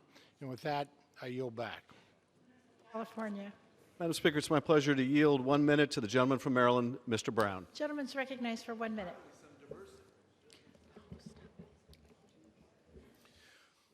Madam Speaker, when I was commissioned as Second Lieutenant in the United States Army, I swore an oath to support and defend the Constitution, and I've done so 13 times in my 35 years of public service. That oath means everything: to serve and fight for our country, to protect and promote our values. Yet President Trump betrayed his oath. He abused his power, the immense power of the presidency. He threatened our elections by inviting foreign interference. He chose investigating a political rival over defending our national security. So today, we must use our power, the extraordinary power endowed by our Constitution and entrusted by the people, the power to impeach. We must hold President Trump accountable, or else we will be complicit in undermining our democracy, our security, and our dignity. His conduct demonstrates his unfitness to serve as Commander-in-Chief and warrants removal from office. The oath I took as a member of Congress is the same I took as a soldier, an oath that reminds me values matter, duty, honor, and the rule of law matter. To keep my oath to the people I serve and the country I love, today I will vote to impeach the President of the United States. I yield back. Madam Speaker, I yield 30 seconds to the gentleman from Illinois, Mr. LaHood. Gentleman is recognized for 30 seconds. Thank you, Madam Speaker. I've said from the beginning of this process, impeachment is and should be the nuclear option, reserved for the most treasonous activity and the most serious activity. Clearly, that has been not met here. As I've reviewed the facts and evidence as a former federal prosecutor, I've read the transcripts, I've watched the hearings, I've read the whistleblower report. That has not been met here. In addition, this process has lacked fairness, due process, and transparency. We shouldn't be here tonight doing this. This is a travesty. Gentleman yields back. Gentleman from California. Madam Speaker, I reserve the balance of our time. Gentleman from Georgia. Thank you, Madam Speaker. I yield 30 seconds to the gentleman from Maryland, Mr. Harris. Gentleman's recognized for 30 seconds. Thank you, Madam Speaker. You know, it's unbelievable. The few Americans that are going to be watching this, because they know what the outcome is. We all know what the outcome is. They're wondering why are we trying to negate the vote of 63 million Americans instead of talking about the things that Americans care about. Prescription drug coverage, the high cost of prescription drugs, the high cost of health care, securing our borders, keeping our economy going. These are the things we should be talking about. No, instead, we're going to pass this resolution tonight and then go home for Christmas vacation instead of doing the job of America. I yield back. Gentleman from California. Madam Speaker, we continue to reserve. Gentleman from Georgia. Thank you, Madam Speaker. I yield 30 seconds to the gentleman from Kansas, Mr. Watkins. Gentleman's recognized for 30 seconds. Madam Speaker, I was a political newcomer before this, and just like President Trump, perhaps like me, he was naive to think that this House, that in the people's house, everybody was true and just. It's not the case. Democrats weren't saddened by this solemn day. They weren't waiting for all the evidence. This was always about politics, because they loathe the president, because he didn't play by their Beltway rules. I should have known. But the fact is, Kansas is better, the U.S. is better, and the world is better because of Donald Trump. Gentleman's time's expired. Gentleman from California. Madam Speaker, we continue to reserve. Gentleman from Georgia. Thank you, Madam Speaker. I yield 30 seconds to the gentleman from California, Mr. Calvert. Gentleman's recognized for 30 seconds. Thank you, Madam Speaker. My friends on the other side of the aisle have been clamoring for this day since President Trump was elected. The refusal to accept the election results and later the findings of the Mueller investigation have brought forth articles of impeachment that are negated by two simple facts. Namely, the military aid to Ukraine was provided and no investigation was ever started. The real offense is that the president won the election, and their fear is that he'll win again despite all their efforts. I will vote against the partisan attempt to overturn an election. Thank you, and I yield back. Gentleman from California. Madam Speaker, I continue to reserve the balance of our time. Gentleman from Georgia. Thank you, Madam Speaker. I yield 30 seconds to the gentleman from Tennessee, Mr. Burchett. Gentleman's recognized for 30 seconds. Madam Speaker, I rise today in opposition to impeachment against President Donald Trump. This is based on hearsay that were made by partisan witness behind closed doors. This impeachment is a sham, Madam Speaker, and has divided this country. Congress has wasted time on this impeachment, would have been better used on addressing issues that are facing Americans, like securing our southern border, the opioid epidemic, or establishing a constitutionally mandated budget. And now American workers have to wait until the Senate trial to pass the USMCA that the President and the House Republicans have been working on for over a year. I'm disappointed in the path Congress chose to go down, Madam Speaker. Gentleman from California. And for the record, Madam Speaker, I think you're doing a wonderful job. Madam Speaker, I reserve the balance of our time. Gentleman from Georgia. Thank you, Madam Speaker. I yield 30 seconds to the gentleman from Arizona, Mr. Gosar. Gentleman's recognized for 30 seconds. Thank you, Ms. Speaker. It's obvious today that there's an intense hatred from the Democrats of President Donald Trump. Why do they hate the man so much? Maybe it's because of the out-of-control government gone wild, the abuses of FISA, the abuses by the FBI, the abuses in the State Department. Many of these, maybe it's just the previous administration they're trying to cover up. It's sad. This is a shameful act of what we're doing today. Shame on the Democrats. Shame on pursuing this. I ask everybody to vote no and to take notice of who votes for these articles of impeachment. Gentleman from California. Madam Speaker, I reserve the balance. Gentleman from Georgia. Thank you, Madam Speaker. I yield 30 seconds to the gentleman from Florida, Mr. Posey. Gentleman's recognized for 30 seconds. Thank you, Madam Speaker. This is a sad day for America. We know this impeachment is a sham. They know this impeachment is a sham. They know we know this impeachment is a sham. And they know that most of the American people know that this impeachment is a shameful sham. We know that it began the moment the president was elected, long before he ever had a telephone call with any foreign leaders. We've heard the numerous quotations from them that validate those very points. And yet they persist in trying to overturn the duly elected president of the United States of America's election. When the president calls for Gentleman an from California. Madam Speaker, I've heard several of my colleagues in a row now, and it's interesting to see how very few of them want to address any of the facts of the president's misconduct, nor do they wish to defend, nor do they wish, apparently, Madam Speaker, I've struck a nerve, nor do they wish to defend a president who would extort an ally, withhold military aid to help him cheat in an election. They don't want to defend that conduct. So instead they say, oh, Democrats really want to impeach the president, or Democrats don't like the president. But what they can't say is that this president's conduct was ethical. What they can't say was that this president's conduct was legal. What they can't say was this president's conduct was constitutional. What they can't say is this president has upheld his oath of office. No, they can't say that. All they can say is, we don't like the process, or our colleagues are just too happy to impeach, or it's overturning the will of the public when it's a Republican president. Interestingly, my colleagues who supported the impeachment of Bill Clinton did not think it was overturning the will of the people. Apparently, this impeachment provision only overturns the will of the people if it's a Republican president. I would like to give them more credit than that. What is the distinction here is the seriousness of the conduct. This remedy was put in the Constitution for a reason. It's not an unconstitutional remedy. It is part of the Constitution. The only way you can conceive of this remedy as being unconstitutional is if you believe, as the president does, that he is the state, that anything that opposes him opposes the state, is by definition anti-constitutional. But that, of course, is nonsense. But it is more than nonsense. It is dangerous nonsense.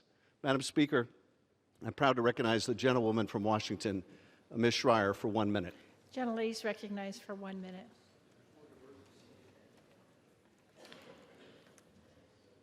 Madam Speaker, the people of Washington's 8th District sent me to Congress to fight for their families and make thoughtful, evidence-based decisions. I did not come to Congress to impeach a president, but evidence is evidence. And a balance of powers is fundamental to our democracy. On my first day in office, like everybody else here, I took an oath to uphold the Constitution and protect our country. History will judge this moment. Given all the facts before us, impeachment is the only remedy. I yield back. Gentleman from Georgia. Thank you, Madam Speaker. I'm sure it did strike a chord with the chairman since, he showed up a little late, hadn't heard all the arguments. We beat the facts back all the time. It is the majority side that had to run through this. That clock and that calendar are killing him, and it's killing him because his arguments are falling flat. And to speak of evidence, yeah, we looked at the evidence. The evidence doesn't fit anything. And by the way, if he had extortion, put it in articles. He can't because he can't make the case. He can only put it in his notes and then come to the mic when he can't be questioned and talk about it. That's the problem, and that's the chord that's been struck. With that, I yield 2 minutes to the gentleman from North Dakota, Mr. Armstrong. Gentleman's recognized for 2 minutes. Thank you, Madam Speaker. Once President Trump was sworn in, articles of impeachment were introduced almost immediately. In 3 years, House Democrats have introduced 10 resolutions, gaining support of over 100 of their members, and all of that before a July 25th phone call. But also during that time, the Russia conspiracy hoax was exposed. Obstruction of justice charges were abandoned after the Mueller hearings fell flat. So after 2 years, 19 lawyers, 40 agents, 2,800 subpoenas, 500 warrants, and 17 lies in a FISA warrant application, they had nothing to show for it. Undeterred by the facts and uninterested in governing, the beat marched on. So here we are today. We have no quid pro quo, no bribery, no extortion, no crimes alleged in the articles at all. But don't worry, because we have a brand new 632-page report alleging all kinds of things, some for the very first time. This isn't a somber, solemn process. This is a political drive-by. They just want President Trump gone. But this never-ending march towards overturning the 2016 election has consequences, because you're telling 63 million voters that that you don't respect their vote. Voters in states like mine, who not that long ago used to send Democrats to this august chamber, but recently have found no home in the Democratic Party, who feel that their values have been replaced by a liberal elitist agenda, who feel that partisan points are more important than practical solutions. Your never-ending impeachment quest is a constant reminder to them that you don't trust their judgment, you don't understand their way of life, and you couldn't care less about the issues that are important to them. As Chairman Nadler has so ominously stated, if you're serious about removing a president from office, what you're really doing is overturning the results of the last election. Well, they were serious. They spent the last 3 years talking about it, unwilling to accept the results of 2016. I wonder if my colleagues recognize the irony that their impeachment vendetta is the greatest election interference of all. And it was homegrown right here in the halls of Congress. And with that, I yield Members back. are reminded to address their remarks to the chair. Gentleman from California. Madam Speaker, we reserve the balance for time. Gentleman reserves. Gentleman from Georgia.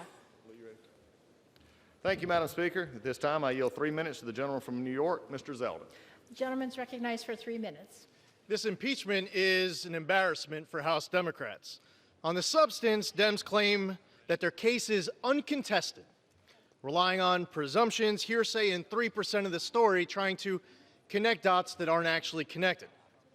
Some inconvenient truths.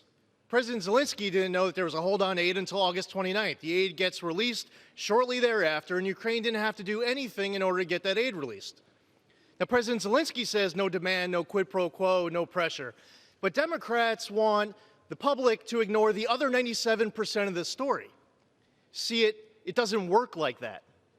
Senate Democrats want new witnesses to show why there was a hold-on aid. Odd request if you think you've already proven your case. Now, at the heart of this debate, two investigations are being discussed between countries. Democrats and media allies want the public to believe it's all just debunked that Ukrainians interfered in the 2016 election. They want you to ignore Avakov and Charlie's comments that Chalupa worked with the Ukrainian embassy, origins of the Steele dossier, the Black Ledger, and more. The problem with all of this is that the American public are smarter than Democrats are giving them credit for. Next, the Democrats claim Republicans are arguing that it was Ukraine and not Russia that wanted to interfere and was interfering in the 2016 election. No, that is not what Republicans are saying. And of course, we have the Burisma-Biden issue of a corrupt Ukrainian energy company run by a corrupt Ukrainian oligarch hiring Hunter Biden at least $50,000 per month with no energy experience and no Ukraine experience solely because he is VP Biden's son. Now, the company wanted to hire Hunter Biden because they wanted to curry favor. There was this ongoing corruption investigation. Enter Joe Biden.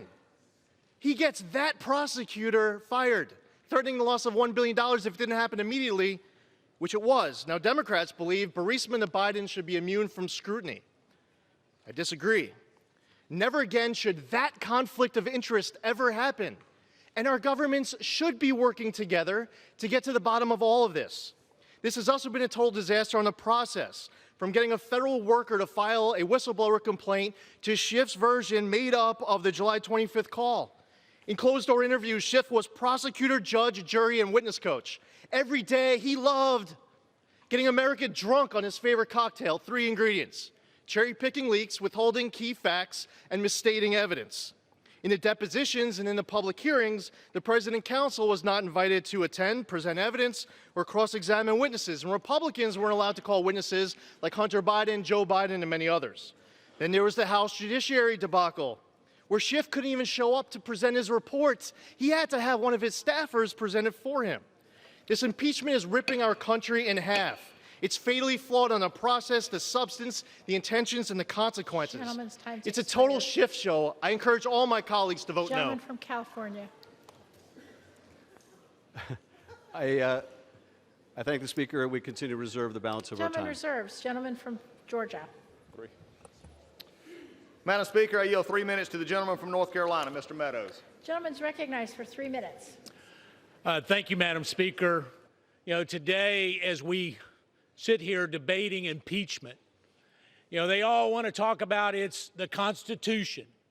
It's Alexander Hamilton. You know, the last 30 days, I've heard more about Hamilton from my Democrat colleagues, and until then, the closest they ever came to Hamilton was a $10 bill. I mean, you know, all of a sudden, what we have is these strict constitutionalists on the other side of the aisle. Listen, this has nothing to do with the Constitution. It has nothing to do with anything but raw politics. You know, there's only one person on the other side of the aisle that got 7 Pinocchios for not telling the truth. No one on this side of the aisle got that during this impeachment process, Madam Speaker. And the American people need to understand 2 key facts. The Democrats in control set their own rules of evidence. They said what we need to do for impeachment is to have compelling evidence and bipartisan support. Well, they don't have either of those 2 things. They failed the rules that they made up themselves. We've got President Zelensky of Ukraine saying there was no pressure. We've got the number 2 guy in Ukraine saying there was no pressure. We've got the number 3 guy in Ukraine, no pressure. These are the supposed victims of this alleged crime. And yet here we are, supposedly having this compelling evidence and facts when the best witness they have, the very best witness they had to change his testimony twice. They mentioned him 611 times. And ultimately, he said, I presume that that's what the president meant. You know, I can tell you that there are not facts here to support it, but what is more important than that, Madam Speaker, is this.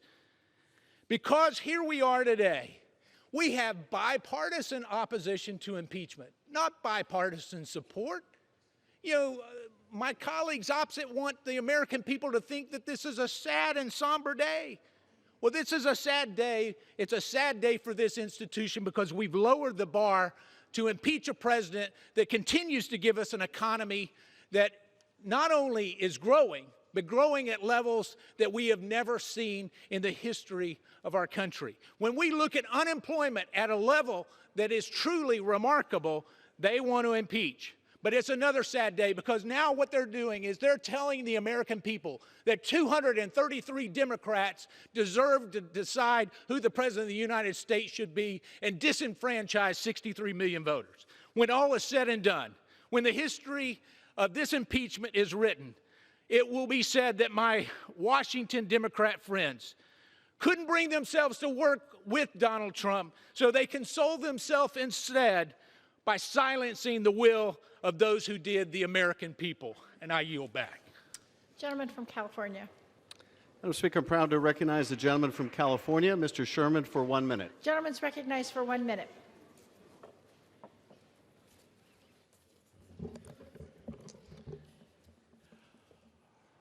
Robert Mueller lays out facts from 2017 that constitute obstruction of justice, but says the president cannot be indicted. Only Congress can apply the law to those facts. Many of us have been talking about impeachment since those facts emerged in 2017. Of course, today we focus on more recent crimes. So why did we talk of impeachment back when a Republican-led Congress would not act? Why do we impeach today when a Republican-led Senate is unlikely to act. First, because it is our constitutional duty, no matter what the political consequences. Second, because it is the most effective tool to chasten and restrain a president who is not naturally feel constrained by the rule of law. I would note that the president's attempt to extort Ukraine was secretive and furtive, far different from his modus operandi of brazen threats that we saw in 2017.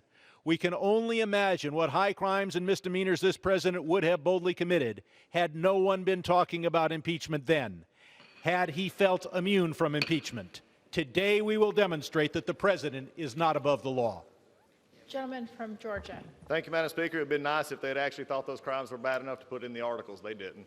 I yield 3 minutes to the gentleman from Texas, Mr. Ratcliffe. Gentleman's recognized for 3 minutes. Madam Speaker, do you know who doesn't think the Democrats have presented enough testimony or evidence to impeach President Trump today? It's the Democrats. Sure, here in the House, Democrats running this inquiry have declared they've done everything needed. They have all the testimony and evidence necessary to impeach right now. But right now, down the hall, Democrats in the Senate are saying the exact opposite. They're complaining. They need more evidence and more testimony because Senate Democrats know that House Democrats have built them a house of cards impeachment. An impeachment built by the same Democrats who told America, trust us, President Trump committed treason. He's a Russian agent, and we've got evidence, which of course proved to be totally false. And to quote the favorite catchphrase of one member of this House, they got caught. Along the way, those same Democrats said, trust us. The FISA law and court weren't abused by the Obama administration using Democratic opposition research dossier against the Trump campaign and President Trump. Again, totally false, and again, they got caught. And when Democrats started this latest impeachment inquiry, they said, trust us. We have not yet spoken to the whistleblower. Again, totally false, and they got caught. Sadly, my Democratic colleagues have placed their own credibility in the hands of members of this body that have no credibility left, members that nobody trusts because they keep getting caught betraying America. But unless a bolt of courage and integrity strikes that side of the room in the next hour, history will reflect that Donald Trump is the third president to be impeached. History may also shortly reflect that he'll be the first president to be reelected after being wrongfully impeached. And if that happens, Democrats won't be able to hide behind a pretend veneer of caring about the Constitution. History will record the Democrats' legacy as a betrayal of the Constitution because the founders meant for impeachment to be used for actions so extraordinary, so rare that it's happened 3 times in 2.5 centuries. It wasn't meant for congratulatory phone calls where there's no crime alleged, where there's no victim, and where the Democrats themselves couldn't even decide what to accuse the president of doing wrong before ending up with this embarrassment of a grab bag of abuse of power article. An obstruction of Congress, to even allege it, is an admission of constitutional illiteracy. The founders had a term for what the Democrats call obstruction of Congress. The founders called it the separation of powers. And the funny thing about obstruction, every time Democrats get caught trying to frame this president for some crime he didn't commit, they follow up by accusing him of obstructing their efforts to frame him for the things he never did in the first place. The founders warned and feared today might come when impeachment was used politically by the party that had the most votes. Today, Democrats are the founders' worst nightmare come true. I think most Americans are probably wishing they could impeach the Democrats. To them, I say, you can next November. I yield back. Gentleman from California.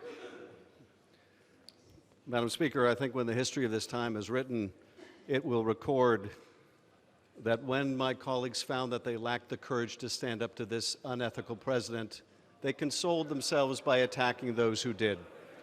I now recognize the gentleman from California, Mr. Takano, for a unanimous consent request. Gentleman's recognized.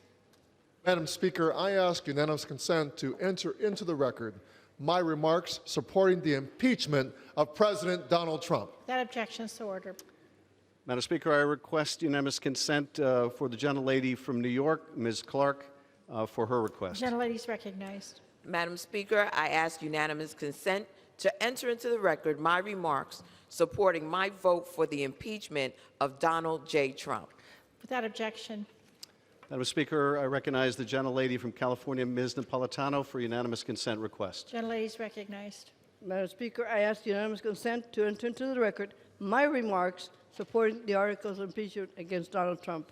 Without objection, so ordered. Madam Speaker, the gentlelady from Ohio, Ms. Beatty, for unanimous consent request. Gentlelady is recognized. Madam Speaker, I ask unanimous consent to enter into the record my remarks supporting the impeachment of President Donald Trump. Without objection, so ordered. Speaker, I recognize the gentlelady from Virginia, Ms. Wexton, for a unanimous consent request. Gentlelady is recognized. Madam Speaker, I ask unanimous consent to enter into the record my remarks supporting the impeachment of President Donald Trump. Without objection, so ordered. Madam Speaker, I'm now proud to recognize the gentleman from New Jersey, Mr. Pasquarello, for 1 minute. Gentleman is recognized for 1 minute. Madam Speaker, we're here today because of the failure of so many to cast aside narrow ambition to confront the threat standing before us.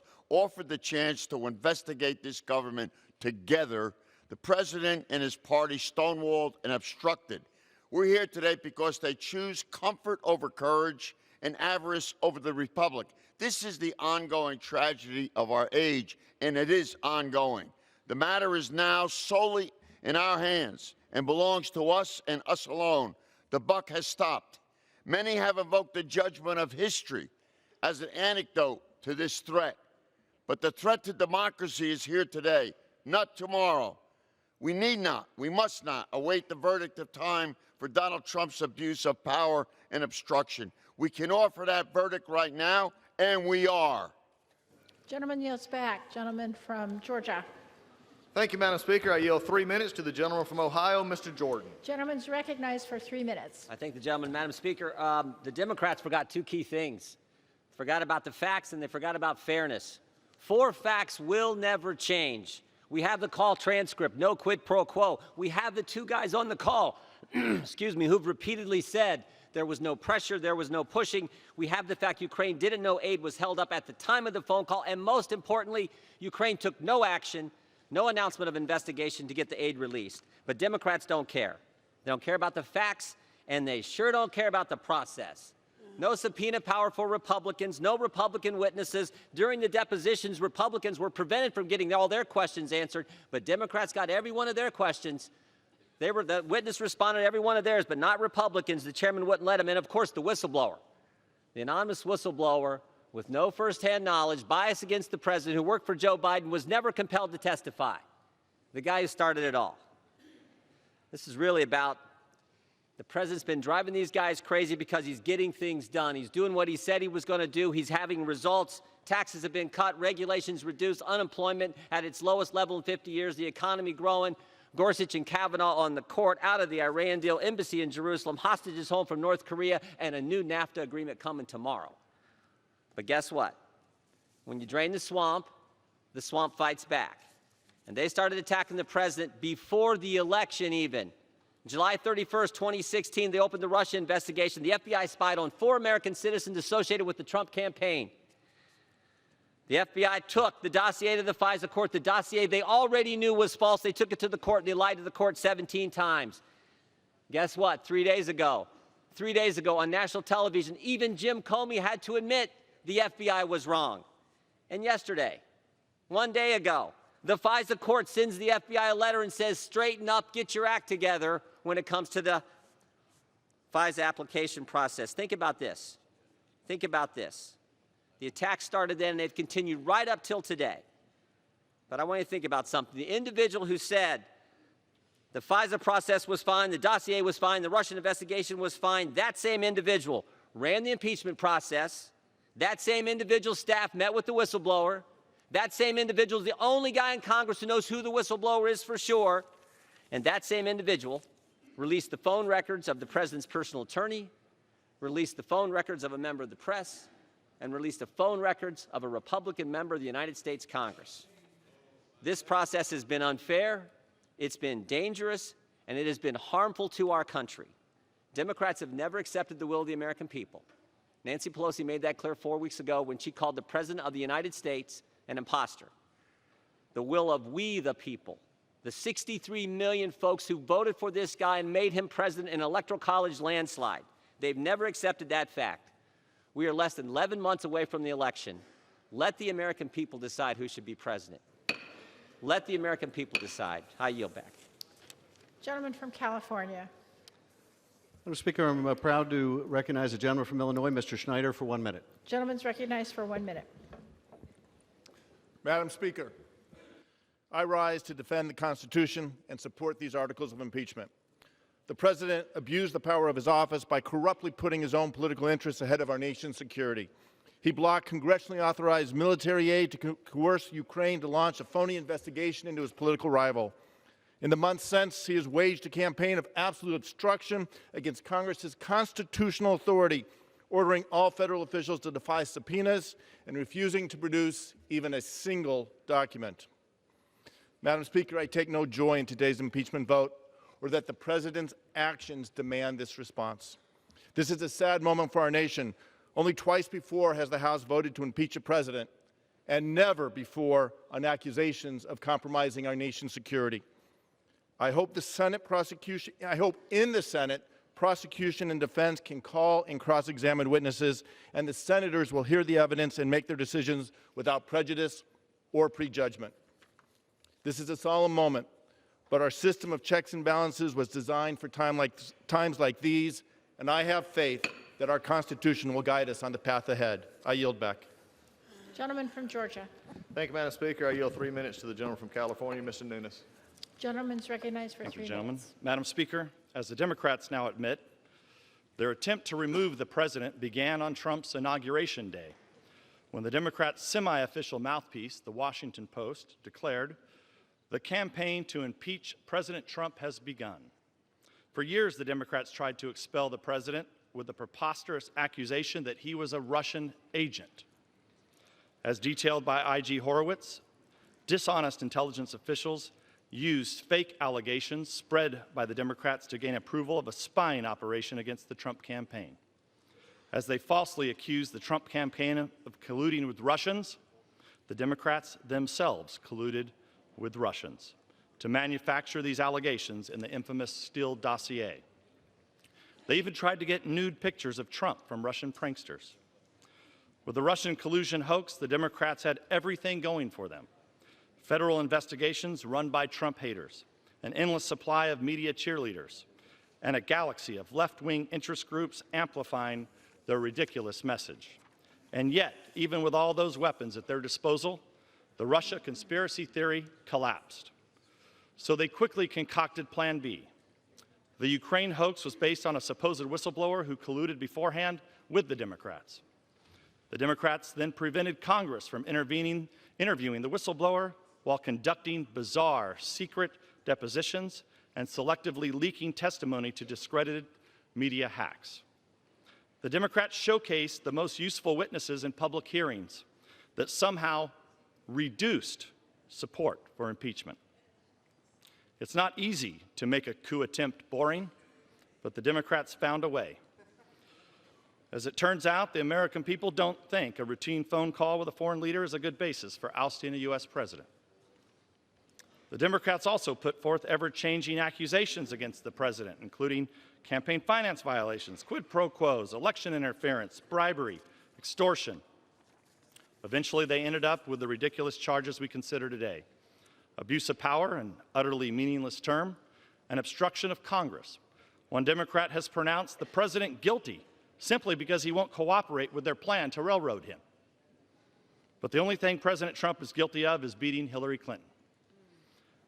The Democrats refuse to accept that loss, and now they're indicating they'll continue their impeachment efforts even after this one fails in the U.S. Senate.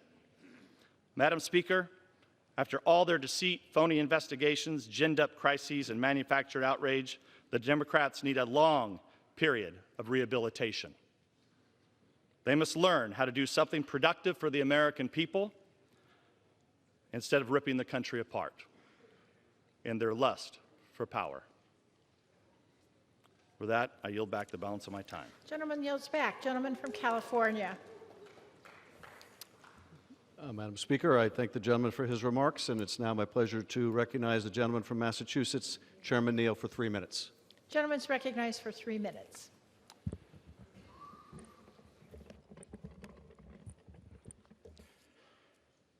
Thank you, Madam Speaker. It is deeply unfortunate that we have to undertake this impeachment proceeding that unfolds this evening. But the part we play in this process is not optional. Among other things, as the Intelligence and Judiciary Committees have painstakingly documented, the President has indeed abused his authority, and he has indeed obstructed justice. He threatened to withhold congressionally appropriated U.S. taxpayer dollars from an ally under attack from Russia unless they agreed to interfere in our election on his behalf. He has expressed no remorse, and he continues to maintain that his behavior was, quote, perfect, while simultaneously obstructing legitimate congressional oversight and subpoenas and blocking members of his administration from providing truthful testimony to investigators. His actions are so far beyond the pale that they have left us with no remaining recourse except impeachment, and so we shall impeach. Because as drastic and as unwelcome as this step is, our country faces even greater long-term risk if we fail to respond. We cannot excuse a president who feels entitled to disregard or break the law with impunity. We are a nation built upon the rule of law, not the law of rulers. The framers gave us their best effort in 1787, and indeed it was an extraordinary one. The Constitution they set down wasn't perfect, but it founded a republic that has endured and thrived with exceptional stability. As the late Senator Moynihan pointed out, only 2 countries in the world both existed in 1800 and have never had their governments changed by violence since then, the United States and Britain. Only 8 governments have existed since 1914 and have not had their form of government changed by force since then. The United States, the United Kingdom, Australia, Canada, New Zealand, South Africa, Sweden, and Switzerland. The innovative system of checks and balances that they constructed with the separation of powers brought about and successfully negotiated a generation of challenges that we have sustained. In the very first week that the framers began crafting this blueprint for America's freedom and stability, and negotiations indeed immediately started on impeachment. No government in the world at that time exposed the head of government to impeachment, but America was to be different. In the view of the framers, impeachment is in no way a constitutional crisis. It is a process that the framers wisely judged that we would sometimes need. This evening is one of those rare moments. Madison worried that one day the country would elect a president who, quote, might pervert his administration to a scheme of peculation or oppression. He might betray his trust to foreign powers, end of quote. George Mason asked the delegates, quote, shall we see any man to be above justice? And above all, shall that man be above it, then who can commit the most extensive injustice? End of quote. Of course not, because having just thrown off one king, they would never consent to anoint another one. America firmly rejected the notion of divine right.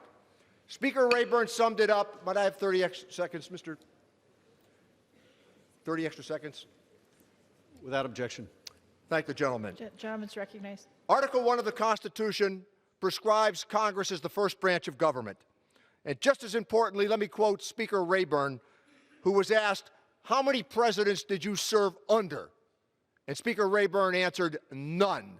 I served with 7 presidents of the United States. Impeachment is reserved for moments of grave danger when the constitutional order becomes dangerously out of balance, moments like this one, and that's why I will vote to impeach. Gentleman from Georgia. Thank you, Madam Speaker. I yield a minute 45 to the gentleman from Georgia, Mr. Ferguson. Gentleman's recognized for 1 minute 45 seconds.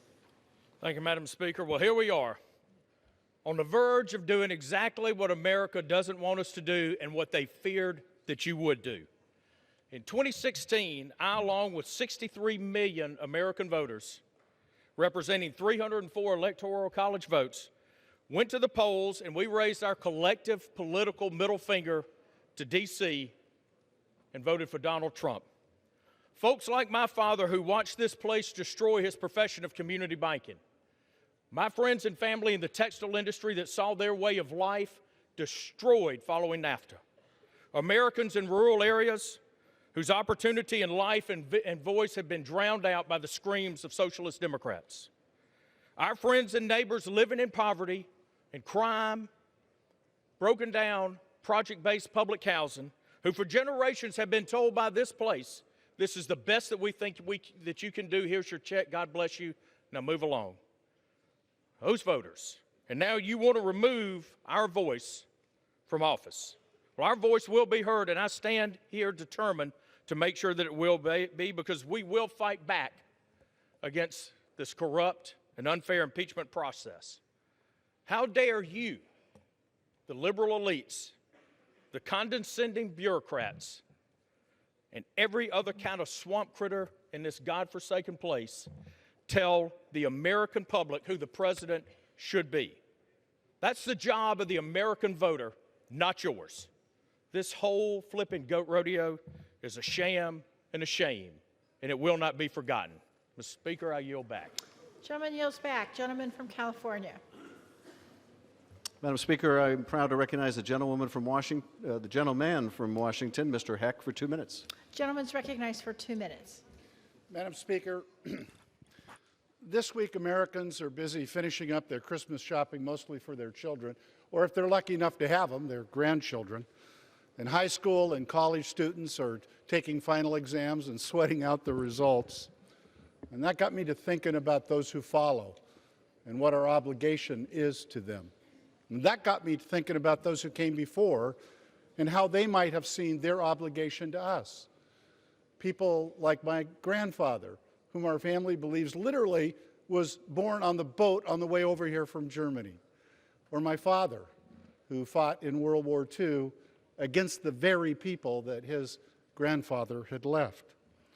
We're all here today, all of us, because someone before us sacrificed so that they could journey here and build a new life in this unique land. And we are here today because those immigrants and their children were dedicated not just to the land of America, but to the idea, freedom and opportunity secured by self-government, choosing our own leaders in free and fair elections, and the rule of law under the Constitution. Gentleman's time's expired. 2 minutes? Madam Speaker, happy to yield another 30 seconds to the gentleman from Washington. Gentleman's recognized. This idea of America is in peril, brought about so by this president who sought to cheat in an election. A president who puts himself above the law and attacks the bedrock constitutional precept of checks and balances. Yet the question is, can America survive this behavior? What idea will we hand down to those who follow us? And finally, what is our obligation to those who would follow? It is simply this: to do our duty, to defend the Constitution and the values underpinning it by voting yes on the articles of impeachment. I yield back the balance of my time. Gentleman from Georgia. I reserve, Madam Chair. Gentleman reserves. Gentleman from California. Madam Speaker, I'm proud to yield to the gentlelady from Florida, Ms. Demings, for 2 minutes. Gentlelady's recognized for 2 minutes. Madam Speaker, we live in the greatest democracy in the world, and I am convinced that the overwhelming majority of Americans are good, decent people who work hard and play by the rules.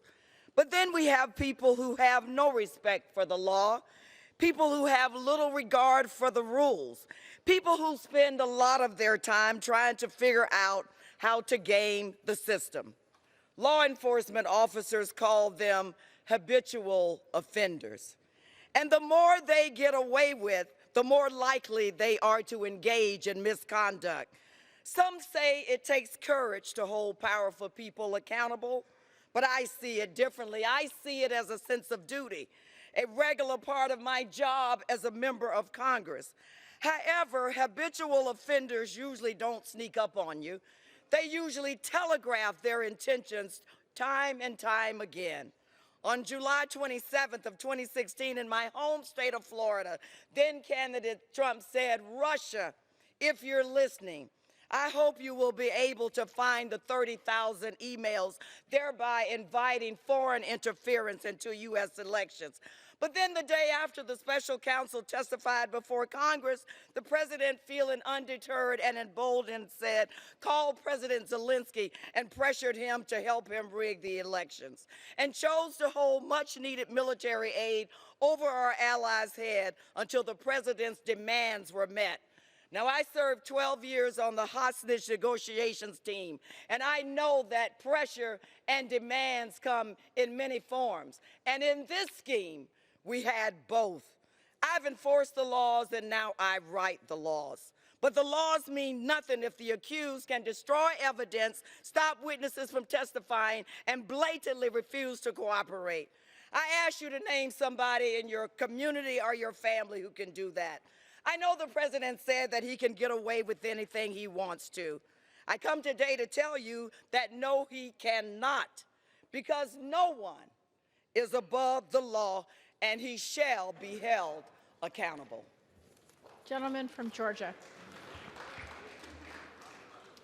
Thank you, Madam Speaker. At this moment, I yield for a unanimous consent request. The gentleman from Arkansas, Gentleman's Mr. Crawford. recognized. Madam Speaker, I ask unanimous consent to enter my remarks into the record in opposition to this sham impeachment. Without objection, so ordered. Gentleman's recognized. Thank you, Madam Speaker. At this time, I yield 4 minutes to the gentlewoman from Wyoming, Ms. Cheney. Gentlelady is recognized for 4 minutes. Thank you very much, Mr. Collins. And Madam Speaker, I rise today on the floor of this magnificent chamber, the very heart of our democratic republic. And I would imagine, Madam Speaker, that every one of us in this chamber, regardless of party, understands, shares a common view that being citizens of this great republic is among life's most tremendous blessings. We all know that no force on earth is more powerful than the force of freedom. It is our miraculous constitutional system, Madam Speaker, defended by our men and women in uniform, that has safeguarded that freedom for 230 years. Each one of us in this chamber bears a sacred duty, passed down to us through generations and affirmed in our oath of office, to preserve and protect our Constitution. Madam Speaker, our nation's framers recognized that this republic is fragile and that extreme partisanship can be among the most severe threats to its survival. That is why in Federalist 65, Alexander Hamilton wrote, quote, "There will always be the greatest danger that the impeachment decision will be regulated more by the comparative strength of parties than by real demonstrations of innocence or guilt." Here, Madam Speaker, our Democratic colleagues have been working to remove this president since the day he was elected, searching for an offense on which they could impeach. Failing to find one, Madam Speaker, they have decided to assume one. Rather than attempting to enforce their subpoenas in court, they have also decided to declare it a high crime and misdemeanor when the President of the United States asserts his constitutional privileges. The Democrats are asking members of this body to impeach, despite the fact that they have presented no direct evidence of any impeachable offense. Let me say it one more time, Madam Speaker. They have presented no direct evidence of any impeachable offense. If anyone in this chamber still believes the Democrats have proven their case, I would urge those members to ask the chairman of the Intelligence Committee, Mr. Schiff, why he failed to appear to answer questions about his report. Before members vote for impeachment, they might want to know why the author of the impeachment report will not defend it under questioning. If the House impeaches here, Madam Speaker, it will create exactly the type of risk the framers cautioned us to avoid.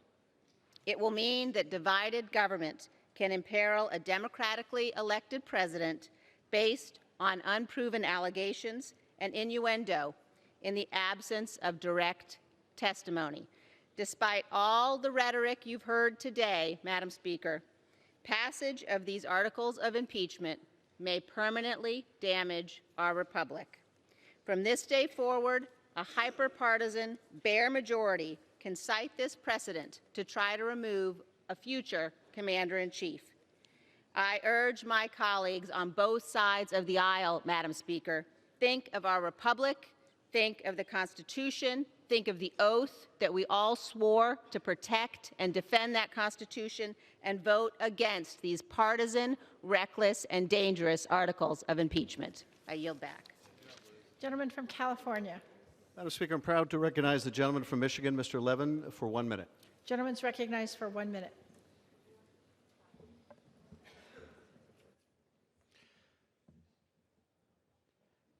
Madam Speaker, today we proclaim that no person is above the law, not even the President of the United States. Donald J. Trump abused the power of his office and violated his oath of office by extorting a new and inexperienced president of a vulnerable foreign ally to dig up dirt on Mr. Trump's domestic political opponents. He then obstructed the Congress, this equal branch of our government, from undertaking our duty, outlined in the Constitution itself, to investigate and check these violations. Today, we do nothing more and nothing less than fulfill our duty to our country and to our Constitution. Mr. Trump has allowed foreign powers to interfere in our domestic affairs. He has endangered our national security and our democracy itself. For those reasons, we must impeach this president. Thank you, Madam Speaker. I yield back. Gentleman from Georgia. Madam Speaker, at this point I have a yield for a unanimous consent request to the gentleman from Oregon. Gentleman's recognized. I pose this resolution on impeachment and ask that my words be put in the record. Without objection, so ordered. Madam Speaker, I have unanimous consent request from the gentleman from South Carolina. Gentleman's recognized. Madam Speaker, I oppose these resolutions. I ask for my comments to be admitted into the record. Without objection, so ordered. Thank you, Madam Speaker. I ask unanimous consent for the gentleman from Mississippi. Gentleman's recognized. Thank you, Madam Speaker. I oppose the articles of impeachment and like my comments be entered into the record. Without objection, so ordered. I reserve. Gentleman reserves. Gentleman from California. Madam Speaker, reserve the balance of my time. Who seeks recognition? Madam Speaker, I ask of the gentleman, is he ready to close? No, we have a few more speakers. Then I reserve. Madam Speaker, I recognize the gentleman from New York, Mr. Espiat, for 1 minute. Gentleman's recognized for 1 minute. Madam Speaker, if you live in Lenox Avenue in the village of Harlem in my district, you are not above the law. If you live on Webster Avenue in the Bronx part of my district, you are not above the law. If you live in Washington Heights, the immigrant neighborhood in my district, you are not above the law. So I submit to you that if you live on 1600 Pennsylvania Avenue, you are not above the law, and you will be held accountable. President Donald Trump asked Ukrainian president to do us a favor and look into the Biden. That's abuse of power. President Trump used the official White House meeting to extort a Ukrainian president. That's abuse of power. President Trump ordered White House staff to withhold $400 million in aid to the Ukraine. That's abuse of power. President Trump and his staff defied multiple subpoenas from Congress. That's obstruction of Congress. He blocked witnesses from testifying before this body. That's obstruction of Congress. Nadie está por encima de la ley. No one is above the law. I cast my vote for this impeachment, articles of impeachment, and I ask my colleagues to do the same. From Georgia. Madam Speaker, I yield for unanimous consent request from the gentleman from Virginia. Gentleman's recognized. Madam Speaker, I ask unanimous consent to enter my statement into the record, recording that I am opposed to this articles of impeachment on the basis that they do not measure Without to Article objection, so 2, ordered. Section 4. I reserve. Gentleman from California. Madam Speaker, I'm proud to recognize the gentlelady from California, Ms. Brownlee, for 1 minute. Gentlelady is recognized for 1 minute. Madam Speaker, as the chair of the Women's Veterans Task Force, I see every single day the immense sacrifice our women veterans and all of our nation's veterans have made in service to our country, in service to our Commander-in-Chief, our Constitution, to protect our democracy, and for every single man, woman, and child in our country. When the President of the United States used $400 million meant to protect our national security in order to cheat in our elections, he not only abused his power, he turned his back on the sacrifices of our veterans and their families have made for all that we hold so dear. That abuse of power is reprehensible, and it is exactly what impeachment was designed to prevent. We have a solemn duty to protect our Constitution, to protect our democracy, and to honor all those who have laid their lives on the line for these United States of America. I yield back. Gentleman from Georgia. Thank you, Madam Speaker. At this time, I yield for a unanimous consent request to the gentlelady from Indiana. Gentlelady is recognized. Thank you, Madam Speaker. I ask unanimous consent to enter into the record my opposition to these articles of impeachment. Without objection. I reserve. Gentleman from California. Madam Speaker, I'm proud to recognize the gentlewoman from California, Ms. Davis, for 30 seconds. Gentlelady is recognized. Madam Speaker, make no mistake. We are not impeaching this president. He is impeaching himself. If you are the president and you obstruct justice, try to bribe a foreign leader, and threaten national security, you're going to get impeached. End of story. Yields back. Gentleman from Georgia. Thank you, Madam Speaker. At this time, I recognize the gentleman from North Carolina for a unanimous consent request. Gentleman is recognized. Madam Speaker, I ask unanimous consent to enter into the record my opposition to these articles of impeachment. Without objection. I reserve. Gentleman from California.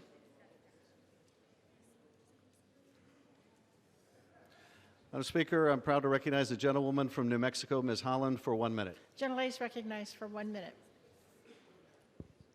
Madam Speaker, I stand before you as a representative of New Mexico, a place where we believe in dignity and respect for all. In Congress, I've been fighting for them. We've been working to make health care more affordable, education accessible, and move our country forward for the people. But today, this president has forced us into a serious debate. We're talking about a president who used the power of the presidency for his own political gain, risking our national security and putting the integrity of the next election at risk. It's a sad day when a president shows complete disrespect for Congress as a co-equal branch of government and for the American people who elected us. We collected the evidence and the facts are indisputable. We all took an oath to protect and defend our Constitution. We have the solemn responsibility to hold this president accountable because it's our job. I urge my colleagues to live up to our responsibility and show our fellow Americans that no one, not even the president, is above the law, and I yield. Gentlelady yields back. Gentleman from Georgia. Thank you, Madam Speaker. At this moment, I yield to the gentleman from Oklahoma for a unanimous consent request. Gentleman is recognized. I ask unanimous consent to enter into the record my opposition to these articles of impeachment. Without objection. And I reserve.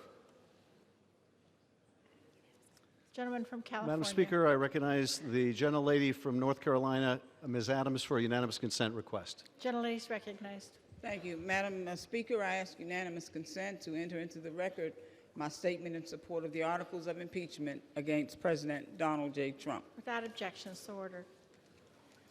I reserve the balance of our time. Gentleman reserves. Thank you, Madam Speaker. At this time, I give 5 minutes to the gentleman from Louisiana, the minority whip, Mr. Scalise. Gentleman's recognized for 5 minutes. Thank you, Madam Speaker. Impeaching a president of the United States. This isn't about some solemn duty tonight. Let's talk about what this is really about. This has been about a political vendetta that didn't just start with the Zelensky call. It started long before that. Just listen to some of the quotes from Democrats in this chamber. Speaker Pelosi, quote, "It's been going on for 22 months, 2.5 years actually. We cannot accept a second term for Donald Trump. What's more serious is that he can't win. This isn't about some crime that was committed. It's about fear that he might win re-election. That's not why you impeach a president." Al Green, quote, "I'm concerned that if we don't impeach this president, he will get reelected." The list goes on, Madam Speaker. In fact, there's some quotes that I can't even read on this House floor that some of our colleagues made. And keep in mind, more than 100 Democrats on this House floor voted to impeach this president before the Zelensky phone call. Just look at some of these articles of impeachment that they voted for. 2 years ago, 58 Democrats voted to impeach the president over comments he made about NFL players kneeling for the Pledge of Allegiance. Impeaching the president, over 50 Democrats voted to impeach him for that. Just this summer, over 90 Democrats voted to impeach the president for comments he made about the squad. So he makes comments about some other members of Congress who make a lot of comments about him, and 95 members vote to impeach the President of the United States. This is a political vendetta. It has nothing to do with a crime committed. There was no crime. And why don't we listen to some of the witnesses? Obviously, we weren't able to call all the witnesses we wanted, but there were witnesses. In fact, Gordon Sondland, U.S. Ambassador to the European Union, he's mentioned over 600 times in the Schiff report. He was their star witness. And what did he say when asked? Quote, "Did President Trump ever tell you personally about any preconditions for anything?" His answer, no. Any preconditions for the aid to be released? No. Any preconditions for a White House meeting? Under oath he testified, no. Abuse of power. Let's talk about that article of impeachment, Madam Speaker. George Washington law professor Turley, who admitted under oath that he voted against Donald Trump, spoke to this claim of abuse of power. In fact, he said, quote, "If you make a high crime and misdemeanor out of going to the courts, it is an abuse of power. It's your abuse of power. You are doing precisely what you are criticizing the president of doing. Abuse of power." There's a House rule, Madam Speaker, that requires, not allows, but requires that the minority get a day of hearing, which we asked for multiple times. They broke this rule. They didn't allow us to have a minority day of hearing. They didn't want to hear the facts about this case because it was never about the facts, because there was no crime. It is about a personal political vendetta. Now let's talk about obstruction of Congress, as they make up these terms to impeach a president because they didn't find a crime, and they were looking. It's been an impeachment in search of a crime. But they talk about obstruction of Congress and saying the president defied subpoenas, subpoena after subpoena. Let's go through the departments. The Department of State they subpoenaed. Do you know that literally just 4 days after the subpoena, the Secretary of State himself responded to your subpoena? The Department of Defense, a week later, responded to the subpoena. The Department of Energy responded to the subpoena. We can go on and on with all of these agencies. That's an abuse of power. That's an obstruction of Congress, responding to your subpoena. That's what they did. They responded. You might not have liked the answer, but that's not the way this works. You don't impeach a president because you don't like his foreign policy, as so many of those foreign policy experts came and testified. But this isn't just about Donald Trump. They don't just hate Donald Trump, Madam Speaker. They hate the 63 million Americans who voted for this president, the forgotten men and women of this country who have been left behind, Madam Speaker.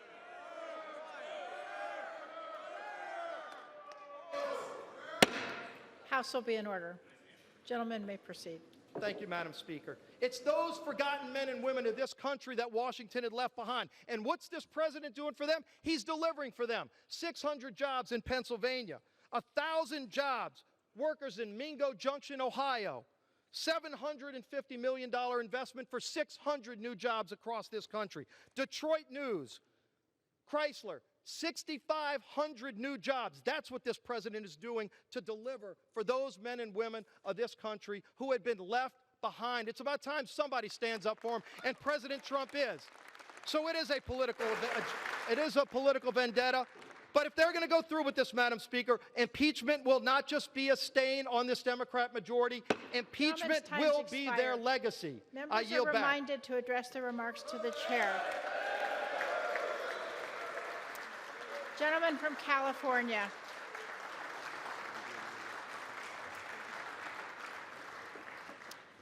Madam Speaker, I recognize Ms. Custer from New Hampshire for unanimous consent request. Gentlelady is recognized. Madam Speaker, I request unanimous consent for enter in my statement into the record regarding the 75th anniversary of the Battle of the Bulge in favor of articles of impeachment. Thank you. Without objection.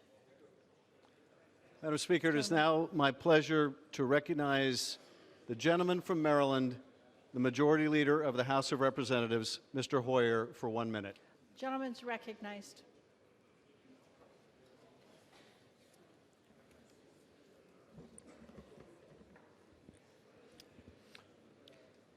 My colleagues, The gentleman will suspend. The House will come to order.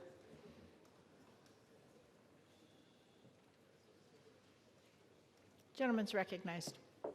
Madam Speaker, I have had the honor of serving in this House for over 38 years. I've served during 6 presidencies. I've been here through moments of tremendous progress and terrible tragedy. I've seen periods of rank partisanship and patriotic bipartisanship. I've seen our two-party system work, and I've seen it break down.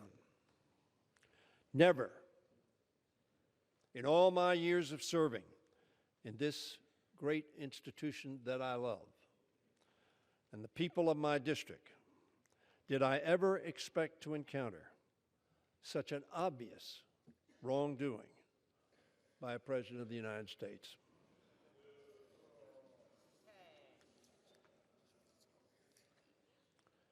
Nor did I expect to witness such a craven rationalization of presidential actions, which would put our national security at risk, undermine the integrity of our elections, and defied the constitutional authority of the Congress to conduct oversight. We've heard from Republicans that this impeachment really has to do with policy differences or how we feel personally about the president, about his temperament, or that we simply dislike him. Throughout the Trump presidency, Democrats have resisted pursuing impeachment, even as we watched with dismay and disgust at a pattern of wrongdoing. That pattern included ordering federal agencies to lie to the public, firing the FBI director for refusing to end investigations of his campaign, siding with Vladimir Putin against our intelligence agencies, taking funding away from the military to put towards an ineffective border wall, and setting policies that have led to the separation of families and caging of children. We have to be sure deep disagreements with the policies and actions taken by this president. There's been a lot of talk about the 63 million people who voted for Mr. Trump. Little talk about the 65 million people who voted for Hillary Clinton.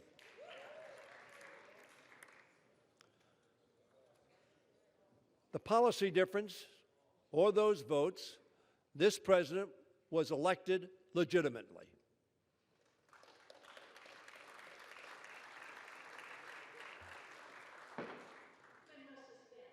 The House will stay in order. The gentleman deserves to be heard. Gentleman's recognized.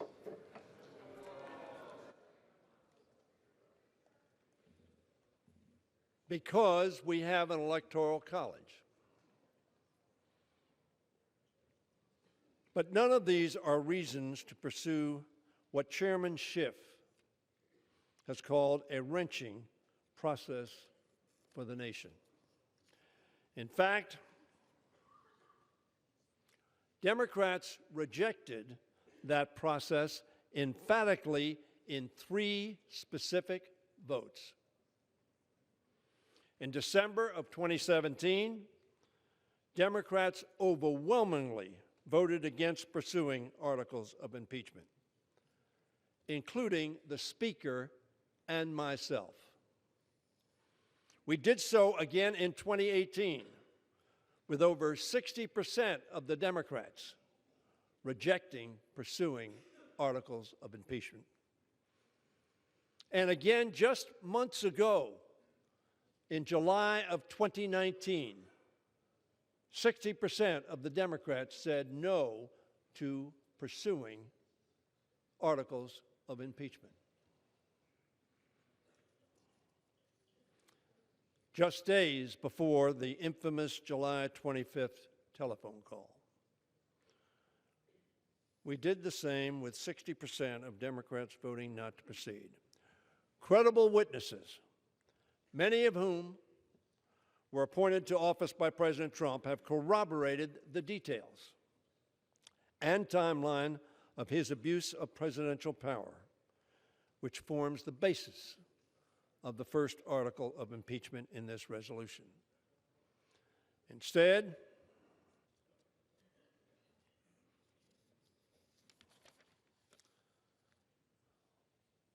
I will not recount all of the witnesses or abuses that have occurred.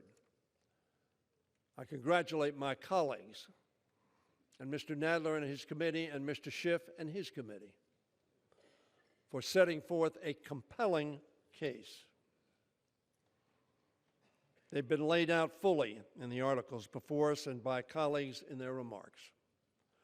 What I will do is remind Americans that the House provided President Trump every opportunity to prove his innocence, but the witnesses were precluded from coming forth. The witnesses who have personal knowledge did not come, either at the President's request, in which he refused to show up because he thought it was a sham, as so many of you have said, or to the committees. Instead, he ignored congressional subpoenas for documents and for testimony by White House officials and ordered his subordinates not to cooperate. Perhaps they could have exonerated him. This itself, I suggest to you, is unprecedented.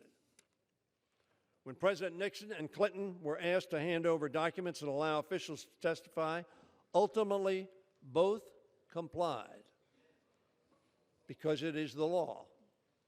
Such actions of the President can be taken as further evidence of his obstruction and abuse of power. It is, in and of itself, impeachable conduct, the subject of the second article of impeachment.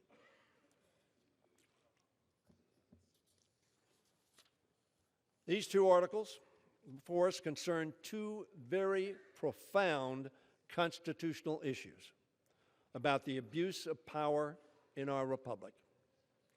First, whether it is acceptable for the President of the United States, any president, to solicit foreign interference in our elections. There is a difference as to whether he's done that, and the place to try that is in the United States Senate. But we believe strongly there is probable cause to conclude that. To undermine our national security, the integrity of our elections, and the integrity of our democracy. And secondly, whether it is permissible for the President to obstruct Congress and act as if he is above the law and immune from constitutional oversight. On December 4th, the Judiciary Committee heard the testimony of constitutional law experts who weighed in on these points. Some 1,500 historians have said the same thing. As Professor Noah Feldman said, if we cannot impeach a president who abuses his office for personal advantage, we no longer live in a democracy. We live in a monarchy, or we live under a dictatorship. The votes we are about to take concern the rule of law and our democracy itself. Let us not forget the words of John Locke, so influential to the founders of our republic. John Locke, millennia ago, said this: wherever law ends, tyranny begins. This impeachment asks whether we are still a republic of laws, as our founders intended, or whether we will accept that one person can be above the law. In America, as we have said over and over again, no one is above the law, but only as long as we hold every person accountable for breaking the law, even a president, will that be true. If the House does not act, if we wait and delay, we run the risk of allowing the president's misconduct, if we believe it to be so, to be repeated at the expense of the integrity of our elections, our national security, and our constitutional system of separation of powers. Democrats did not choose this impeachment. We did not wish for it.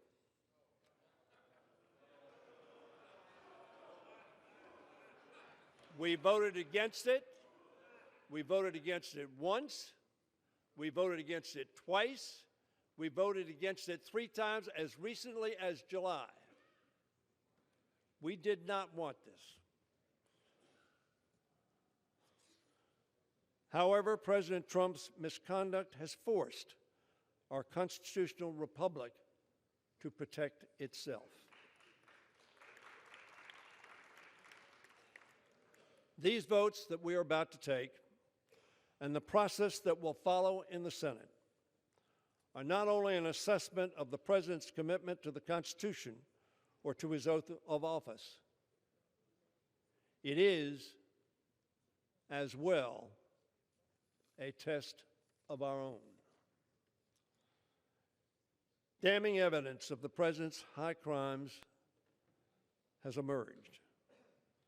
Nevertheless, Republican members of this House and of the Senate have continued to defend a President whose actions seem to many of us to be indefensible. All of us feel a sense of loyalty to party. It's what makes our two-party system function. It's what helps hold presidents and majorities accountable. But party loyalty must have its limits. And as evidence of the president's impeachable offenses have mounted daily as the witnesses testified, it has become increasingly clear that the limits of partisanship have been reached and passed. Now Democrats and Republicans together face a test before our constituents,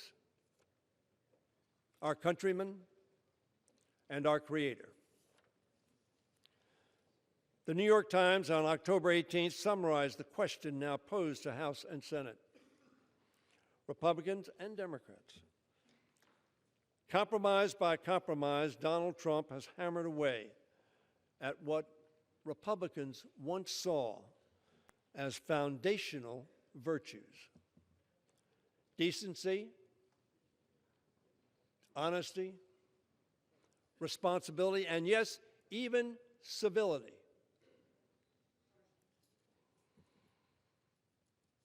Going on to say, will they commit themselves and their party wholly to Mr. Trump, embracing even his most anti-democratic actions?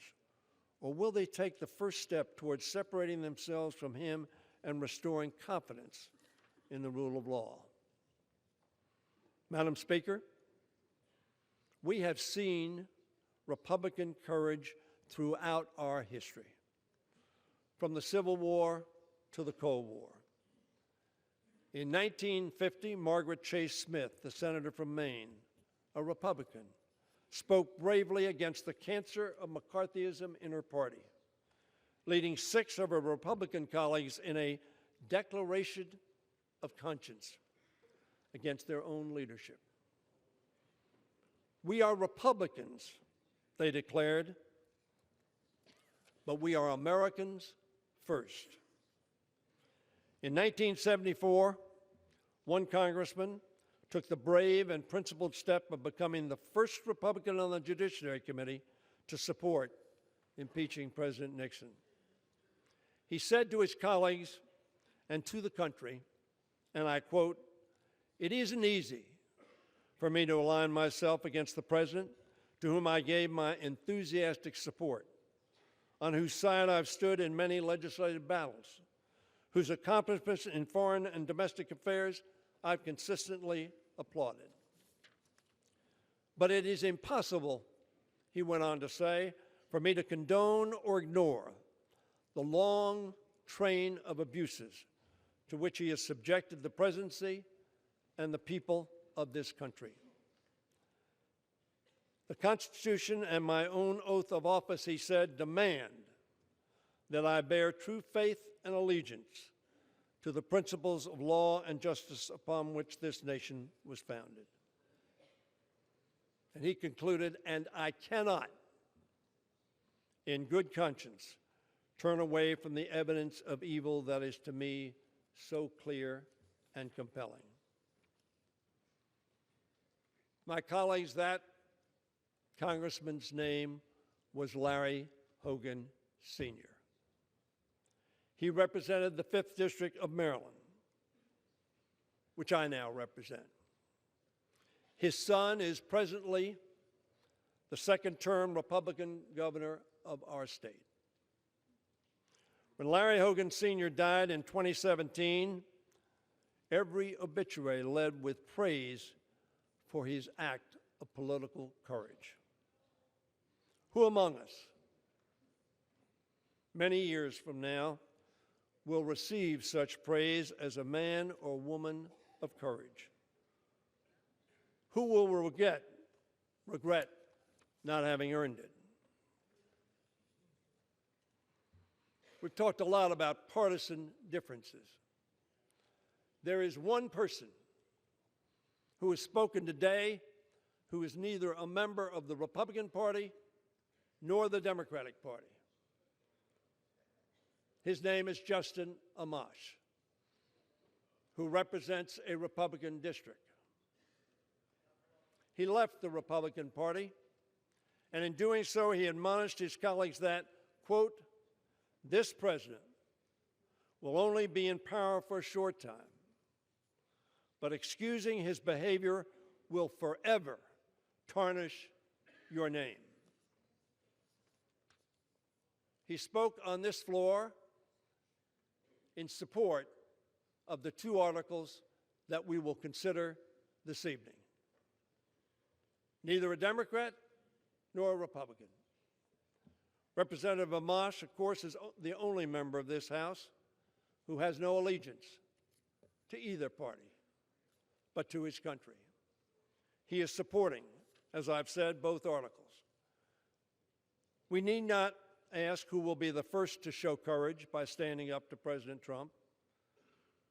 The question we must now ask is, who will be the last to find it? The pages of our history are filled with Americans who have the courage to choose country over party or personality. But as President Kennedy wrote, the stories of past courage can teach. They can offer hope. They can provide inspiration. But they cannot supply courage itself. For this, President Kennedy said, each man, each woman must look into their own soul. I urge my fellow colleagues in the House and, yes, in the Senate to look into your soul. Summons the courage to vote for our Constitution and our democracy. I understand we will all not see the same conclusion, but to do less betrays our oath and that of our founders, who pledged their lives, their fortune, and their sacred honor. Let us neither turn away from the evidence, which to me seems so clear, nor from our good conscience, which compels us to do what in our hearts we know to be right. Let us not allow the rule of law to end or for tyranny to find its toehold. With our votes today, we can bear true faith and allegiance to the vision of our founders, and we can show future generation what it truly means to be Americans first. Vote yes. Gentleman yields back. Gentleman from Georgia.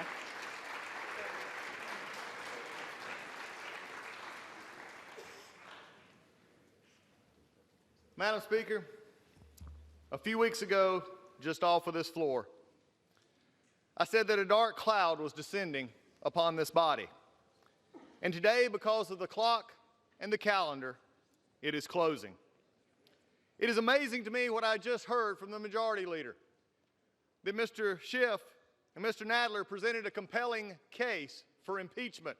If this is a compelling case for impeachment, I'm not sure why we're here right now. It is not anywhere close to compelling. But you know what is interesting is what I have heard today. The Majority Leader just spoke and said that if the President was given every opportunity to come prove his innocence. I tell you what, Madam Speaker, let me have just a few minutes, stop the clock, and let me go around to the press corps and to everybody here, and I'm going to accuse you of something. You did it. You did it. You did it. You did it. Now prove it's wrong. You did it. Guess what? You don't want to, because deep down you know that that's turning the entire jurisprudence of this country upside down. You're not guilty until you're proven. You're innocent. And today from this floor, we have heard the Majority Leader say this president is guilty and not the other way around. He is innocent, and these come nowhere close to proving it. But what is left of this body? Let's have an honest conversation, Madam Speaker. What we have found over the past few weeks is it is okay for the majority to tear down a foreign leader because they can't make their case. They've called him a liar or weak or worse, or as it was called in the committee, even looked like a battered wife. It is below the dignity of this body and this majority to tear down a foreign leader because they can't make their case against this one. We have broken rules in this House, even to this moment. Chairman Schiff and the others have broken House Resolution 660 by not turning over the things that they should be turning over. I still have not got a transcript. We still don't know what we got. And the White House still has not got their stuff. I guess minority hearing rule days don't matter either. You see, there is a problem here because we're going to vote this tonight while breaking the rules. What a shameful incident. But we also found in creative interpretation of minority rights. We saw the rise of partisanship because of things that have been done even further. And we've even seen members smeared in reports by drive-by political hacks when they matched numbers of the majority or the ranking member and the members of the press. That ought to concern every one of you as much as it concerns every one of us. Nothing but a drive-by hit. But you know something? This majority leader also just said, wherever law ends, tyranny begins. But I will say this, in this House, wherever the rules are disregarded, chaos and mob rule actually begin, and the majority has taken that to a new level. It has been said today, where is bravery? I'll tell you where bravery is found and courage is found. It's found in this minority who has lived through the last year of nothing but rules being broken, people being put down, questions not being answered, and this majority say, be damned with anything else, we're going to impeach and do whatever we want to do. Why? Because we won an election. I guarantee you, one day you'll be back in the minority, and it ain't going to be that fun. Because when you look at it, when you actually trash the rules of this House, you want to really look at what did you gain at the end by trashing the institution you claim to love. That's the things we found out so far. But you know, they're really careful saying, oh, you want to deal in process and process. As I said last night in the Rules Committee where they didn't want to listen, I'll win on process and I will win on facts because we have the truth on our side. Let me remind you that here's what the process actually says. There was no pressure. Look at the call. President Zelensky, President Trump, no pressure. There was no conditionality. There was nothing done to get the aid, and the aid actually came. There were 5 meetings. But when you look at it right now, none of which matter, because right now the dark cloud is descending upon this House. And I am fearful, Madam Speaker. When I look out in that abyss, I don't know what I see, but I tell you what I do see. I see coming off a president who will put his head down even through this sham impeachment, and he will do his job. He will put the American people first. He will tell them that I care about you. He will still put the economy first, and he will make sure this country stands strong. That's what I see in this abyss. That's where we're going. And Madam Speaker, it is with that hope in the future that I recognize right now that I yield 1 minute to the Republican leader of this House, the Republican from California, Mr. McCarthy. Gentleman's recognized. Madam Speaker, I must warn you, I'm about to say something my Democratic colleagues hate to hear. Donald J. Trump is President of the United States.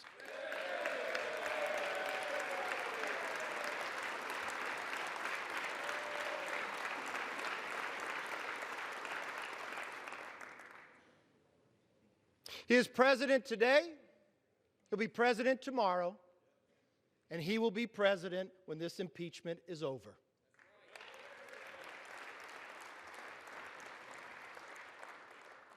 Madam Speaker, when they accept that, maybe this House can get back to work for the American people.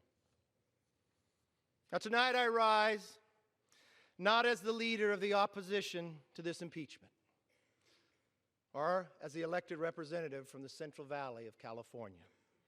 I rise as Kevin McCarthy, citizen, no better, no worse than the 435 representatives that are in this chamber, or the 330 million Americans watching this institution make what I believe to be one of the worst decisions we have ever made. It doesn't matter whether you're a Democrat or a Republican, whether you're liberal or you're conservative, whether you're the first generation or the 10th, at our core, we are all American, all of us. We choose our future. We choose what kind of nation we want to be. Here's our choice tonight. Will we let impeachment become an exercise of raw political power, regardless if it damages our country? Or will we protect the proper grounds and process for impeachment now and in the future? For months, Democrats and many in the media have attempted to normalize the impeachment process that would remove a duly elected president from office. After 3 years of breathless and baseless outrage, this is their last attempt to stop the Trump presidency. Madam Speaker, Speaker Pelosi even recently admitted that Democrats have been working on this impeachment for 2.5 years. Those were her words, they were not mine. Because they lost to him in 2016, they'll do anything or say anything to stop him in 2020. That's not America. That's not how democratic republics behave. Elections matter. Voters matter. And in 11 months, the people's voice will be heard again.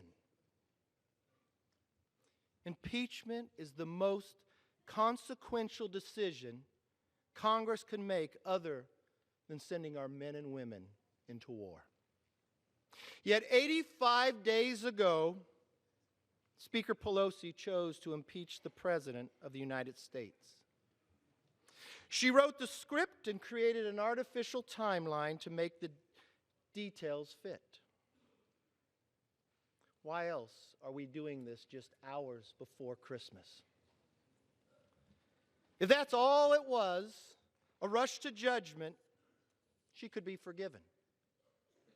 But before the Speaker saw one word or one shred of evidence, she moved to impeach. In the past, in this body, such a step demanded a vote from all of us from the start. But not only did she move to impeach before she gave this House and the hundreds of millions of people we represent a say in whether to pursue an impeachment inquiry, she threw out the bipartisan standards this House gave President Nixon and Clinton. That is why I immediately sent Speaker Pelosi a letter asking her to follow the rules of history, of tradition, and follow those standards that have served America well. What did she say? She rejected it. She rejected it because Democrats knew a fair process would crumble their case. A fair process would have exposed to the American public what many already knew. Democrats have wanted to impeach President Trump since the day he was elected. And nothing was going to get in their way, certainly not the truth. Madam Speaker, Chairman Schiff said he had evidence, more than circumstantial, of collusion. That was false.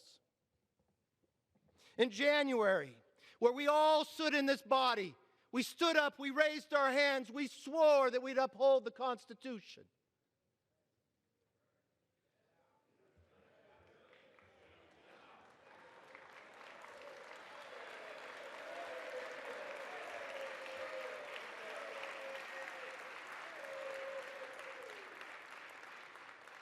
And a few mere hours after that, Congresswoman Tlaib said she was going to impeach the mother effer. Those are not my words. A year before taking the majority, Chairman Nadler campaigned to the Democrats that he wanted to be chairman of the Judiciary Committee where impeachment is. New York Times writes, Madam Speaker, because he is the strongest member to lead a potential impeachment. And Congressman Raskin, a leading Democrat on the Judiciary Committee, one that the Democrats had represented in the Rules Committee for these articles just yesterday, told a crowd he would impeach President Trump 2 days before he was ever sworn into office. What we've seen is a rigged process that has led to the most partisan and least credible impeachment in the history of America. That is this legacy. Any prosecutor in this country would be disbarred for such blatant bias, especially if that prosecutor was the fact witness, the judge, and the jury.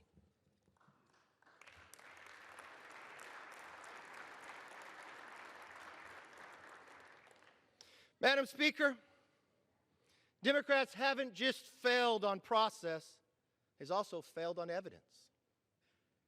I've heard a lot of debate on this floor today, but I haven't heard one member of this body dispute this simple fact. President Trump provided lethal aid to Ukraine. It came before the call, it came after the call, and it continues to this day. President Trump provided Ukraine tank-busting bombs. The previous administration, they gave blankets. This is the truth. Meanwhile, the Democrats' case is based on second-hand opinions and hearsay.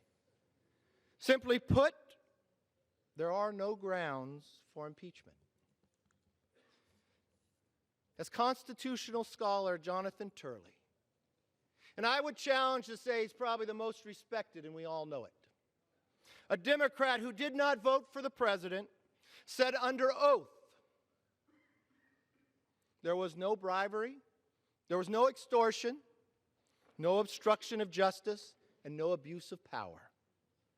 Based on the facts, based on the truth, based on the lack of evidence, Turley called this the fastest, thinnest, and weakest impeachment in the U.S. history. Such a definitive answer should be the end of all of this. But Speaker Pelosi is still moving forward with this impeachment without evidence of facts or truth or public support. The Speaker says it is out of allegiance to our founders. On this, I agree. I agree with the Speaker we should listen to the founders. And if one does, it's very clear that this impeachment is unfounded and improper. In the Federalist Papers, Alexander Hamilton wrote, there would always be the greatest danger, that impeachment would be driven by partisan animosity instead of real demonstrations of innocence or guilt.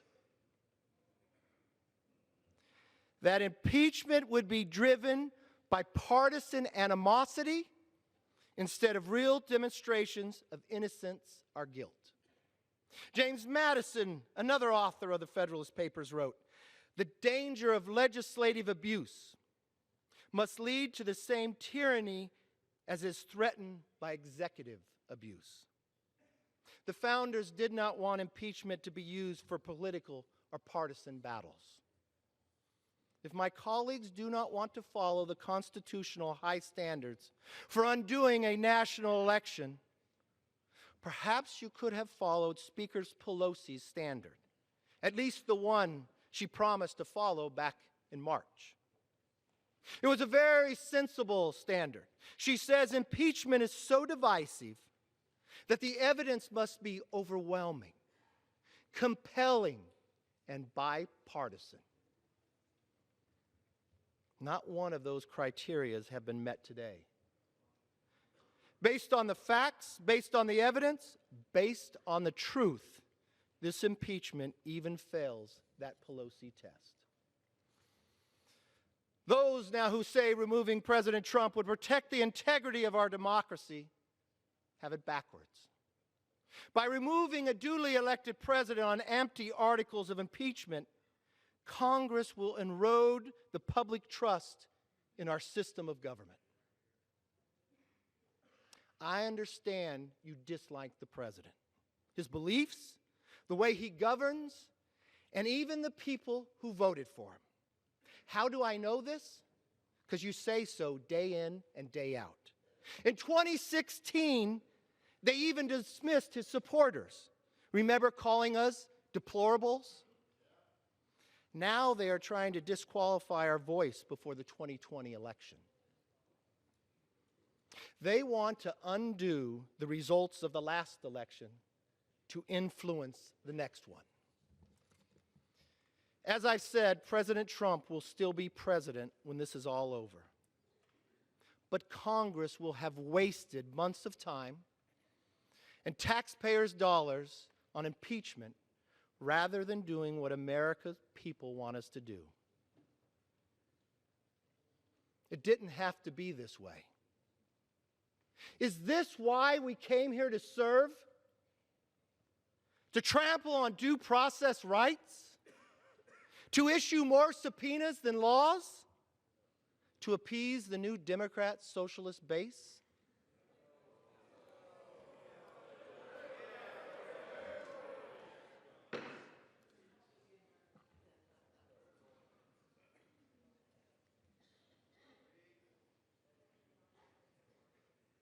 That is not leadership.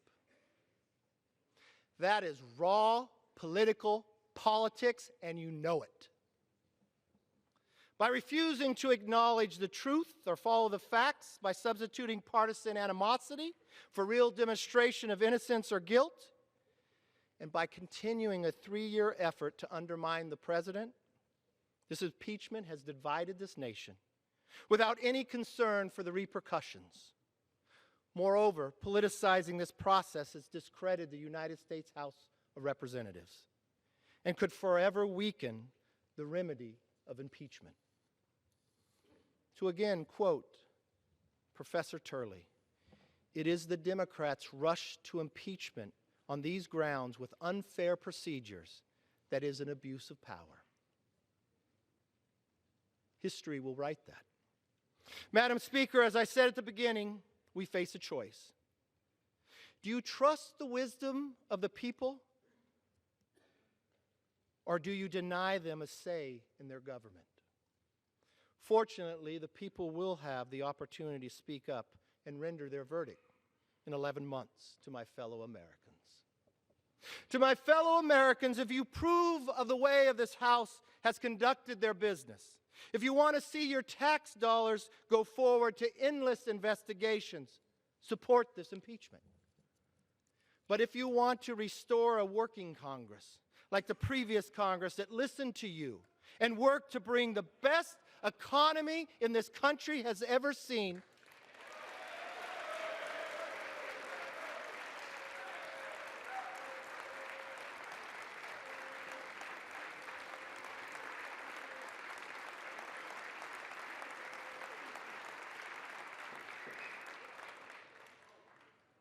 and one that once again will work with the President to get things done for you and your family, then join with us in rejecting this baseless impeachment.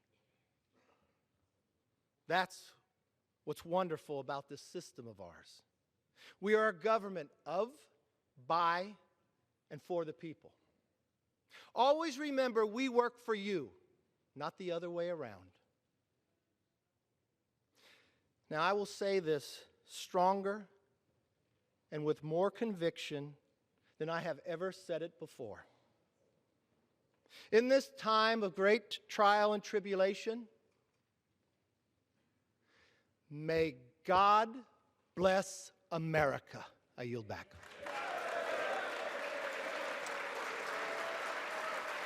Speaker, I yield back. Gentleman from California is recognized. House will be in order. Gentleman from California. Madam Speaker, I recognize myself for the remainder of our time. Gentleman's recognized. Madam Speaker, my colleagues, after 8 hours, let us return to where we began with the articles themselves. Article 1 charges the President of the United States with abusing the power of his office by coercing an ally into cheating in a U.S. election on his behalf. It charges the President of the United States. It charges the... Be in order. The gentleman has a right to be heard. It charges the President So, of the United States. The gentleman shall suspend. Gentleman may resume. It charges the President of the United States with abusing his power by withholding official acts, by withholding a White House meeting that the President of Ukraine desperately sought to establish the support of his most important benefactor, the United States, by withholding hundreds of millions of dollars of military aid to a nation at war in order to get that nation to intervene in our election by smearing his opponent. That is the gravamen of the charge in Article 1. And what is the defense from my colleagues? Now, I've listened carefully to my colleagues for the last 8 hours, and I have to say, it's been hard for me to follow. But it amounts, I think, when you cut through it all, when you cut through all the sound and the fury, signifying nothing, what it really amounts to is this: why should we care? Why should we care about what the President did to Ukraine? Well, first of all, we should care about our allies. We should care about Ukraine.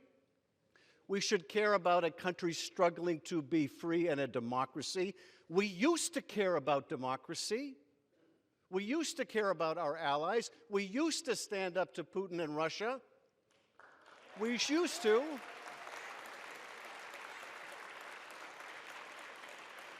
I know the party of Ronald Reagan used to. Why should we care about Ukraine? But of course, it's about more than Ukraine. It's about us. It's about our national security. Their fight is our fight. Their defense is our defense. When Russia remakes the map of Europe for the first time since World War II by dint of military force, and Ukraine fights back, it is our fight too. And when the president sacrifices our interests, our national security for his election, he is sacrificing our country for his personal gain. That is the gravamen of Article 1. Article 2. Article 2 charges the President of the United States with obstructing the Congress, with denying the Congress any witness, any document, by telling all of his administration people, you will not appear. You will ignore a co-equal branch of government. And what is the defense to this from my colleagues? Again, it is, why should we care? He is the president of our party. Why should we care if he ignores this Congress? Well, I remind my friends that he will not be the last president. There will be another president. And you may be one day, although you do not act like it, you may one day be in the majority. And you will want to hold a president accountable. And what will you say when that president says, you are a paper tiger, you have no oversight, I can ignore your subpoenas? What will you say? What will you argue? Well, no, that was different. Then we were in the minority. Then it was a Republican president. Will that be your argument? Is that how little faith you have in our democracy, in our Constitution? Is that how poorly you defend and uphold that Constitution? But finally, let me ask this question that overrides it all. Why should we care about any of this? And I will bring you to one conversation that came to light, because it's not the most important conversation, but in many ways, it is the most revealing. It took place on September 14th in Ukraine, when Ambassador Volker sat down with Andrei Yermak, the top advisor to Zelensky. And he did what he should do. He supported the rule of law, and he said, you, President, you, Andrei Yermak, should not investigate the last president, President Poroshenko, for political reasons. You should not engage in political investigations. And you know what Yermak said? Oh, you mean like you want us to do with the Bidens and the Clintons? And in that abrupt, brutal retort, we see why we should care. Because what he was saying is, you, America, have forgotten what it means to uphold the rule of law. You have forgotten what it means to say that no one is above the law. We are a struggling democracy, but even we know better than that. What is at risk here? What is at risk here is the very idea of America.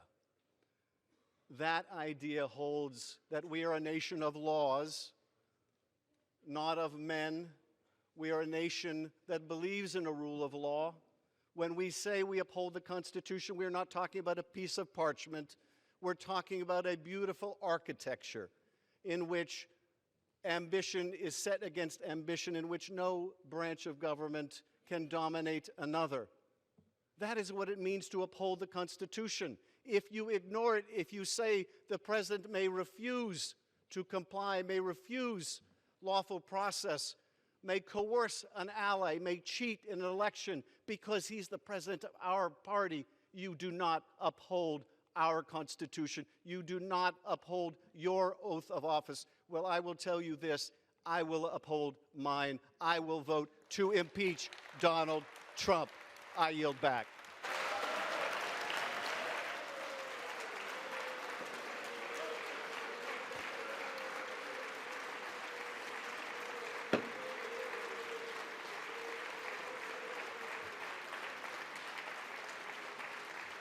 All time for general debate has expired. Pursuant to House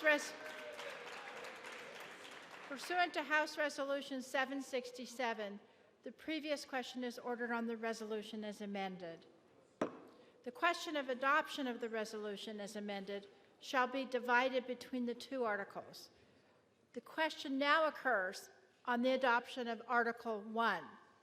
All in favor, say aye. Aye. Opposed, no. No. The ayes have it. Gentleman from Georgia. Speaker. Madam Speaker, I ask the ayes and nays on that vote. The yeas and nays are requested. Those favoring a vote by the yeas and nays will rise. A sufficient number having risen, the yeas and nays are ordered. Members will record their votes by electronic device. This will be a 15-minute vote.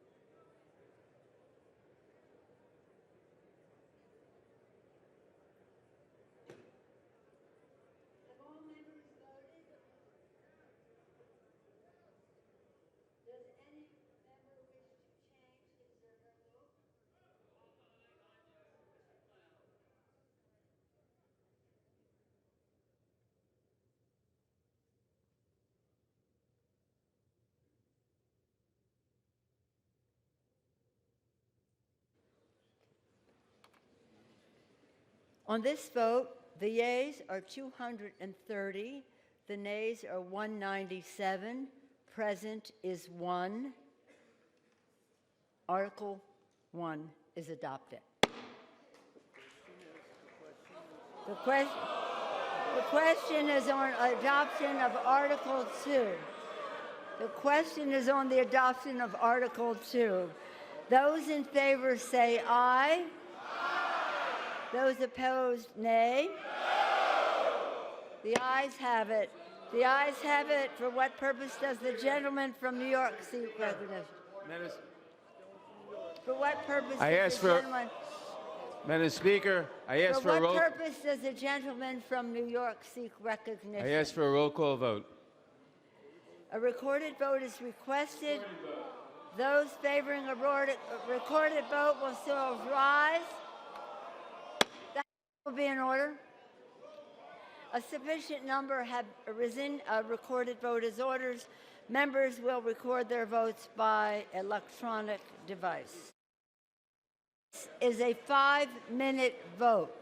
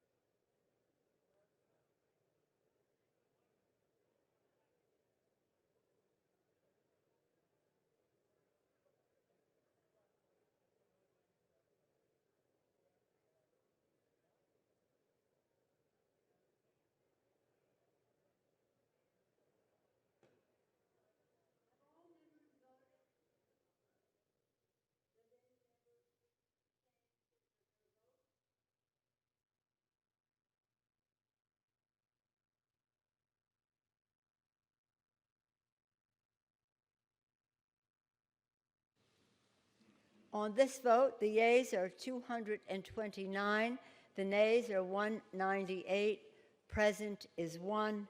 Article 2 is adopted.